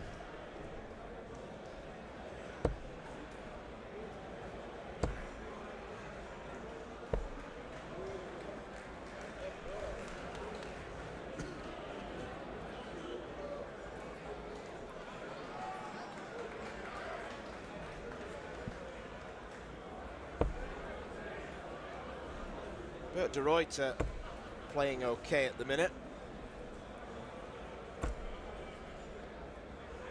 And he's probably going to get to a finish first unless we see something absolutely disastrous here, which we're not going to. Not a huge score, but 1-2-4 is the finish he's on, as we see on the next board along. Bo Greaves and Lorena Rietbergen. Not much turnaround time in matches. That's one of the things with having such a large tournament. You win your game, and normally in tournaments, you'll get a little bit of a rest. Within 5 minutes, you get the call saying you're back on board X. Yep, very much so. I think most of the league, the players like that. They got their arm flowing. I think one of the really difficult things in tournaments like this is if one half gets in front of the other half, you can get to a semi-final if they're playing the final straight off of that. Then, or even a quarter, for argument's sake. But one quarter's going really quickly and the other quarter's going slowly. If somebody gets to the semi-final and the other one is still in the last 16, that can be 3/4 of an hour, and suddenly you've lost your concentration. And good outshot there from Liam Mendel-Lawrence on 80, 20-20 and tops. He goes into a 2-0 lead. To your point, looks like Anke Zylstra is also on the board to the left of Liam Mendel-Lawrence and Bert de Ruyter. Keeps appearing on the TV lane without being on the TV lane, so to speak. Yeah, any more and she'll be putting an invoice in for royalties.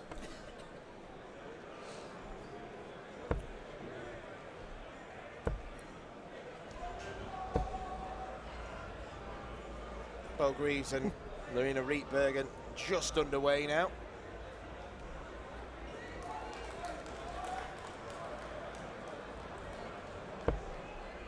Dan and I are admiring the football results. Fair play to Luton by the looks of things, but don't tell Kirsty Hutchinson that, for goodness sake. Oh, 4-2 up at Newcastle. The biggest non-derby in Premier League football is going the way of Brighton, 3-0 up against Crystal Palace. It is. If a derby has to be defined by a motorway, it's not a derby. I think call it the M3 derby, don't they? Or a river. It's defined by a river. We can't have that. The seven-side derby between Bristol City and Cardiff, I think it is. Not for me, Clive. Bit passionate about that one then, Dan, right?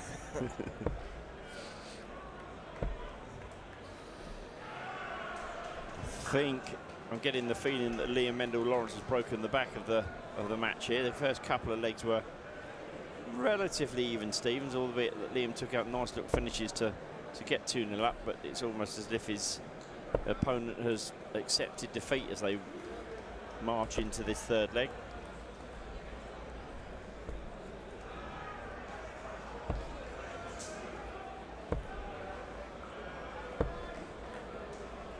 Yeah, 1:45 left for Liam Mendel-Lawrence.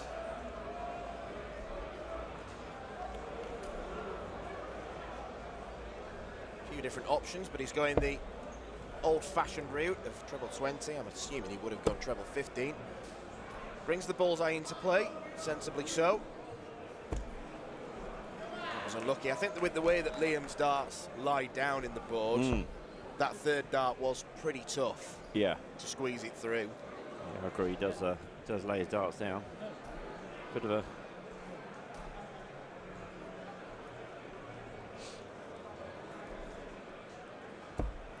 not quite the etiquette there, Liam. Let the man who's throwing finish his throw and then correct the score would be the correct way to do things. To be fair, he's apologised to his opponent for causing a scene. No police involved, no arrests.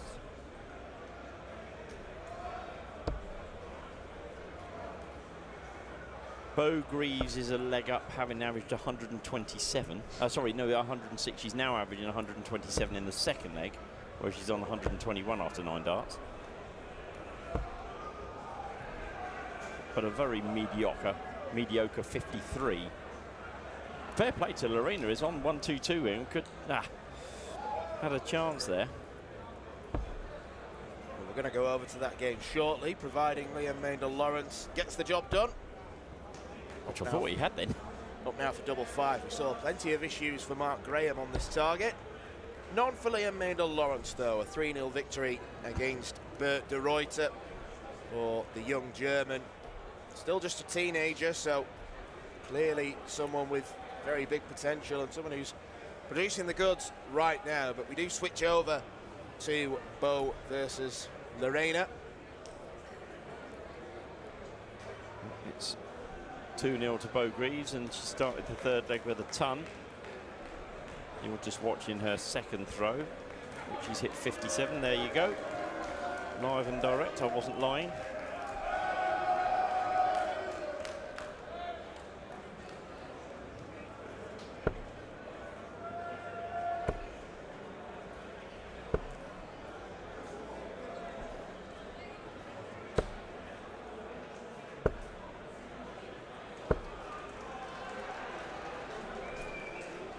Nice action as Lorena Rietbergen. Don't disagree with that, yeah. Yeah, very true. It's actually the 5th meeting between the pair.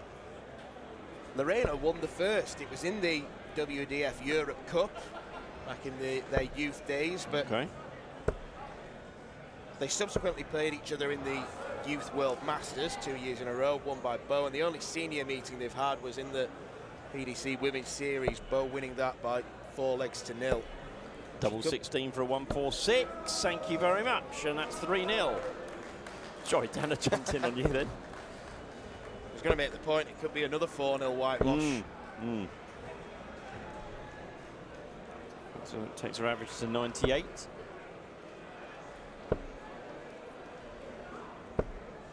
As you were saying yesterday, just so effortless for Bo as well. Keeps her body really still when she's throwing. It's only her arm that's in action, as it should be. Full extension as well.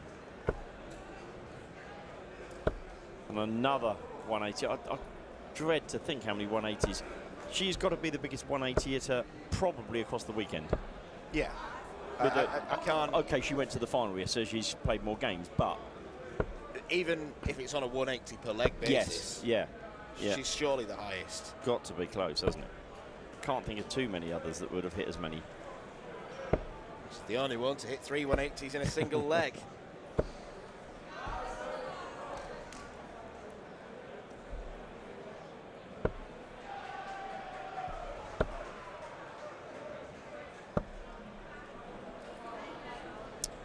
Not the best setup, which means Lorena could take out 101. Not to be. Raina's played half decent here, to be fair. She's averaging 80. She averaged decent, 80, I should say. Half decent does not cut the mustard against Bo Greaves. Another 4-0 success against Lorena Rietbergen. And that one was close to a ton. Almost a 180 in every leg there as Bo Greaves waltzes on to the quarterfinals in the Ladies Dutch Open. She is going to take some stopping. She is. Lorena there, 82 average. Didn't get her leg on the board.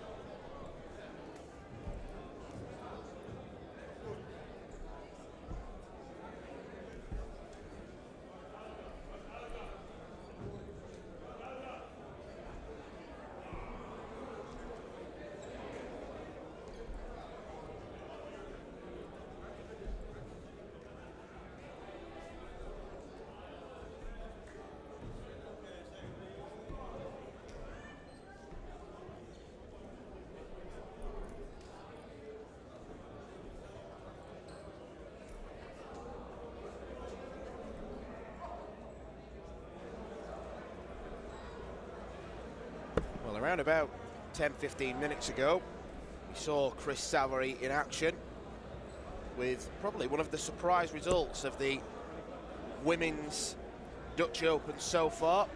4-1 success against Lorraine Winstanley. And she's up against a player who we haven't come across on the stream this weekend, at least, in Natalie Gilbert.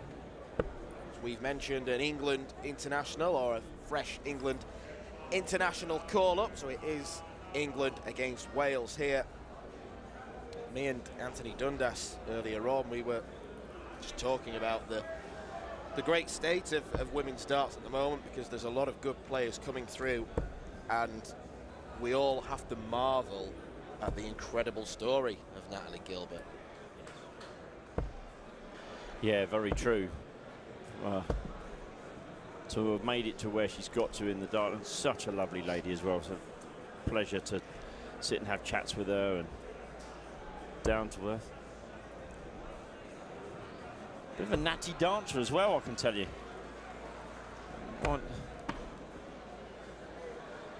Having a good dance on the when the music's on. Yeah, if you're not aware of the story, basically a few years ago she suffered a stroke very early on in her life, and in the quest to be able to walk again normally and to be mobile, she was actually advised to take up darts as a hobby because it would help with her balance, and she uncovered a real talent. She used to play football quite a lot as well, so I didn't know that, but I must admit. She's clearly a really sporty person, Natalie Gilbert, got natural ability, and she won her first Women's Series title earlier this year, which is where she essentially revealed her big story. She is a remarkable player. She's ranked 31 in the world, semi-finalists at the last World Masters, and reached the last 16 of the Dutch Open a couple of years ago. So she's looking to go one better here. Yes, and there's, funny enough, excuse me, there's a little bit of a story for last year as well, which the Dutch operate a system where the marker, the winner marks the next game up in and to a certain point. I think it's the last 64. And unfortunately for Natalie last year, she won a game and wandered off and didn't mark. And unfortunately, the rules are quite clear. She understood and was taken out of the tournament. And that, funnily enough, happened to, of all people today, Niels de Ruyter, who has played on the late side stage. Dutchman, used to work in the MDB. Bit of a yesterday he was due to mark, or he thought his partner was marking. His partner thought he was marking, and they were taken out of the singles today. So the Dutch,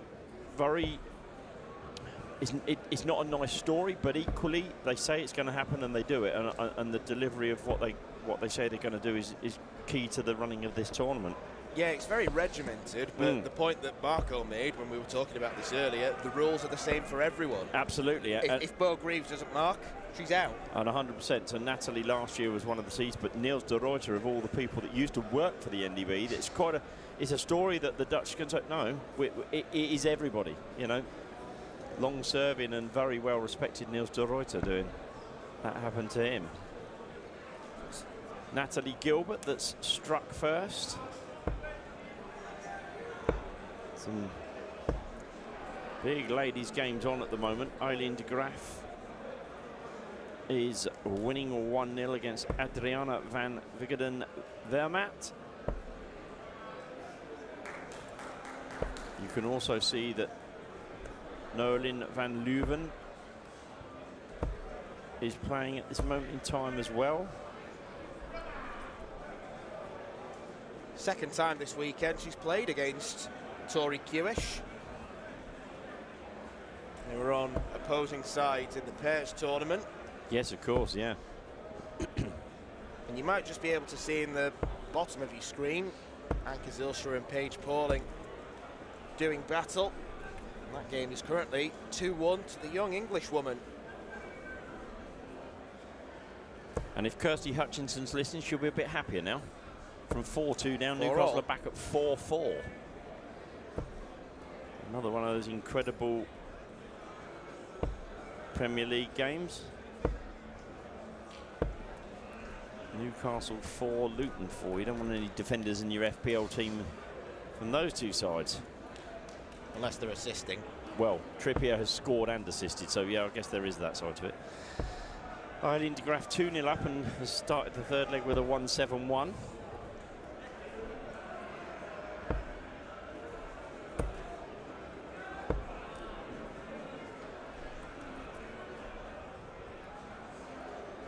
Chris Savary struggling to find the form that saw her come through the last round, dispatching Lorraine Winstanley. And Natalie Gilbert, one leg up and 128 points in front.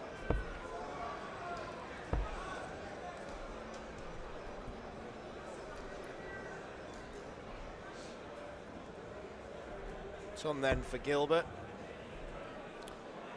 Options could go tops, but instead goes for the treble 20 for double 10. Lovely finish from Natalie Gilbert. And double 10 is clearly a big ally to her at the minute. Very much so.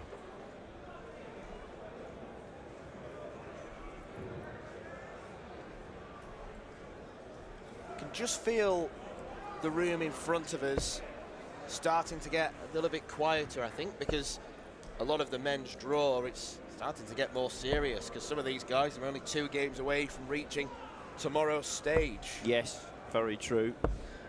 There's actually one hell of a, just looking over the balcony at the moment, there's a few games down in front of us and there's still 3 and 4 deep watching the games, aren't they? It's an incredible sight watching all of these people. And God willing, yesterday talking to Paul Engelberting, the tournament director for the the NDB, from the NDB, he was saying that there no incidents yesterday, really good atmosphere all round to time, etc. In fact, he said that Patrick Stolk, which is his right-hand man in the NDB, messaged him at 11 o'clock this morning to say, is there anything you need me to do? Wow. Which, that, you know, if you've got 4,000 odd people here playing darts, that's some position to be in, right? And then he got given a big list and regretted it. Well, he apparently got offered the rabbit's costume. You can put that on and wander around if you like. But he apparently turned that down. That's no fun. No, not for me, I've got to be honest.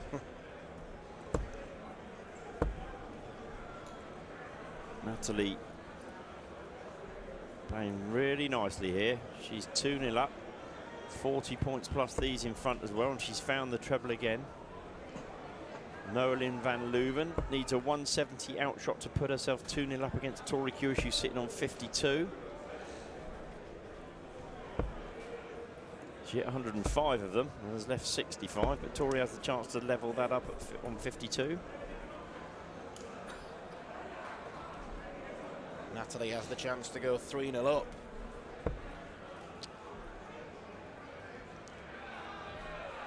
Needs to try and negotiate round that first dart. Lands herself in the single 5. Came down for treble 17 and that didn't work as well. Bit of a chance here for Christine. Tori Kewish did indeed take the 52, so it's 1-1.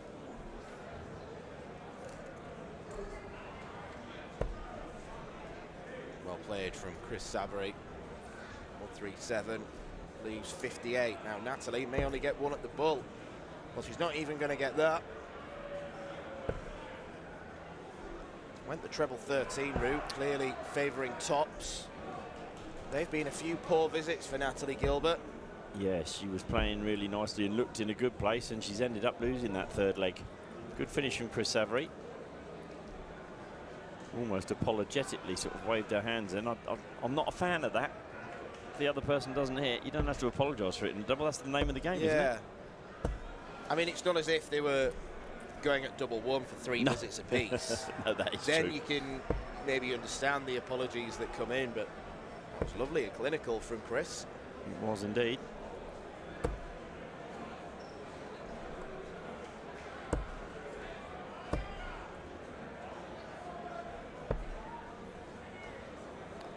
Eileen de Graaf leads 3-1 against Adriana van Vigeren-Vermaat.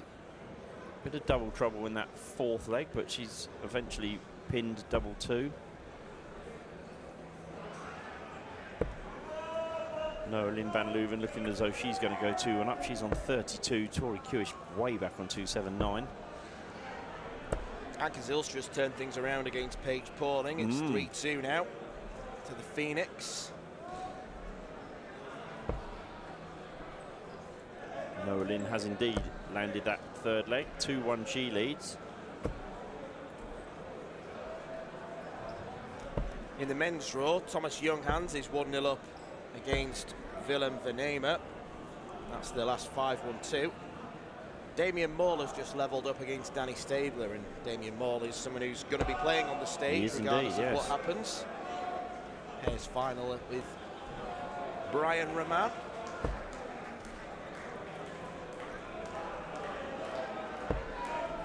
Who did feature earlier on against Albert van Wyk on the stage. Naturally on 38. Oh, well, different. Double 10, double 9. And Chris Savary way back on 180, and that's having her last visit as a 140. Makes no difference. It's 3-1 to the English lady. Well, she's that good at double 10. She hits it when she doesn't necessarily want it. She does. Like a magnet. Quite a bit of cheering and chanting going on. Not quite sure who they're cheering and chanting for, or whether it's just cheering and chanting that's alcohol fueled. Getting to that point in the day where nearly 6 p.m. here in the Netherlands. No, Lynn van Leuven beginning to put on a bit of a show. Leg number 4, 97, 100, 180, 92 has left her 32 after 12 to go 3-1 up.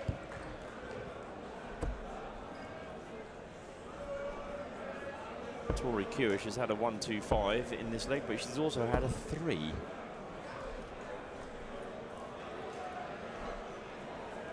Eileen de Graaf is through. She won 4-1 in her last 16 games, so she's into the quarterfinals.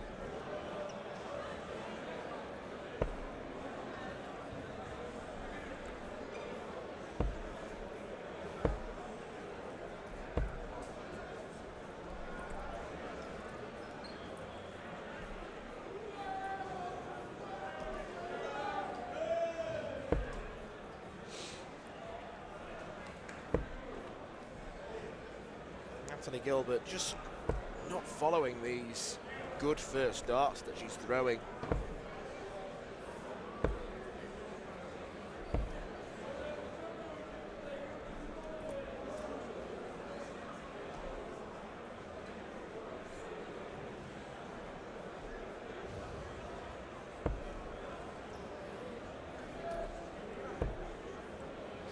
It's a wild second dart. It means she can't get to a finish.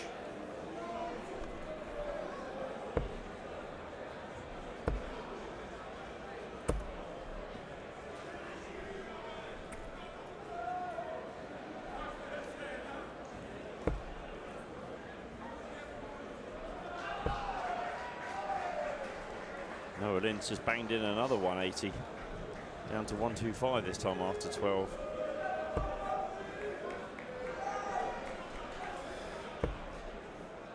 Big 3 darts, I feel, for Christine here. If she can hit 47, 130 left. Natalie on a bogey number, 163. You think she's going to get 6 darts from here.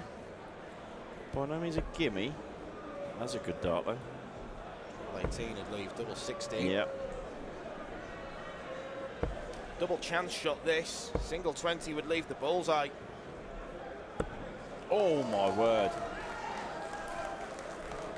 Right on the wire. Noah Lynn has just beaten Tori Kewish. Here's Natalie Gilbert about to beat Chris Savary. She'll have one chance at double 16. And one chance is all she needs. A 68 checkout means Natalie Gilbert goes through to the quarterfinals. Chris Savary exits stage left at the last 16 stage. Natalie Gilbert looking to become a Dutch Open champion. She's into the quarterfinals. We'll have more games coming up on the streaming board very shortly.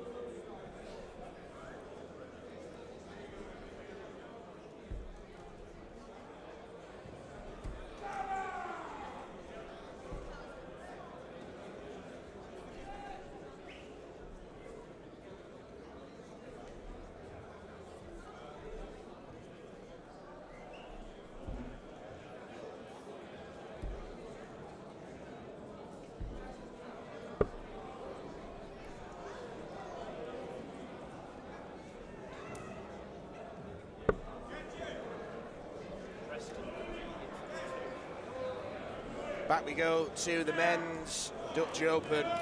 We'll get another look at Wesley Plaisier, one of the hot favourites for the tournament, someone who's won at this venue before. He's looking to add the Dutch Open to his impressive list of titles in the WDF. He takes on Freddie de Gois in the last 512 round. Yeah, just 3 more rounds. It sounds really weird, doesn't it? Just 3 more rounds to win today, just to get them through today. If you win the 5-12, you're in the last, I'll work it out, next 2-5-6, and if you win the 2-5-6, you're in the 1-2-8. So, and there's a 180 from Freddie. Well, looking at his results today, he's not lost a leg. 3-0, 3-0, and 3-0. The averages vary between 62 and 65, so on that basis alone, we would expect Wesley to win this quite comfortably. Yeah, so could have had the luck of the draw, so to speak, by the sounds of things, to a certain degree. Particularly if Wesley plays as he did in his last game. Yes, if we weren't around, it was 121 average.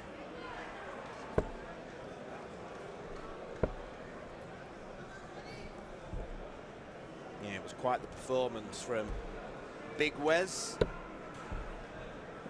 13, 10 and 14 darts. He just gave his opponent a kiss goodnight. Thank you for turning up. This is my tournament to win.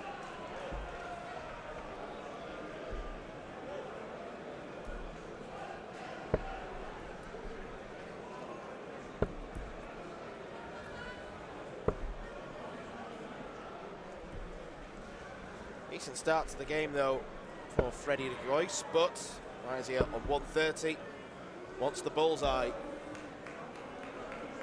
And gets the bullseye right in the middle. Fabulous dart. Lovely start to the game. That's the first leg that Freddie's lost today. It's a different feeling for him.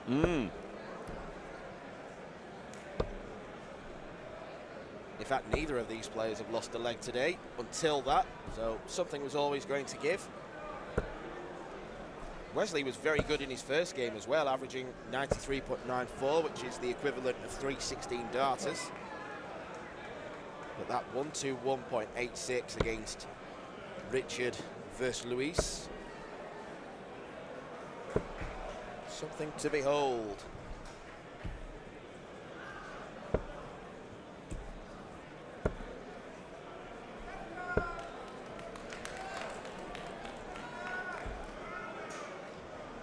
Just nipping back to the ladies while we just go through the opening stages of the second leg. The ladies quarterfinals read as follows. Bo Greaves will play Lorraine Hyde. Noah Lynn van Leuven will play Kirsty Hutchinson. Eileen de Graaf will play her pairs partner Anke Zylstra. And Rhiann O'Sullivan will play Natalie Gilbert. So they are your final 4.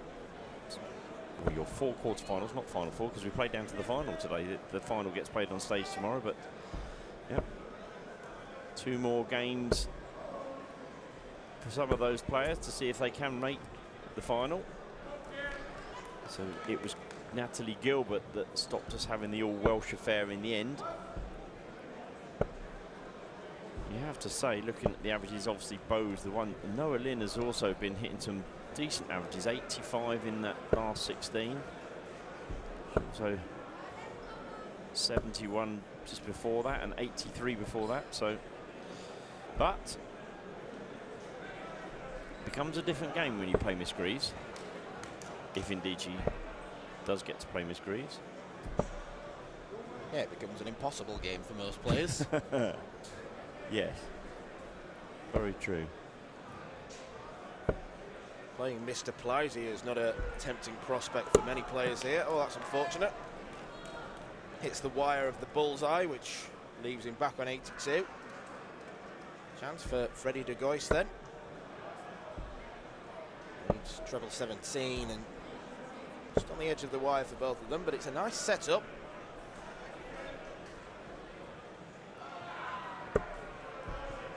(17) leaves double top.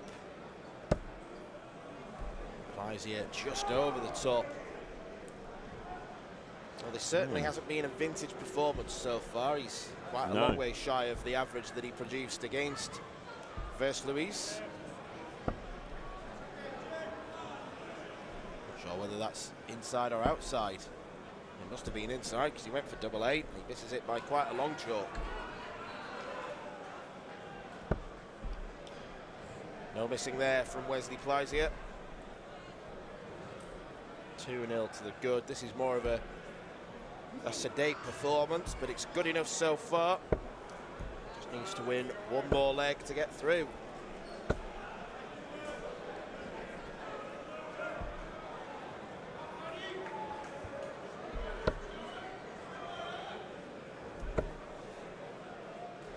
$180 for Freddie. Not quite.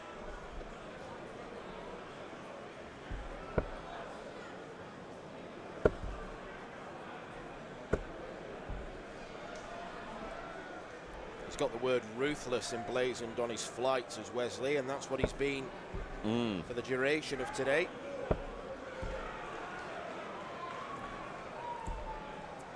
Number 7 seed Danielle de Colter, 2-0 down to Stefan Lear.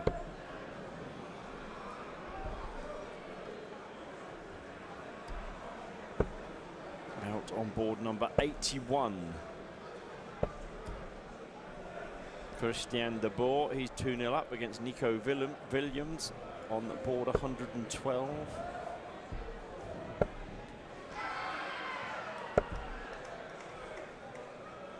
All of these games are around 512 games. In fact, I think I saw there was maybe a last 256 result was coming as well. Indeed, oh, there's a last 256 game being played, I should say. So.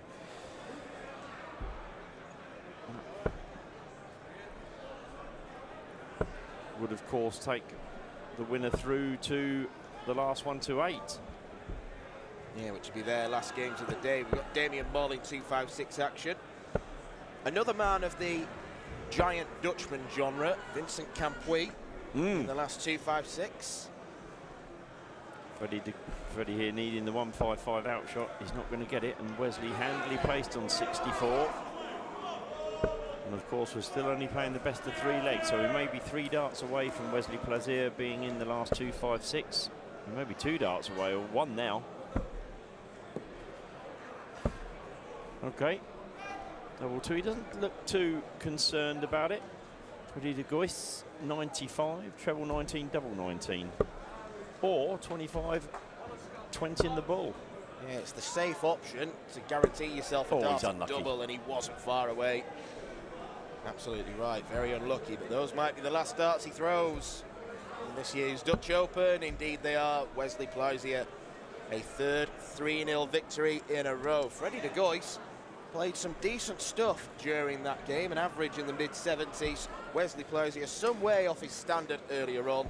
Still more than enough to record a 3-0 win.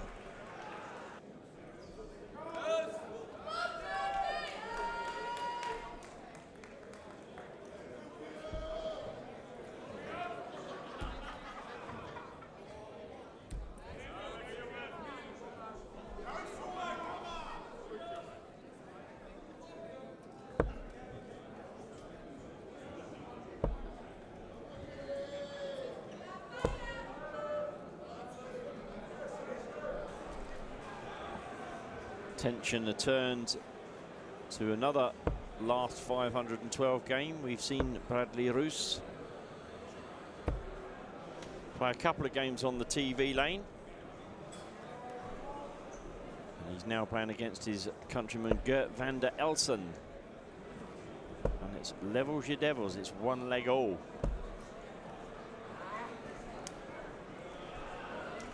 In this one.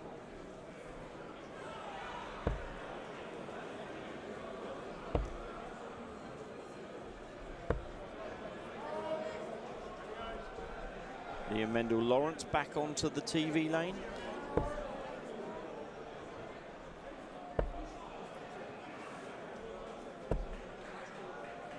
Around the treble, Bradley leaves himself on 150 and 103 points in front. He did have the darts in this leg, so Things could be very even again after this row, and they are. There's about 4 points in it now.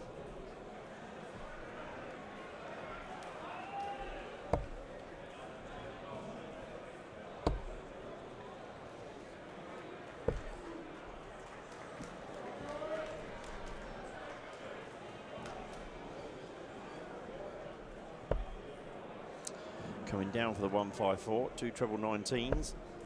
Would have left tops, but 76 leaves 78. So Bradley now 66. Choices on 66. Most unlikely one is bull double 8. Treble 10 and double 18. That's the way he's chosen. So now it's single 16 and double top. Tops then for a 2-1 lead for Roos. Not to be. Slaps his thigh in annoyance. Gert van der Elsen has a chance. Might be awkward. Wants double 10. That first dart was a bit too high and got in the way of his route to tops. And Bradley Roos coming back now for double 10 for that 2-1 lead.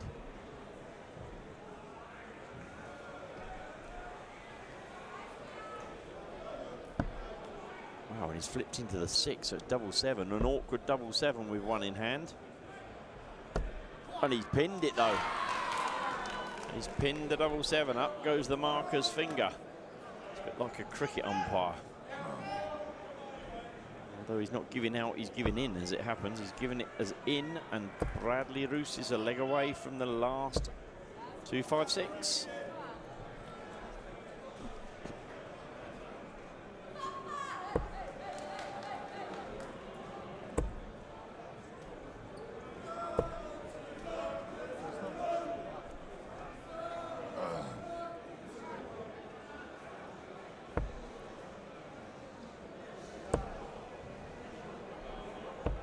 Christian Kist 2-0 up on Jelle Klein Nieuwenhuis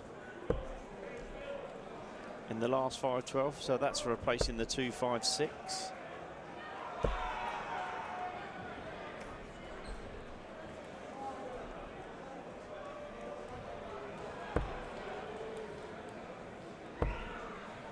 Beginning to get towards the end of the day now. We're at 1800 or 6 p.m. local Dutch time. Just play down to the last 128 in the men's tournament today. So those that are playing in the 5-1-2 are hoping they have that game and one other before they can retire for the evening. Go and put their feet up, come back tomorrow and dream of playing on the Dutch Open stage tomorrow in front of a raucous 1,500 crowd, 1,500 people crowd. And we also, of course, have the women's quarterfinals and semi-finals to play tonight as well. But Gert van der Elsen has got himself a bit of a lead here, and that treble 20, an 86 score to leave him with 68. Bradley back on 2-1-5. We could be going all the way here. And it's just wandered back, it's refreshed. It's been an evenly fought game, this one. You feel that van der Elsen possibly needs to take this tops. He's a fair distance away, and Bradley will be looking at this as his opportunity. Coming downstairs for the 19s first.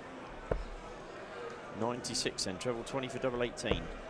Not to be. Right. The eyes went up, they went down, they went sideways, and he ended up doing neither. Yeah, and then he ended up looking for treble 12 because there was a blocker dart for the treble 20. Which sort of made sense, but having his eyes gone up and down, he was unsure, wasn't he? You could tell from the eye movement there. And he's paid the price. Yeah, Van der Elsen ensures that this game's going to go all the way. We are getting to the stage of the tournament now where we're beginning to see more close games, which is what we want to see. Bradley van der Velden is 2-0 up on Colin Filippi, averaging 86 as well. That's in the last 2.56, so he's one leg away from being able to put his feet up. Thomas Younghans 1-0 up in the last 2.56. He's got an 83 average. His opponent Nando Engelen is averaging 51, so comfortable first leg at least.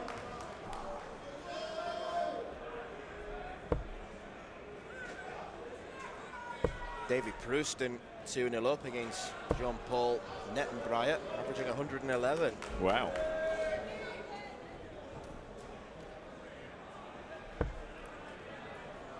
Well, in the first leg, he averaged 150. 10 data. Yes, indeed. There it is.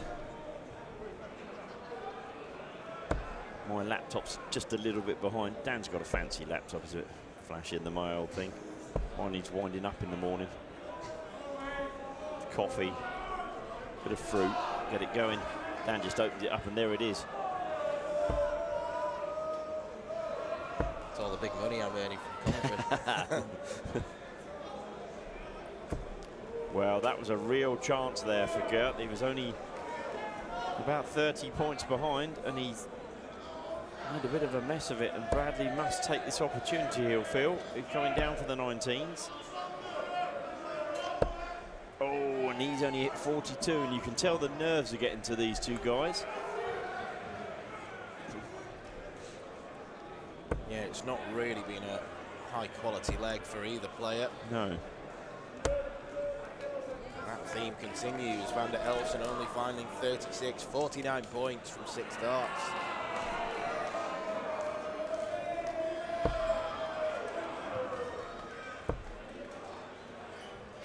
Also getting to that point in the evening where the crowd are getting a little bit more involved.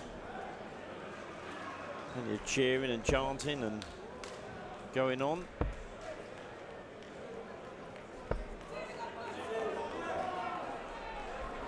Again, Bradley seeing this as another opportunity. Come on, they're saying. 2 treble 19s for double 16 would be handy. Treble 18 would be very useful. He'll take that, I think. If you'd have said to him before he went he was going to score 94 points, he'd have taken that. Particularly with how Van der Elsen Yes. has played in this leg, but the treble. Well, the tongue's okay, but after the first start, you'll have expected to get at least another one.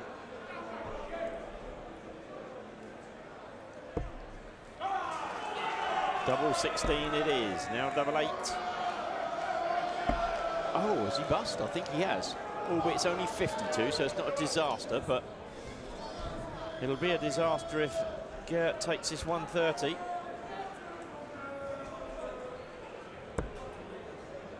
Needs the treble. Oh my word, he's hit it. Bullseye. Wow. Team Brabant were nearly ecstatic.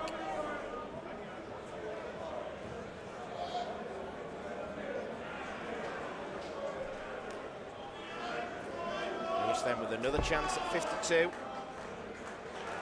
Nice confident 20. Takes the step back to really compose himself.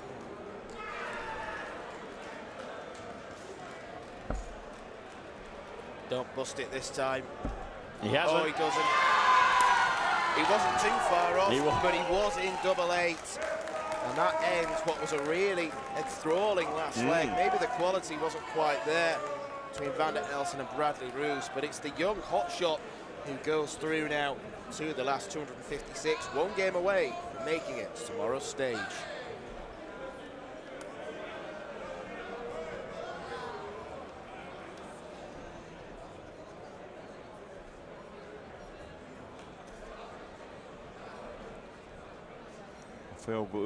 I feel sure we'll be switching over to the Liam Mendel Lawrence and Weard Altina match very shortly. Germany against Holland. The ponytailed German, Liam Mendel Lawrence. Currently it's 1-1. Still best of 5 legs. There we go. Oh, T-shirt and jeans still in the tournament. Wow. Yeah, I don't think once we get to the last 1 to 8, once we've got all of tomorrow's players stood there and lined up, I think we'll be able to count on maybe only a couple of hands, those that are in jeans and T-shirts. Haven't seen the clogs today. I don't know about you. You were here earlier. You've done the full day stint. I've been a part-timer today. I've not seen, well, not on the TV lane anyway. I think they'll be somewhere in the venue. Absolutely.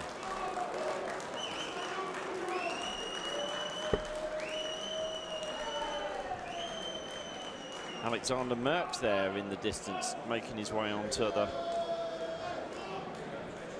TV lanes. We won't quite get onto our stream. We have 5 lanes here, but the camera just set up on 2 of them. The lane that Liam Mendel-Lawrence is, you can just about see the camera there above the scoreboard. And then the lane nearer to us, or nearer to the camera, I should say, that's shown at the moment. Weard Altina has just missed a 170. He's hit a 2 with his last dart, and it felt a little bit rushed, but my word. Tops it is then for the German for a 2-1 lead. Big clash between Belgium and the Netherlands taking place on one of the TV lanes here. Might be the one that's getting a bit of wow. That's such a poor dart from Liam Mendel-Lawrence. Yes, 2-1. Finished by Altina. This would be a real surprise if Mendel-Lawrence was to be dumped out here. It would be. The game I was referring to was Brian Roman against Jarno Bottenberg. Both have made Lakesides, but not in the same year. And it's Bottenberg that is leading by 2 legs to 0, and he's averaging 103. So.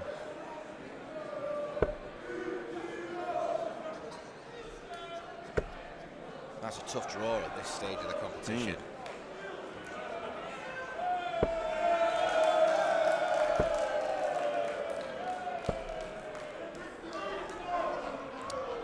My laptop's decided to go a little bit slower again, so that game may have finished. To Dan's wizardry, but his is we're all over the place here. I've got Moreno Bloom and Ben Westerhoff has come up on my screen as that game, and that's 0-0. So I'm thinking that the Roman Bottenberg game probably has been concluded. Let's stick with what we've got, hey. Weard Altina is 2-1 up, and the best part of 140 points in front as well over the German Liam Mendel-Lawrence.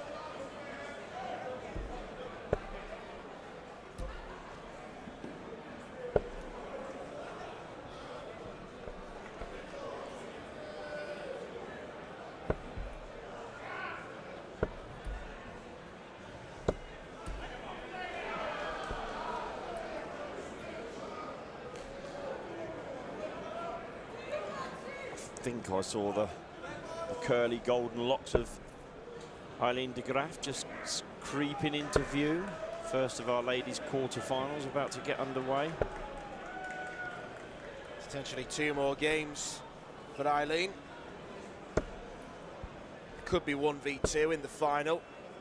I think most onlookers would expect Bo to get the business done, but the bottom half is up for grabs. Yeah, if it was 1v2, it would be a repeat of last year as well, and Eileen won that contest last year.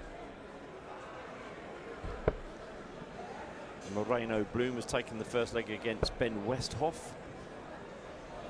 That's the last 5-1-2 game, so the winner of that's got another game to play, as has the winner of this game.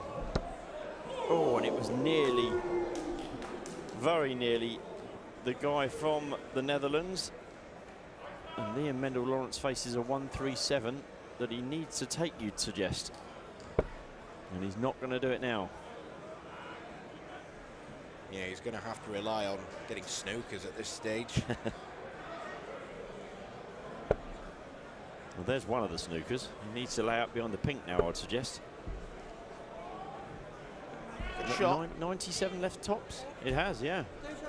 And that's it. It made no difference.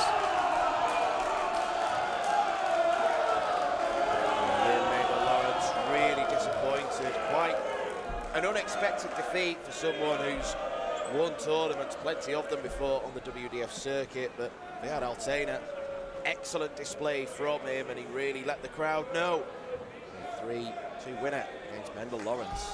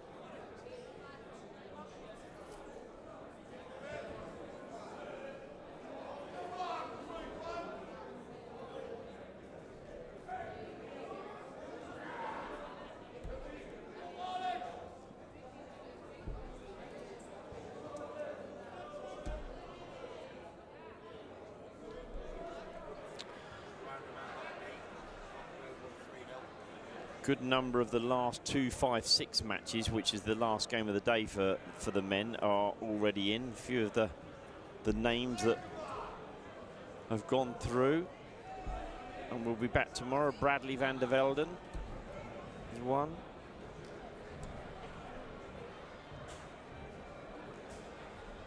He beat Colin Philippe 3-2, so close old game there. Philippe van Gas from Belgium, he's through. He won 3-0 with a 90 average. Jordi Meus, 3-2 winner. He's into tomorrow's action. Damien Moll already on the stage on Sunday in the pairs final. He won 3-0. Daniel de Colter scraped through 3-2 against Stefan Lear. I believe he was 2-0 down in that game, but he won with an 84 average. Davy Prouston, certainly the player of the round. He beat Jean-Paul Nettenbreyer 3-0 with a 109.98 average, so impressive stuff. Rumar Mujman, 3-0 winner. Sebren Gibels of Belgium, 3-0, he's through as well. Thomas Junghans, the Swiss, beat Nando Engelin 3-2 in the end, so he's through to the last 1-8 as well. Alexander Burks 2-0 down against Bert Erlanger. Is he? Did you just say to me that Brian Roman lost as well, I think? Yeah, 3-0 to Jarno Bottenberg, who averaged a ton.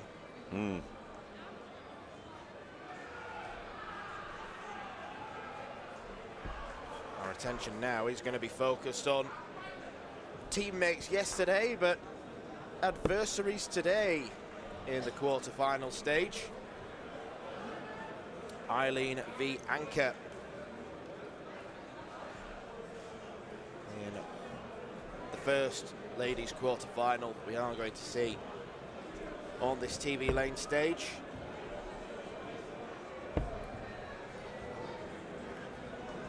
Moreno Blooms through. He's got another game though. His was a 5-1-2 game, so he's got another leg to play. Eileen doing what Eileen can, starting on the 19s on this occasion. They didn't work, so she went to the 20s and of course found the treble 20. Always good to have a plan B. But I thought plan B should come in after the first three have not looked anywhere near the treble 20, but I suppose why bother if you can hit the 171s? I think we should leave Eileen to her own devices from now on. Very true. Very, very true. What would you like to do, Eileen? Wow. 171 and backing it up with a 171.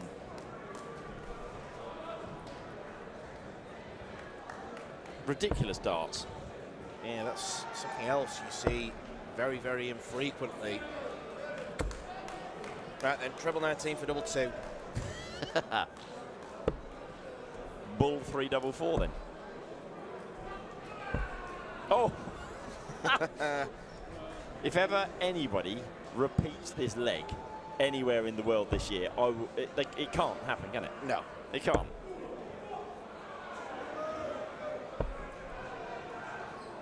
It's always the hazard of going for the bull first or going for the 25 first. Now she's missed the 25 segment, leaves 42. Double 16.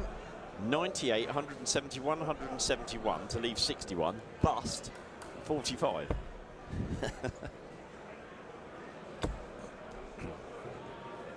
That's lottery numbers level of unlikely.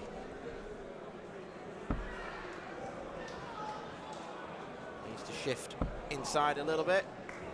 And there it is, Eileen de Graaf taking her first leg of the contest.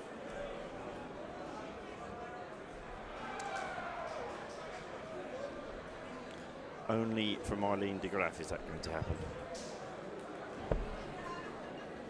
Down she goes again, but that dart's a blocker, so she has to move back up. And that's why she loves the 19 so much.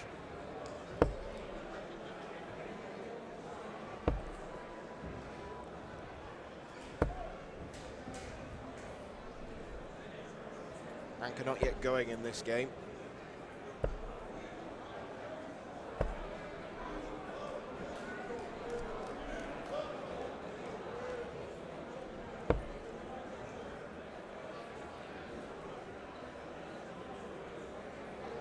Rain high, patiently waiting for her opponent, certain Miss Greaves.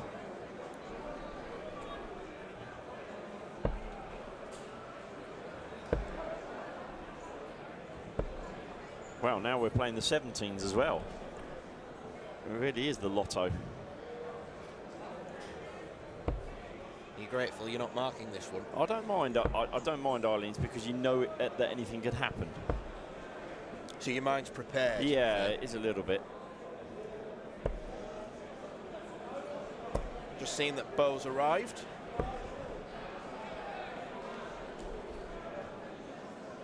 Straight on the board for a few practice throws before that one gets underway. Perhaps that's what the handicap they should put in for Bo. Sorry, you're not allowed to have any practice darts.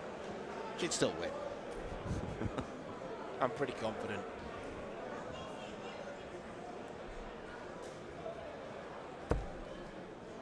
Two very well thrown darts from Anke. She's a bit unfortunate not to get more than 60 there. Okay, we're back down at the 19s now. 121 of them after a ragged 7 to start the throw. To leave the 127. Yeah, that's a... I don't even know if I'd class that as a miscount, but if she doesn't hit the treble, it's a single, then it's 165 left. I suppose with Anke not challenging at that stage, she could get away with it. But true. In a more nip and tuck contest, I don't think she'd have gone that route. Great dart from Anke to slip that in between the two singles to get a treble. It's got to be 17 and bull or double 8.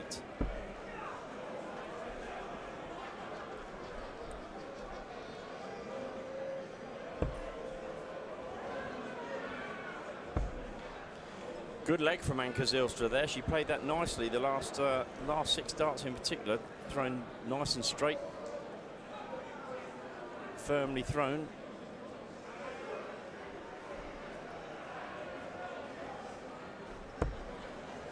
Very contrasting styles these two have. It's probably why they work as a pair. Yeah. Slower and steadier, Anke Zylstra, someone who doesn't show too much emotion. Eileen, rapid. She does show her emotion. Heart she on will the sleeve, yeah. tell herself off or encourage herself.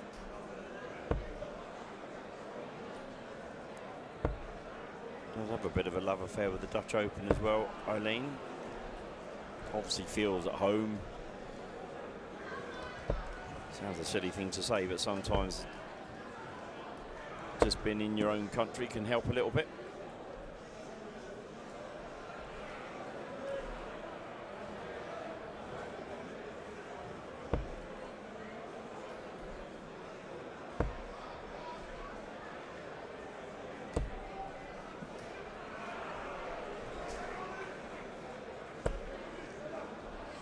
Back we go to the 9, Robin Hood. Didn't deter her from going for that No. treble 19 target again. Still waiting in my lengthy darting career now to have seen the double Robin Hood. In the end, in the end. That would. I think the guy wearing clogs should have done it. That would have made my weekend. Bo Greaves has just pinned the first leg, has she not? Yep, 15 darter against Lorraine Hyde, against the throw as well.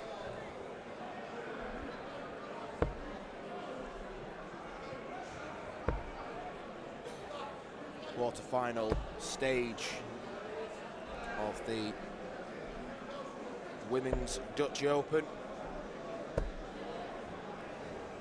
Kirsty Hutchinson plays Noelyn van Leuven. That you can just about see on the far side there. The far end there, yeah.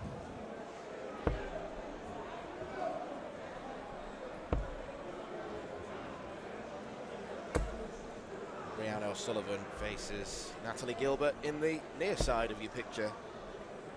Yep.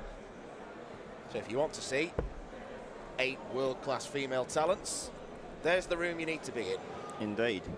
If you happen to be in Assen. And if you don't, you'll have to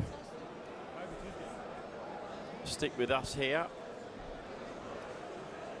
On board, which board are we on? C? B? No, B. B we're on. Board B. If this game concludes before the Bo Greaves and Lorraine Hyde game finishes, I would expect us to drop over to that game, but it's by no means a gimme. Christian Kist is 1-0 up against one of the few remaining Englishmen left in the competition, Oliver Madge. That's a single 18. We've got 30 scored, so 72 for Anchor.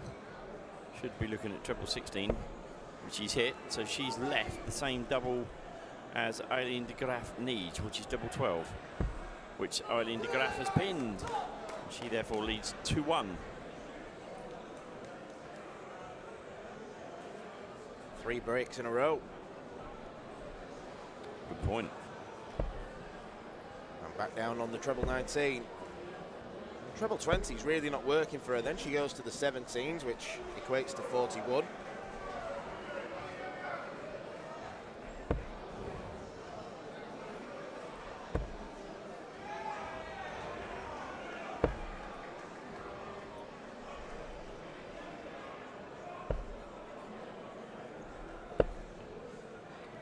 It's the treble 19s that Eileen has been finding. As Bo Greaves pins the second leg. Now averaging 84, she's 2-0 up on Lorraine Hyde.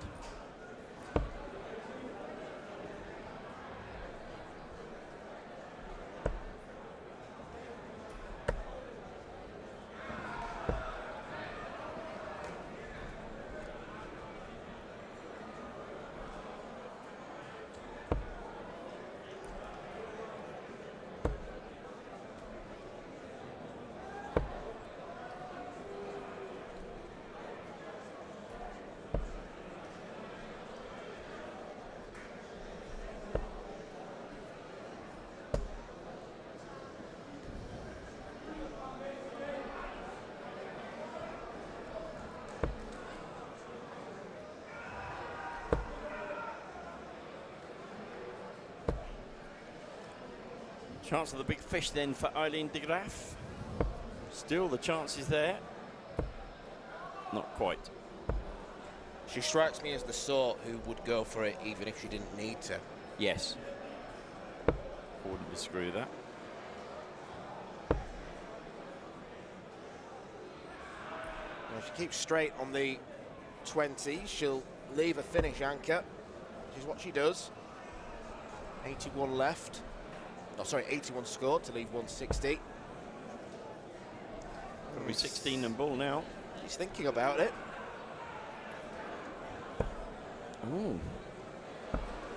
Decided that Anker's not going to take the 160. I think that's a fair shout. I think it's not. Some players see it as being disrespectful. I'm not in that camp. No, I'm not. If you have 160 left, it doesn't matter who you are in world darts. You are missing it more often than you're hitting it. Yes. Yeah, yeah. And it's a gamble that's paid. It's sort of a gamble, but it's also playing the percentages, and it's played off for Eileen, who goes 3-1 up. Yes, I know the big one was the Sulovic one in the World Championships against Michael van Gerwen. Yeah. Was it? I think it turned down going for. Was it? It was a match dart with a 1-2-1, and he went laid up for the 18, Yes, and then that's it, Sulovic took out 1-6-1. To win the set as well, I think.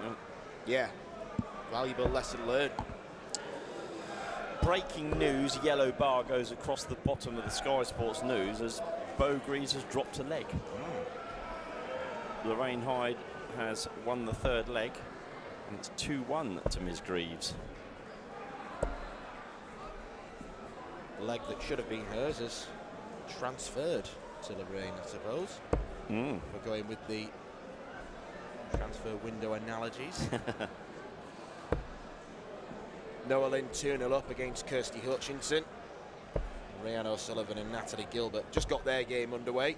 In fact, I say that, Rhiannon O'Sullivan has taken the first leg against Gilbert. Noah Lynn has been very impressive in this tournament. Could be a corking semi-final. She's had a ton plus average, and she's averaging 101 against Kirsty Hutchinson.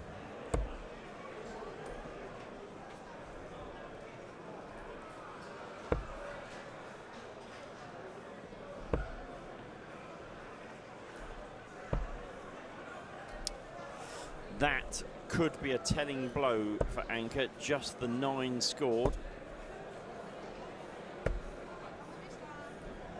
Only 57 from Eileen.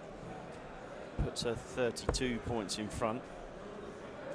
Does leave that magical big fish, and that's only 4 scored for Anker. So after 9 in the last row, 5 darts have made 13. She's got out of trouble with a fantastic treble 20 there. Ooh. Oh, there was 2 legs on the room. trot. Yeah, 2 legs on the loads trot. of room. Very cross with herself, Eileen.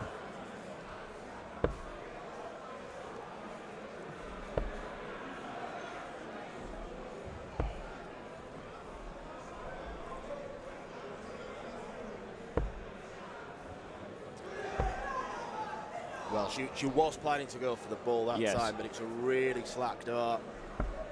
Oh, my word. 54 scored. 56 then. Tops is confidence. That's the double that Anker has hit. Not this time. Sends it wide. And that is game over. And in the battle of the pairs partners, it is Eileen de Graaf who comes out on top against Anker Zylstra. Always seem to look in control of that game, even though we know that Eileen has a lot more in her locker to give. We are about to go over to Bo Greaves against Lorraine Hyde. And the scoreline, as you're about to see on our screen, is 3-1 to the 20-year-old.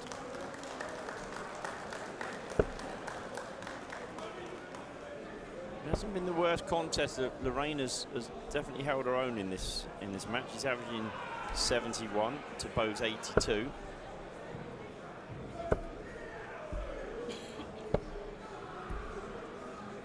Bo's not quite played to the heights, stupid heights, that we've been used to in this match.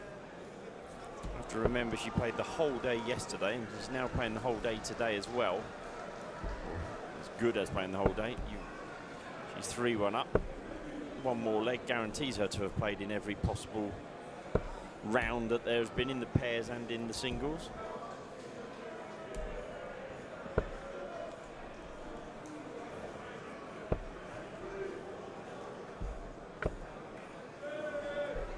pitch and took that last start into the one. Good friend Wesley Harms, Wesley Plaisir is back on the stream. Good little thinking there from Bo last start. Went down from the 19 to leave herself the 164. Lorraine needs the treble to leave herself the big fish, which she's done. Battle of the big finishes then. 164 plays 170. Bo going for the southern big fish. The Southern Big Fish. Have you just named that? No, to be fair, that's one of Nick from John Park. Is it? Yeah. Do you know what? I thought I listened to the most darts, but I've not heard the Southern Big Fish before. Well, there you go. Take that home with me. Make a note of that one. The Southern Big Fish. Talking of Southern Big Fish, the lady from the south, the British Isles, against the lady from the north. Chances 18 for double 16 or 10 for tops. Oh, didn't really give that one the oomph it needed, I'd suggest. And there plenty of oomph. Yes, there's the oomph required. That means that Bo Greaves is into the semi-finals now of the ladies' pairs, where she will play, I believe, the winner of Noah Lynn Van Leuven and Kirsty Hutchinson. Whilst in the bottom half, Eileen de Graaf will play the winner of Rhiannon O'Sullivan and Natalie Gilbert. Yeah, it's one apiece between Rhiannon and Natalie, and Noah Lynn is a leg away. She's 3-1 up against Kirsty Hutchinson. No surprise to see that Bo's the first to have booked her place in the semis as we go over to an all-Dutch battle. And this will be the last game that either of these play to date. Could be the last game in the tournament for whoever is dumped out. We would expect Wesley once again to get the business done. He has been rock steady today. Been some fluctuation in the averages. We've had the sublime to the slightly average, but Plaisir is doing more than enough, and none of the games, crucially for him, have been particularly close. He's been able to get up there, play just the 3 legs, and then get off stage. He's not burning himself out. No, exactly that. This is what we said yesterday. I think Noah Lynn, you'll confirm, has seen off Kirsty Hutchinson 4-1. She has. Finishing with a 20-dart leg. Rhiannon O'Sullivan has just gone 2-1 up against Natalie Gilbert. First chance I've had to see of Keanu Van Velsen. Me as well. Wesley's piling in the trebles, and there's a 180.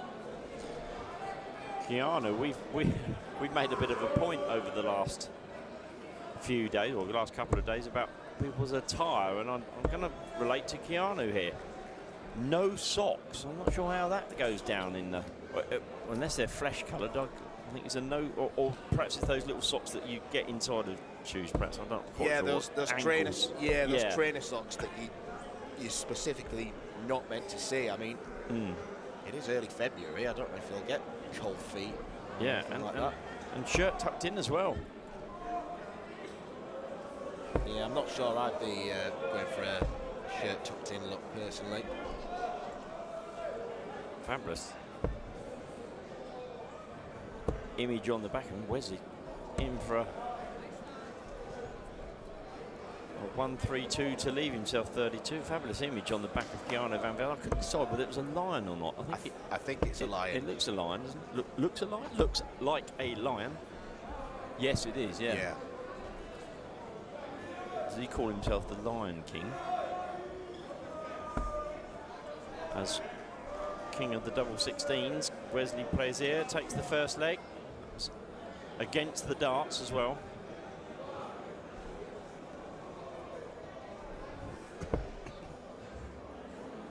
Yeah, Wesley losing the ball, but clearly not being discouraged.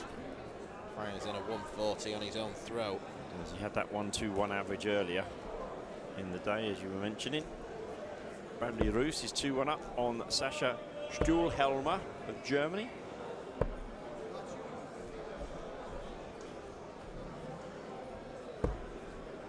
David Edwards still going from Wales, 1-1 with Bert Vellemar of the Netherlands. Lars Penzin of Germany, 2-1 up against the brilliantly named Dennis Snackers of the Netherlands, 2-1 that one.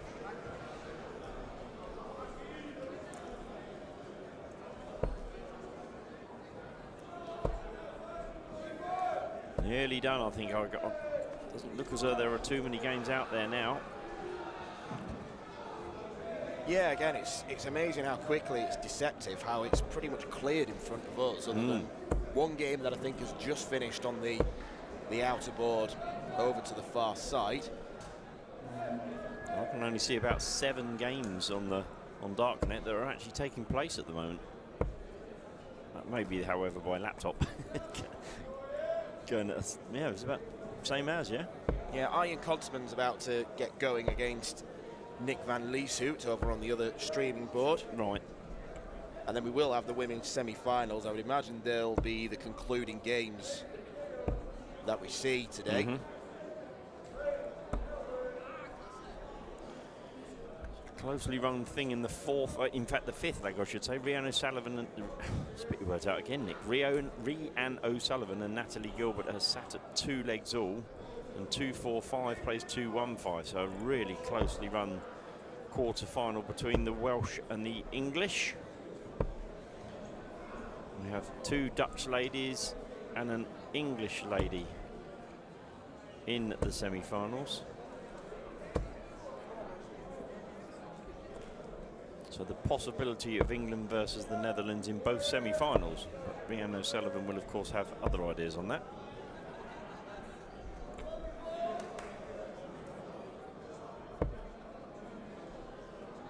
Wesley plays here.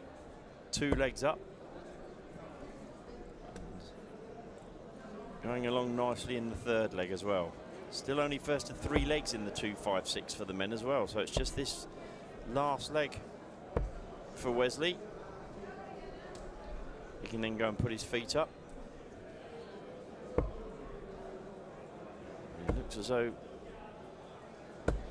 interesting. If he'd have hit a single there, he wouldn't have left a finish, but maybe he was looking at the position of the match. I think his opponent's on 330. Yeah, he was that really far in front. Yeah. Natalie Gilbert has taken the 5th leg and is now 1 away from the semi-final. But it is Rhiannon who has the throw in leg number 6. I like the thinking there from Keanu. Didn't quite execute, but can Wesley execute double 16? He most certainly can, and he's into the last 1-2-8. The big Dutchman, the world master. No surprise there whatsoever. We would expect Wesley Plaisier to get through all the way, I think, to, at the very least, you think the last 16 quarterfinals. He could come across an opponent who has an inspired afternoon against him. But for me, Wesley Plaisier, if I was to rate what I've seen overall, has been the best player, in my opinion, in the men's draw at least. And I think he could go on and take the victory here. Did we see how Alexander Merckx got on in there? I believe he was 2-0 down. I did say to me that he was 2-1 down. And he did indeed lose 3-1 to Bert Delange. With a 92 average, he lost 3-1. So he's out of the reckoning. David Edwards will be in the 1-2-8. 3-1 winner against Bert Verlema. Natalie Gilbert 1 leg away as well against Rhiannon O'Sullivan. That could be described as not a shock, but a slight surprise. I'd agree. Seeing more and more games come across to the TV lanes here, with only a few of them remaining. Might as well get those games played in front of the fans that are in attendance, or the friends and family members of those players still in the competition. Good thinking from Ariane to use the bullseye at the end of that combination. Leaves 157. Moreno Bloom won in his last 512 games, yet to play the 256 as one of the seeds that's still hanging around the tournament. Natalie's got a chance. She's on 145. But she may need to take it because Rian sat on 60.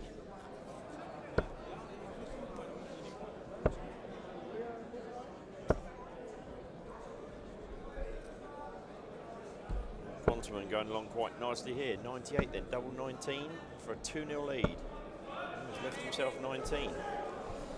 Natalie's had the chance to come back and she can win the match with tops.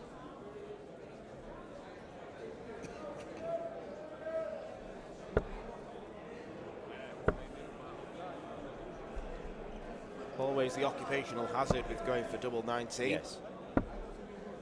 Not that it matters when you can hit 388. I really like the dart at 3. It was authoritative. Yes. And he positioned it as far away from the 19 as possible.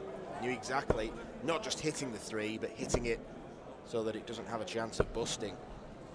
Strange goings on in the O'Sullivan and Gilbert game. From tops, Natalie has hit 18 to leave 22. And Rian has then hit no score on top on 20. So Natalie's back at the board looking at, well, 18. I was going to say double 9, but we're not quite sure as to which way she's going to go. But she wants 18. To see Moreno Bloom's just come into sight. Oh, that's been corrected. So Natalie now wants 16. That's been corrected to 16 required.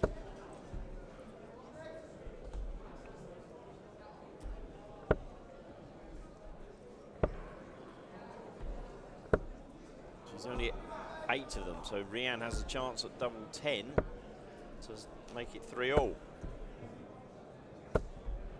Konterman and Van Leeuwenhoek, meanwhile, are pretty neck and neck, or they were after 9 darts. Rian has made it 3-all, so that's going all the way.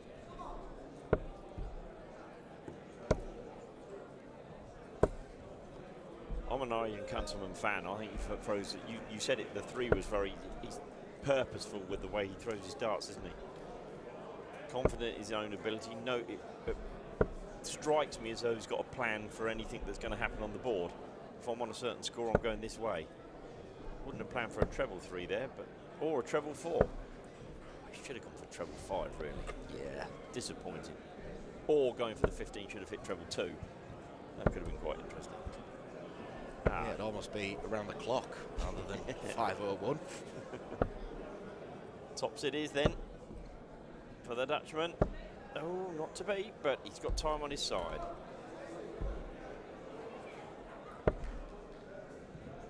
Nick van Lieshout may just have thrown his last 3 darts in the tournament. And he has indeed thrown his last 3 darts in the tournament. It's Ian Konterman that is through. Likely now to come over to, oh, back to a pair of jeans here, look. Moreno Bloom. This won't take long. No, any game involving Moreno is likely to be very quick because he really does hurl the darts out of his hand quickly, sometimes a bit too quickly. I think we're both aware of that. It's almost as though that first dart that he throws goes over the shoulder of his opponent. You can see him as the player, and this is a great angle that we're at here just at this moment in time. It'd be good to see the board in a minute, but you will see that Moreno is literally on the back foot of the player. There we go, he's stepping already before the last dart is released. And O'Sullivan is pulling out the stops in this 7th and final leg. She's gone 43 ton. Now hit 98 to leave 60, and Natalie's back on 163. So Natalie's, you would suggest, he's going to need a ton plus here, and then have to pray that Rian doesn't take the 60.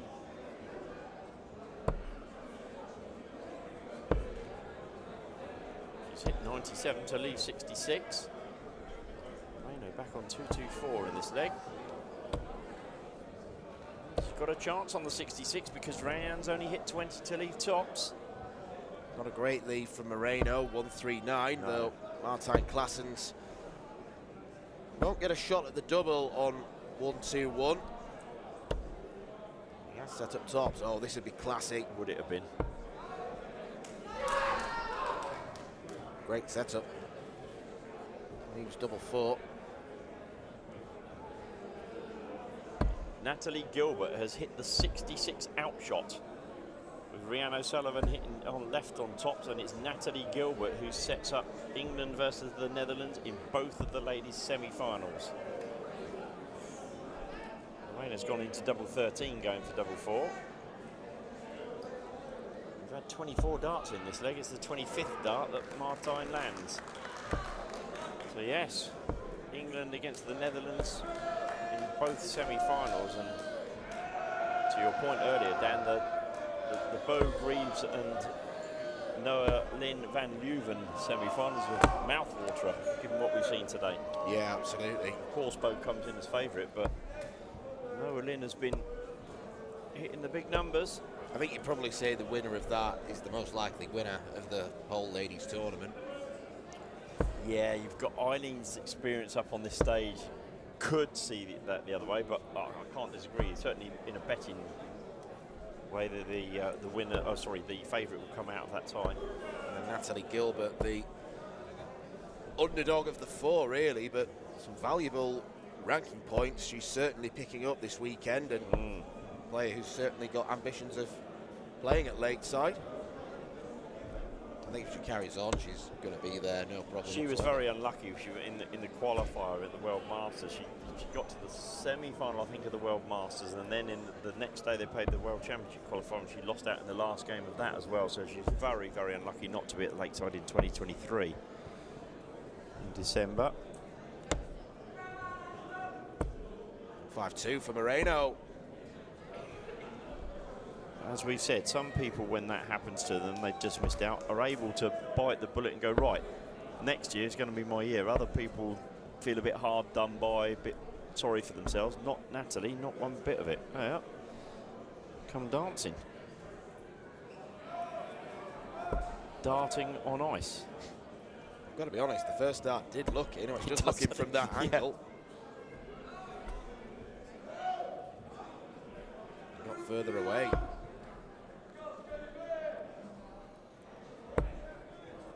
Moreno's not looking a happy bunny, is he? I'd have walked for that one as well. You can go for that one, surely. I don't think he didn't look certain, did he? No. He had so many near misses. Good friend Jelle Klaassen there in the background, watching Moreno.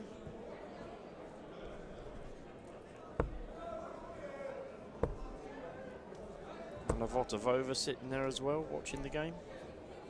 You see them looking up. There's a big screen above where you can actually, if you don't want to watch the, or can't see perhaps from where you're sitting the big board, they can see the game. They can see what you can see on a big screen that's just above the 5 boards.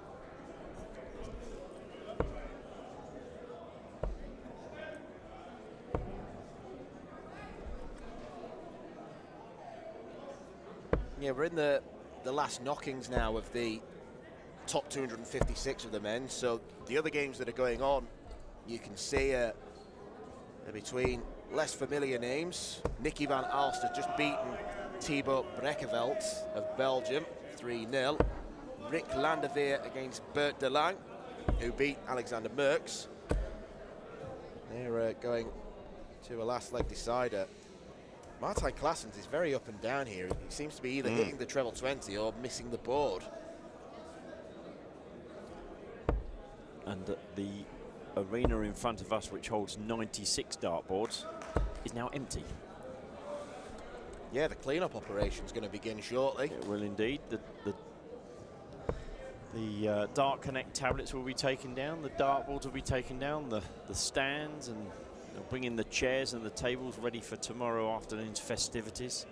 I think it's normally around about a 1 PM local time start. I haven't seen the plans for tomorrow, I must admit, so please don't take my word for it at this moment in time. I'm sure it will be on Facebook and on the NDB website, the Dutch Open website. If it's not already on there, it will certainly be on there shortly. But of course, we do come back for the last 1-2-8 in the men's. The youth play tomorrow as well, so as that they get down to the stage. Timing, laying up for tops. I think you'll find that was 84, was it not? Big puff on the cheek from Moreno Blom. He's not happy. Yeah, he's top tier.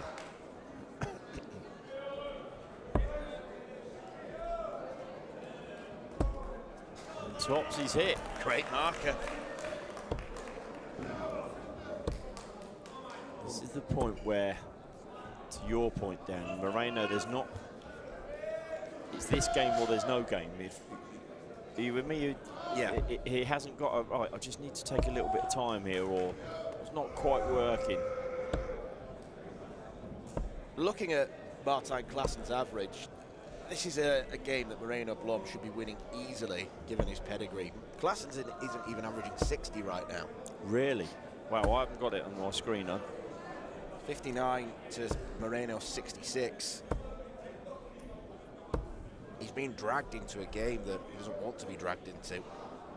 Yes. So many of Martijn's darts, the first one is nearer to tops. It's almost like he's playing Grand Prix style. Yeah.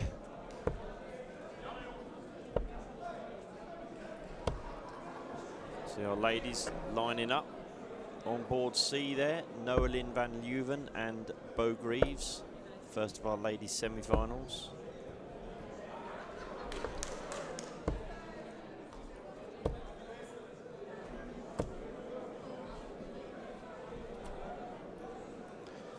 You would have thought that Moreno should get this done to take us to a fifth and final leg. Needed the 25 there, Martijn, to leave himself a finish. Hasn't got it, so 6 darts from 1-3-4. As you say, getting dragged into a bit of a messy game. Yeah, there's been some wild darts from Moreno. That's a painful dart. 60 to leave 112 would have left that 94 very precarious, but something's happened there that has stopped Moreno from going. But good on him in stopping and thinking about his dart at tops, which he's hit. Ooh. Gives it some. I can't see anything obvious that Martijn's doing to put him off. I don't think it is. It might be someone in the crowd. Yep. Someone in the crowd, because I can't remember the gentleman's name, that the brown T-shirt on. I think he's just down on this board nearest. There we go. He had a bit of a fans following, didn't he, earlier on? Quite vocal when he was playing. Bit of hooing and hawing, I'm sure.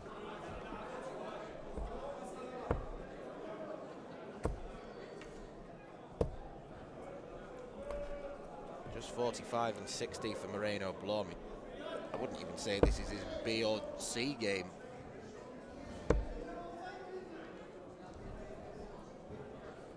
D- game from Moreno. Bo Greaves and Noelyn van Leeuwen have just started. Noelyn winning the bullseye.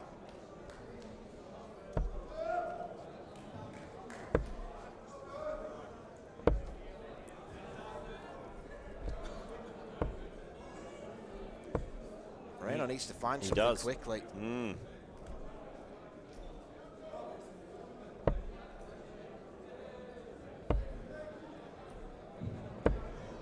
That's his opportunity, you'd suggest, because he's not left to finish with that 44. Moreno again.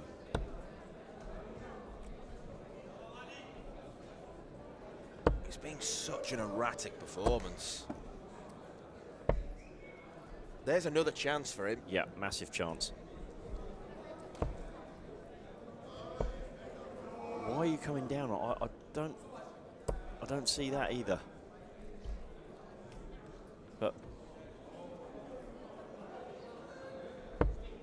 oh wow, this would be some way to win it. 72, loads of options available. okay, was that for the bull, do you think? I think it probably was. Well, was he going to treble 19s for a double 19? It was. Didn't we see him 136 yesterday? Yeah, Tried exactly the 17s. same. Yeah. Double 15 for Martine. Getting closer. Oh, and that's now awkward. Now, bull or treble 19? Is that 21 leads 72? Two double 18s. Not to be, but tops is left. If he gets the chance. Martine on 15. I think it's tops left, is it not? Yeah, it's been corrected. Horrible, horrible double 3. Oh my goodness, that's on the wire. Double 10. Double 5. He's chasing. Not to be. He's been rather emotionless, which suggests to me that almost the fire's gone out. He's resigned to defeat. Should never give up. He's going to get another chance by the looks of things here. He is. 1 and double 2. Oh, okay. Champagne shot. Double 1, 1 double 1. It hasn't gone for him. Still double 1 left. Now this is a horrible shot for Claessens. And he very nearly came close to busting. It's a lovely dart though, isn't it? Right out of the way as well. Or is it lying across? Oh, wow. Moreno busts. This has been a bafflingly poor performance from Moreno. 1 double 1. Maybe that's lying in the way as well. Wow, that's in the tyre. That is literally in the orange tyre above the, and a long way above the tyre. Oh, now he's pulled the tyre off the wall. It's all happening, as they would say. They've had 36 darts each in this leg. The deciding leg to get to the final day of the Dutch Open.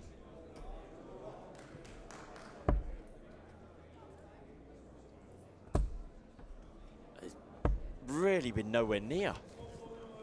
Moreno has at least been relatively close. But not with those three. And to your point, there's not been a lot of emotion there at all, has there? 40 darts. 41 darts. Sees Martin Claessens through. Wow. Dan, Dan sat by the side of me, shrugging his shoulders. I can't believe what I've just seen from a... Moreno Blom's a classy player. Yeah. He's just averaged 53 in defeat. Wow.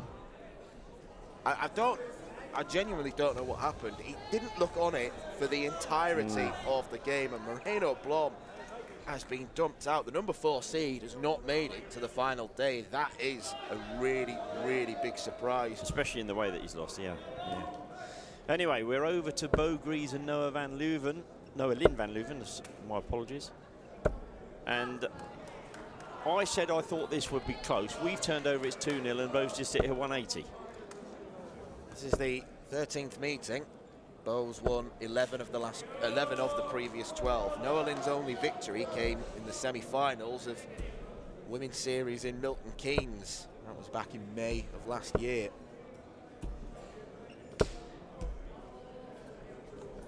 They have met 4 times in semi-finals. Bo, the British Classic a couple of years ago, the Women's Series, and then in the WDF World Cup as well. I get the feeling with this one. I said this yesterday. I think that Bo is that far out in front of people that for maybe not quite all, but for a lot of players, they're a leg down before they set their foot toe the oki. It's almost as if how do you not try too hard against her? You know you've got to pull out your A game plus. Having said that, Bo started this leg with a 180, and it's Noah Lynn van Leuven who's going to be first to a double, you would suggest. And she's hit that double. 111 outshot. Great darts from Noah Lynn. Bo still has the big advantage. Did get that all-important break of throw in the first leg.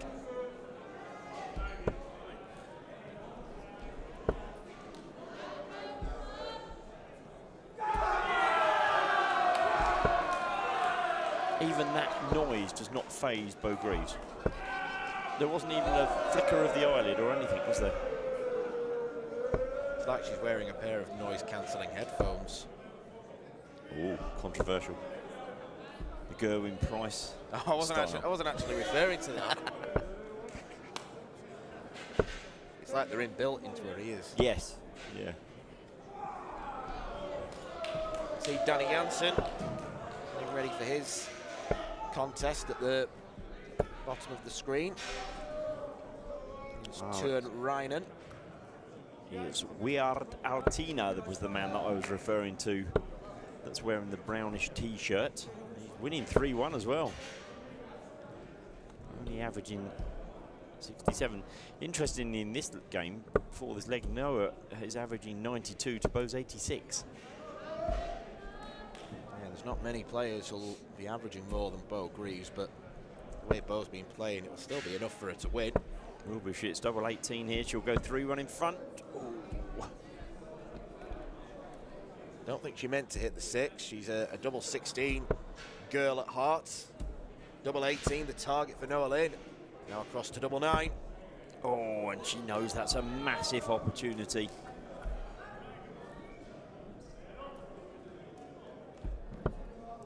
And 3-1 it is to Bo Greaves.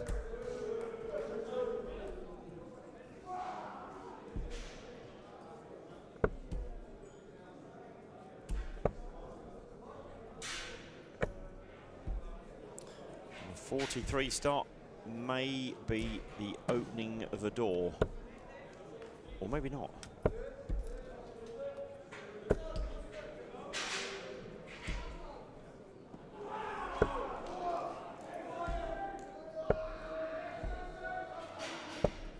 .43 ended up being 2 more than Bo Greaves scored, but a repeat of 43, you'd think he's going to get punished.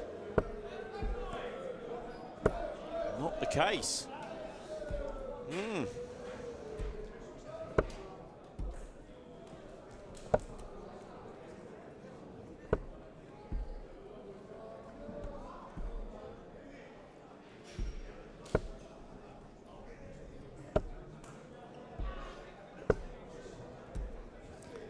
Having a leg off here. 9 darts thrown, 146 scored.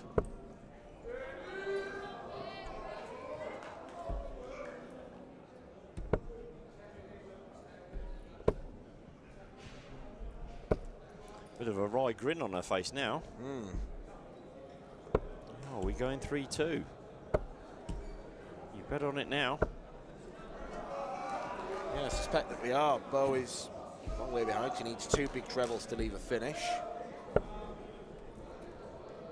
Yeah, she's playing for the next leg now, I think.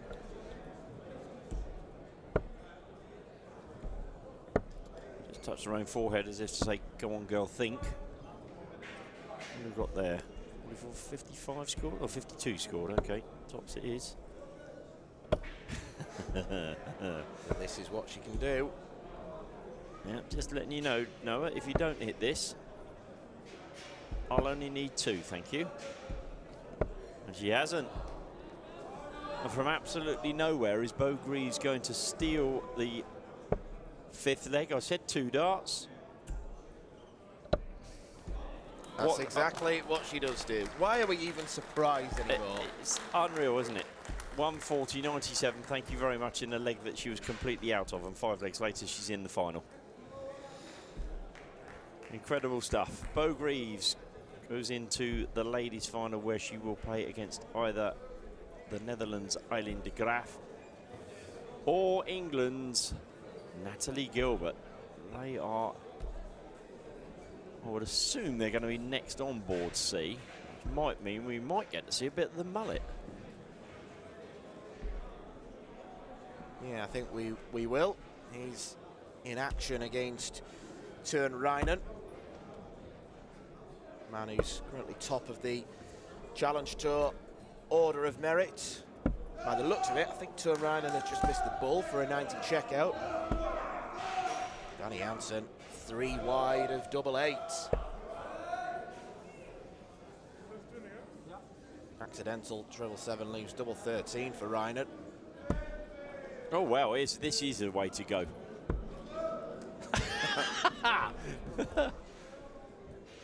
Well,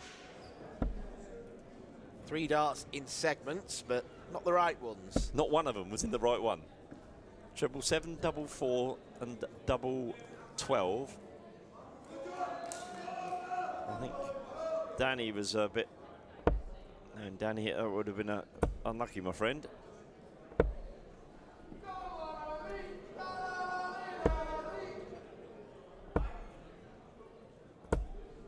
Very casual style of throw, isn't it? Yeah. Just flicked out of the hand more than anything. And I think we've got... What shoes have we got here? I think we got... Sure. Looks like just Converse. It does. I was more interested in where the toe of the shoe was. Danny filling them up. He does pull it back and behind the oki right at the last minute. It looked as though his toe was up and over the oki to start with. The camera just in the way there. So we've spoken so much about fashion. I thought you meant the style of shoe. Mrs. Rolls will be stunned at the fact that I'm talking about. Yeah, he is putting it up. I'm not totally convinced that that's A legal shot. Yeah. Okay. 48 left. Good marker for double 16. We should have said when Danny hit that 171 treble 20 treble 19 treble 18, he was left on 170. He could have had the real. Well, it's not the champagne shot, but it's certainly been one that would have captured the imagination. But it didn't matter anyway, because it's Danny Jansen, the mullet, that's won by 3 legs to 0, and he's made his way into the last 1-8 as well. We now have our second ladies semi-final. They're just warming up. Natalie Gilbert and Eileen de Graaf. So will it be the number 1 seed against the number 2 seed, or can Natalie Gilbert pull off what will be a bit of a surprise? But we know she's more than capable.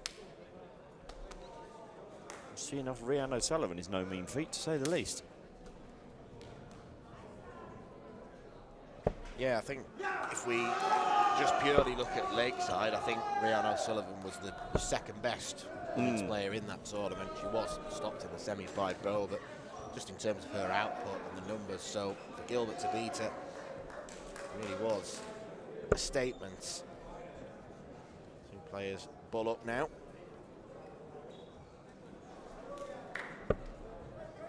Oh, the referee has a bit of a dilemma there, does he? I think he's given it the way of Natalie. He has. I believe this is going to be the last game on the stream this evening. Oh, is it? Well, I would think so. There don't seem to be any more men's games warming up. No, that is very true. I'm not going to go through the bracket to see whether they played all 256 of the 512 matches, if that makes sense. Eileen kicks off with a 174. Deciding she didn't want 3 treble 19, she wanted a treble 20 to go with it.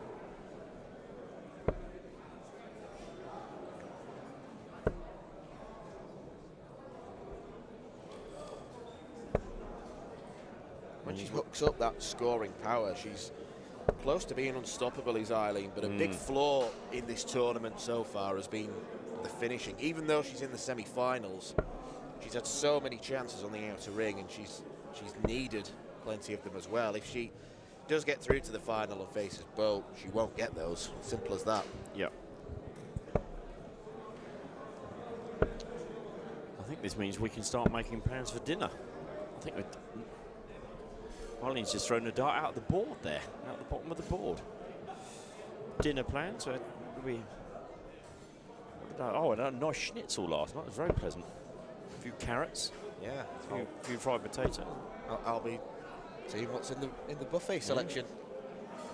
You took on the noodles and the meatballs, I think, last night, didn't you? Yeah, it was all right. Nice. Chinese inspired, I think. Yeah. And chips. And chips. Followed by and this is not you, this is me, followed by a decent portion of chocolate, sort of angel delight. I don't know, sort of texture, very nice, very pleasant, very chocolatey, just up my street. I had some sort of sponge cake with jam. I'm not really a baker, so. Treble 14 here for Natalie. She's done well to get, she's gone for the treble 18 route, that's absolutely fine. No, done well to get back into this leg, given that Eileen went with a 174. Yeah, it's been another really strange leg. Eileen kicking off with a 174 and then a dart going out of the board. And the dart doesn't quite hit the bullseye.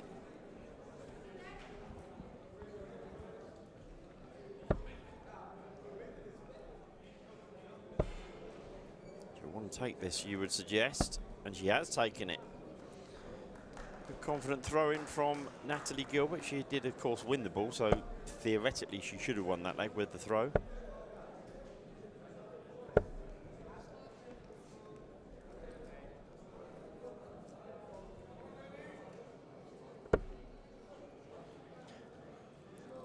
You've done a long stint today, another enthralling day's darts. I've only, I feel like a bit of a part-time. I sort of popped in about 2 o'clock, I think. I was wandering around, but still a big stint. 5 and a bit hours. Yeah. Marco and you were WDFing. I was at WDFing. I will take that. Day. Yes, I had a few caught up with a few people, which was nice.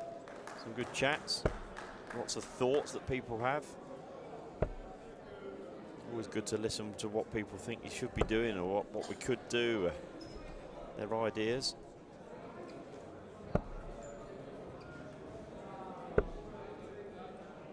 We haven't heard from Marco for a couple of hours, which is a worry.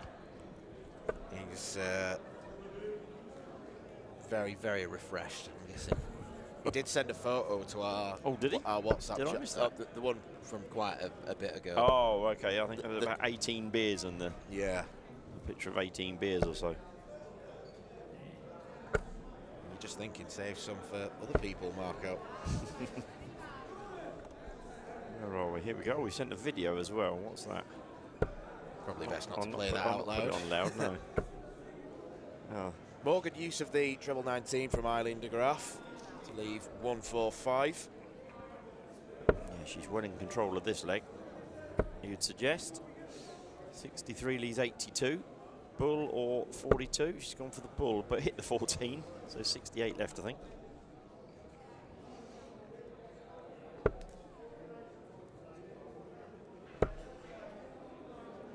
Yeah, I'm very confident now in saying this is the last game standing of the evening. Looks that way. Can Eileen nail a double? She can nail a double. And she squares things up at 1 leg all in this best of 7 semi-final for the right to play who else other than Bo Greaves.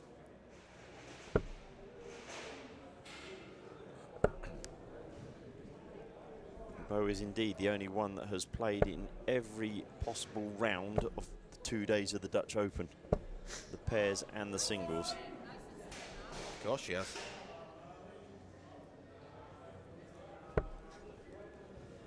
Yeah, an even bigger day for Bo tomorrow, given that she's going to be in 2 finals. Yep. One of them you've got a lot of vested interest in, of course. Yes, indeed.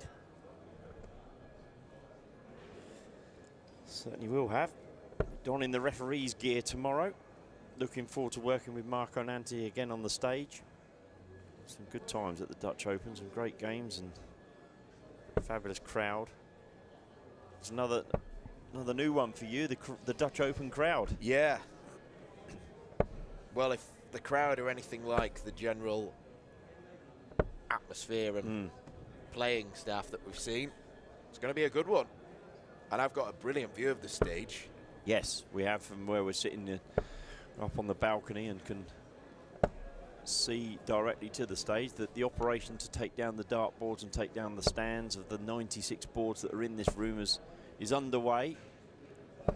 See a couple of the workmen out there just with their hammers and chisels and goodness knows whatever else, taking things down. It is a considerable operation.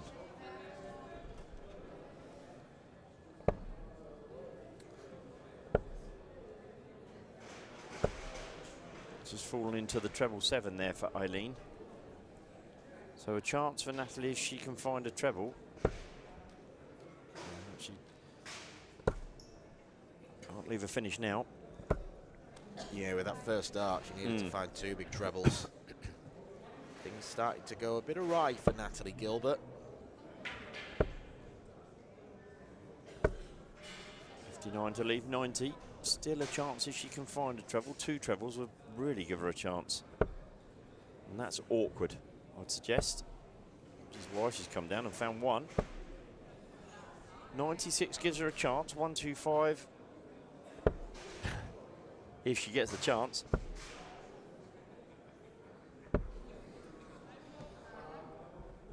Got to go ball first dart. Very confident from Eileen not to go for the 2020 bull option. And again, it's taking the calculated risk. And she's going to need to hit this because Natalie's left herself on tops. 1 for double 4. You said it right at the start, Dan. She's going to need to improve her doubles if she's going to win this semi-final and or the final. Well, and the final. And it's become the Achilles heel again in leg 3.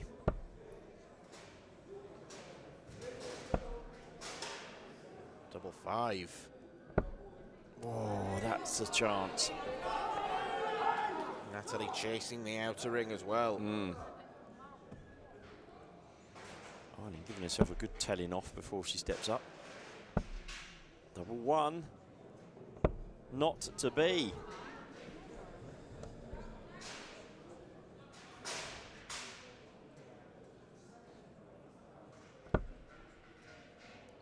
Three for double 1 looks like Natalie's preferred option on 5. And we've got a double 2 against a double 1.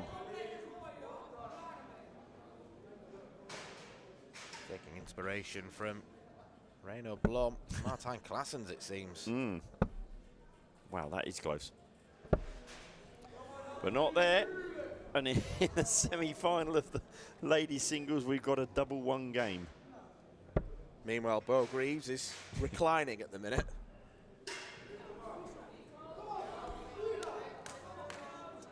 .33 darts thrown by Natalie Gilbert.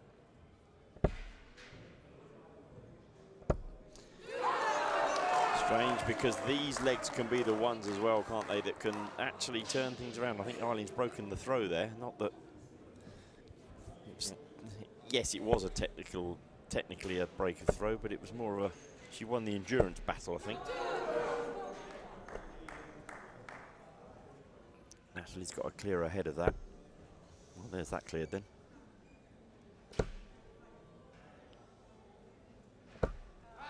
Very much so. Good reply to the 133. Back in. As you said, Dan, it's not been the scoring that's been the problem. Yeah, there seems to be a few better partnerships in the world of darts than Eileen de Graaf and treble 19. Bow and treble 20 would be one. Yeah.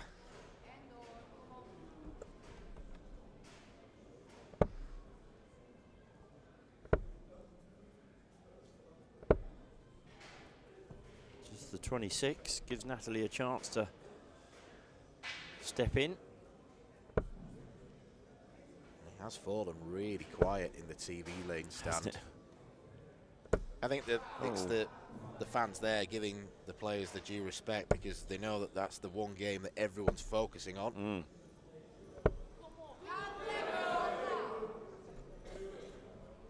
136 from Eileen to leave 111.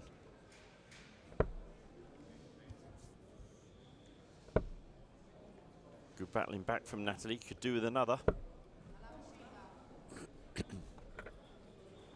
Doesn't leave a finish either with that horrible 5.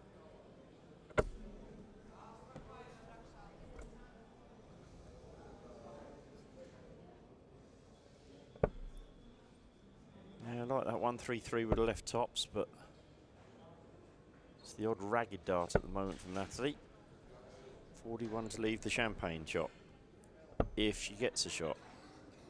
Which she doesn't. And Eileen de Graaf moves one away from a repeat of last year's Dutch Open final. Yeah, it's exactly what she needed. Yes. She just needed to pin one double first time of asking.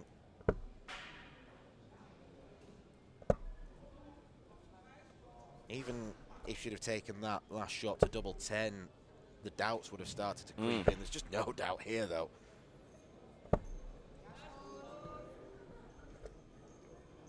We, well, I met the spotter we've got for this weekend for the first time. Yep, Jordan Forbes over from Scotland. Yeah. He's got his work cut out with Eileen. He's used to it, though. Up, down. Yeah. Full board is probably the best call. Yeah.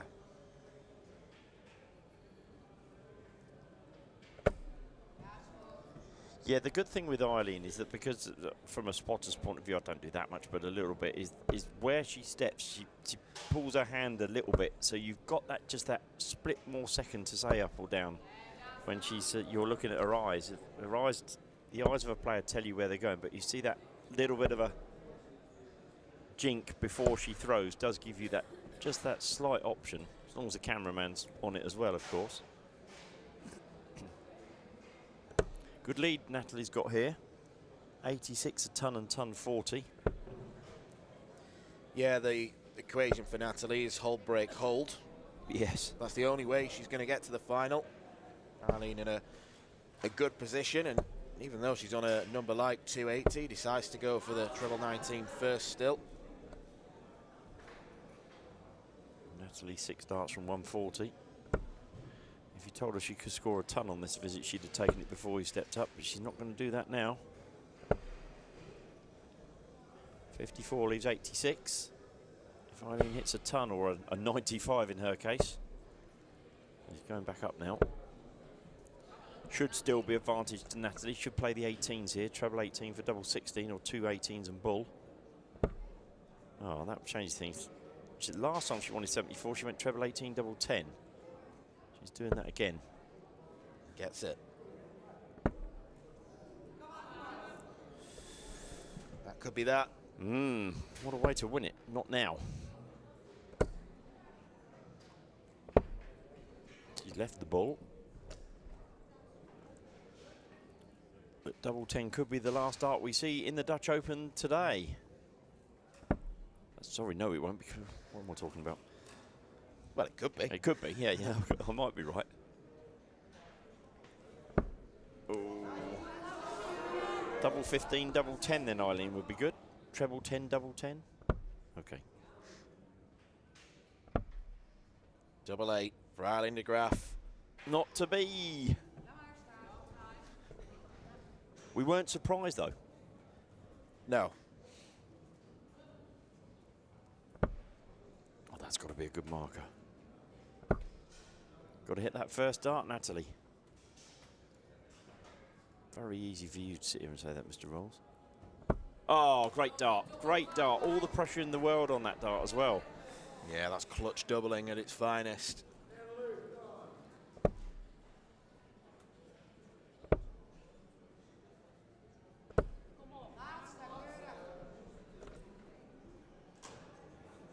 Score of 99, first visit. It's a good opening salvo. Natalie Gilbert looking to better it. And doing so by 1.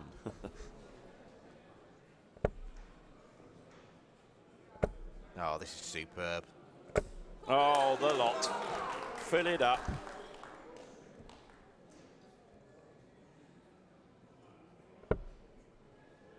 And the great thing with 2-3-1, it always makes logical sense to start on the 19s. Yeah, this is where you'll see Eileen go 20s then, I suppose.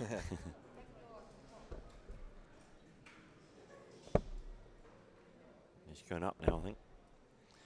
Looking at her opponent on 3-2-1, maybe that came into it, but I think Eileen's just focused on get down there as quickly as I can, because I know I need the darts at a double. Here she comes in, Natalie. 85, not quite enough. Stays there, surely. 57 leaves 90. She's probably going to go treble 18 unless Natalie puts in a really big visit, which is looking less likely now. Impossible. No finish left. 90 points then for Eileen de Graaf. You're going to be made to wait, but Gilbert on no finish. Natalie's got to tell her that Eileen has not been hitting her doubles, and she's just got to, if she can just drop in that treble 19, not to be. 1-4-2 left, still you to just 6 darts away, if indeed she's going to get any more darts. Kirsty Hutchinson there, cheering on her travel partner, Natalie Gilbert. Not quite seeing it behind Natalie. Well. Oh. 81 it is then. I think that slipped out of her hand. Yes, yeah. Treble 19 would be the dart to leave 24. Go on then, Eileen. The pressure's on you. Super visit. Double 8 for Eileen de Graaf. And we do have a repeat of last year's Dutch Open final. And typically, it is seed number 1 against seed number 2. Eileen de Graaf beat Bo Greaves last year, and she is looking to do exactly the same this time around. That concludes all the action on the streaming board today. It's been another fine day of darting action. Tomorrow, we reach the business end of all tournaments. Thank you for joining us. We'll see you again tomorrow.